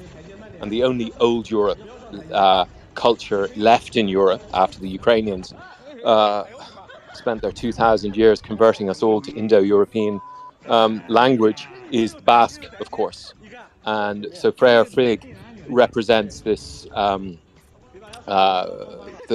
it's often called the maternal or fertility or farmers, but basically normal householders, really. And this structure, which we understand because it's reified in the Indian caste system, is common to all Indo-European cultures and in their mythologies and religions. And as I've just explained, it's even reified in the days of the week, which we just say, I mean, the Mardi and the Mercredi obviously come from the Latin, and ours in English come from the Germanic. But we even have this structure in the way the days of our week are named. And the idea of, so it's just, you just triggered me there, F. And this is a theme which is very close to my heart. And believe me, I didn't start off trying to prove that literally our entire civilization comes from Eastern Ukraine. It really surprised me. But everywhere you look, this common source, whether it's in linguistics, archaeology, the structure of society, the structures of our mythology, it's there. And it's really interesting. And it's why I think India should stop buying Russian oil. You should be buying oil from the source. And I'm not suggesting for a minute, F. I don't even know if F is Indian, actually. I'm not suggesting F is supporting of that policy, but they should be buying, they should be suffering with the Ukrainians, the mother culture, as it were. Anyway, there. Thanks, Cody. From one Irishman to another, Nick.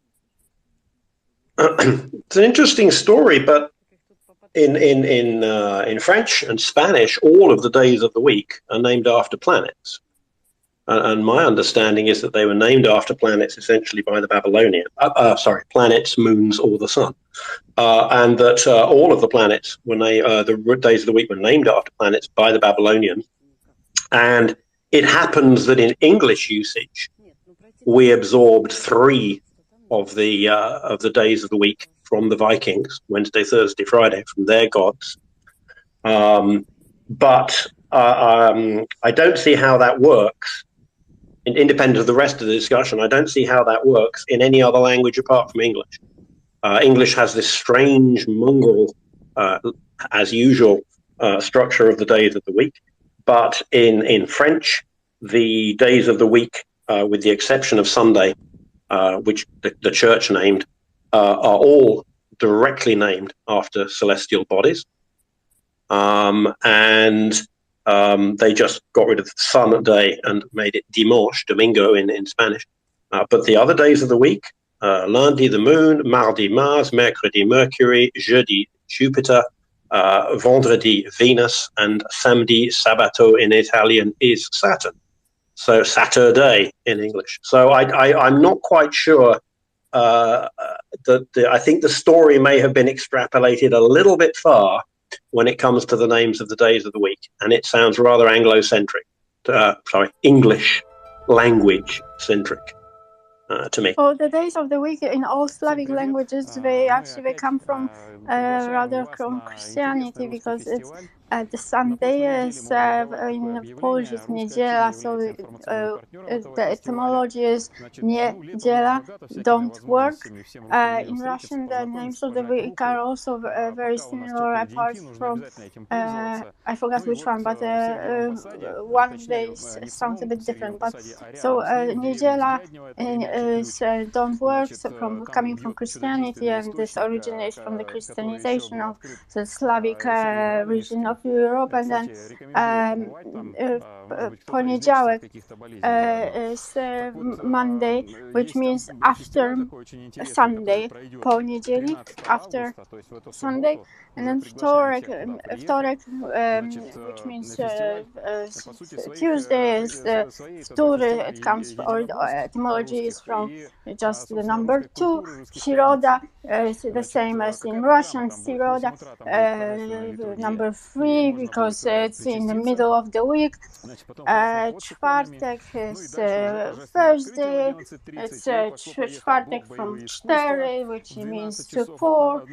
And piątek is Friday, so also etymology from number 5. So it's just counting down from Sunday, and it works in pretty much all of the Slavic languages. And Portuguese. Oh, great! Yes, the weird Latins, as they call themselves. Poles and Portuguese, they have very strong ties somehow. There's a very much love between those two countries. Whenever I'm in Lisbon, because of the sound shift that took place in European Portugal in the 19th century, I learned what this. I can never understand people in Portugal. I can understand. I don't speak Portuguese, but I can understand Italian, Spanish, and French. And when I hear people from Mozambique or Brazil, I go, oh, they're speaking a Latin language. If I listen carefully, I'll understand some of it. And when I'm in Lisbon, it always sounds to me like Polish. It's like they abolished vowels at the end of words. And I'm starting to learn how to understand that. But what you just said, that there is actually a connection, I wonder if the sound shift was caused by Poles going to Lisbon or Portuguese people going to Poland and coming back and saying, hey, we don't need these vowels at the end of words anymore. But by that time, they'd exported the language to the colonies. Yeah, I seriously, I doubt so, but it's an interesting observation that I also noticed, that it's a language with a lot of similarity to Polish, with a lot of those sounds. But the love between the countries, I think it's actually, I would associate it a bit more to the cultural values. That's I think that's where it originates from, and also a bit history, because it was also a small country with a big neighbor that necessarily wasn't very friendly. I'm speaking here about Spain. And Portugal also has quite a strong association with Catholicism, so that's another connection. And Portugal makes better wine than Spain, and Poland makes better vodka than Russia. But really, I the thought big you were going to say that Portugal makes better wine than Poland. that too, I can also say that. That wouldn't be a lie either. No, but what I wanted to note is that Portugal, like Poland, has done an amazing job taking care of Ukrainian refugees, and Portugal took in a very disproportionate number of Ukrainian refugees, judging by its geographical location as well. As well as the size. Just a little bit that I wanted to highlight. I will jump to Spring because I think she wants to note something on Portugal, and then we go to Decoding to defend himself against Nick's accusations of jumping the gun a little bit. Spring? I think accusation is a little bit strong. I'm sort of pointing out. I was going to say alternative facts, but an alternative interpretation of how that situation came about. I don't think alternative facts is a very happy term to use. If I can just add about Portugal and what it has done for Ukraine. So actually the Polish, the ambassador of Portugal in Poland has made very early on during the war, has made multiple efforts also to visit Ukraine and to make sure humanitarian aid from Portugal reaches Ukraine. So I know that he was very, very much involved very early on. And also there was very early in the war, there was a very large group of medics from Portugal who flew to Ukraine. So certainly Portugal has been there for Ukraine also from day one. Spring, how will you live down such praise? Oh, thank you for the kind word. I get a bit speechless when in these situations, but many thanks for the kind words, Joan. Coming from a country that's learned to admire Poland from early years, I was lucky enough to have a teacher at university that was a lover of Poland, that somehow transmit that love for the country. So I'm a big admirer of Poland and his own history that was not easy, situated where it is. It's not easy for any of the countries in those areas, but it's weird. We have the weekdays very weird because we don't follow the lunes, martes, like the Spanish, the Italians, and the French.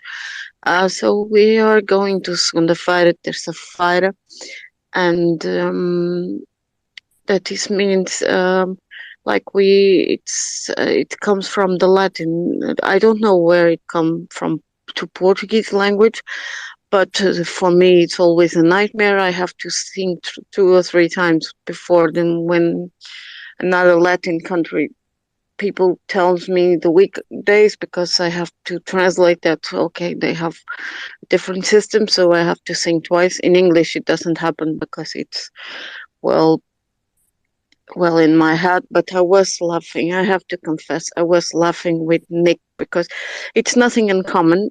We are lucky enough to hear a lot of times that none of the Latin speakers understand us. So a bit like the same with the Romanians, because it's a bit difficult for me to understand Romanian. But I think it's because also the drift of the Portuguese language was also a way to survive from Spain. I don't know. For many years,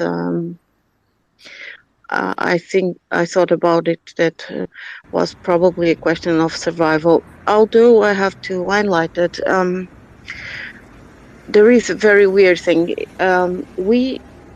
When I'm in Catalonia, if people is speaking a certain distance, it almost sounds to me that someone is speaking Portuguese.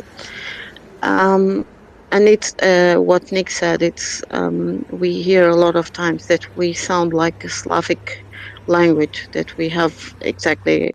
Joanna also said that we have a lot of sister, and so many times they ask us if we are from Russia, if we are from Poland, and but no, we are coming from Portugal. And And one don't you thing, just love it when they ask you if you are from Russia, right? I don't find it very funny when they ask me if I'm from Russia. No, I don't like it at all. And it's true that we cut a lot the vocals at the end of the word. It's true. I say that it's an economy of time. If we cut them, we can speak. I am joking, of course. I mean, it makes perfect sense to me. It's efficient, right? Although Romanian does sound an awful lot like Portuguese, I have to say, similar consonants. Okay, let's go to decoding, and then to George and to Papi. Decoding. Yes, I mean the thing about the stars is that the way it probably worked, but they reflect in each other the whole time.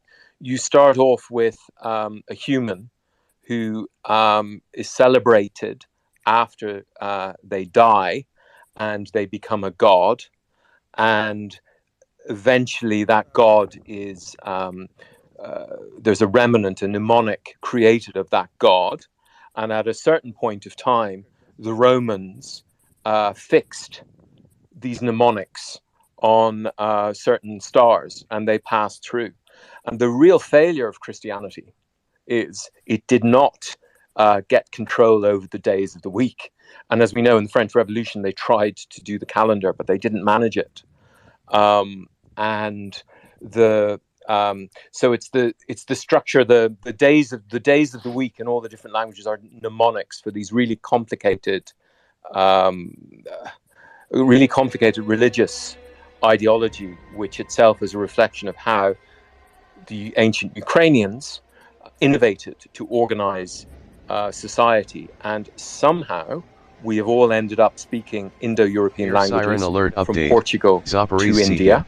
Full alert. And this message has through been the process generated with of municipal that data. spread, more came than simply the language, sometimes the symbols, but also the religious ideology. And Nick's, the wonder you have of maybe the Polish, someone came from Poland to Portugal. That's it. I mean, for centuries we've been trying to work this out. How are these mad similarities arriving between, say, India?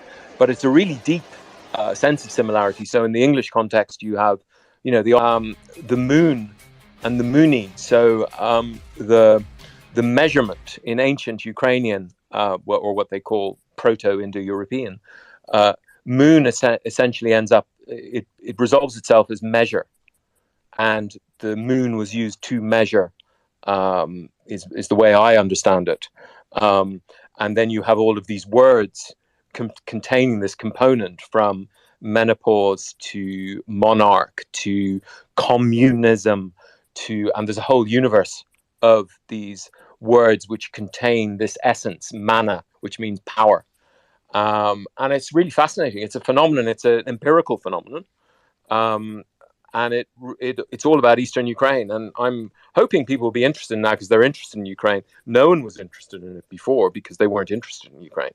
And they just saw, as Steinmeier said in this, I tweeted about it, HAL Museum of Prehistory. And I have a problem with the phrase prehistory because it's no longer prehistory because we know so much about it through DNA evidence and comparative mythology and archaeology. But in any event, Steinmeier, I go, on my way from Ukraine at the end of January 2022, knowing the invasion was coming, I stopped off in HAL to check out the Prehistory Museum and see where these Yamnaya ancient Ukrainians were. And I spent 30 euros on the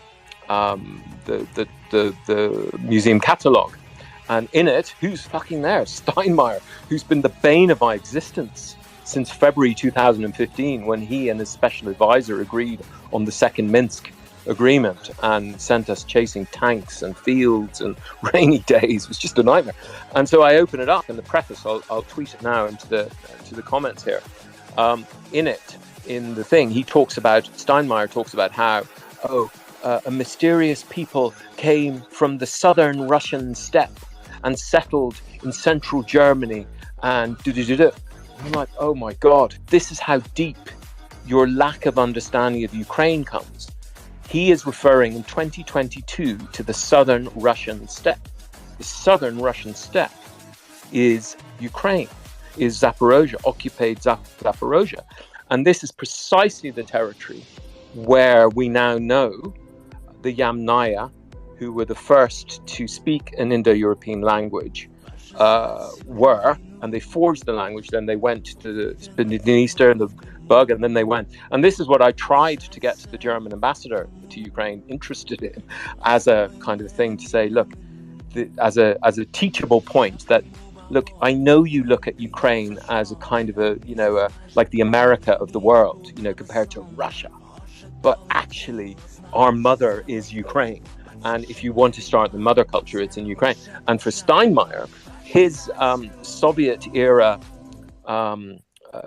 idea of history, which he's just imbibed straight from Russia, and even after 8 years of being totally involved in Ukraine, he still thinks of what is legally Ukraine as the southern Russian steppe, and that's apart from the historical bit. And not only that, but the boffins in Hallstatt, in the museum there still, because they're just looking at it archaeologically, not linguistically or through comparative methodology or these other things. So it goes really deep, and it's really relevant to geopolitics. And you're hearing it here first. And it goes through all sorts of places, right? A number of writers being described as Russian writers, artists described as Russian artists, even though they were from, say, Ukraine or from other places as well, that were part of the Russian Empire perhaps at some point, but that doesn't make them non-Ukrainian. George? Yeah, just a correction for everybody on here. The names of the planets came from Greek mythology, and we use now the current. We use a Roman nomenclature for those planets, and the word planet, planetis, in Greek, comes from the ancient Greek word for wanderer. So, just to clarify that,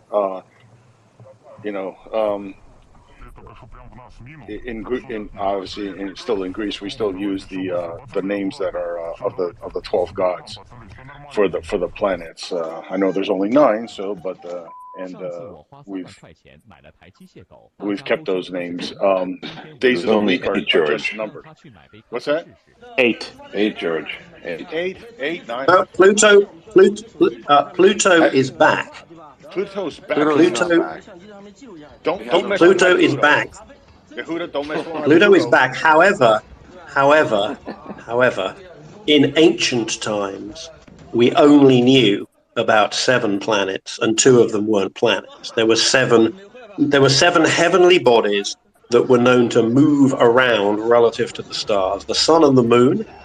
And don't forget, everyone thought all of these revolved around the Earth: the sun and the moon, and then Mercury, Venus, Mars, Jupiter, and Saturn. And we needed a telescope to see Uranus. Insert joke of your choice here, but it wasn't until the 1800s that we found. Actually, Nick? Hold on. In fairness, the people that hate Ukraine and support Russia, the majority of them do still believe that those celestial.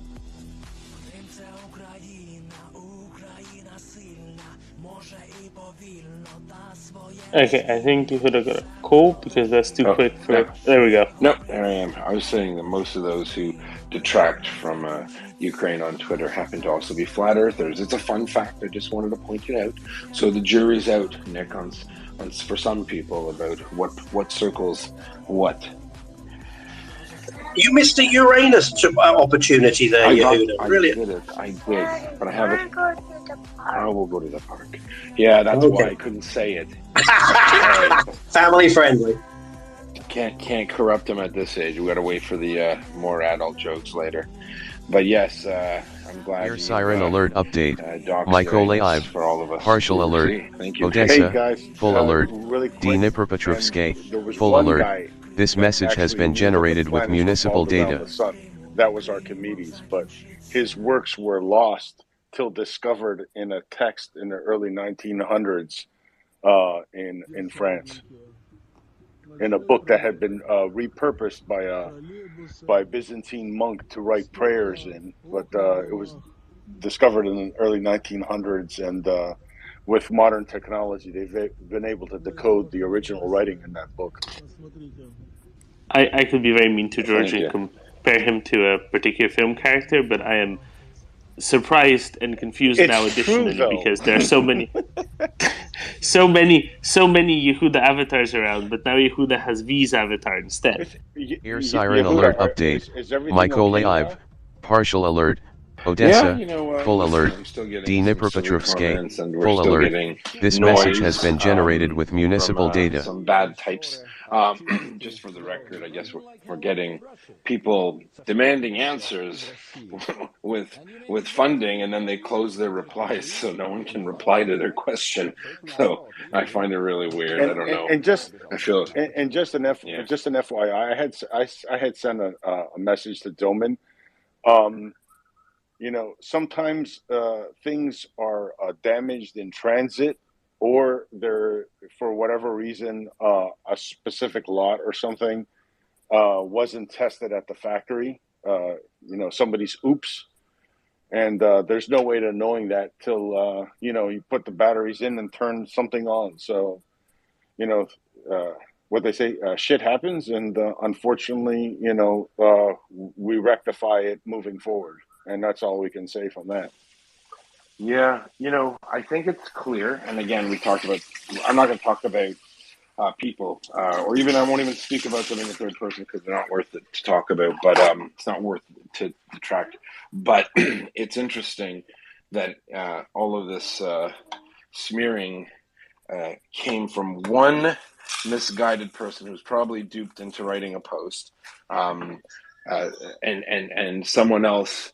The same person that obviously was causing issues had retweeted, or not retweeted, but quietly sent that post to something like, we know confirmed hundreds of our listeners, and then used it as, see, it's true. And then he's gotten them by proxy to repost it, but they're closing off the replies.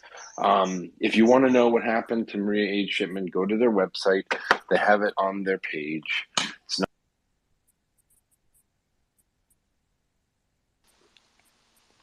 Okay, audio crash.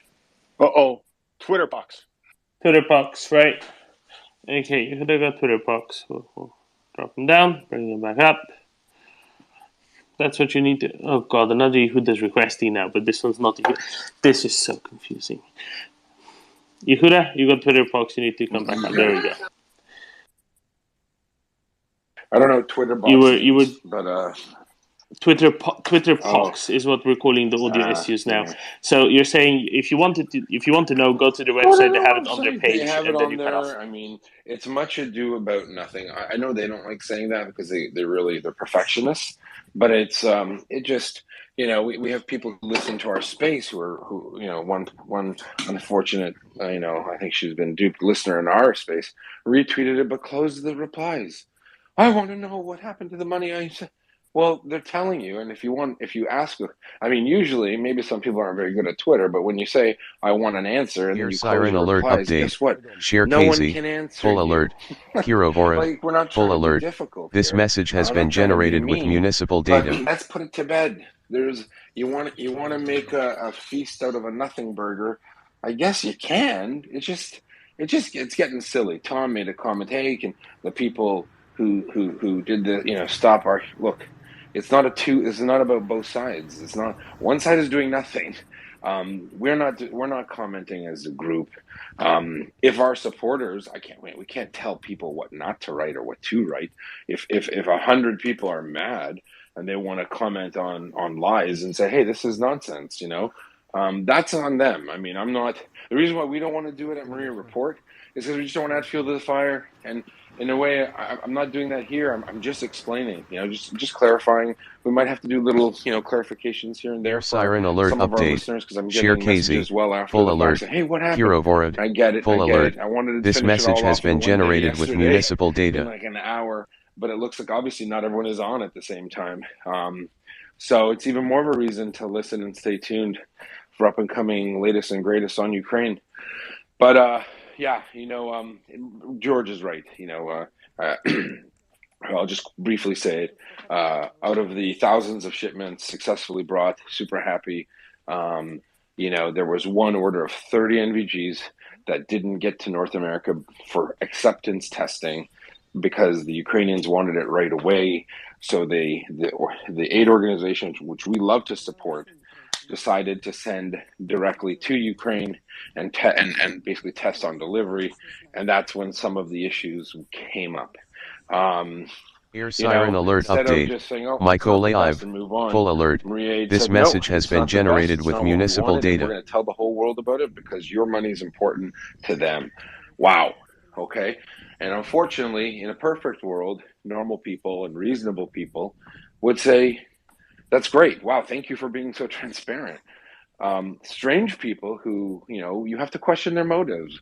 In it for themselves, propagandists, fake supporters have eaten it up. And it's not that many. It's not many. I'm not going to lie. If you look at these posts, they have 5 likes, 15 likes, and a handful of comments. But it is hurtful to people like us at the Air Report Siren alert update. who are Myko here to Live. give you Full and alert. give us. This We're giving message our has been souls up generated here, with not municipal our data. lives, but our time, and we're doing this to help Ukraine. So when we help another organization called Maria.org to buy things to save Ukrainian lives, and then we even see a handful of comments, it's kind of it hurts. No, we can't stop them. It's a free world. If you want to openly lie or you want to be blind to the truth, when all it takes is a question, a comment, when Melanie Lake, rather, when she was on, and she wrote all these responses to, disingenuous types of, I believe, to be completely disingenuous people, asking preposterous questions, making the most outrageous claims. She answers them, but do they have anything back to say? No. Organization is shocked by the allegation. Okay, anyone can say anything. Yehuda eats babies, and he dances naked in the street at night. The reports are that you do that. What am I supposed to say? The reports I do that. Okay, say what you want. It's a free world. Shame on the person that doesn't even do the slightest bit of verification or fact checking. That's what leads to disinformation. And that detracts from the work we do to help Ukraine. If we have to keep, saying these little general reminders, no problem. We're not going to go into the whole story, about, bad behavior, and, we're onward and forward and all that good stuff. So we're very happy. I have good news. I should have started with this, Doman.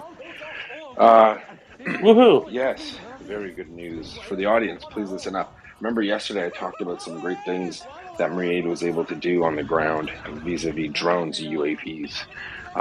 Well, I have received the videos.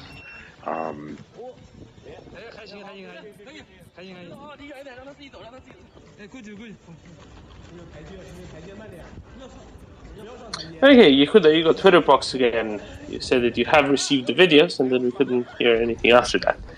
So you'll need to jump back up, because I want to know what's in the videos. As is probably everybody else. And switch me and Alex for just 20 minutes, because I think that position is We don't have Axel at this moment. I think. Yehuda, you got the videos. You said. Yeah. I'll just keep bringing you up as much as needed. We got the videos from the field of Maria Aid. We got the pictures and the videos, and these are special forces individuals. They have balaclavas on, or gaiters, they call them, and we don't know. I don't know if they want to blur the face as well, even though it's just the eyes. But the videos have a direct shout out to you guys from the Special Forces, operators and senior types, thanking Maria Aid and Maria Report for all the work that we don't do the work. We're the trumpeteers of Ukraine online. We're just a group of many trumpeteers, those who spread the good word of Ukraine, and they thank you for supporting Maria Aid and Maria Aid for purchasing the equipment and making a great product for the Ukrainians. And he says that we need more of these, and they save Ukrainian lives. And I can't wait for the video. I'm not allowed to post it because, again, I don't know the protocol. But if you go to the Maria Aid website, I think we retweeted it. We have pictures of the UAVs on the ground, and they're flying. And the Maria Aid representative who went all the way over from England with the equipment, they're British manufactured, made by John Bull. And is it Sir John Bull, Nick, or is it just John Bull? Anyway, he go ahead. John Bull is a mythical character, so I mean, he will never have received a real knighthood, but you can give him a real knighthood, fake one if you want. Well, all right then. Well, Sir John Bull there produced these drones, Ukrainian technology, and maybe some other people's input, and off they go. So I just want you to know, those are your dollars at work. And we're very proud of that. Okay, wait for the videos. We'll retweet it on the Maria Report page. And yeah, over to you, Doman, before I get chicken pox or whatever it is, Twitter pox. Twitter pox. No, I'm not going to make a joke of being sensitive. I want to jump to George first, and then to Puppy. George. And let's see if there are any questions I can answer about the shipment, if there are any first, please. Yeah, I have a hunch George wants to talk NVGs. Oh, I mean UAVs, but go on, George. George, you're muted, George. Oh, sorry. There you go. There we go. Back in the day, we had a shipment of, I think it was 6 NVGs sent to us out in the field, and yeah, they were 5 of them. I think it was 4 out of the 6 were non-functional, and that was because they had been damaged in transport. Especially the older ones, they used to be a little finicky, and then they started putting them in the hard hard cases with the foam liners. I'm sure some of the other veterans remember those. So yeah, things happen. But about the UAVs, I saw something that blueprints were being sent to Ukraine to arm certain of the Octo drones with Laws rockets. I don't know if you guys saw that development. Yeah, I'll be honest. I don't get into. I'm not part of Maria, so I don't know all the procurement parts of it. And you know what I mean? I don't really dial myself into it. I know that there are special EW. So for in this case, the EW anti-EW capabilities of the drones is what's really important. And for everyone else who, if you're not familiar with the term, we're talking about the ability of the drone to not be detected by Russian electronic warfare capabilities, and that's a very, very big deal. And so what's really special is that little special things, and pardon me if I can't really get into it because I don't know what's known or what I'm allowed to share, but let's just say Ukrainians are very, very happy, and it's something that that we want to continue to do. It's a signature program. We here at the Report, at least, we want to continue to support Maria Aid. We don't want to take credit for what they do, but they're doing some really good stuff. And as for the NVGs, for sure, anyone who's ever had to use NVGs, often they can be tested back on, by the weapons techs and the techs on base. By the time they get to the field or in operations, they're finicky. There's a special gas what do we call that gas, George? Starts with a T. Is it Tritium? Tritium. Yeah. I think it's tritium, but I might be It's mistaken. tritium. But It's the same in our scopes on the rifles. It's a delicate material, delicate gas. Anyway, the point is, it could happen. I don't know all the details about that NVG thing, but I think what George is trying to take home point, if I might say, George, is that it's not the end of the world, right? This shipment here doesn't prove anything, and it was a mistake that was caught and rectified. So, accusations that people's lives were lost because of stupid people, stupid Westerners who don't know what they're doing, or steal, or the story developed into stealing money. It's shocking. Chai, would you think that the tech who packed those NVGs for when you were deployed, George, you think that tech was making money somehow, or you think maybe they broke? well, if the cases had come and there was nothing in them, yeah, maybe I'd say maybe they're on maybe they're on Fritz's a pawn shop shelf or something. But no, it's just ridiculous. It's absolutely ridiculous. And you're talking about thousands of pieces that have been shipped. Things get like I said, damaged on shipment or whatever. Out of thousands of pieces of equipment, and it's not even 30. It's like four. It's not even the full 30. It's apparently max maybe 5. They don't even know the numbers exactly because I guess it wasn't even that big of a deal. I mean, it's a big deal. I shouldn't say that. I don't think it is, but I'm not the one responsible for it. I just think it's like, whoa, okay. But yeah, you were saying, thousands and thousands of things shipped. Everything perfect.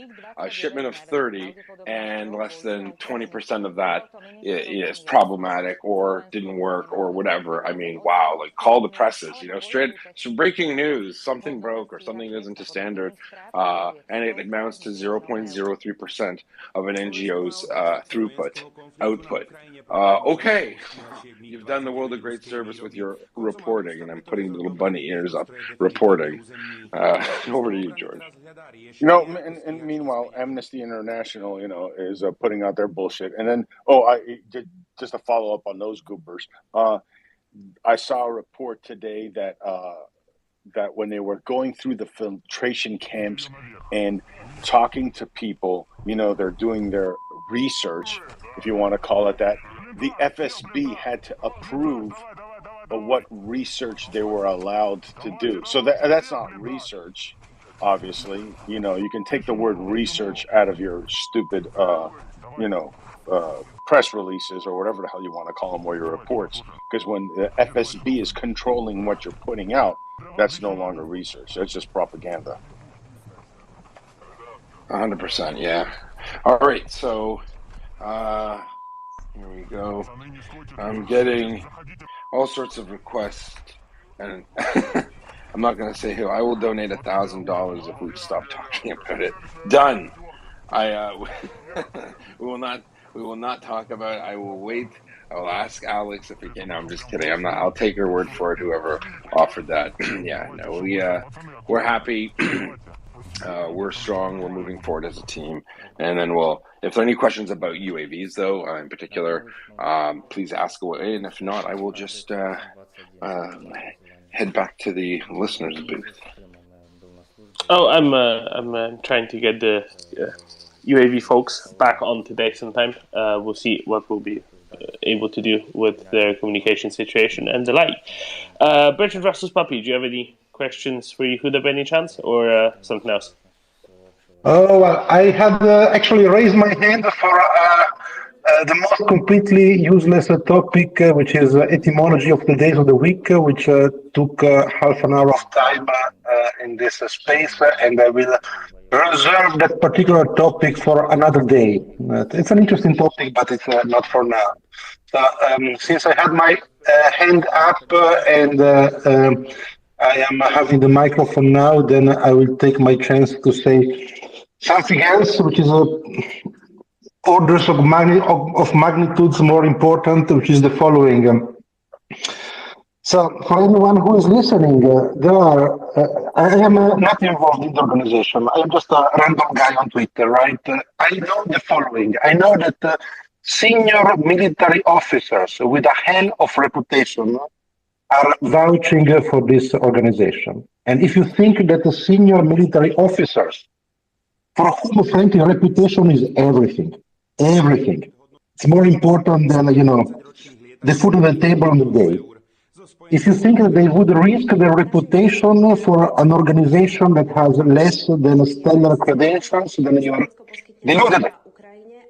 So when someone like Melanie Lake or Chuck Farrer put their reputation on the line, they do it because they know that the organization is as effective, clean, and committed as you can humanly imagine. That is as far as as far as you can sure about human things on this earth, that's enough for me, frankly. And another day, I really, really want to do the spiel about etymology of the days of the week. Not now. Thank you.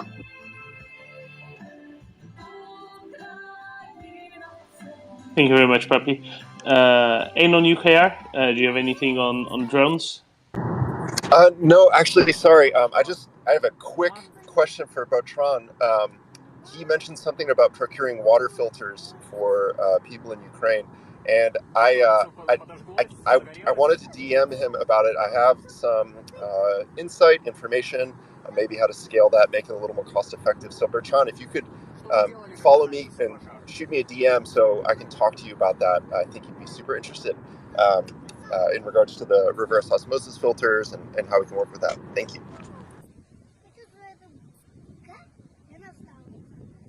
Excellent. We'll figure that out. I'm sure he's around still. If not, I'll remind him. Anon. Nick. Completely unrelated, but I was talking yesterday about how since the space got rebooted, I sometimes have trouble finding it, and it used to be scrolling across the top of the of my home screen on the phone, on the app, on Android anyway. Within Twitter, Twitter would show me the space, and then sometimes it wouldn't, and I would have to scroll down 20 or 30 Bitcoin and Bible study spaces to find it. And I finally discovered what it is. And this may help people, particularly if, like me, you don't follow many people. I don't follow many people on Twitter simply because I don't have the time to read the stuff that my 150 people I do follow put out. So if people here who follow me and I don't follow you back, I just don't have the time. What I discovered is when you're on your home screen on your phone, spaces that you are being looked at by people you follow will appear in a banner at the top. And so I am following some people on the space, but if they're not in it at that time, then it won't show up. So the solution for those of you who may have this, and maybe you don't, because maybe you follow so many people who are regulars here that they always appear. But if you sometimes find that in order to get into the space, instead of just clicking at the top of the home screen, you have to scroll down on the microphone page to get to it, the solution is very simple. Go to the Maria Report host account. That's the very first icon top left on the screen, and follow that, because that username is always in the space. And if you are following that, then the space will always be at the in the banner at the top of the home screen, along with any other spaces that any other people you follow might be in. But at least it'll be up there, and that will hopefully be a fairly short list. So hopefully that will help people, particularly when the space has crashed and you have to go in, and then you won't even see it in what I call the microphone list until it gets rebooted. So I hope that will help a few people. Yeah, I can confirm that Nick doesn't follow lots of people. He doesn't even follow me, and we've talked for what 100 hours now here, Nick. Ear siren alert update. You can Cheer what you can Casey. do maybe All clear. what the Kira host Vorod. could maybe do All clear. is say, Dnipro you know, when you Petrovske. occasionally, All when clear. you do a housekeeping announcement, Zaporizhzhia. please follow All and please clear. retweet the This space. message has You been could perhaps generated with add that to municipal the data. script and say, if you follow the Maria Report account, then the space will always be there at the top of your home screen. Oh, absolutely. And I'll do one better. If you really want to be sure that you're always notified when we have guests on, guest speakers, when they show up, etc., or that you make sure that you see all the announcements but don't have to go check the Maria Report account all the time, you can also click that notification bell that's to the left of the follow or rather unfollow button, because you should all be following the Maria Report account, and they will pop up in your notifications. We've had a bit of a talk, and we will not be posting lots of stuff on the Maria Report account, so it's only going to be, you know, the important things that people care about, such as the space is on. Here's the link to the space. Also, sometimes, Nick, by the way, sometimes it doesn't work for people, and they still don't see it in that little bar up top. The easiest way to do it is just go to the Maria Report account, and the pinned tweet should always have a blue card on it that you can click on that says "Start Listening," or there's a purple halo around the avatar on the account, and you can just click there as well and start listening as well. Sometimes there's a bit of a glitch and one of the ways doesn't work, but if you're aware of all of the different ways, that's usually good, because one of them will work. The benefit of you all knowing that we're going to be here 24/7 for as long as it's necessary is that you always know that the tweet should be on, right? That the tweet should be on, that the space should be on. So if it's not on, you can always just wait a minute, because that means we've just crashed. But you should always know that at the Maria Report account, there should be some way to get to the space. One limitation of spaces is that every single time a space reboots, it gets a new, we don't see the URL, but it gets a new URL. And so it's not possible to have a space's address permanently pinned. So you would have to repin the tweet each time it restarts, is my understanding. So that's a bit of a shame. I mean, obviously it would be nice if spaces were searchable too. But yes, through the Maria Report account is the way to go. So just since we are in the geek corner, just one better is the following. You can actually have the link to the Maria Report on your home screen, at least if you are on Android. So if you have the link on your home screen, you don't even need to, open Twitter. The icon is there. So when you have your home screen on your phone, you just tap on that particular icon and you are in. I might post some step-by-step instructions. But it's very easy, but might make sense to have one step-by-step guide that is probably worth spending a few minutes on. I will do that.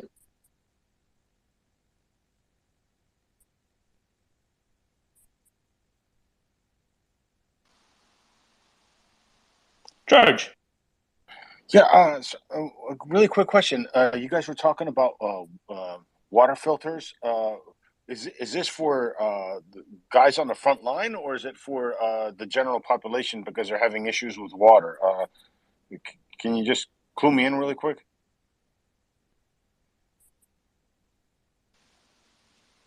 Yeah, I wasn't entirely sure what I was referring to either. Okay, because there's ways to make a simple water filter even from like things inside in your house, and that's why I was wondering if it's for people that villages are in the front line that have lost their ability for piped water, or is it for the soldiers? I can send whoever was interested in that a DM with the instructions on how to do it. It takes literally 5 minutes, and all you do is you use a 16 or what? I guess excuse my my non-metric, but a 16-ounce plastic water bottle you can use to make a crude filter. That actually works for a while. So, You know, it also works. Alcohol. Not recommending it. I'm saying. Yehuda, there are children listening. Come on now. I didn't. I could have mean. I meant rubbing alcohol. No, certainly not. Don't do Horrible. that. Don't. Could be a reason why beer was drunk a lot in the Middle Ages, right? Better than what they had in terms of water. Yeah. Because, Could be. Could be. That's why. Is that why they drink a lot of beer in Germany? Because of the quality of the water? I don't know. That I Air do not siren know. I alert think they just update. like their beer. Mykolaiv. Where's Partial Axel? alert. Where's the Odessa. Axel at? All clear. Probably drinking This beer message somewhere. has been generated with municipal data. It's 11 a.m. somewhere, as they say. Well, hold on a second. It's on the East Coast. It's 9:20. So in Europe right now, depending on what part, it's 3, 4 Well, o'clock. in Newfoundland, it's 9 minutes to 11. So that's probably close enough to 11 a.m. Okay. I'm not in Newfoundland. Air siren alert update. No, but are you sure that Mykolaiv. Axel isn't? Partial alert. Odessa. He could All be in clear. Newfoundland. This message has Yeah, been we generated don't with know. municipal data. That spreads strange rumors. No. Has anybody ever been? Have you been to Newfoundland, Yehuda? I've been to every province and territory in my great country. You're very lucky. The closest I got to Newfoundland was Nova Scotia. Yeah, Canada's beautiful. After the war, come visit. We'll host you. We'll have a big Maria report / Maria Aid barbecue, paid for by ourselves, of course. Of course, that would be great. Yes, 100%. And then off to Ukraine. Hopefully next summer. Air siren alert me update. and my wife's family Mykolaiv. are Partial planning alert. a pretty Odessa. big party. All I think, clear. her This uncle's message has gonna been generated invite, with municipal data. Try to invite anybody who non-Ukrainian born that picked up a rifle to fight for them. 100%. So just for the audience, there are no UAV questions, no problem. We're hopefully going to try to get more of the UAV people who are working with the Maria Aid team in Ukraine to come on and share their experiences, answer some questions or any questions they can reasonably answer, all things considered, and that would be great. And it's great for the room that people get to hear what how this works, how aid gets to Ukraine and the stuff that it does. More importantly, the effects that are brought to bear. That's really awesome. So other than that, we have hopefully a new lineup of speakers next week, and we're going to have our regulars pop in and answer some questions, military related. People are asking, what's going on? I'm getting a few questions in the inbox. Where are we at? Well, you can have an order in the military that says, at this time you will, advance and you will, destroy the enemy at a certain grid coordinate or within an area of a certain, within an area of operations, or more precisely within certain control measures. You're gonna do something there. Another order is to set conditions. You can set a condition. You can set the conditions for the next order, which is the actual advance. And those setting of conditions can be destroying bridges, it can be, attriting the enemy, it can be destroying, logistics and supply and ammunition repositories. This is what the Ukrainians are doing now.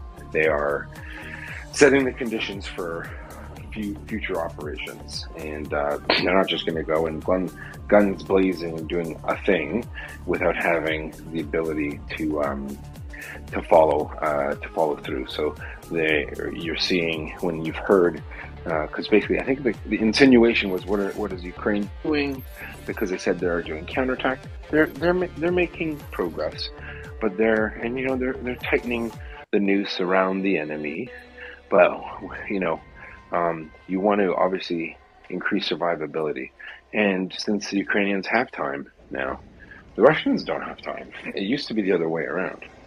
Now the Russians are in fear of this war dragging out longer because they lose more money. And why that's important is the Russians are artificially propping up their country, their economy, because no one's trading with them or trade has gone down. So there are naysayers that say, well, trade hasn't completely cut off. You're right, it hasn't, but it doesn't have to for it to be effective, right? Think of a factory that makes pencils, and that pencil factory gets wood, and it gets 1 ton of wood a day, and it processes it and gets in the system, and it makes a certain amount of pencils. Let's say it makes 1,000 pencils from a ton of wood. Well, if you cut that wood down to 30%, it can still make pencils, but not that many. Now, if you say 300 pencils, let's say it makes, so it gets 0.3 tons instead of 1 ton. Is the factory working?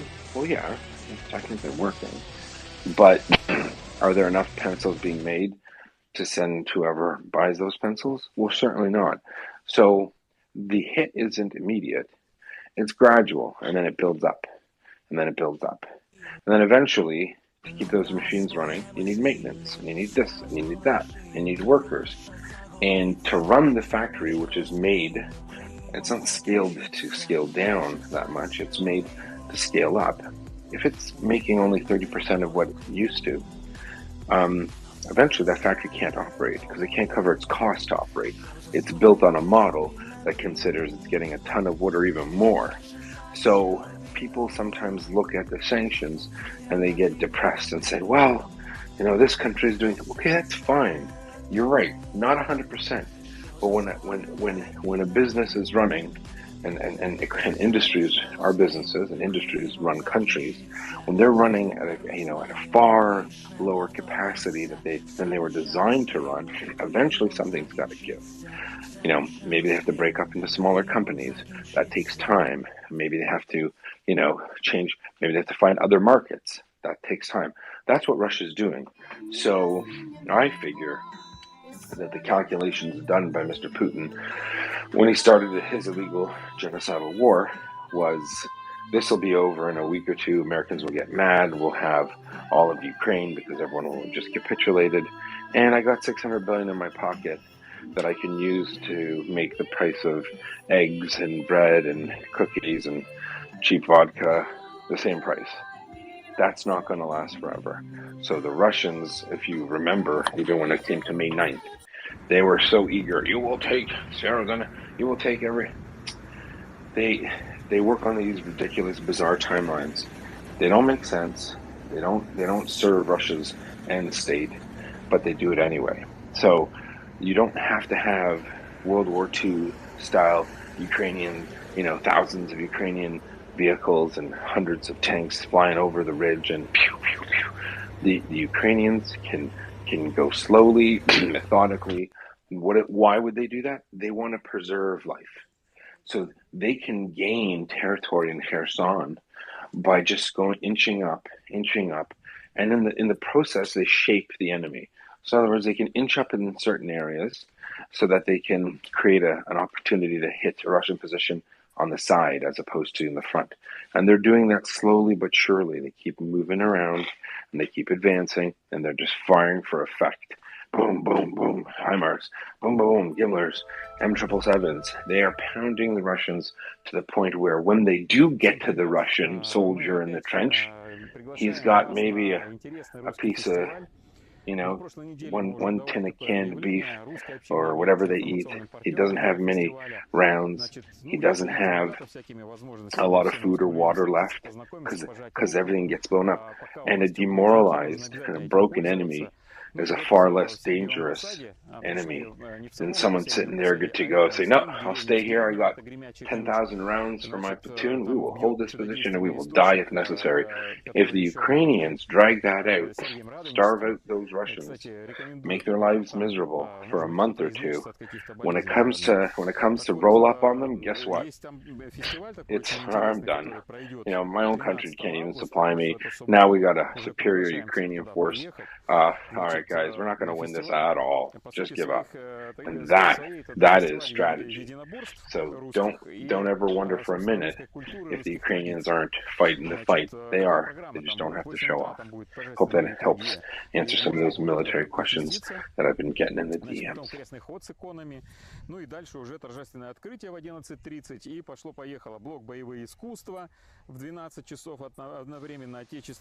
Nick, do you have a follow-up to that, by any chance? Just in what Yehuda was saying about, when the Ukrainians meet the Russians, I presume some people, not everyone, may have seen the video that's circulating of what I presume to be a Ukrainian, it could all be staged, but a Ukrainian soldier walking into a Russian camp and waking up a guy who for some reason is sleeping under a bright red blanket.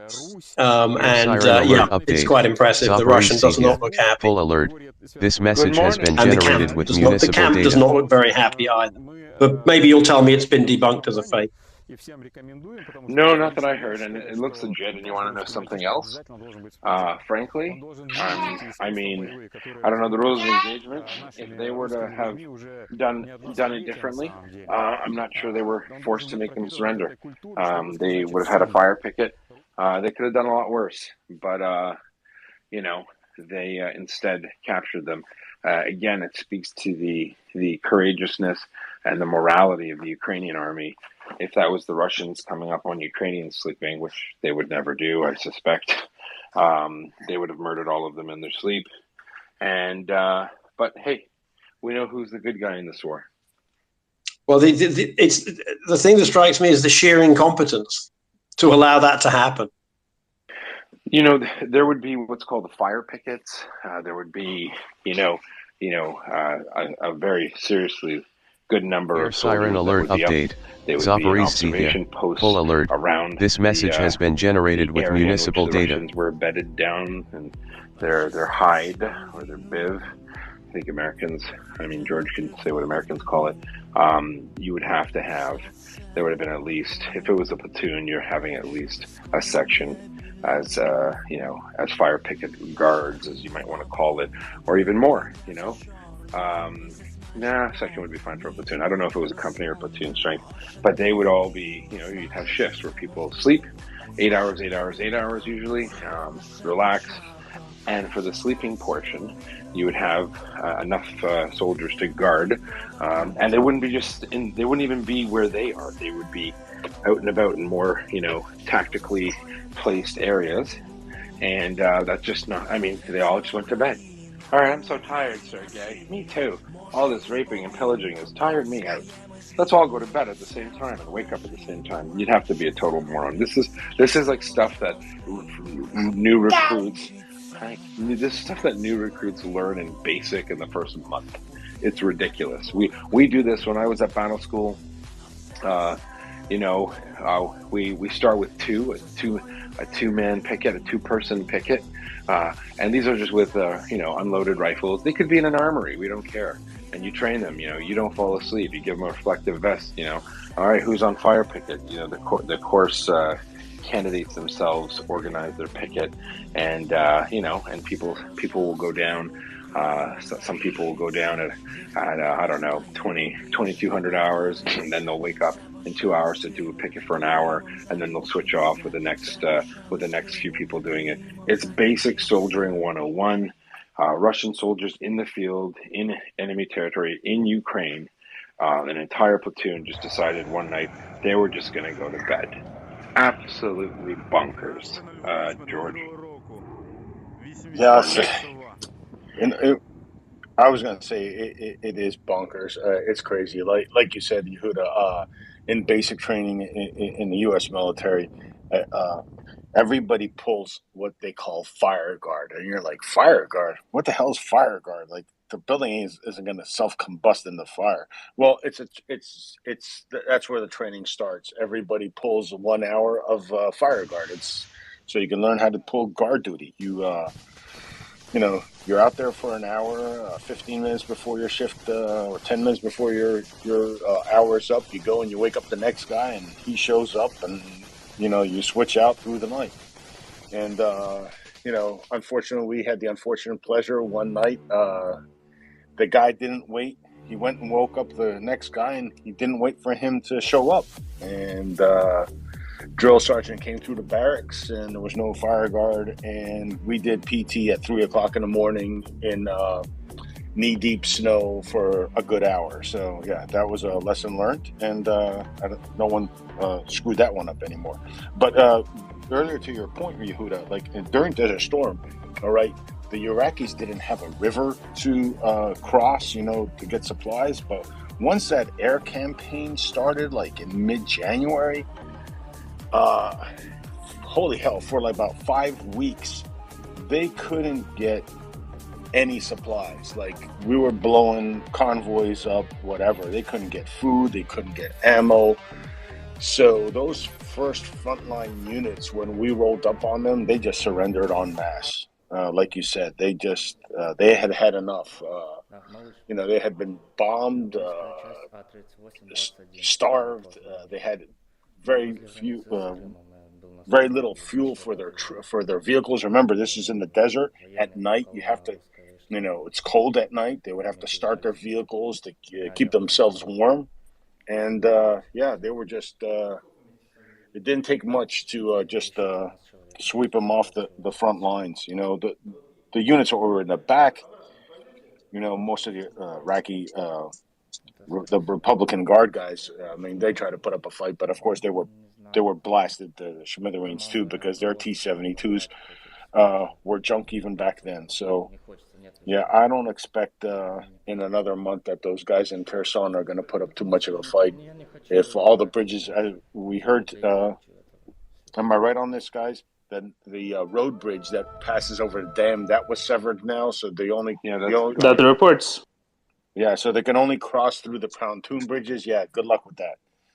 So, but Nick, the discipline is here. Here was a telltale sign. And Yehuda and anybody in the Western military, your buddy gets hit, you drag them to safety. That is instilled in you. We do not leave our wounded behind. And from the beginning of this war, we saw the Russians that didn't give a shit about the guy next to them, and they abandoned their wounded, and it was every man for himself. That is a completely undisciplined army, and is an army that cannot not win a modern war. No, they cannot succeed. Period. It's just, you can't. So, and I'm glad George, echoed what I was saying. It's something instilled in you in the first month of training. It just is. And yes, there's collective punishment. If the platoon fails one place, everyone's doing PT in the morning. That's not punishment. It's working out. But this is something that the Russians. It doesn't surprise me anymore. I really don't know what the whole world was worrying about Russia being really strong and powerful. It makes no sense. It's Mickey Mouse. And I'm not trying to be rude. And just for everyone's, so fire guard in the States, we call it fire picket in Canada and in Britain and in the Commonwealth. It just means you're the guard. But in a tactical setting, Well, in the United States, I'm sure they did the same thing in Canada and all the other things. And people that haven't been in the military understand this. This is in basic training, you're training, and the goal is to train you that you're not an individual anymore. You're part, seriously, of a team. And if one guy or a girl screws up, you can cost not only the mission, the lives of those to the right and the left from you. And that's why when one person makes a mistake, the whole unit has to amend for that mistake. It's that's one of the ways they build that unit cohesion. So everybody knows, hey, I can't just drop my guard here. I can't get lazy at this point in juncture. Everyone has a battle buddy. You pick a battle buddy, or and that's your battle buddy. They take care of you. You take care of them.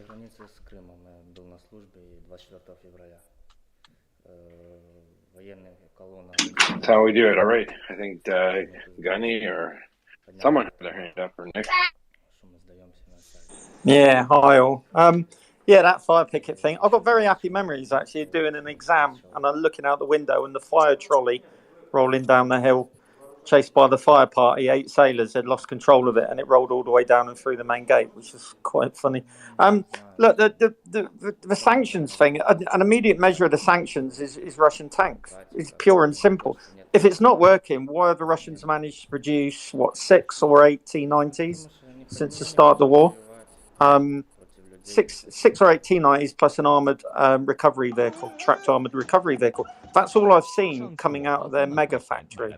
6 tanks in 4 months. Sanctions are working. An army is pulling out T-62s. Now, if you look at the T-62, when that was accepted from prototype stage, there were armies in the Middle East driving around super Shermans, Sherman tanks, upgunned. That's how old this piece of crap is. There's really good video out a couple of days ago. Ukrainians inspecting a T-80, which on paper looks like a good tank, and taking off for contact explosive reactive armor, and there's no explosives in it. It's just 2 bits of metal, and they've had to backfill it with rubber because no explosives, which will work really well against a Javelin. So, if you don't think that sanctions are working, and you think that driving a tank that's got its design genesis in the late 50s, and photographs of Russians queuing up to buy the last bits of shite out of H&M in Moscow, if that's not proof, then I don't know what is. It's not going to be that instant social media effect that everyone now seems to demand. And you can tell today, things seem to be quiet, and people are kind of scratching their heads going, well, it's really quiet. It's not. There are people in trenches and shell scrapes up and down the line who will be under indirect fire at the moment. It's just that we're not seeing anything dramatic happening. For us, that's dramatic. But if you're under 152 fire, it's going to be pretty dramatic. We're just not seeing it. So, personally, I would use today's kind of what to us seems fairly quiet, and maybe just take a little bit of a break and just chill out. These things happen in campaigns. There were stages, say down the Gulf in '91, where we would be sat around with our thumbs up our asses thinking, well, it's really quiet today, and then 90 minutes later we'd be in full NBC kit with a gas mask on in the middle of a minefield. So as Yehuda said, there are pauses, there are things happening well away from the cameras, well away from reporters. We're just not seeing the really, really dramatic stuff. You guarantee something will probably happen next 12, 24 hours. Gunny, what do you think about the comments that people made when we saw those bits of armour being taken off and opened, and then there were 2 sheets of rubber in there? There were people suggesting that there is such a thing as non-explosive reactive armour, and that the rubber thing could actually be a legitimate solution. People who did not appear to have Russian flags in their profiles or something were saying that there is, this is a different way of doing it to deal with a different threat. But I have no way of judging. Yeah, there is. There's 2 types. So they were taking contact, what it's called contact. They were taking contact ERA off, which has an explosive, and it's got the 2 plates, and the idea is it disrupts mainly heat, high explosive anti-tank, but it can kind of deflect as well. If you're lucky, the plate goes the right angle, it can deflect sabot rounds. There is a non-explosive passive armor called Real Act or something like that, and that is a chunk of rubber. But mainly it was deployed on the T-62. If you have a look at the modernized T-62 turret fronts, they've got these chunks of additional armor on the front, and that's all that is. It's 2 sheets with some rubber inserts, but it's very much a 1970s attempt to make additional armor. It's not laminate or anything like that. And these days, if you seriously think 50 mil of rubber and 2 5 mil plates of steel are going to defeat a tandem warhead on a ATGM, prepare yourself to go in the air 50 feet and rotate quickly and then fall down in bits, because it just doesn't work. It's probably less effective than the stuff that the Allies trialled in the towards the end of World War II. Because if you have a look, we actually trialled applique armor with silicon and sand and a couple of other bits and pieces chucked in it, and that actually worked. So this rubber stuff is nonsense. But yeah, they look like contact bricks, and they've just got no explosive in them, so they're absolutely worthless. There is a video. Okay, so if we're seeing it, it's because it's old. It's not because somebody at the factory sold the explosive bit off to the Ukrainians and then just stuck some rubber in and hope no one would notice. So let me just jump in there, because I posted it. So let me just Gunny follow up, if you don't mind. Okay, so I'm not a tanker. I have some friends that are, and what it appeared to be was where if you notice, there were large gaps in the compartment. So first of all, the rubber portion or whatever it was very, if it was rubber, it was denatured. It was not, if it was 50 years old, I wouldn't be surprised. And things have shelf lives, but it was the gap. So I have an armored buddy who said it looks like it's supposed to be reactive, but the charge part is missing, because when he opened it up, there was half of it was empty. He goes, so that's the part where it's a debate. Was it, were there explosives in there, or were there supposed to be? He suspects yes, and it's a dog's breakfast. He said that he's seen stuff like this at the regimental museums. That's how old, he can't even really assess it, because he's like, it's not modern. I mean, it's a Civilization 2 where one player is like 100 years behind the other. It didn't make sense. So I just wanted to say, because I posted it there, Gunny. So go ahead, Gunny. Yeah, I mean, if there'd been explosive in it and it'd been taken out, I'd expect to see residue on the blocks of rubber. I don't know about you, Yehuda, but they look really clean, and you kind of pour the explosive in. I think unless they mold it, and there was nothing. So yeah, it looks like they just put the brick together, put the rubber in, and the plates, and then just didn't bother with the bang stuff. I've also seen a video. I don't know about this, but it looks like a T-80, and it looks like they've put anti-tank mines on the frontal arc. Now, some people say that this is the Ukrainians just trying to devise a quick way of killing an abandoned tank. I'm not buying it. It looks superficially intact, and the Ukrainians like to recover armor. So it might be that the Russian tank crew thought, well, if explosive reactive armor stops heat rounds, why don't we strap some anti-tank mines on the front, and that will be just as good. And this Ukrainian drone drops a grenade on it, and the result is quite spectacular. I mean, it's worthy of Baldric, isn't it? Yeah, I kind of like the concept. Air siren of alert well, update. Michael Live. All clear. This message has been generated with municipal data. So they would disrupt a heat round. But they strapped an awful lot of them on there. So yeah, what would normally be quite a spectacular explosion. I expect the TC is still in orbit around the moon, to be honest with you, because that was just astonishing, to be honest. If I remember correctly, George was in armored, and now he can educate everyone as to those things.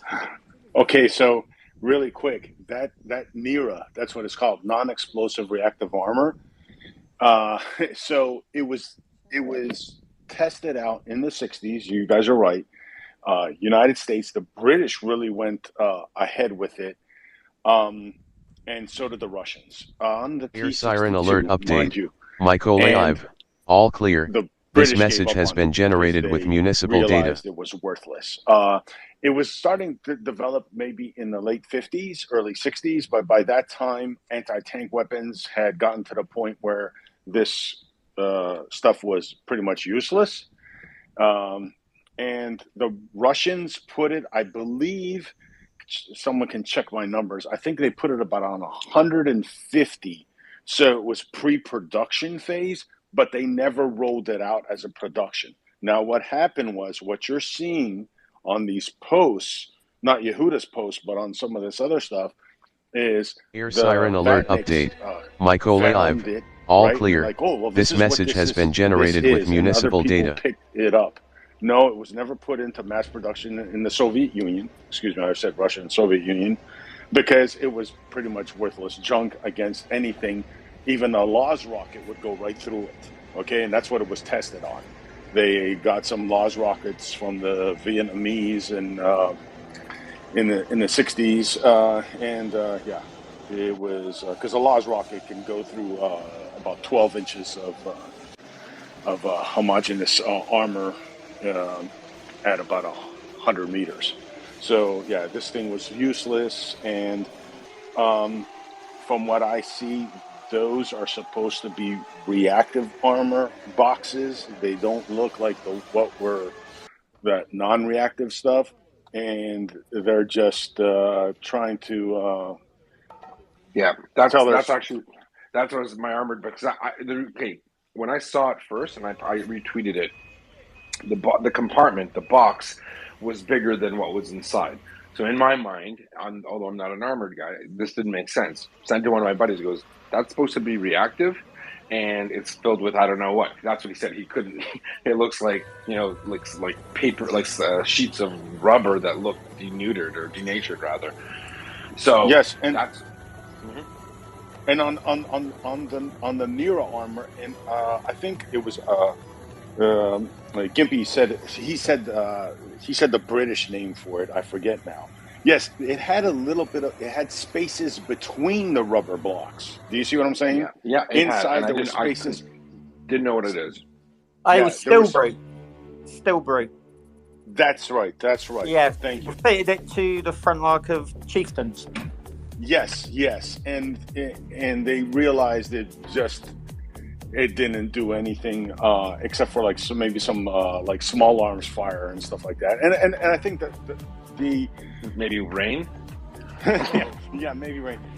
The thinking on it was if you have infantry next to the tanks and someone's hitting your tank with, let's say, a 20 mil or something like that, this is non-explosive, so your infantry might not catch some shrapnel from the explosive armor, the contact armor.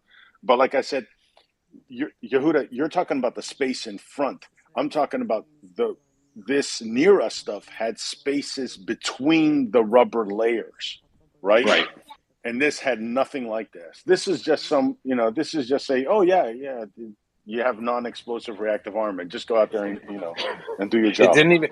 I guess a stupid thing for me to say, and you're going to get mad, is when I saw it, it didn't look military grade to me. In other words, it could have just been really old. I'm like, what? It looks like a stack of rubber sheets.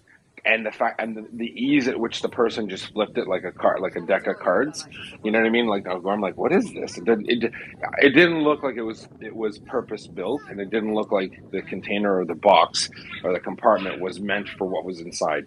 Either way, it's a gong show. I mean, I'll bet you there'll be war studies for the next 50 years talking about the mismanagement of Russian kit because it just doesn't make any sense. It really doesn't. And we're not trying to we got an American, Canadian, and a Brit all on. Yes, we support Ukraine, but obviously we have a respect for our profession of arms, and we're not lying to you. It just doesn't make any sense. Like Gunny, I mean, we're talking. No. Gunny's talking about Centurions, like super shirts. Yeah, this is what's killing me. This is not going to stop an RPG. Remember, those T-62 tanks, they're going to. I mean, the Ukrainians should save their javelins for the good stuff, if there's any Oh of yeah. it left. Well, Because remember John Spencer, what he said. Were you here, George? He said when he no, did I his, missed it. when he did his walkabout of the battlefield there and the defensive positions, he was hearing from all of the soldiers and commanders that they weren't using javelins and NLAWs for the first week or two. They were using their RPGs, just And the they were RPGs working from the perfectly. local. They were blowing up tanks. They blew up 100 tanks in one very small AO, right? Yeah, Go figure.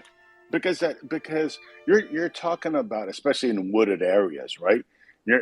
It's like, I don't know if anybody goes hunting. You're not going to hit a deer from 500 yards in a wooded area, right? It's going to be, it's the same thing.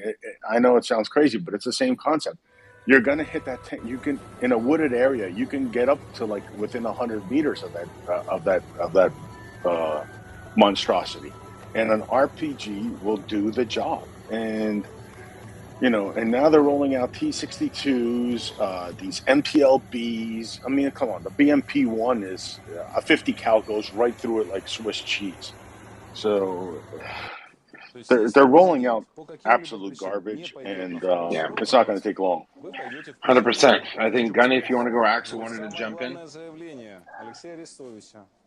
Yeah, I just had a very brief question. Do we actually know whether they had the same issue already with those NIRAs in Afghanistan?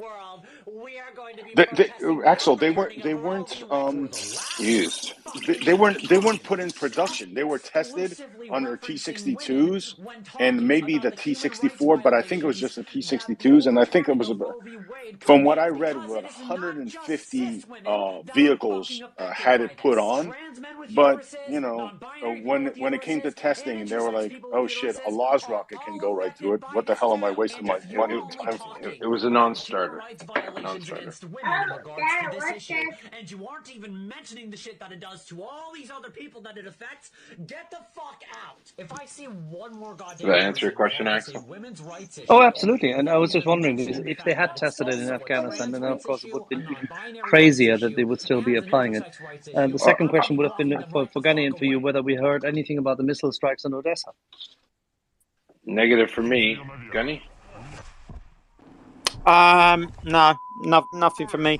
I was also going to say as well, we're not seeing any reports. I've seen no footage of the Russian active anti-tank missile systems, which everyone was talking about pre-war. I've seen stuff of the Israeli system because I think the UK is going to fit that to Challenger 3. But the Russians have got an active protection system, haven't they? And all of the Javelin strikes, etc. I've not seen any indication that these active defense systems have even come on or even been fitted, actually. They are fairly prominent on the turret roof. So they don't seem to be using them at all. Yeah, maybe they fitted them the wrong way, so they're actually blowing inwards. Could be an explanation. Well, it is about the same size as a Smeg washing machine, so maybe they took them off in expectation of doing a little white goods thieving thing. You'll be regretting that now, won't they? No, yeah, 100%. Go ahead, Alex.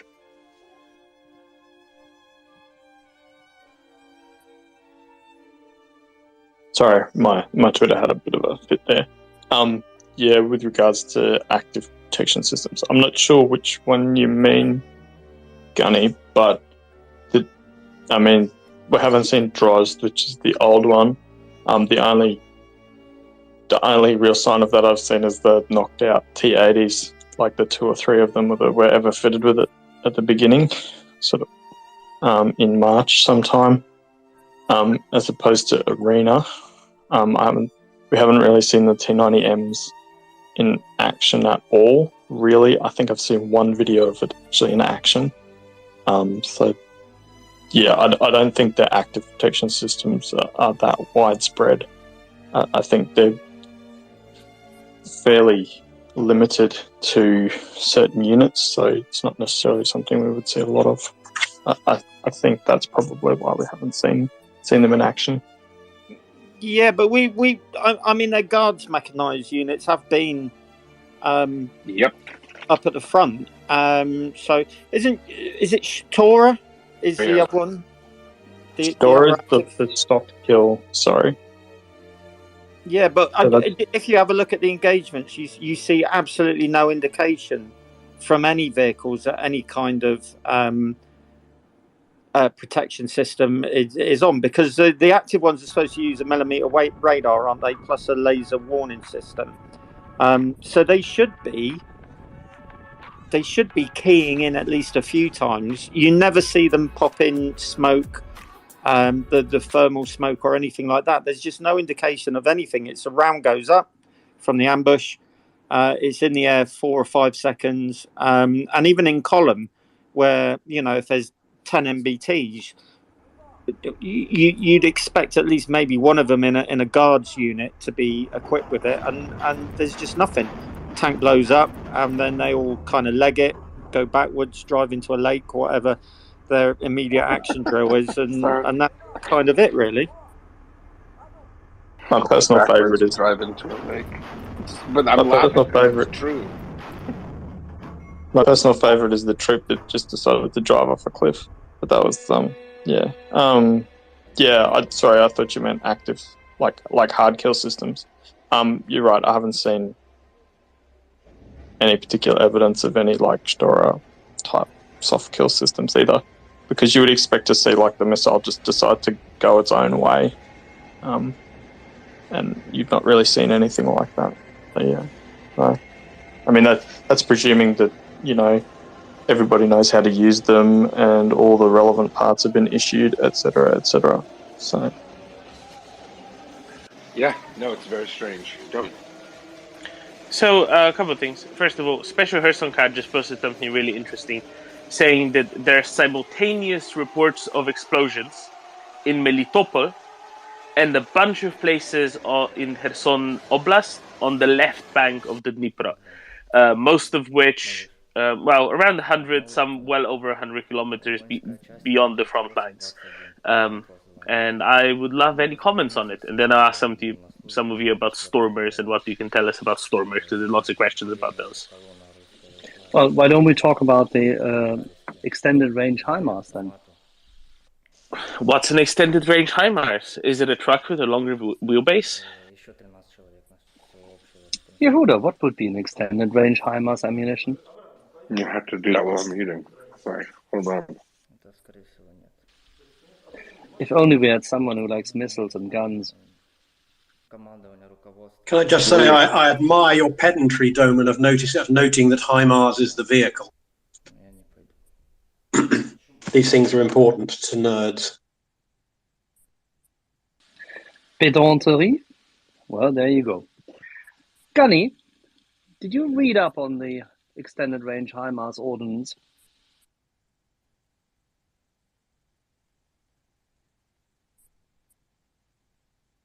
Yeah, sorry. No, only briefly.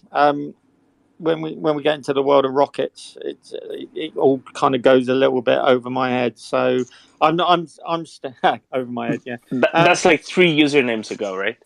Yeah, exactly. It's a long time ago, like 24 hours. I hope they do go over your head, because if they're not going over your head, you're in trouble. Yeah, exactly. This is why I wasn't a particularly efficient missile engineer. It's all just fucking black magic to me, to be honest with you.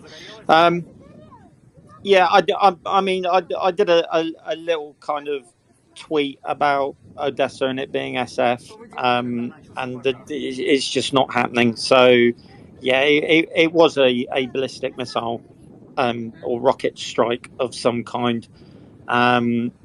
I don't know enough about that prototype Ukrainian system. There doesn't seem to be much on it. That said, I wouldn't rule it out completely, simply because the old maxim goes, just because Wikipedia says only 1 or 2 prototypes were built, doesn't mean only 1 or 2 prototypes were built. It might be in kind of back strength. Are you saying that not everything on the internet is true? Yeah, I know. It's terrible, isn't it? I love it when people quote Wikipedia at me, especially about stuff that I worked on. So, yeah, I mean, have the Ukrainians got at least a battery's worth of this kit, and they're gainfully employing them? Yeah, I see absolutely no reason why not. I think there were enough indications prior to the invasion that they probably ramped up development and production with some outside help of systems like that. And it wouldn't surprise me if they've got at least one formation of these. But yeah, could it have been ATACMS? We simply don't know. And the idea is to disrupt and confuse and to sow confusion in the Russian mind. And if it gets the Russians reacting and taking precautions in the face of an ATACMS threat, which actually isn't even in theatre, then that's kind of happy days, isn't it? Back to taking the initiative.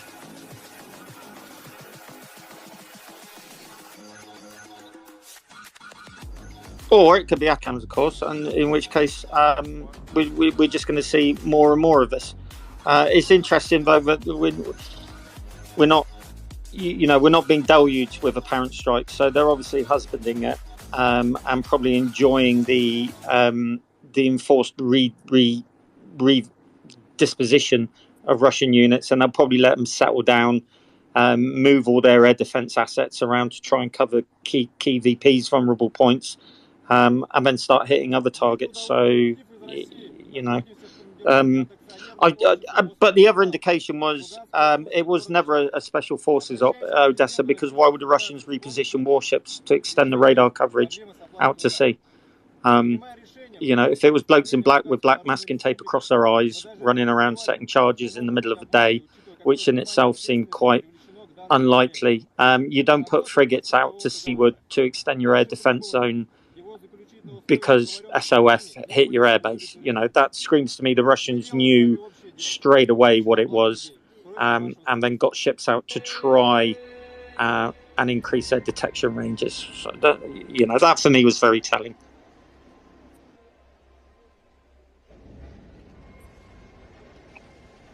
Thanks, Gunny.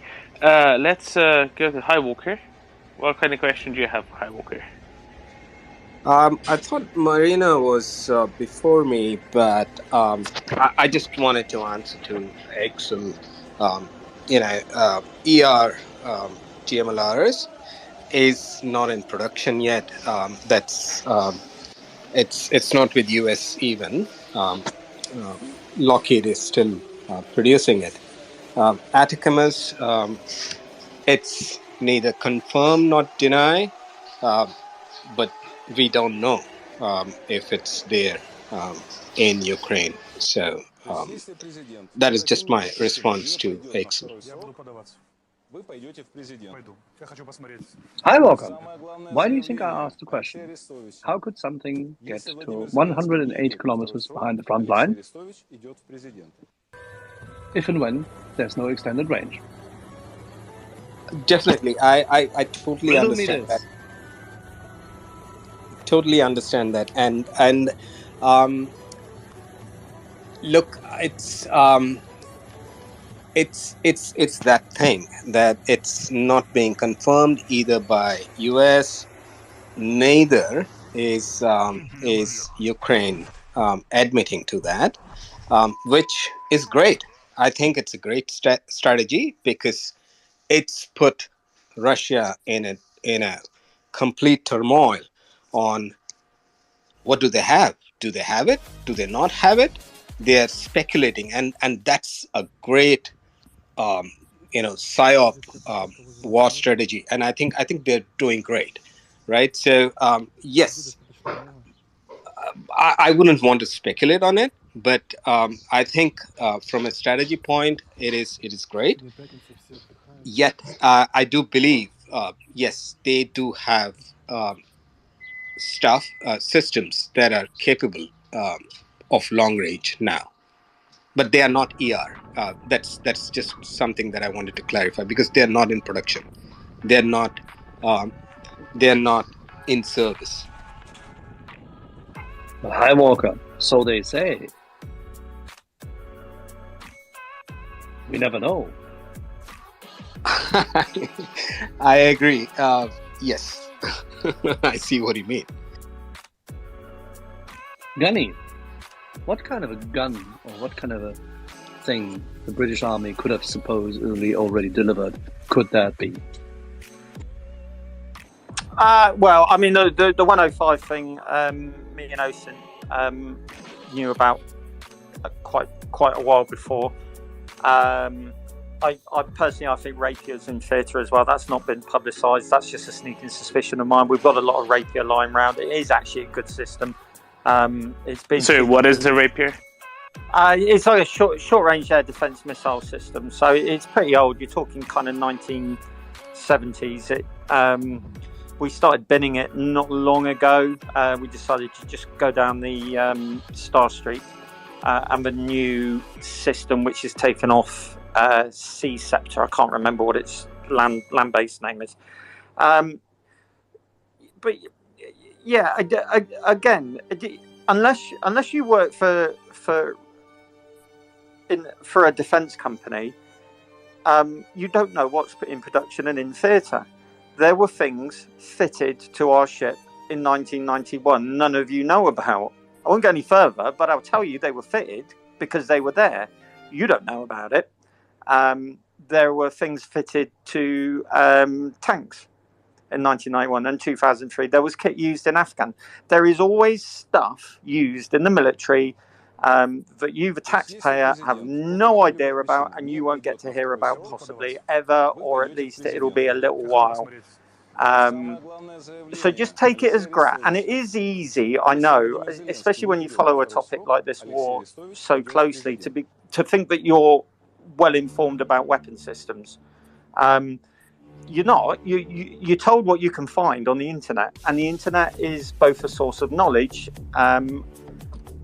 and misinformation. I've seen stuff on Wikipedia about equipment that I worked on that's frankly made me laugh out loud, both in terms of underestimating its capability and overestimating it. So yeah, I would just be wary of everyone saying, well, you know, it couldn't have been this bit of kit because it's not even in production yet. It's still in trials. This is a full-on peer-to-peer war. It is the finest of testing grounds. You can shoot something on ranges against UAVs and things till you're blown in the face. If you get the opportunity to trial it against a pair of Su-25 safe flying low and fast over the forward edge of the battle area, that's a far better testing ground, and lots of Gucci kit is going to be getting trialed out there. The weapon designers and manufacturers will have been wetting themselves over this. Unfortunately, that's a fact of life. War is a business for companies. They make money, and the Ukrainians will be getting their hands on lots of Gucci equipment that we'll probably see rolled out across NATO over the next few years, hopefully. So, you know, while it's a war and it's a desperate war and it's a tragic war, it's also a bit of a proving ground, rightly or wrongly. And you've got to look at it as this will speed up development of certain systems that might have been kind of low rate development and manufacture, and that will help save lives in the future of NATO armies, and that can only be a good thing.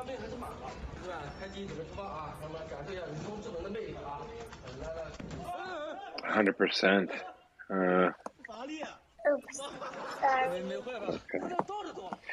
All right, decoding or mockers, I don't know who's next. With I, Leclerc. There you go. Leclerc?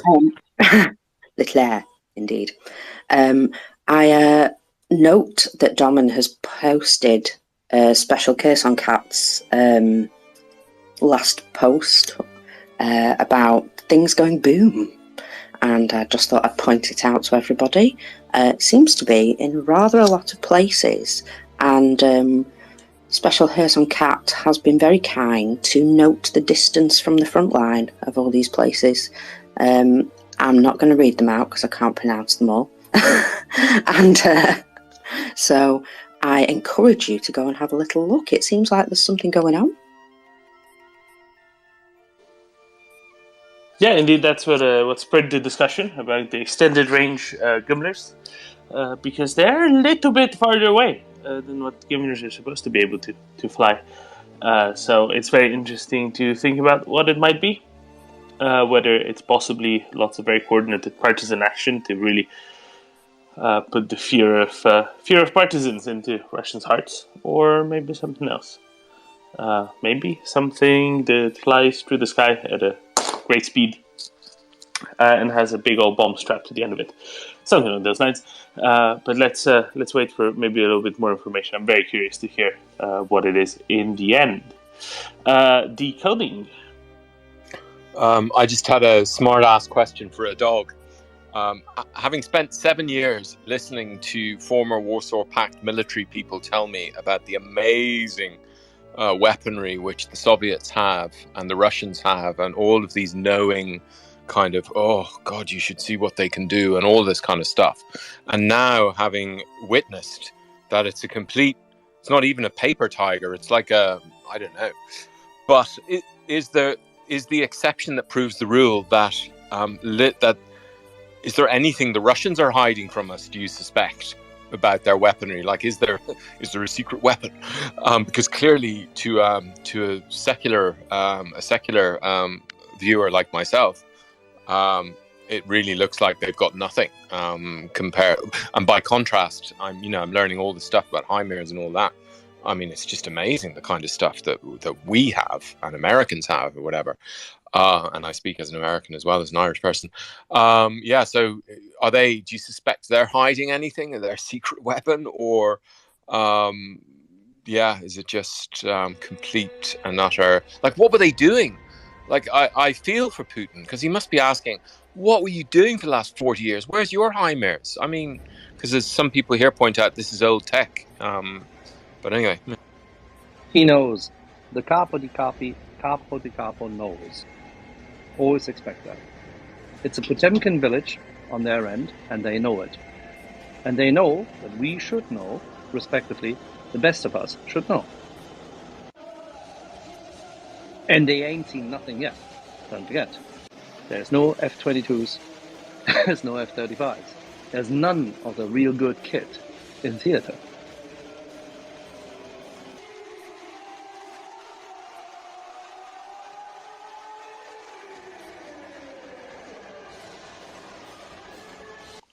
Dog, is there anything you suspect that's been hidden from us? I mean, I agree with Dom. No, I don't think so. I mean, in terms of armour, T14, T15, we haven't really seen Armatas on the line. No one's exactly sure how many they've even got. There was a suspicion at the last parade. They drove past them and they went around the block to give the impression that there were more than there were. I would say I don't think the Russian military of today is probably at the same level of aggressive training as the Soviet era military, to be honest with you. All the accounts say they were very, very aggressively training. Their accident fatality rate on exercises in the sort of 70s and 80s was absolutely horrific, because they really went for live fire kind of stuff. So whereas we would, you might do training just firing blank ammunition, or tanks might do individual shoots down at Bovington, or trainers, a tank company maybe. They went for the big brigade, even divisional sized, massive live firing, chucking everything at it, and were extremely aggressive. So they seem to have lost that. I was thinking about this earlier, and I'm kind of coming round to this was never intended. I think they thought they could do this, carry this off by other means, and then just drive in, have a day's fighting, and then it would be done and dusted. I don't think the theatre commanders, all the way down to regimental and battalion commanders, really were given any plan. So in the military, what happens is you say, right, we're going to do this. And you also, so you plan for that, and you plan for any alternatives. So even something simple like, I don't know, like having a range day, taking the boys and girls out for a shoot.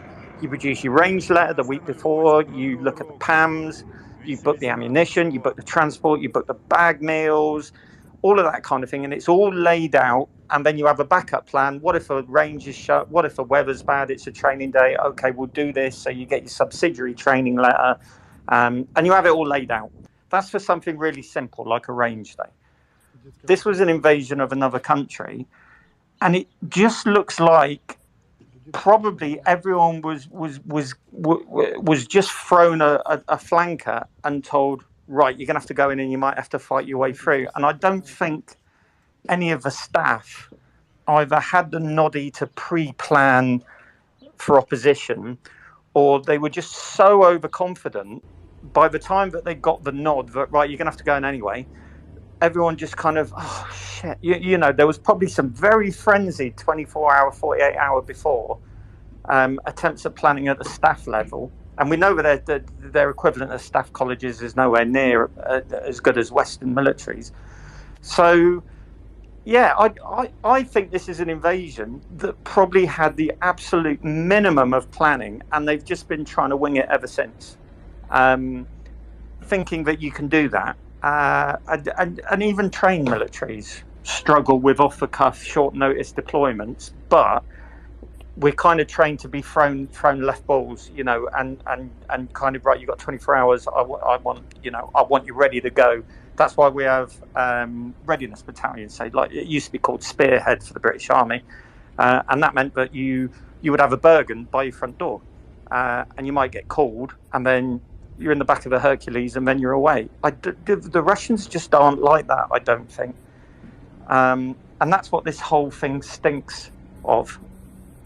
Just an off-the-cuff mission, no planning, away you go, no good intel, no idea of the opposition, panic at the first signs of opposition, trying to work around it, making a balls up of that, then trying to improvise, probably no coordination between formations, bad comms procedure, no ComSec, you know, just no thinking about close air support, nothing, no interconnection, and nothing that we were seeing in the 70s and 80s. When actually, if you look at it, they were actually pretty good at this thing. Combined arms is something the Soviet army really got to grips with in World War II. You know, if you look at operations like Bagration and Uranus and operations like that in World War II, they kind of rewrote the manual. They took what the Germans did and rewrote the manual on it and turned it into massive combined arms. And they just seem to have chucked that in the bin and then gone for this BTG thing and lost all sense. And basically just sniffed glue for the 6 months prior to this operation. And now they're reaping the rewards in spades, aren't they? All right. Yeah. Yeah. Axel. No, I was just about to make a joke, but forget it. Doesn't matter. Flogging a frogfoot to pull a flanker. That's what they did. All right. Yeah. So just sum up that point there, we're looking at probably a good estimation that the Russians were not expecting the fight that they got, and you had varying degrees of competency from negatively competent to mediocre competencies. Anyway, yeah, Decoding had his hand up, or Doman, go ahead. Yeah, I'm just curious. What is a Stormer HVM, and why is it important? There's been some publications coming out of Ukraine of one of these things shooting down some drones and possibly an SU-25. But what is it, and why should we all be happy that the Brits gave the Ukrainians some of those? It's a tracked Starstreak. So it's an 8-round Starstreak launcher, but it's on a light track vehicle. But yeah, that's all it is. Yeah, I saw that. They've killed a few drones, haven't they? And at least one fixed wing. So it's kind of like mobile air defense, mobile modern air defense kind of thing. Is that sort of a Gepard of the future? Yeah. So Starstreak is your is a manpad. So one soldier carries it, and it actually, as it approaches a target, it separates and becomes separate munitions. Interesting. If you look at some of the the British Army, the artillery people, some of them have got fairly low opinion of Stormer.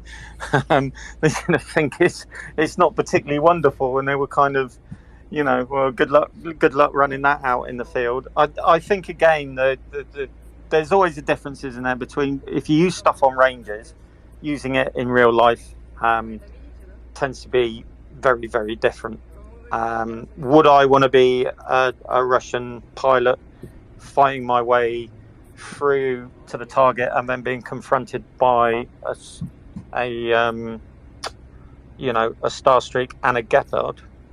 No, that's not going to be amazing at all, is it? Sounds pretty amazing to me. I'm not a pilot though, so Decoding. Yes, a dog. You've arrived at the same conclusion that I arrived at from different means about the model of invasion, and I've just posted the US very helpfully a couple of days before the invasion. The ambassador to international organizations in Geneva published a letter setting out the model of invasion, which involved rounding up, murdering about 10,000 intellectuals, elected leaders, and basically anyone who would show any resistance. And obviously what we saw in Bucha and everywhere else, including southern Zaporozhye, I long for, but I fear for what we're going to discover after they are liberated.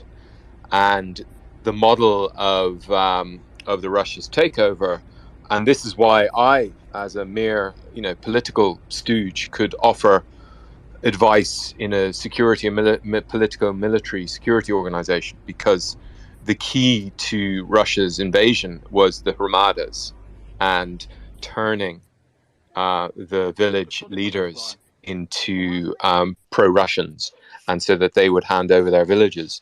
And within 24 hours, that was what I was watching most closely, because like everyone else, I was terrified. I'd heard about the big bad wolf for so long, and I had monitored and reported and met these leaders. I watched very closely the pro-Russian political parties that Muscovy had invested billions, and I'm not exaggerating here, billions of dollars. So Medvedchuk, who would have been the puppet king, he and his wife were given oil well concessions in February 2014.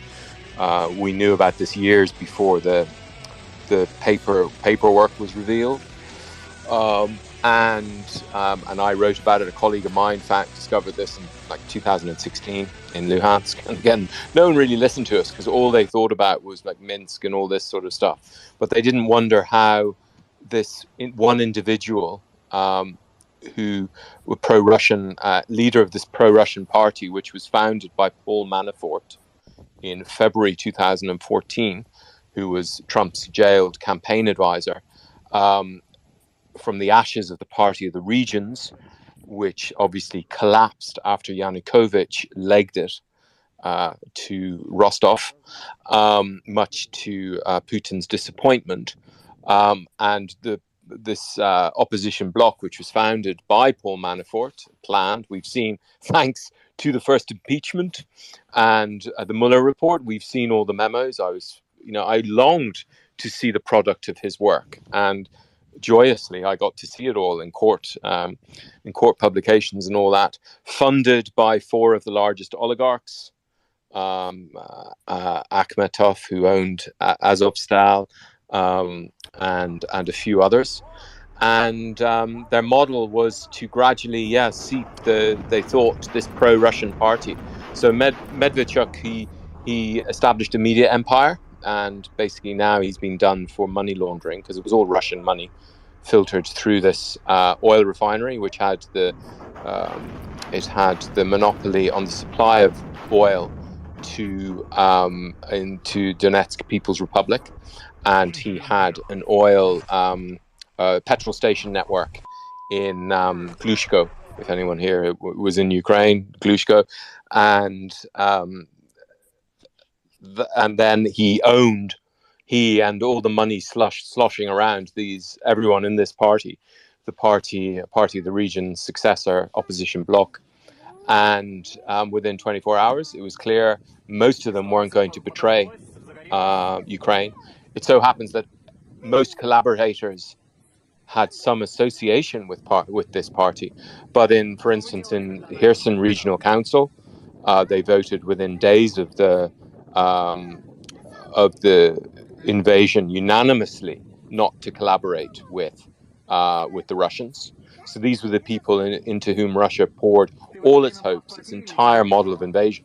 So the invasion, it was a Potemkin invasion. The military aspect was a sideshow, and everyone was supposed to run for the hills, and then the Wagner state assassins would round up and kill, do what they did in Bucha, basically anyone showing any resistance, and hey presto, and that's why and it's so clear that model was gone after 24 hours. Anyone watching who understood that, and then we were on to Plan B. So Strelkov talks about Plan A being Kyiv, and then Plan B being the east, and Plan C being Kherson. But actually, Hello. Plan A was this Hello. this model of takeover How are you? political One control. second. Hey, excuse me, Kapil. Have you noticed people are having a talk? Why don't Sorry. you put your hand up? Yeah, put your hand up, please. Mute your mic. You've been on the internet before. It's not your first rodeo. Mute your mic, put your hand up, and give some respect to Mr. Decoding. Go ahead.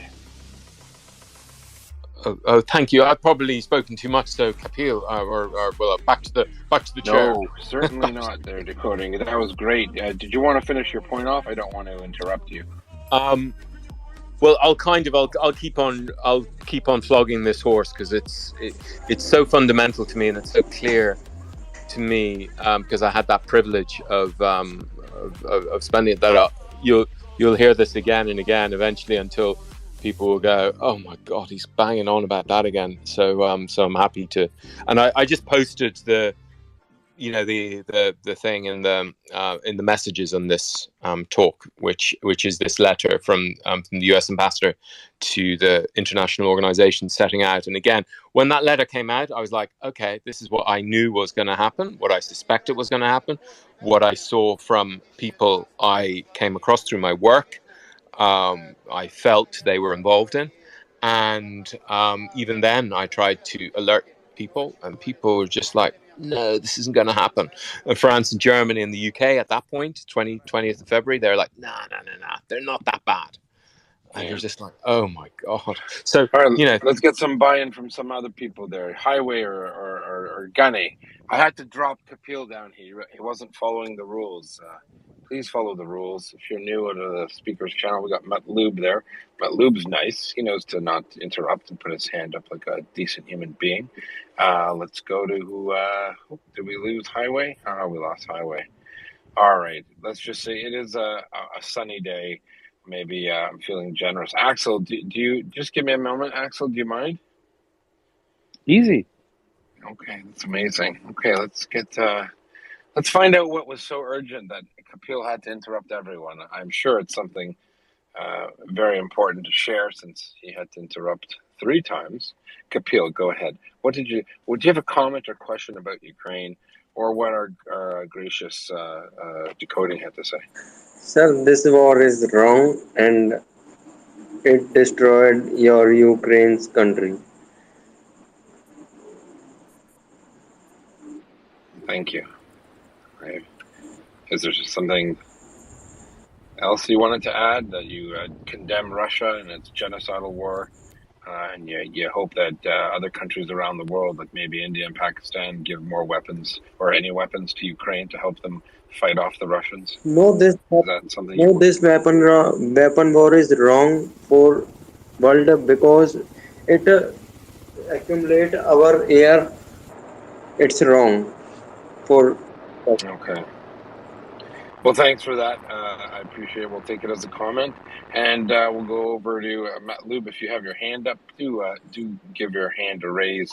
So, and thanks, Kapil, for war is wrong. Not other than that, great. We know that. Don't invade countries and murder people. I think that's what Kapil really wanted to say. So I'll speak for him. Highway, you had a question, and then we're going to go. Or sorry, did Matlub have his hand up there? Matlub.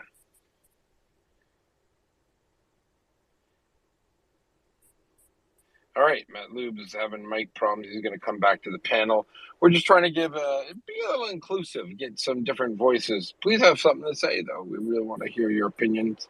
This isn't Eurocentric or Canada-centric space, but if you have a question, why don't you try to fit it into the course of the conversation. We work hard to curate and moderate these discussions, and it's really nice if you could kind of maybe I don't know, think of something that's flowing with the conversation. It's a good thing. Highway, is it Highway? Highwalker. Hi guys, sorry, I had a bit of a connection issue. I thought it crashed or something and I had to drop off and come back. Sorry about that. I had a question to a dog. Look, my question is very specific. If you can't answer it, it's fine. It's basically about NASAMS. NASAMS are in Ukraine now. HIMARS, the operations has been very cleverly strategized. They're actually operating in the night to prevent, the airborne logistics of Recon being discovered, and they've been excellent. The strategy that the special operations of Ukraine has been doing is excellent. But with NASAMS in play, would that change? How are they going to be deployed? Are they going to be helping frontline, or are they going to be used more defensively? That is probably my question, but I'm happy if you don't have an answer to that.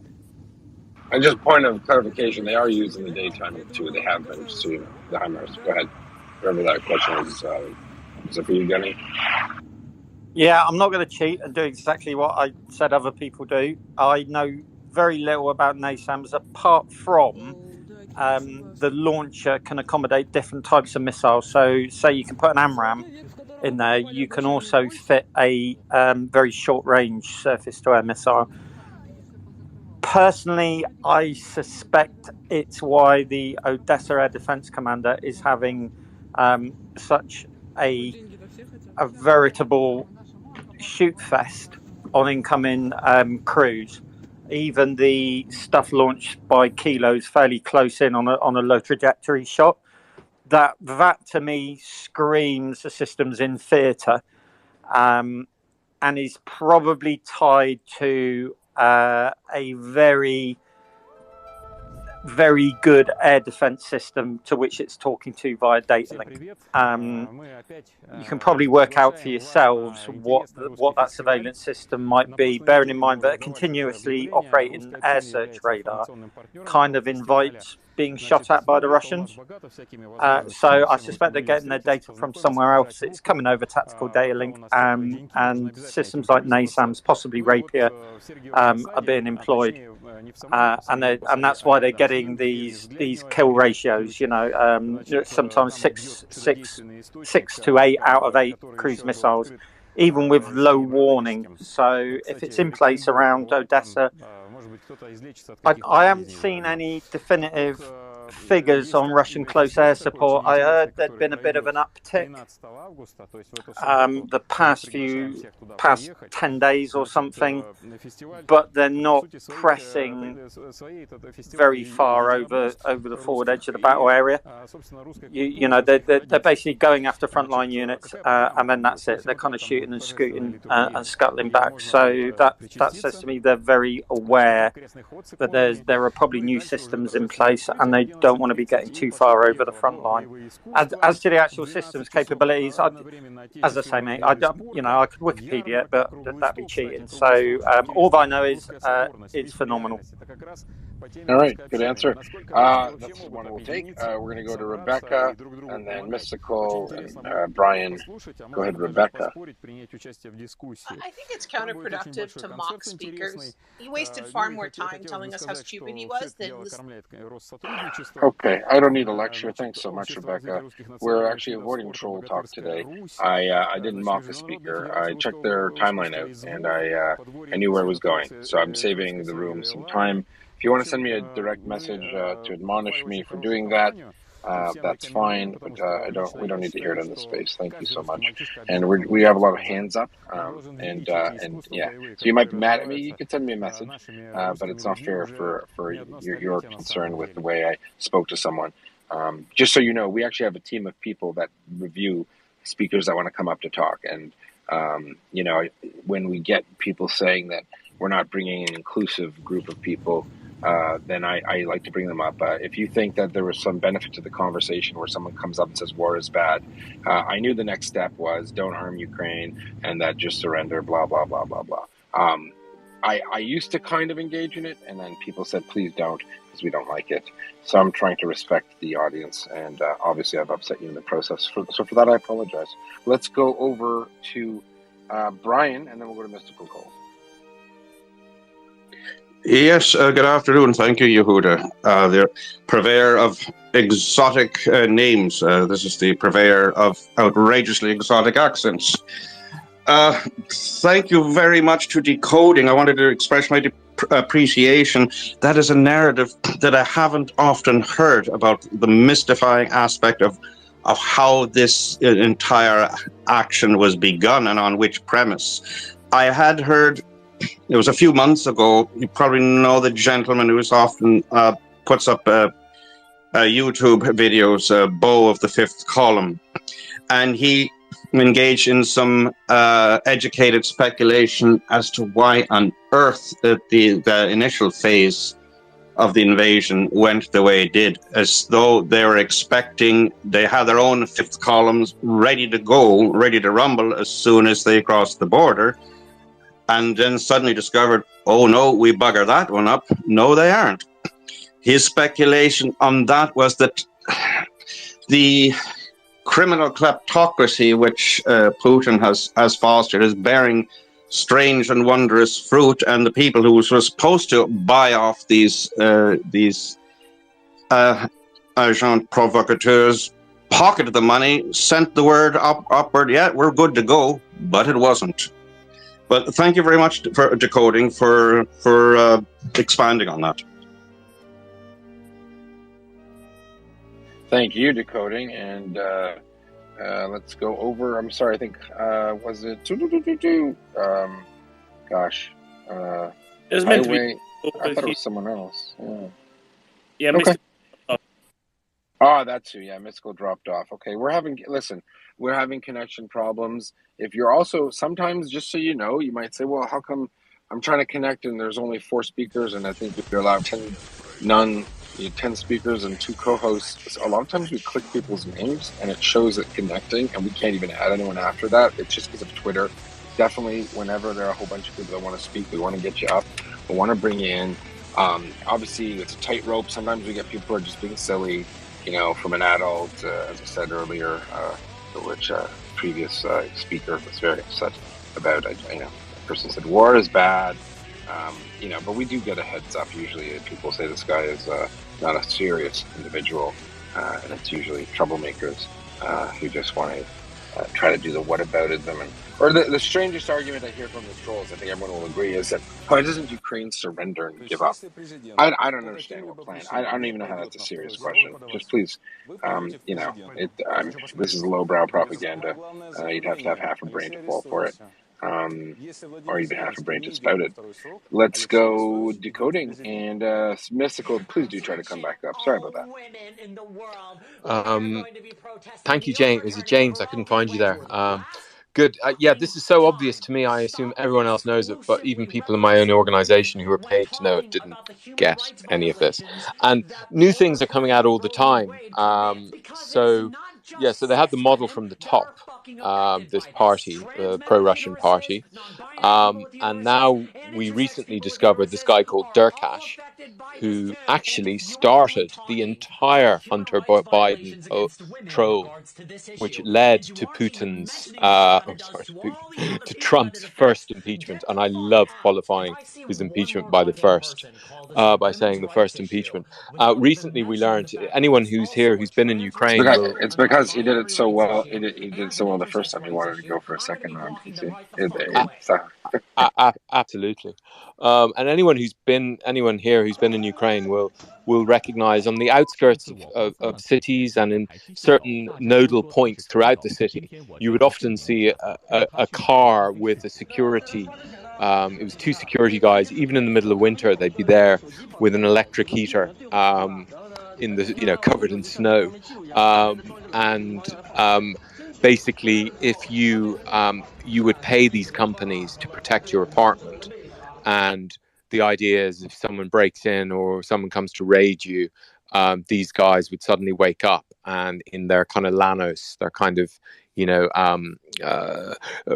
car would come and pick it up. This guy Derkash, we recently found out, whose father was SBU chief, was head of the KGB in Ukraine in 1999, and then he had two sons who are both a piece of work, who are both, I mean, basically they're proper Silovoki in the sense that generally Russian secret services this is an inherited task. Their great-great-grandparents were in the empire for the Tsar, and now they last for the Soviets, and now they're still in.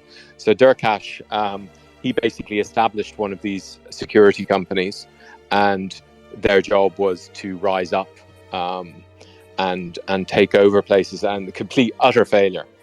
And the moral of this story is when you're corrupting people, make sure that the people you corrupt are incorruptible. And if the Russians have ever learned a lesson, it's that they just choose the wrong people to corrupt, because they're just too. Not only are they weak, they're corruptible. But we also had this model in 2014, and we know this because of a massive leak of emails, which the Surkov emails, and Surkov was Muscovy's. What they in Russian they call them curators, which I love, because in English we think of curator as kind of a nerdy type person going around a museum going, oh, put this painting here and this sculpture there. But in the Russian world, a curator is basically the puppeteer behind the scenes. And Surkov was in charge of Ukraine he's now under house arrest in Moscow for corruption, strangely enough. And he was curator for Ukraine, for Russia, from 2006 to about February 2019. And when his job was taken over by a guy called Dmitry Kosak, who's from Kryvograd, and I watched very closely, who basically left the inner circle on the 24th of February. And I've posted his Kozak, who's from Kryvograd in Ukraine. His teacher, after the invasion started, wrote this heartfelt plea saying, Dmitry, what did I not teach you? I've done a tweet on it. I'll post it in a second here. It's just so, emotional. And so Surkov, he was in charge of this whole operation before, and we saw it in 2014, especially in Odessa, where it was the criminal class but basically they all got burnt in that incident, which Putin still goes on about. Putin was talking about the incident where they, in a tragic incident, most of the pro-Russian people who had been corrupted in Odessa were killed in a burning theater. And when Putin was talking to Macron on the 20th of February 2022, because we've seen the transcript, Putin refers to the Ukrainians just burn people alive, which, And just for context for the audience, there was a riot. I was once explained the details. There was a fire. The doors were locked from the inside, by the pro-Putinists, and the fire did take a bunch of people's lives. But how Russia brings it up is that the Ukrainians purposely burned people alive. I guess Putin was a little jealous because he hadn't done it first recently. So go ahead. Yeah, quite. And a British MP actually and a Ukrainian journalist did a great analysis of the Surkov emails. And if you ever look at Herson Katz, timeline, and you see there. I always imagined it was a female, but anyway, their pinned tweet. It's a he. Okay, we confirm that. Fair enough. Did anyone see the joke on Rio Melitopol today about how Steven Seagal picked the worst gender in the world? He picked Russian. But anyway, I think that's a really clever troll by them, because of course I'm sure Steven Seagal doesn't believe in gender. But anyway, analysis of the email. So they actually have the price lists. So we can do an effigy of President Poroshenko, this size or this size. This will cost $1,000 and all of that. And it's fascinating. So the other moral of the story is capitalism. You can't create a revolution through capitalism, it seems, because this is what the Russians can't understand, that in Ukraine there is certainly paid protesters, but most of the protests are spontaneous, as we saw with the Maidan and all that. And that, so it was a really complicated, probably a 200-page document in Russia. I suspect we see also what we saw with the corruption of the Democratic Party, where it was discovered that the GRU in the military intelligence service, not in coordination with the FSB, who really shouldn't have been involved in America anyway, were both broke into the Democratic Party's server. So I'd say there's a great amount of chaos as well. But the plan involved, everyone, criminals, politicians, you name it, and it was clear that failed very quickly. 100%. Decoding very quickly. How many Oompa Loompas would Mr. Poroshenko be able to put in chocolate, dip in chocolate, and then muster as his own army of corrupt individuals? Well, I'm kind of pro Poroshenko. I mean, he's a man of his era. He's a man. He came of age in the communist era. Obviously, President Zelensky and everyone who came in, I'll put it this way: President Zelensky to Putin, 21st century troll to a 20th century troll, is the same relationship to Poroshenko. They're like poor Poroshenko he had all these posters up. There wasn't one poster in the whole of Ukraine for President Zelensky's presidential election. He did when the Servant of the People Party went. Not one. Poroshenko must have spent zillions on the posters. And the accusations of corruption of President Poroshenko, and I've read a lot of the publicly available transcripts of his things. Even there, I forgive him. He was really it was really complicated, the stuff he had to deal with, and with Russia invading and all of that. So I gotta jump in there. So not a person. I mean, I'm not a Ukrainian voter. However, the populace, the electorate. They made it clear by an overwhelming majority, who they wanted to be. And Zelensky, I wouldn't call him a troll. He employed the techniques that were best available and the most effective. So he did what he did to win it. To overcome a sea change, a cultural change of corruption, so you have to upset the apple cart. So he did. I think whatever you think of him, when he first got elected, and I was watching videos of him wearing latex and heels. Obviously, I was jealous. No, obviously I was like, that's strange. You know what I mean? Like, wow, that's a segue.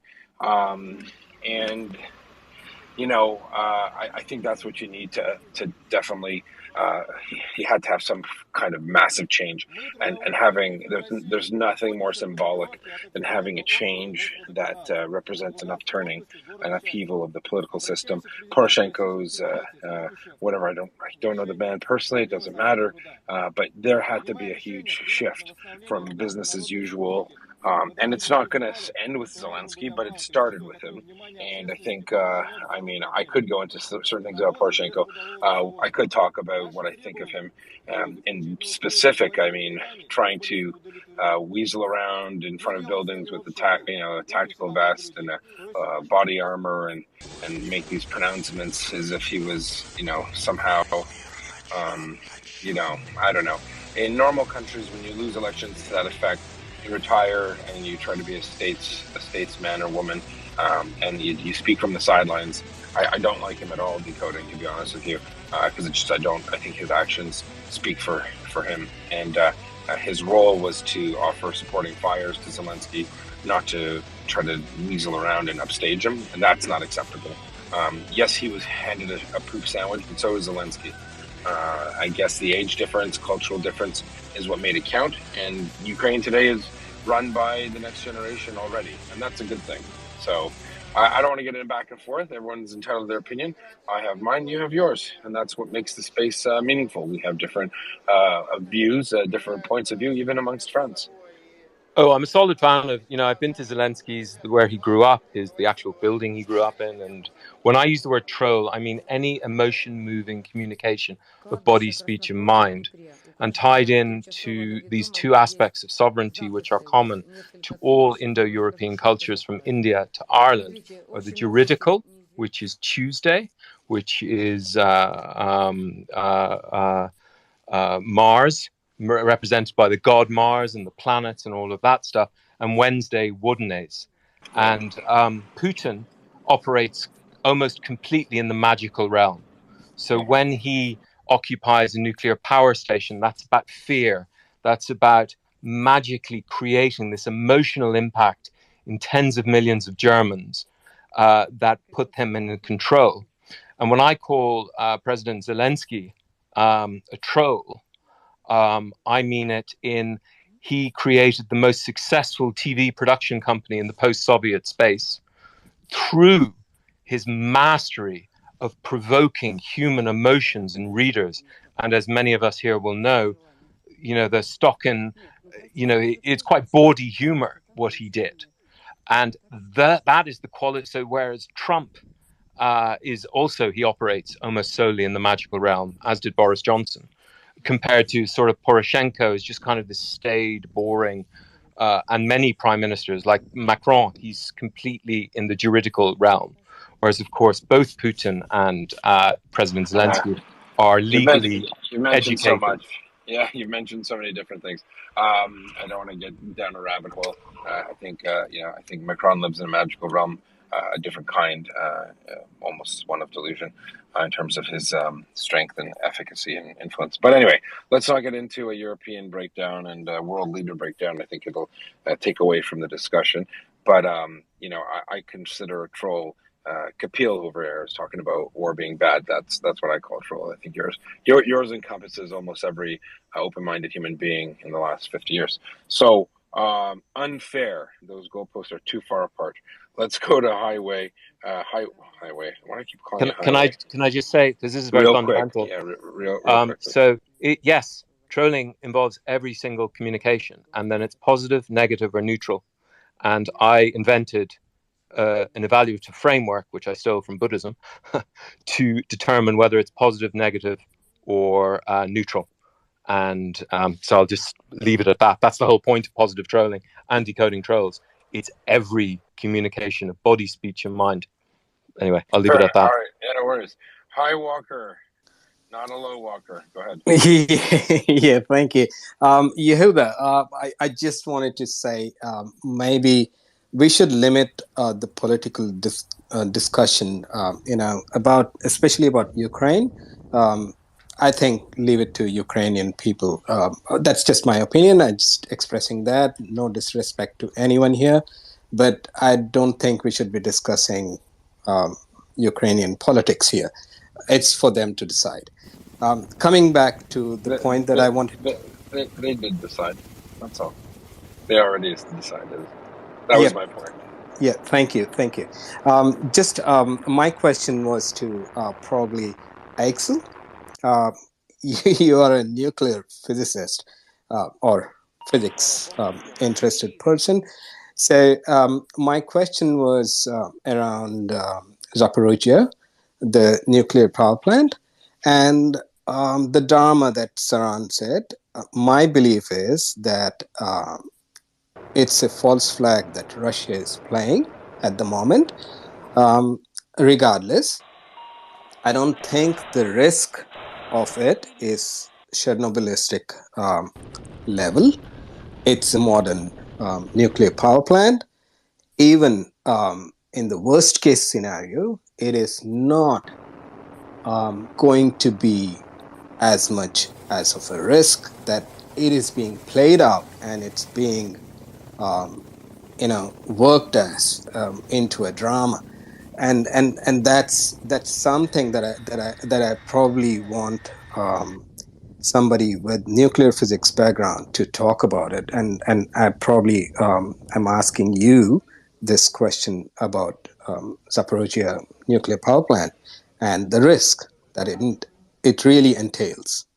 All right, let's go to Axel Doman. Cover for me for a bit. Welcome, John. Colonel Spencer, friend of the show, great guy. Please give John Spencer a follow on Twitter and take a look at his books. He's got some amazing work out there. And just so you know, with the help of a couple of us, but he obviously the lion's share of it, but we had a couple of friends meet him. He went to Ukraine to go and record for posterity probably some work that's going to be and articles that will be studied in staff colleges and for those war historians in the future. Great, excellent analysis.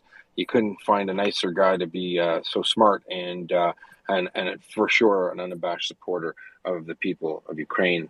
And we want to welcome you, John. Thanks so much for being here. Hey, thanks, Yehuda. I love you. Interesting. I'll have the latest article from my Ukraine trip published this Tuesday in Soldier of Fortune magazine because it's really like a travel log with all the great friends that Yehuda and Walter Report helped set up to support my trip to study the Battle of Kyiv. I'm on a road though. That's okay. We forgot. Oh, Go sorry. ahead. Sorry. I'm on a road headed out to the cabin for the weekend, so if I'm in and out, but I'm happy to be part of the group, but the signal gets kind of wonky out in the woods.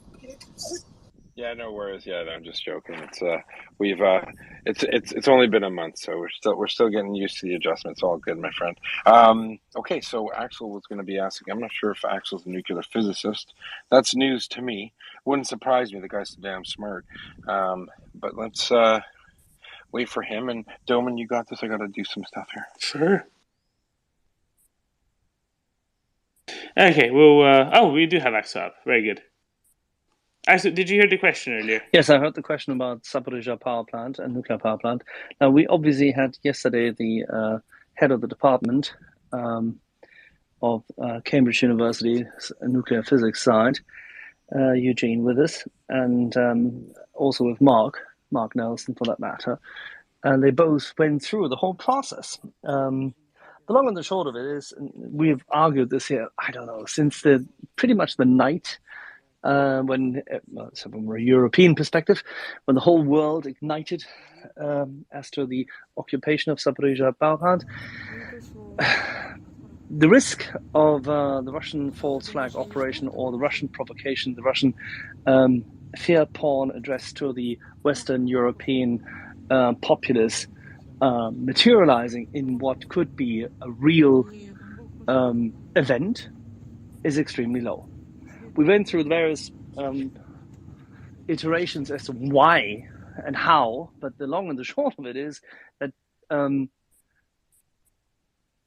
Russia cannot execute this without significant effort. One of the most likely versions of igniting the plant would be a tactical nuclear weapon. You cannot easily create the kind of Chernobylistic, as you called it, impact, which would then materialize the fear which the West has at this point in time, predominantly the German electorate. And as a consequence, it is highly unlikely that the Russian army or Wagner Group, as its expedient so-called deniable Spetsnaz, atrocity-committing horrific, completely unwarranted mercenary army were to conduct. It's highly unlikely that they will do anything but bullying. It is perfectly possible that they will execute some of the good staff, some of these wonderful patriots and hardworking engineers and very, very well-trained people who've suffered greatly already on site. There is no indication, there is no promise that the Russian army and its mercenaries would not commit horrific acts. Can they hold the plant? No. Can it be taken easily? No. Will it be a battle which obviously will create a lot of, shall we say, anxiety in the West? Absolutely. As soon as the battle ensues, as soon as Ukraine conducts an operation to free the plant, Western media will go into overdrive, which is the time when you, as our community, as our audience, having in mind what Mark and Eugene, what before and Benjamin and Mark, and what before and a number of other experts have said, in this poker play, in this narrative play, there's only one thing which you need to know. The other side cannot afford to execute its threat without the nuclear wastage, meandering, if it's aerosol, and if it hits properly, their own Muscovy duchy, because the winds go that way. They also have nothing to gain from executing their threat. They only have to gain from people falling prey and appeasing that threat. I think that's very well said, Axel. And I just wanted that thing to be out. Look, I've not attended the Miria report spaces for a while now. So I'm not sure if this has been discussed, but I wanted that word out because I honestly believe this is bullshit. And it's more for them to lose out of this than actually going that. And even if they go there, it's not the end of the world. And, I'm out there to fight that bullshit, if it comes out from Western media or whatever, So I just wanted that, and I thank you for expressing, clarifying that very well. Thank you. Yeah, you got to remember, controlling a nuclear power plant in a non-permissive environment is really it's crappy on both sides. The Russians can't pretend that this isn't a major issue for them. It's a huge issue. I don't care how motivated your troops are. If they're sitting in a nuclear reactor, they got to be wondering what's going on, right? So it might be hard to take with them. It's also very hard to hold, just as Axel said. Thanks. Go ahead. Za peniaze z predaja by sme mohli nakúpiť vojenskú techniku, ktorú potrebujú naše ozbrojené sily. Stále máme lietadlá, kde sme úplne závislí. Right, let's go on to the coding, and after that I have some questions for Colonel Spencer, seeing that a lot seems to be going on around the sun the last 6 hours or so. The coding?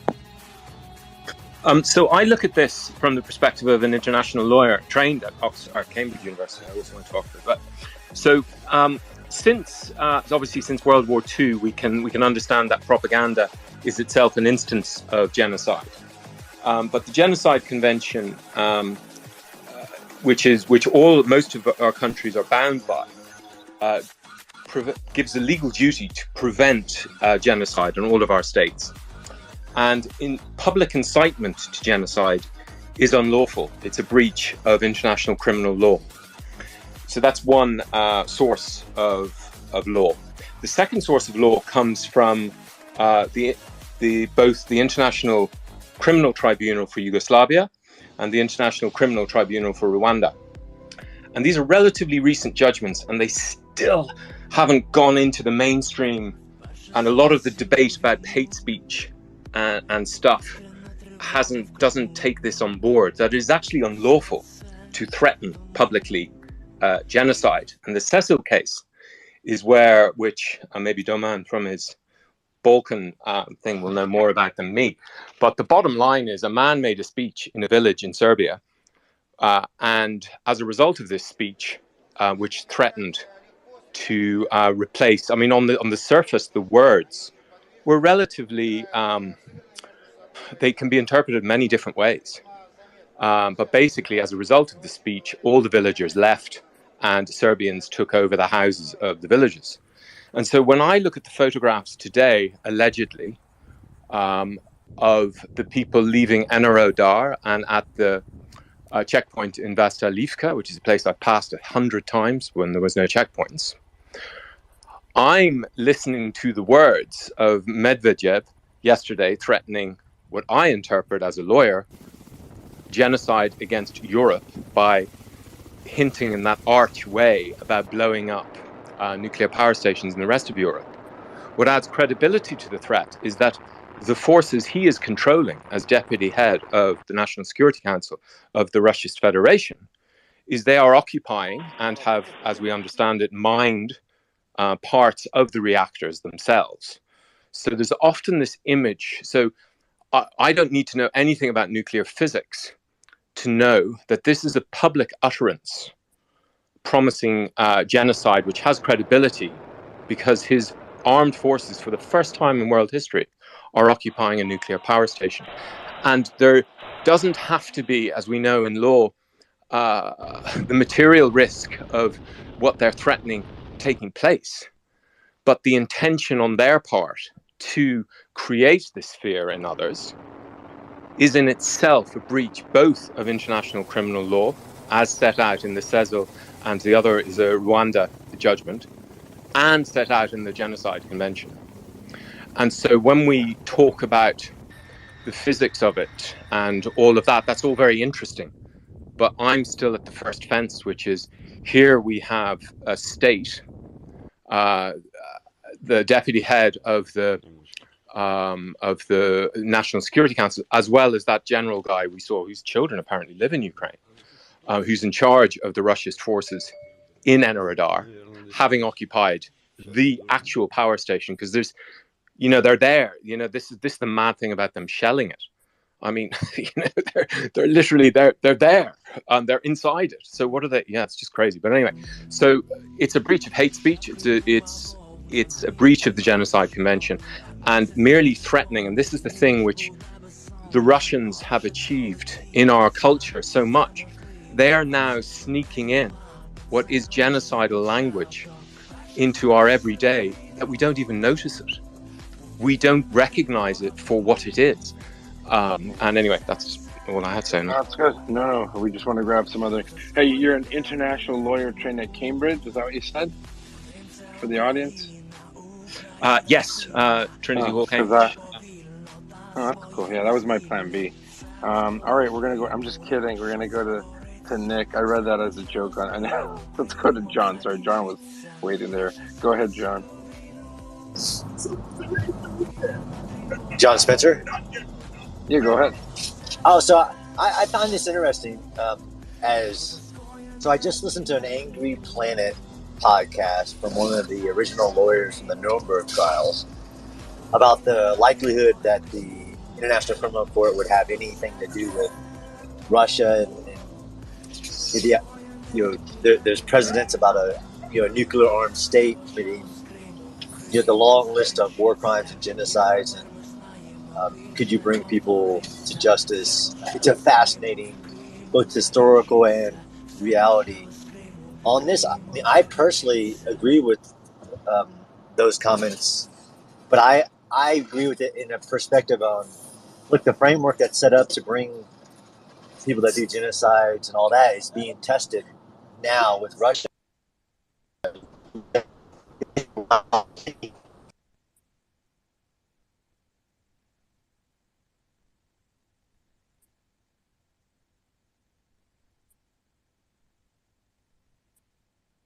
I think we lost John there. He's going through bad reception. Give it a second. Decoding. Can't go anywhere. John's got some points for you there. More of this, like the Zaporizhia, like the UN getting involved, and we want to demilitarize zone around this new. How to implement that? What does that look like?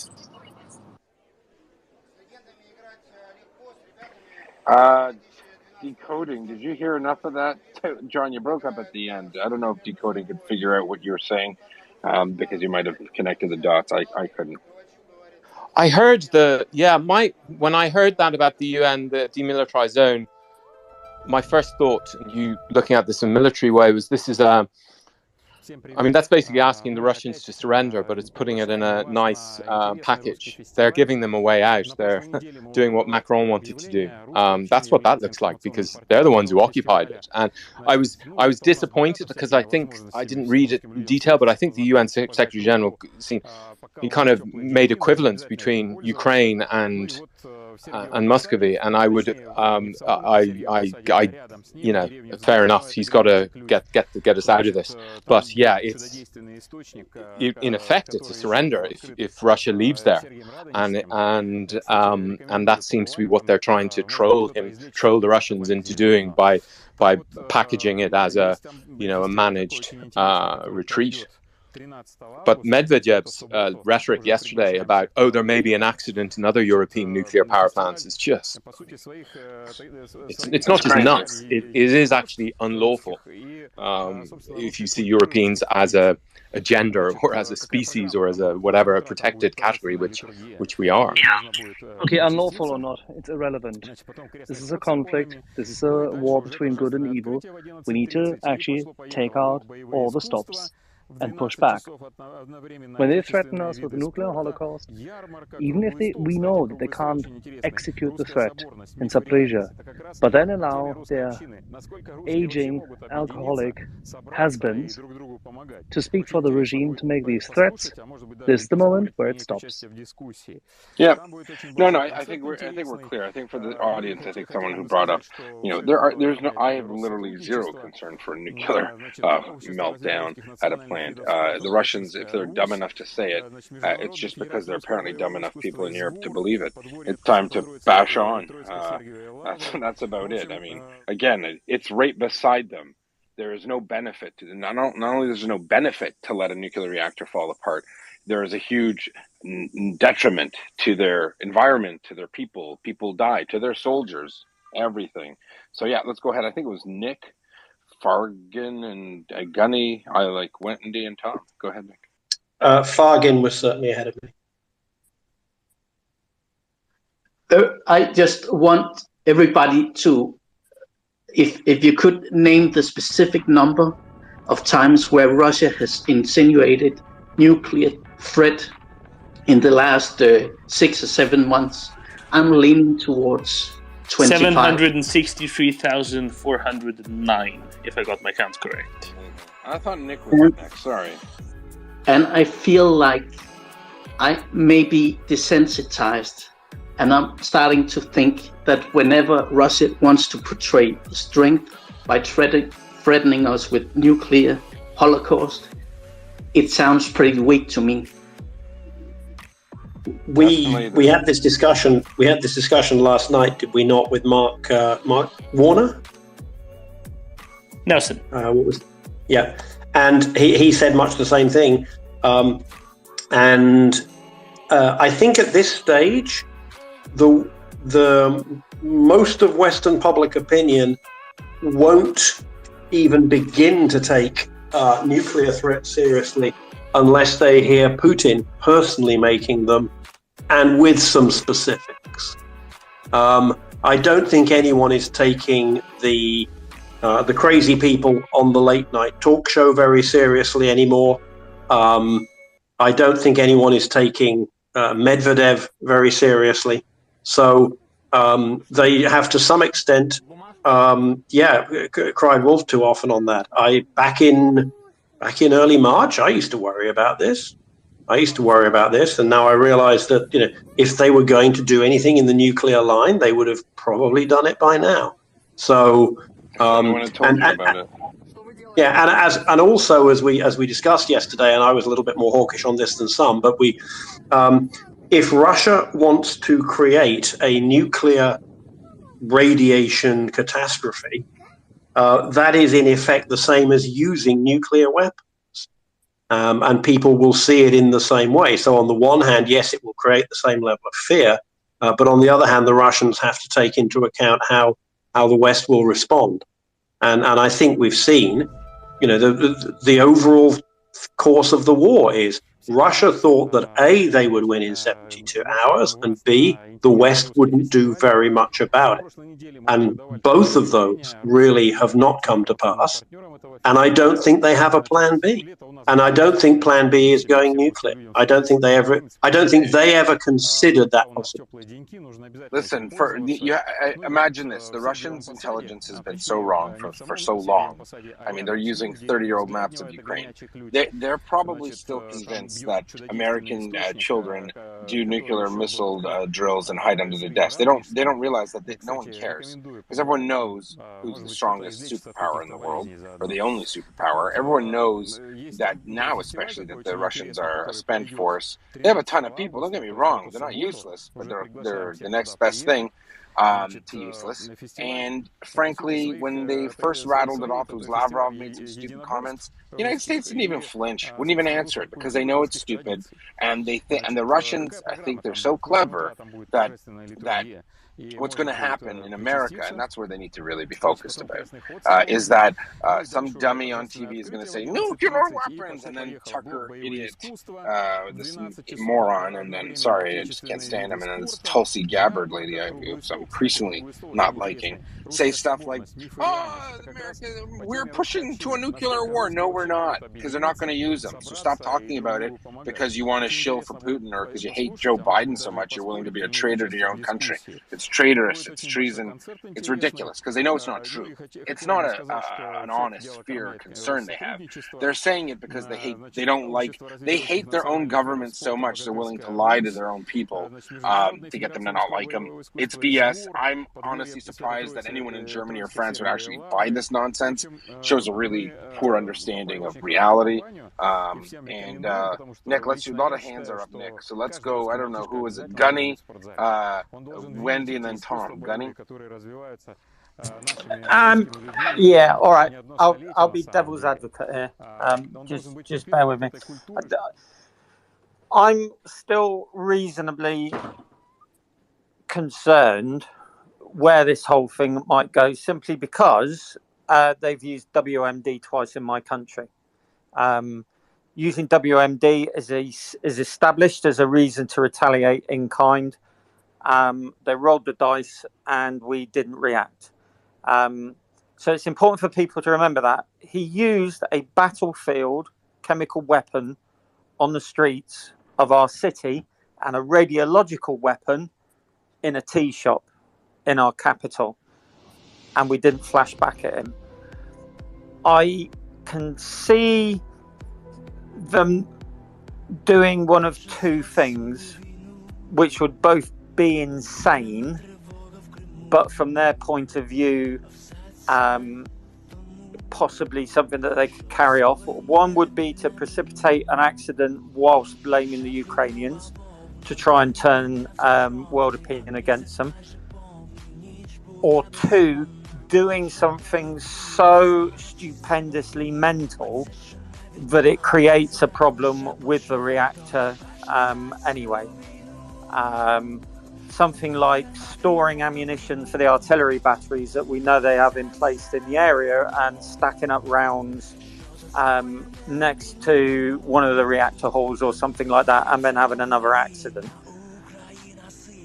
I would say, given their communication security or lack of it, if there was any indication to NATO that they were planning some kind of deliberate act, thinking that it was going to be worthwhile, that's when NATO would intervene. I think that's when we would see a fast conference and then military intervention to secure the site, to be honest with you, because the risk is simply too big. It's too big. And a Chernobyl type scenario, not the same obviously, because Chernobyl was very unique, but I think the potential of a nuclear accident of some kind would compel the West to go, do you know what? No, you're not doing this. Probably a one-off warning, back off. We know what the plan is, and then some kind of very substantial, and it would have to be very substantial. But that too would be fraught with danger. Would they do it? I would just advise, again, don't look at it from a Western point of view. And I keep saying it. A lot of people assess Russian intentions through their own eyes, employing analytical thought process, common sense, and without having a bonkers streak in them. Take all of that away. Take all common sense, all rationality away, and imagine yourself as a Russian that thinks there's nothing wrong with your infantry platoon filming and posting images of them abusing a toddler, and then just move that up onto the epic scale where you're losing a war, you're being embarrassed, and one thing the Russians have is a surfeit of pride, and beginning to think any straw is going to be worth grasping, possibly to come out of this with a modicum of pride intact. That is the only thing I would say about this. I'm not saying it will happen either way, but I would just counsel, they're going to get desperate at some stage, and they're so stupid they could do something involuntarily to precipitate an accident of some kind.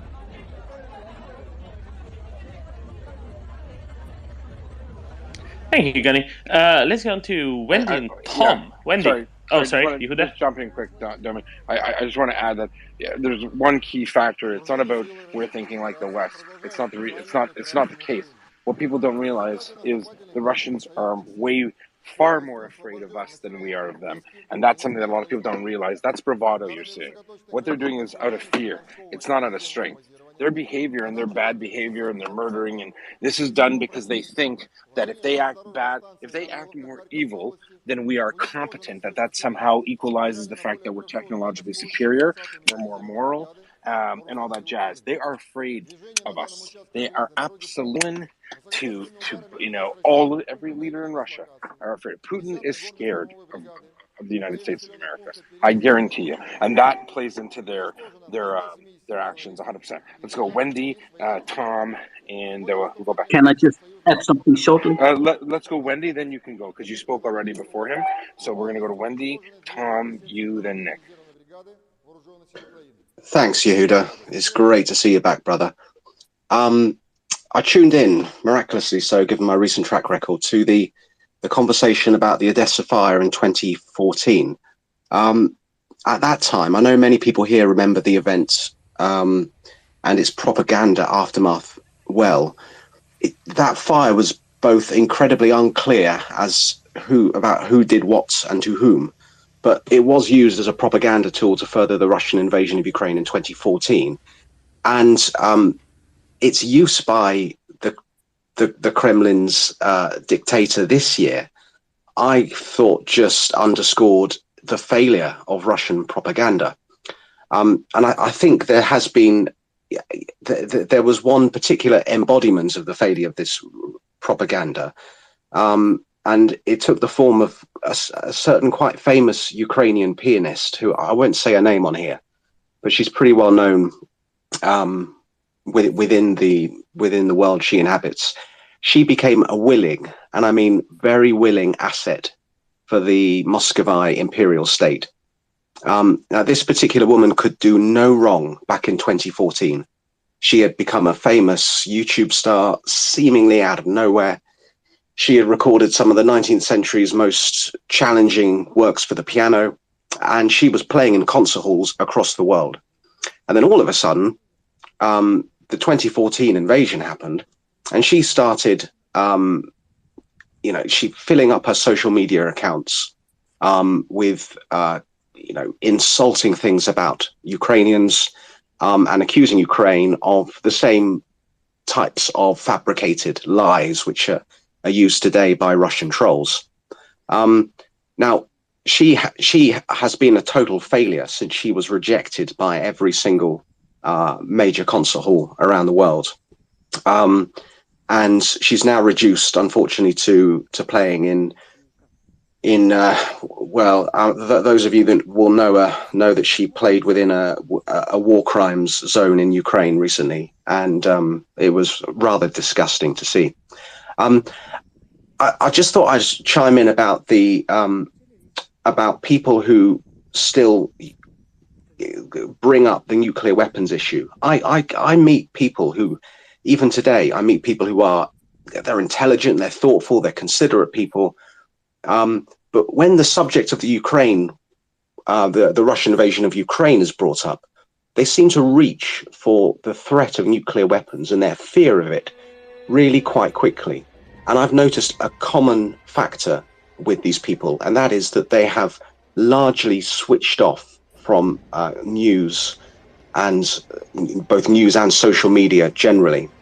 And they hear very filtered news. So I think it's perhaps a reminder that whatever we do in any given day, we should always try to reach out to people beyond our social circles and just ask ourselves, what can I do for Ukraine today? Because there's always somebody who is willing to talk about this. There's always somebody we can help guide in their thinking and help them feel a little bit more comfortable about the fact that there isn't going to be a nuclear war. There isn't going to be a nuclear catastrophe. This is just a threat. This is a threat made by an impotent bully, a bully whose propaganda has failed on a massive scale. It can go into Ukraine and commit genocides not seen in Europe for many years, but it is losing the war it started. So, thank you for this great space and the wonderful charity that's Mirror Aid. If you're new to the space, please donate, because it's saving Ukrainian lives right now. Thanks. All right, thank you so much. Yes, and right. Okay. All right, let's go to Tom. Good afternoon, chaps, or good morning, depending on where you are. Can you hear me all right? Crystal clear. Yeah, Tom, go ahead. Okay. So we had a really, really good chat about this with Mark Nelson and Eugene. I can't remember his surname in the space last night. So thank you for Axel for bringing them on last night. What I tried to do is summarize that conversation. So I've done a tweet thread, and even though I've tried to be as succinct as possible, it took like 20 tweets. So I don't know how to put stuff into the nest, but it'd be really great if someone could put that in there, because I've tried to summarize the conversation. Essentially, the problem with this is that when people think about the threat of something happening at the Zaporizhzhia nuclear power plant, we're actually quite vague with what we think might happen. It's quite unspecified bad thing. And so what we need to do is, number one, be very specific about what we think could possibly happen. Number two, think about how likely is it that the Russians will do that. And then number three, think about how bad would that be if it actually happens. And this is like textbook cognitive behavioral therapy about how to deal with fear, because that is what the Russians are trying to do. They're trying to make us afraid. So when we get to speak to nuclear experts like Mark, like Eugene, and others that have joined this space, they help us to clarify exactly what could or couldn't physically be done. And then we've got to think sort of militarily, psychologically, well, what would the Russians actually do? And I think Gunny's right. We've got to remember that these are absolutely awful, awful people. Empathy is not going to hold them back from doing something horrific. But I don't think they're completely irrational in the sense that they don't care about the consequences are for them. Because if they were, they'd have just started World War III with nuclear weapons. Bingo. So what we need to think about is, what are the costs to them? Mark pointed out that without the Zaporizhzhia nuclear power plant, there would be blackouts in Crimea. So if they damage it, even slightly, and it reduces its output, not a nuclear meltdown type situation, just blackouts. They don't want that. The second thing we've got to remember is they wouldn't even be making these threats if they were absolutely certain they were going to hold on to that plant. So the fact that they're making these threats shows that at some level, they are afraid of losing that territory to Ukraine. If they were certain they were going to hold on to it, why would they wreck their own nuclear power plant on Russian soil, as they'd call it? The third thing is that to engineer one of these sort of crises, and I go into this in the thread, and it's a massive simplification of what Eugene and Mark and others were saying. You actually need to know what you're doing in terms of nuclear engineering. And our view last night was that the people that really know what they're doing wouldn't be crazy enough to do it. Because if you're right next to it when that happens, you're probably going to die. Even if it isn't as bad as Chernobyl, you could get a massive dose of radiation and die. Now, are there some people in the Russian invasion force that would be crazy enough to do it? Totally, definitely, 100%. But would they know what the hell they were doing? Like, no. So that was our sort of conclusion last night. What I've done in the thread is I've just gone through the various possibilities of what I think could happen that I discussed with them last night and just tried to summarize it. It would be great if someone could put that in the nest. If people have a read, Already if they think there. it's good, thank you. If people think it's good, if you ever want to retweet anything by me, please retweet that. If you disagree, add to the thread. Say why you think I'm wrong on the likelihood in particular, why you think they might be more likely to do something or less likely to do something. I might still be worrying too much about this. I have no problem with being wrong. I've got no problem with people challenging me. So I hope it's helpful. It would be really good if we try to counter the Russian propaganda here, because they're trying to make people afraid. And there's people putting ridiculous things like 300-kilometer, 500-kilometer radius maps saying this would be the damage radius. Everyone would be dead from radiation poisoning. And it's just complete BS. I mean, even if they dropped the largest nuclear weapon ever made, the Tsar Bomba, it would not kill everyone in Ukraine. Yeah, You know? and you think a normal person would look at the map, that graphic, and say, that's exactly why they won't do anything, dummies. But anyways, let's, Nick wants to go real quick, then JJ has a new topic we're going to go into. Go ahead, Nick. Can we highlight them? Yehuda, can we then briefly highlight that Olaf Scholz is amongst those people who are publicly stating that this is a risk? I mean, if you want to highlight his lack of intelligence, I guess we can, but it's a very strange thing to say. I mean, you know, if it hurts the enemy, it hurts, and it hurts you, it's a neutralized issue, right? I mean, I'm not sure what everyone doesn't realize. They're not going to, risk poisoning millions of their own people in broad daylight when they know it's them responsible. So, yes, Olaf Scholz, if he did that, that's very silly. Nick and then JJ. We're going to finish off with Nick on this topic, then JJ's got a new one. Go ahead. I was going to just reply to Gunny's pointing out that the Salisbury poisonings were done using, and there was there some other attack? There was the Salisbury poisonings. Polonium. I guess there was the polonium were carried out using what we would refer to as weapons of mass destruction, WMD. But I think in the public mind, a weapon of mass destruction is one that does a lot of damage. In that the people who were assassinated in Salisbury could equally well have been shot, and maybe it would have made it harder for the getaway. And so it's an interesting line to go. Do you say, and I don't know the answer to this, but the reason I think not much action was taken was that in the end, only a very small number of people were killed or injured. And so it was essentially, they use, is it a weapon of mass destruction if you only use 10 milligrams of it? I don't know the answer to that, but when we were talking about Saddam Hussein and his weapons of mass destruction, we weren't worried that he might post, a contact lens vial full of nerve agent to somebody who would open it and die. We were talking clearly about the ability to deliver, missiles that would kill 4 and 5 figures of people.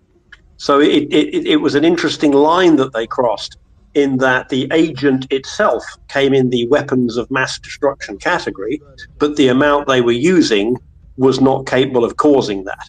So, and I think that was very clever of them, because it's very difficult for people in the West to go, oh, well, we must immediately launch some huge retaliatory strike against Russia because Czechs notes 2 people are in hospital and 1 person was killed, or whatever it was.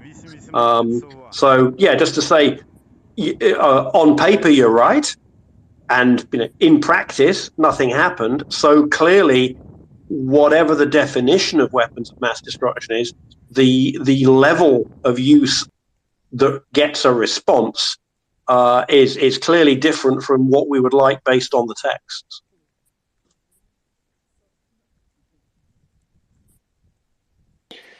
I think that's a really good summary. Also, I've now read through Tom's thread, having already vacated the space by the time you had the discussion last night with Mark Nelson and with Professor Eugene Schwagerhaus, and I'm very glad that he put pen to paper, or is that finger to screen, I guess. Anyway, so it's really good. And Nick, your point is well taken, of course. And just like you and Tom and everybody's been saying, like they're not going to do it. I mean, they're dumb, but they're not that sort of dumb. JJ. Thanks, Doran. About a week ago, we were talking about how the Finnish people are really educated in terms of mis and disinformation, and they're also very good at trolling. And we were talking about how in Lappeenranta, I think it is, they announced that they were going to be playing the Ukrainian national anthem every morning at 7:30 while flying the Ukrainian flag at one of their major shopping centers.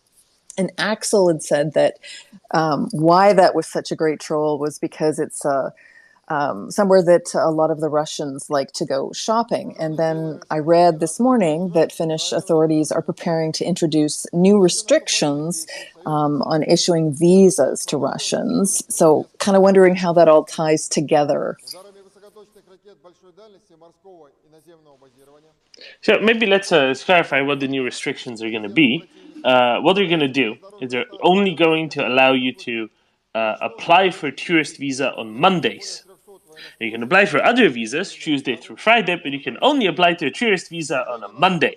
And the Finnish Foreign Affairs Minister says that this will significantly slow down the issuance of visas to citizens of the Russian Federation, and that this is implemented at the national level. So it's kind of interesting, right?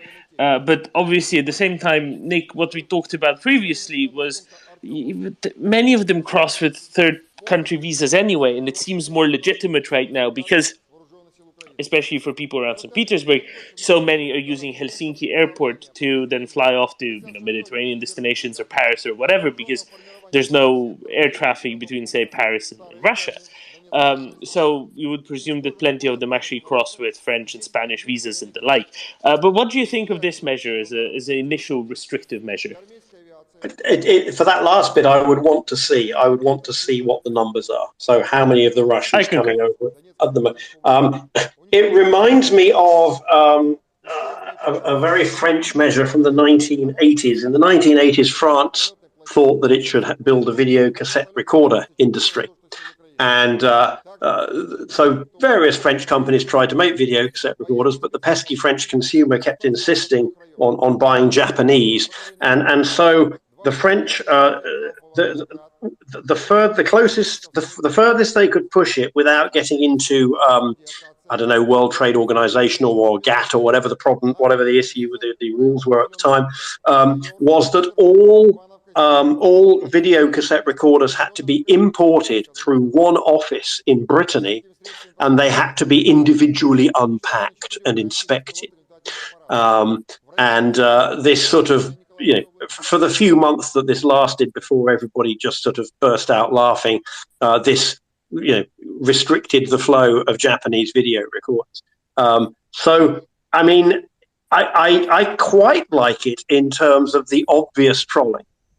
And, the next step is to say they can only apply on Mondays and, we've just given our hard-working consulate employees a new union deal and they don't have to start work on Mondays until 2 p.m.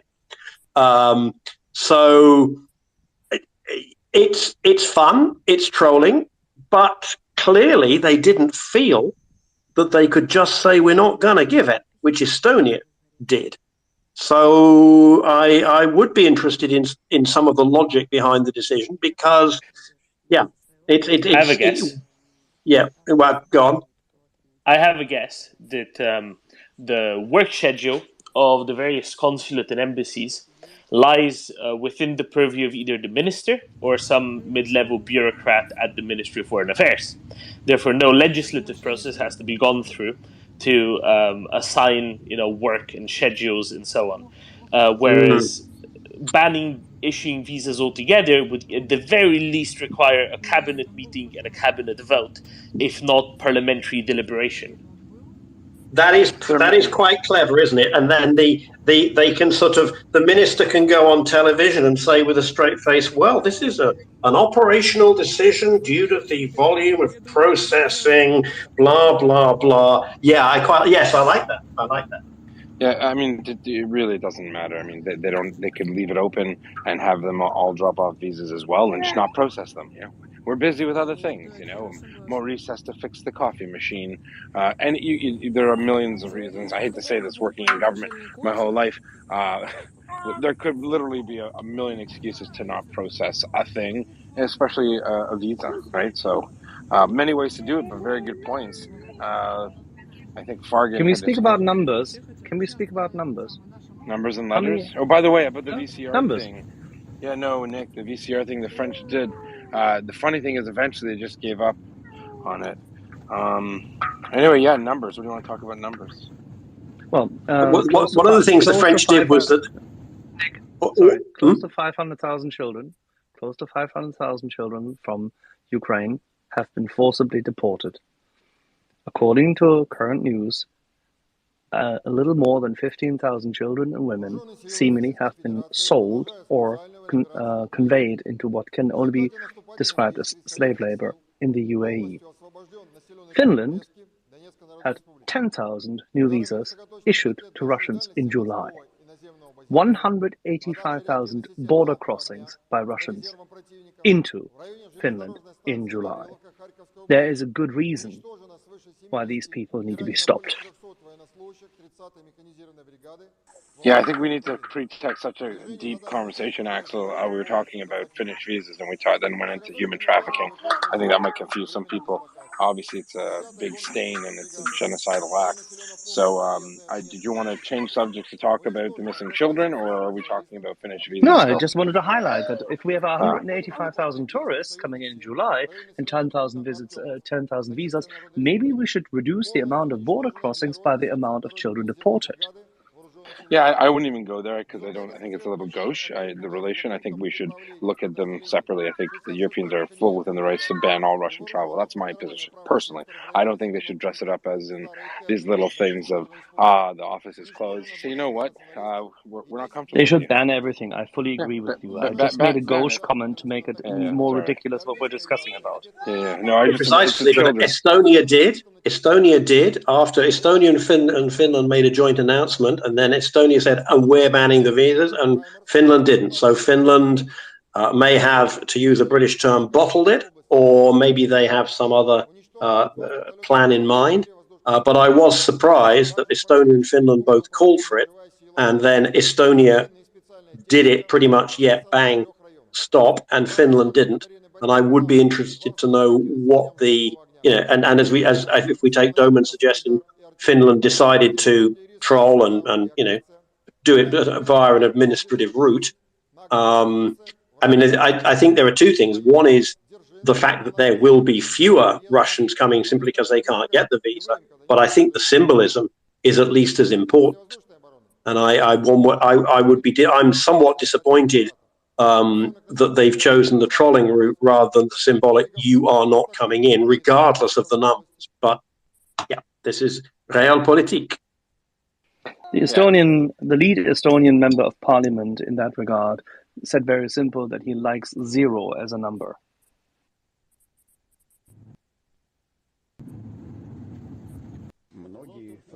Yeah, well, I think we're clear.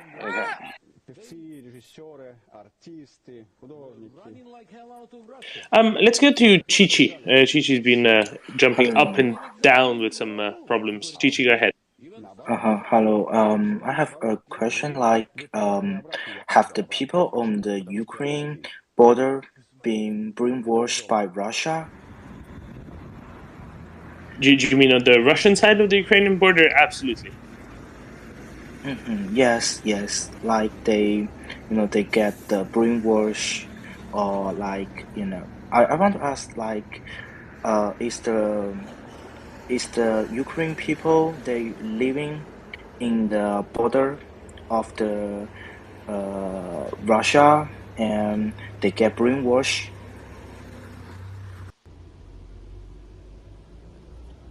Sorry, what's the question there?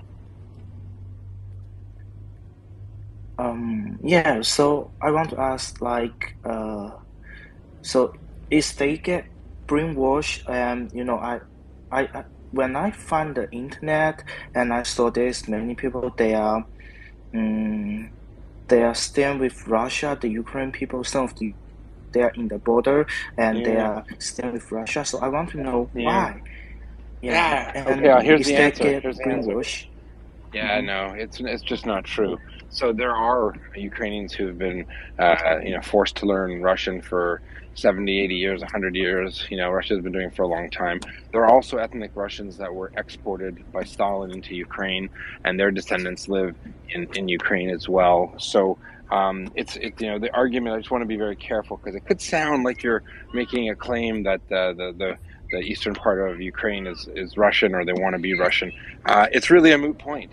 There are a lot of Portuguese people that live on a street in Toronto. It's not a part of Portugal. That's just how it is. You go to a new country, you follow the rules, right? Does that make sense, Chi, man? Okay, so when can the student go back to school? When can the Ukraine student go back to school? I think they're in school right now. Okay, well, thanks. So thank you for that. Anyone want to address that? Gurney came up. Why? Oh, Yehuda, I'm just laughing to myself here. Just one of those days. This is one of those days that a moderator goes through. It's a song I wrote. Maybe I'll publish it. I mean, we're gonna ask Chi where he's calling in from in the world. Oh, I don't know, Chi. Where are you from, comrade? Where are you calling in from? Yeah, I'm from mainland of China, and I migrated with my family to Canada. So yeah. You're in Canada now? No, now I was in China, but we already immigrated to Canada. We already be the resident of Canada. Yeah. Okay, so do you buy the Chinese propaganda? No, never. So what propaganda have you heard though from the Chinese, from the Communist Party of China? The CCP always do. They said the Russia,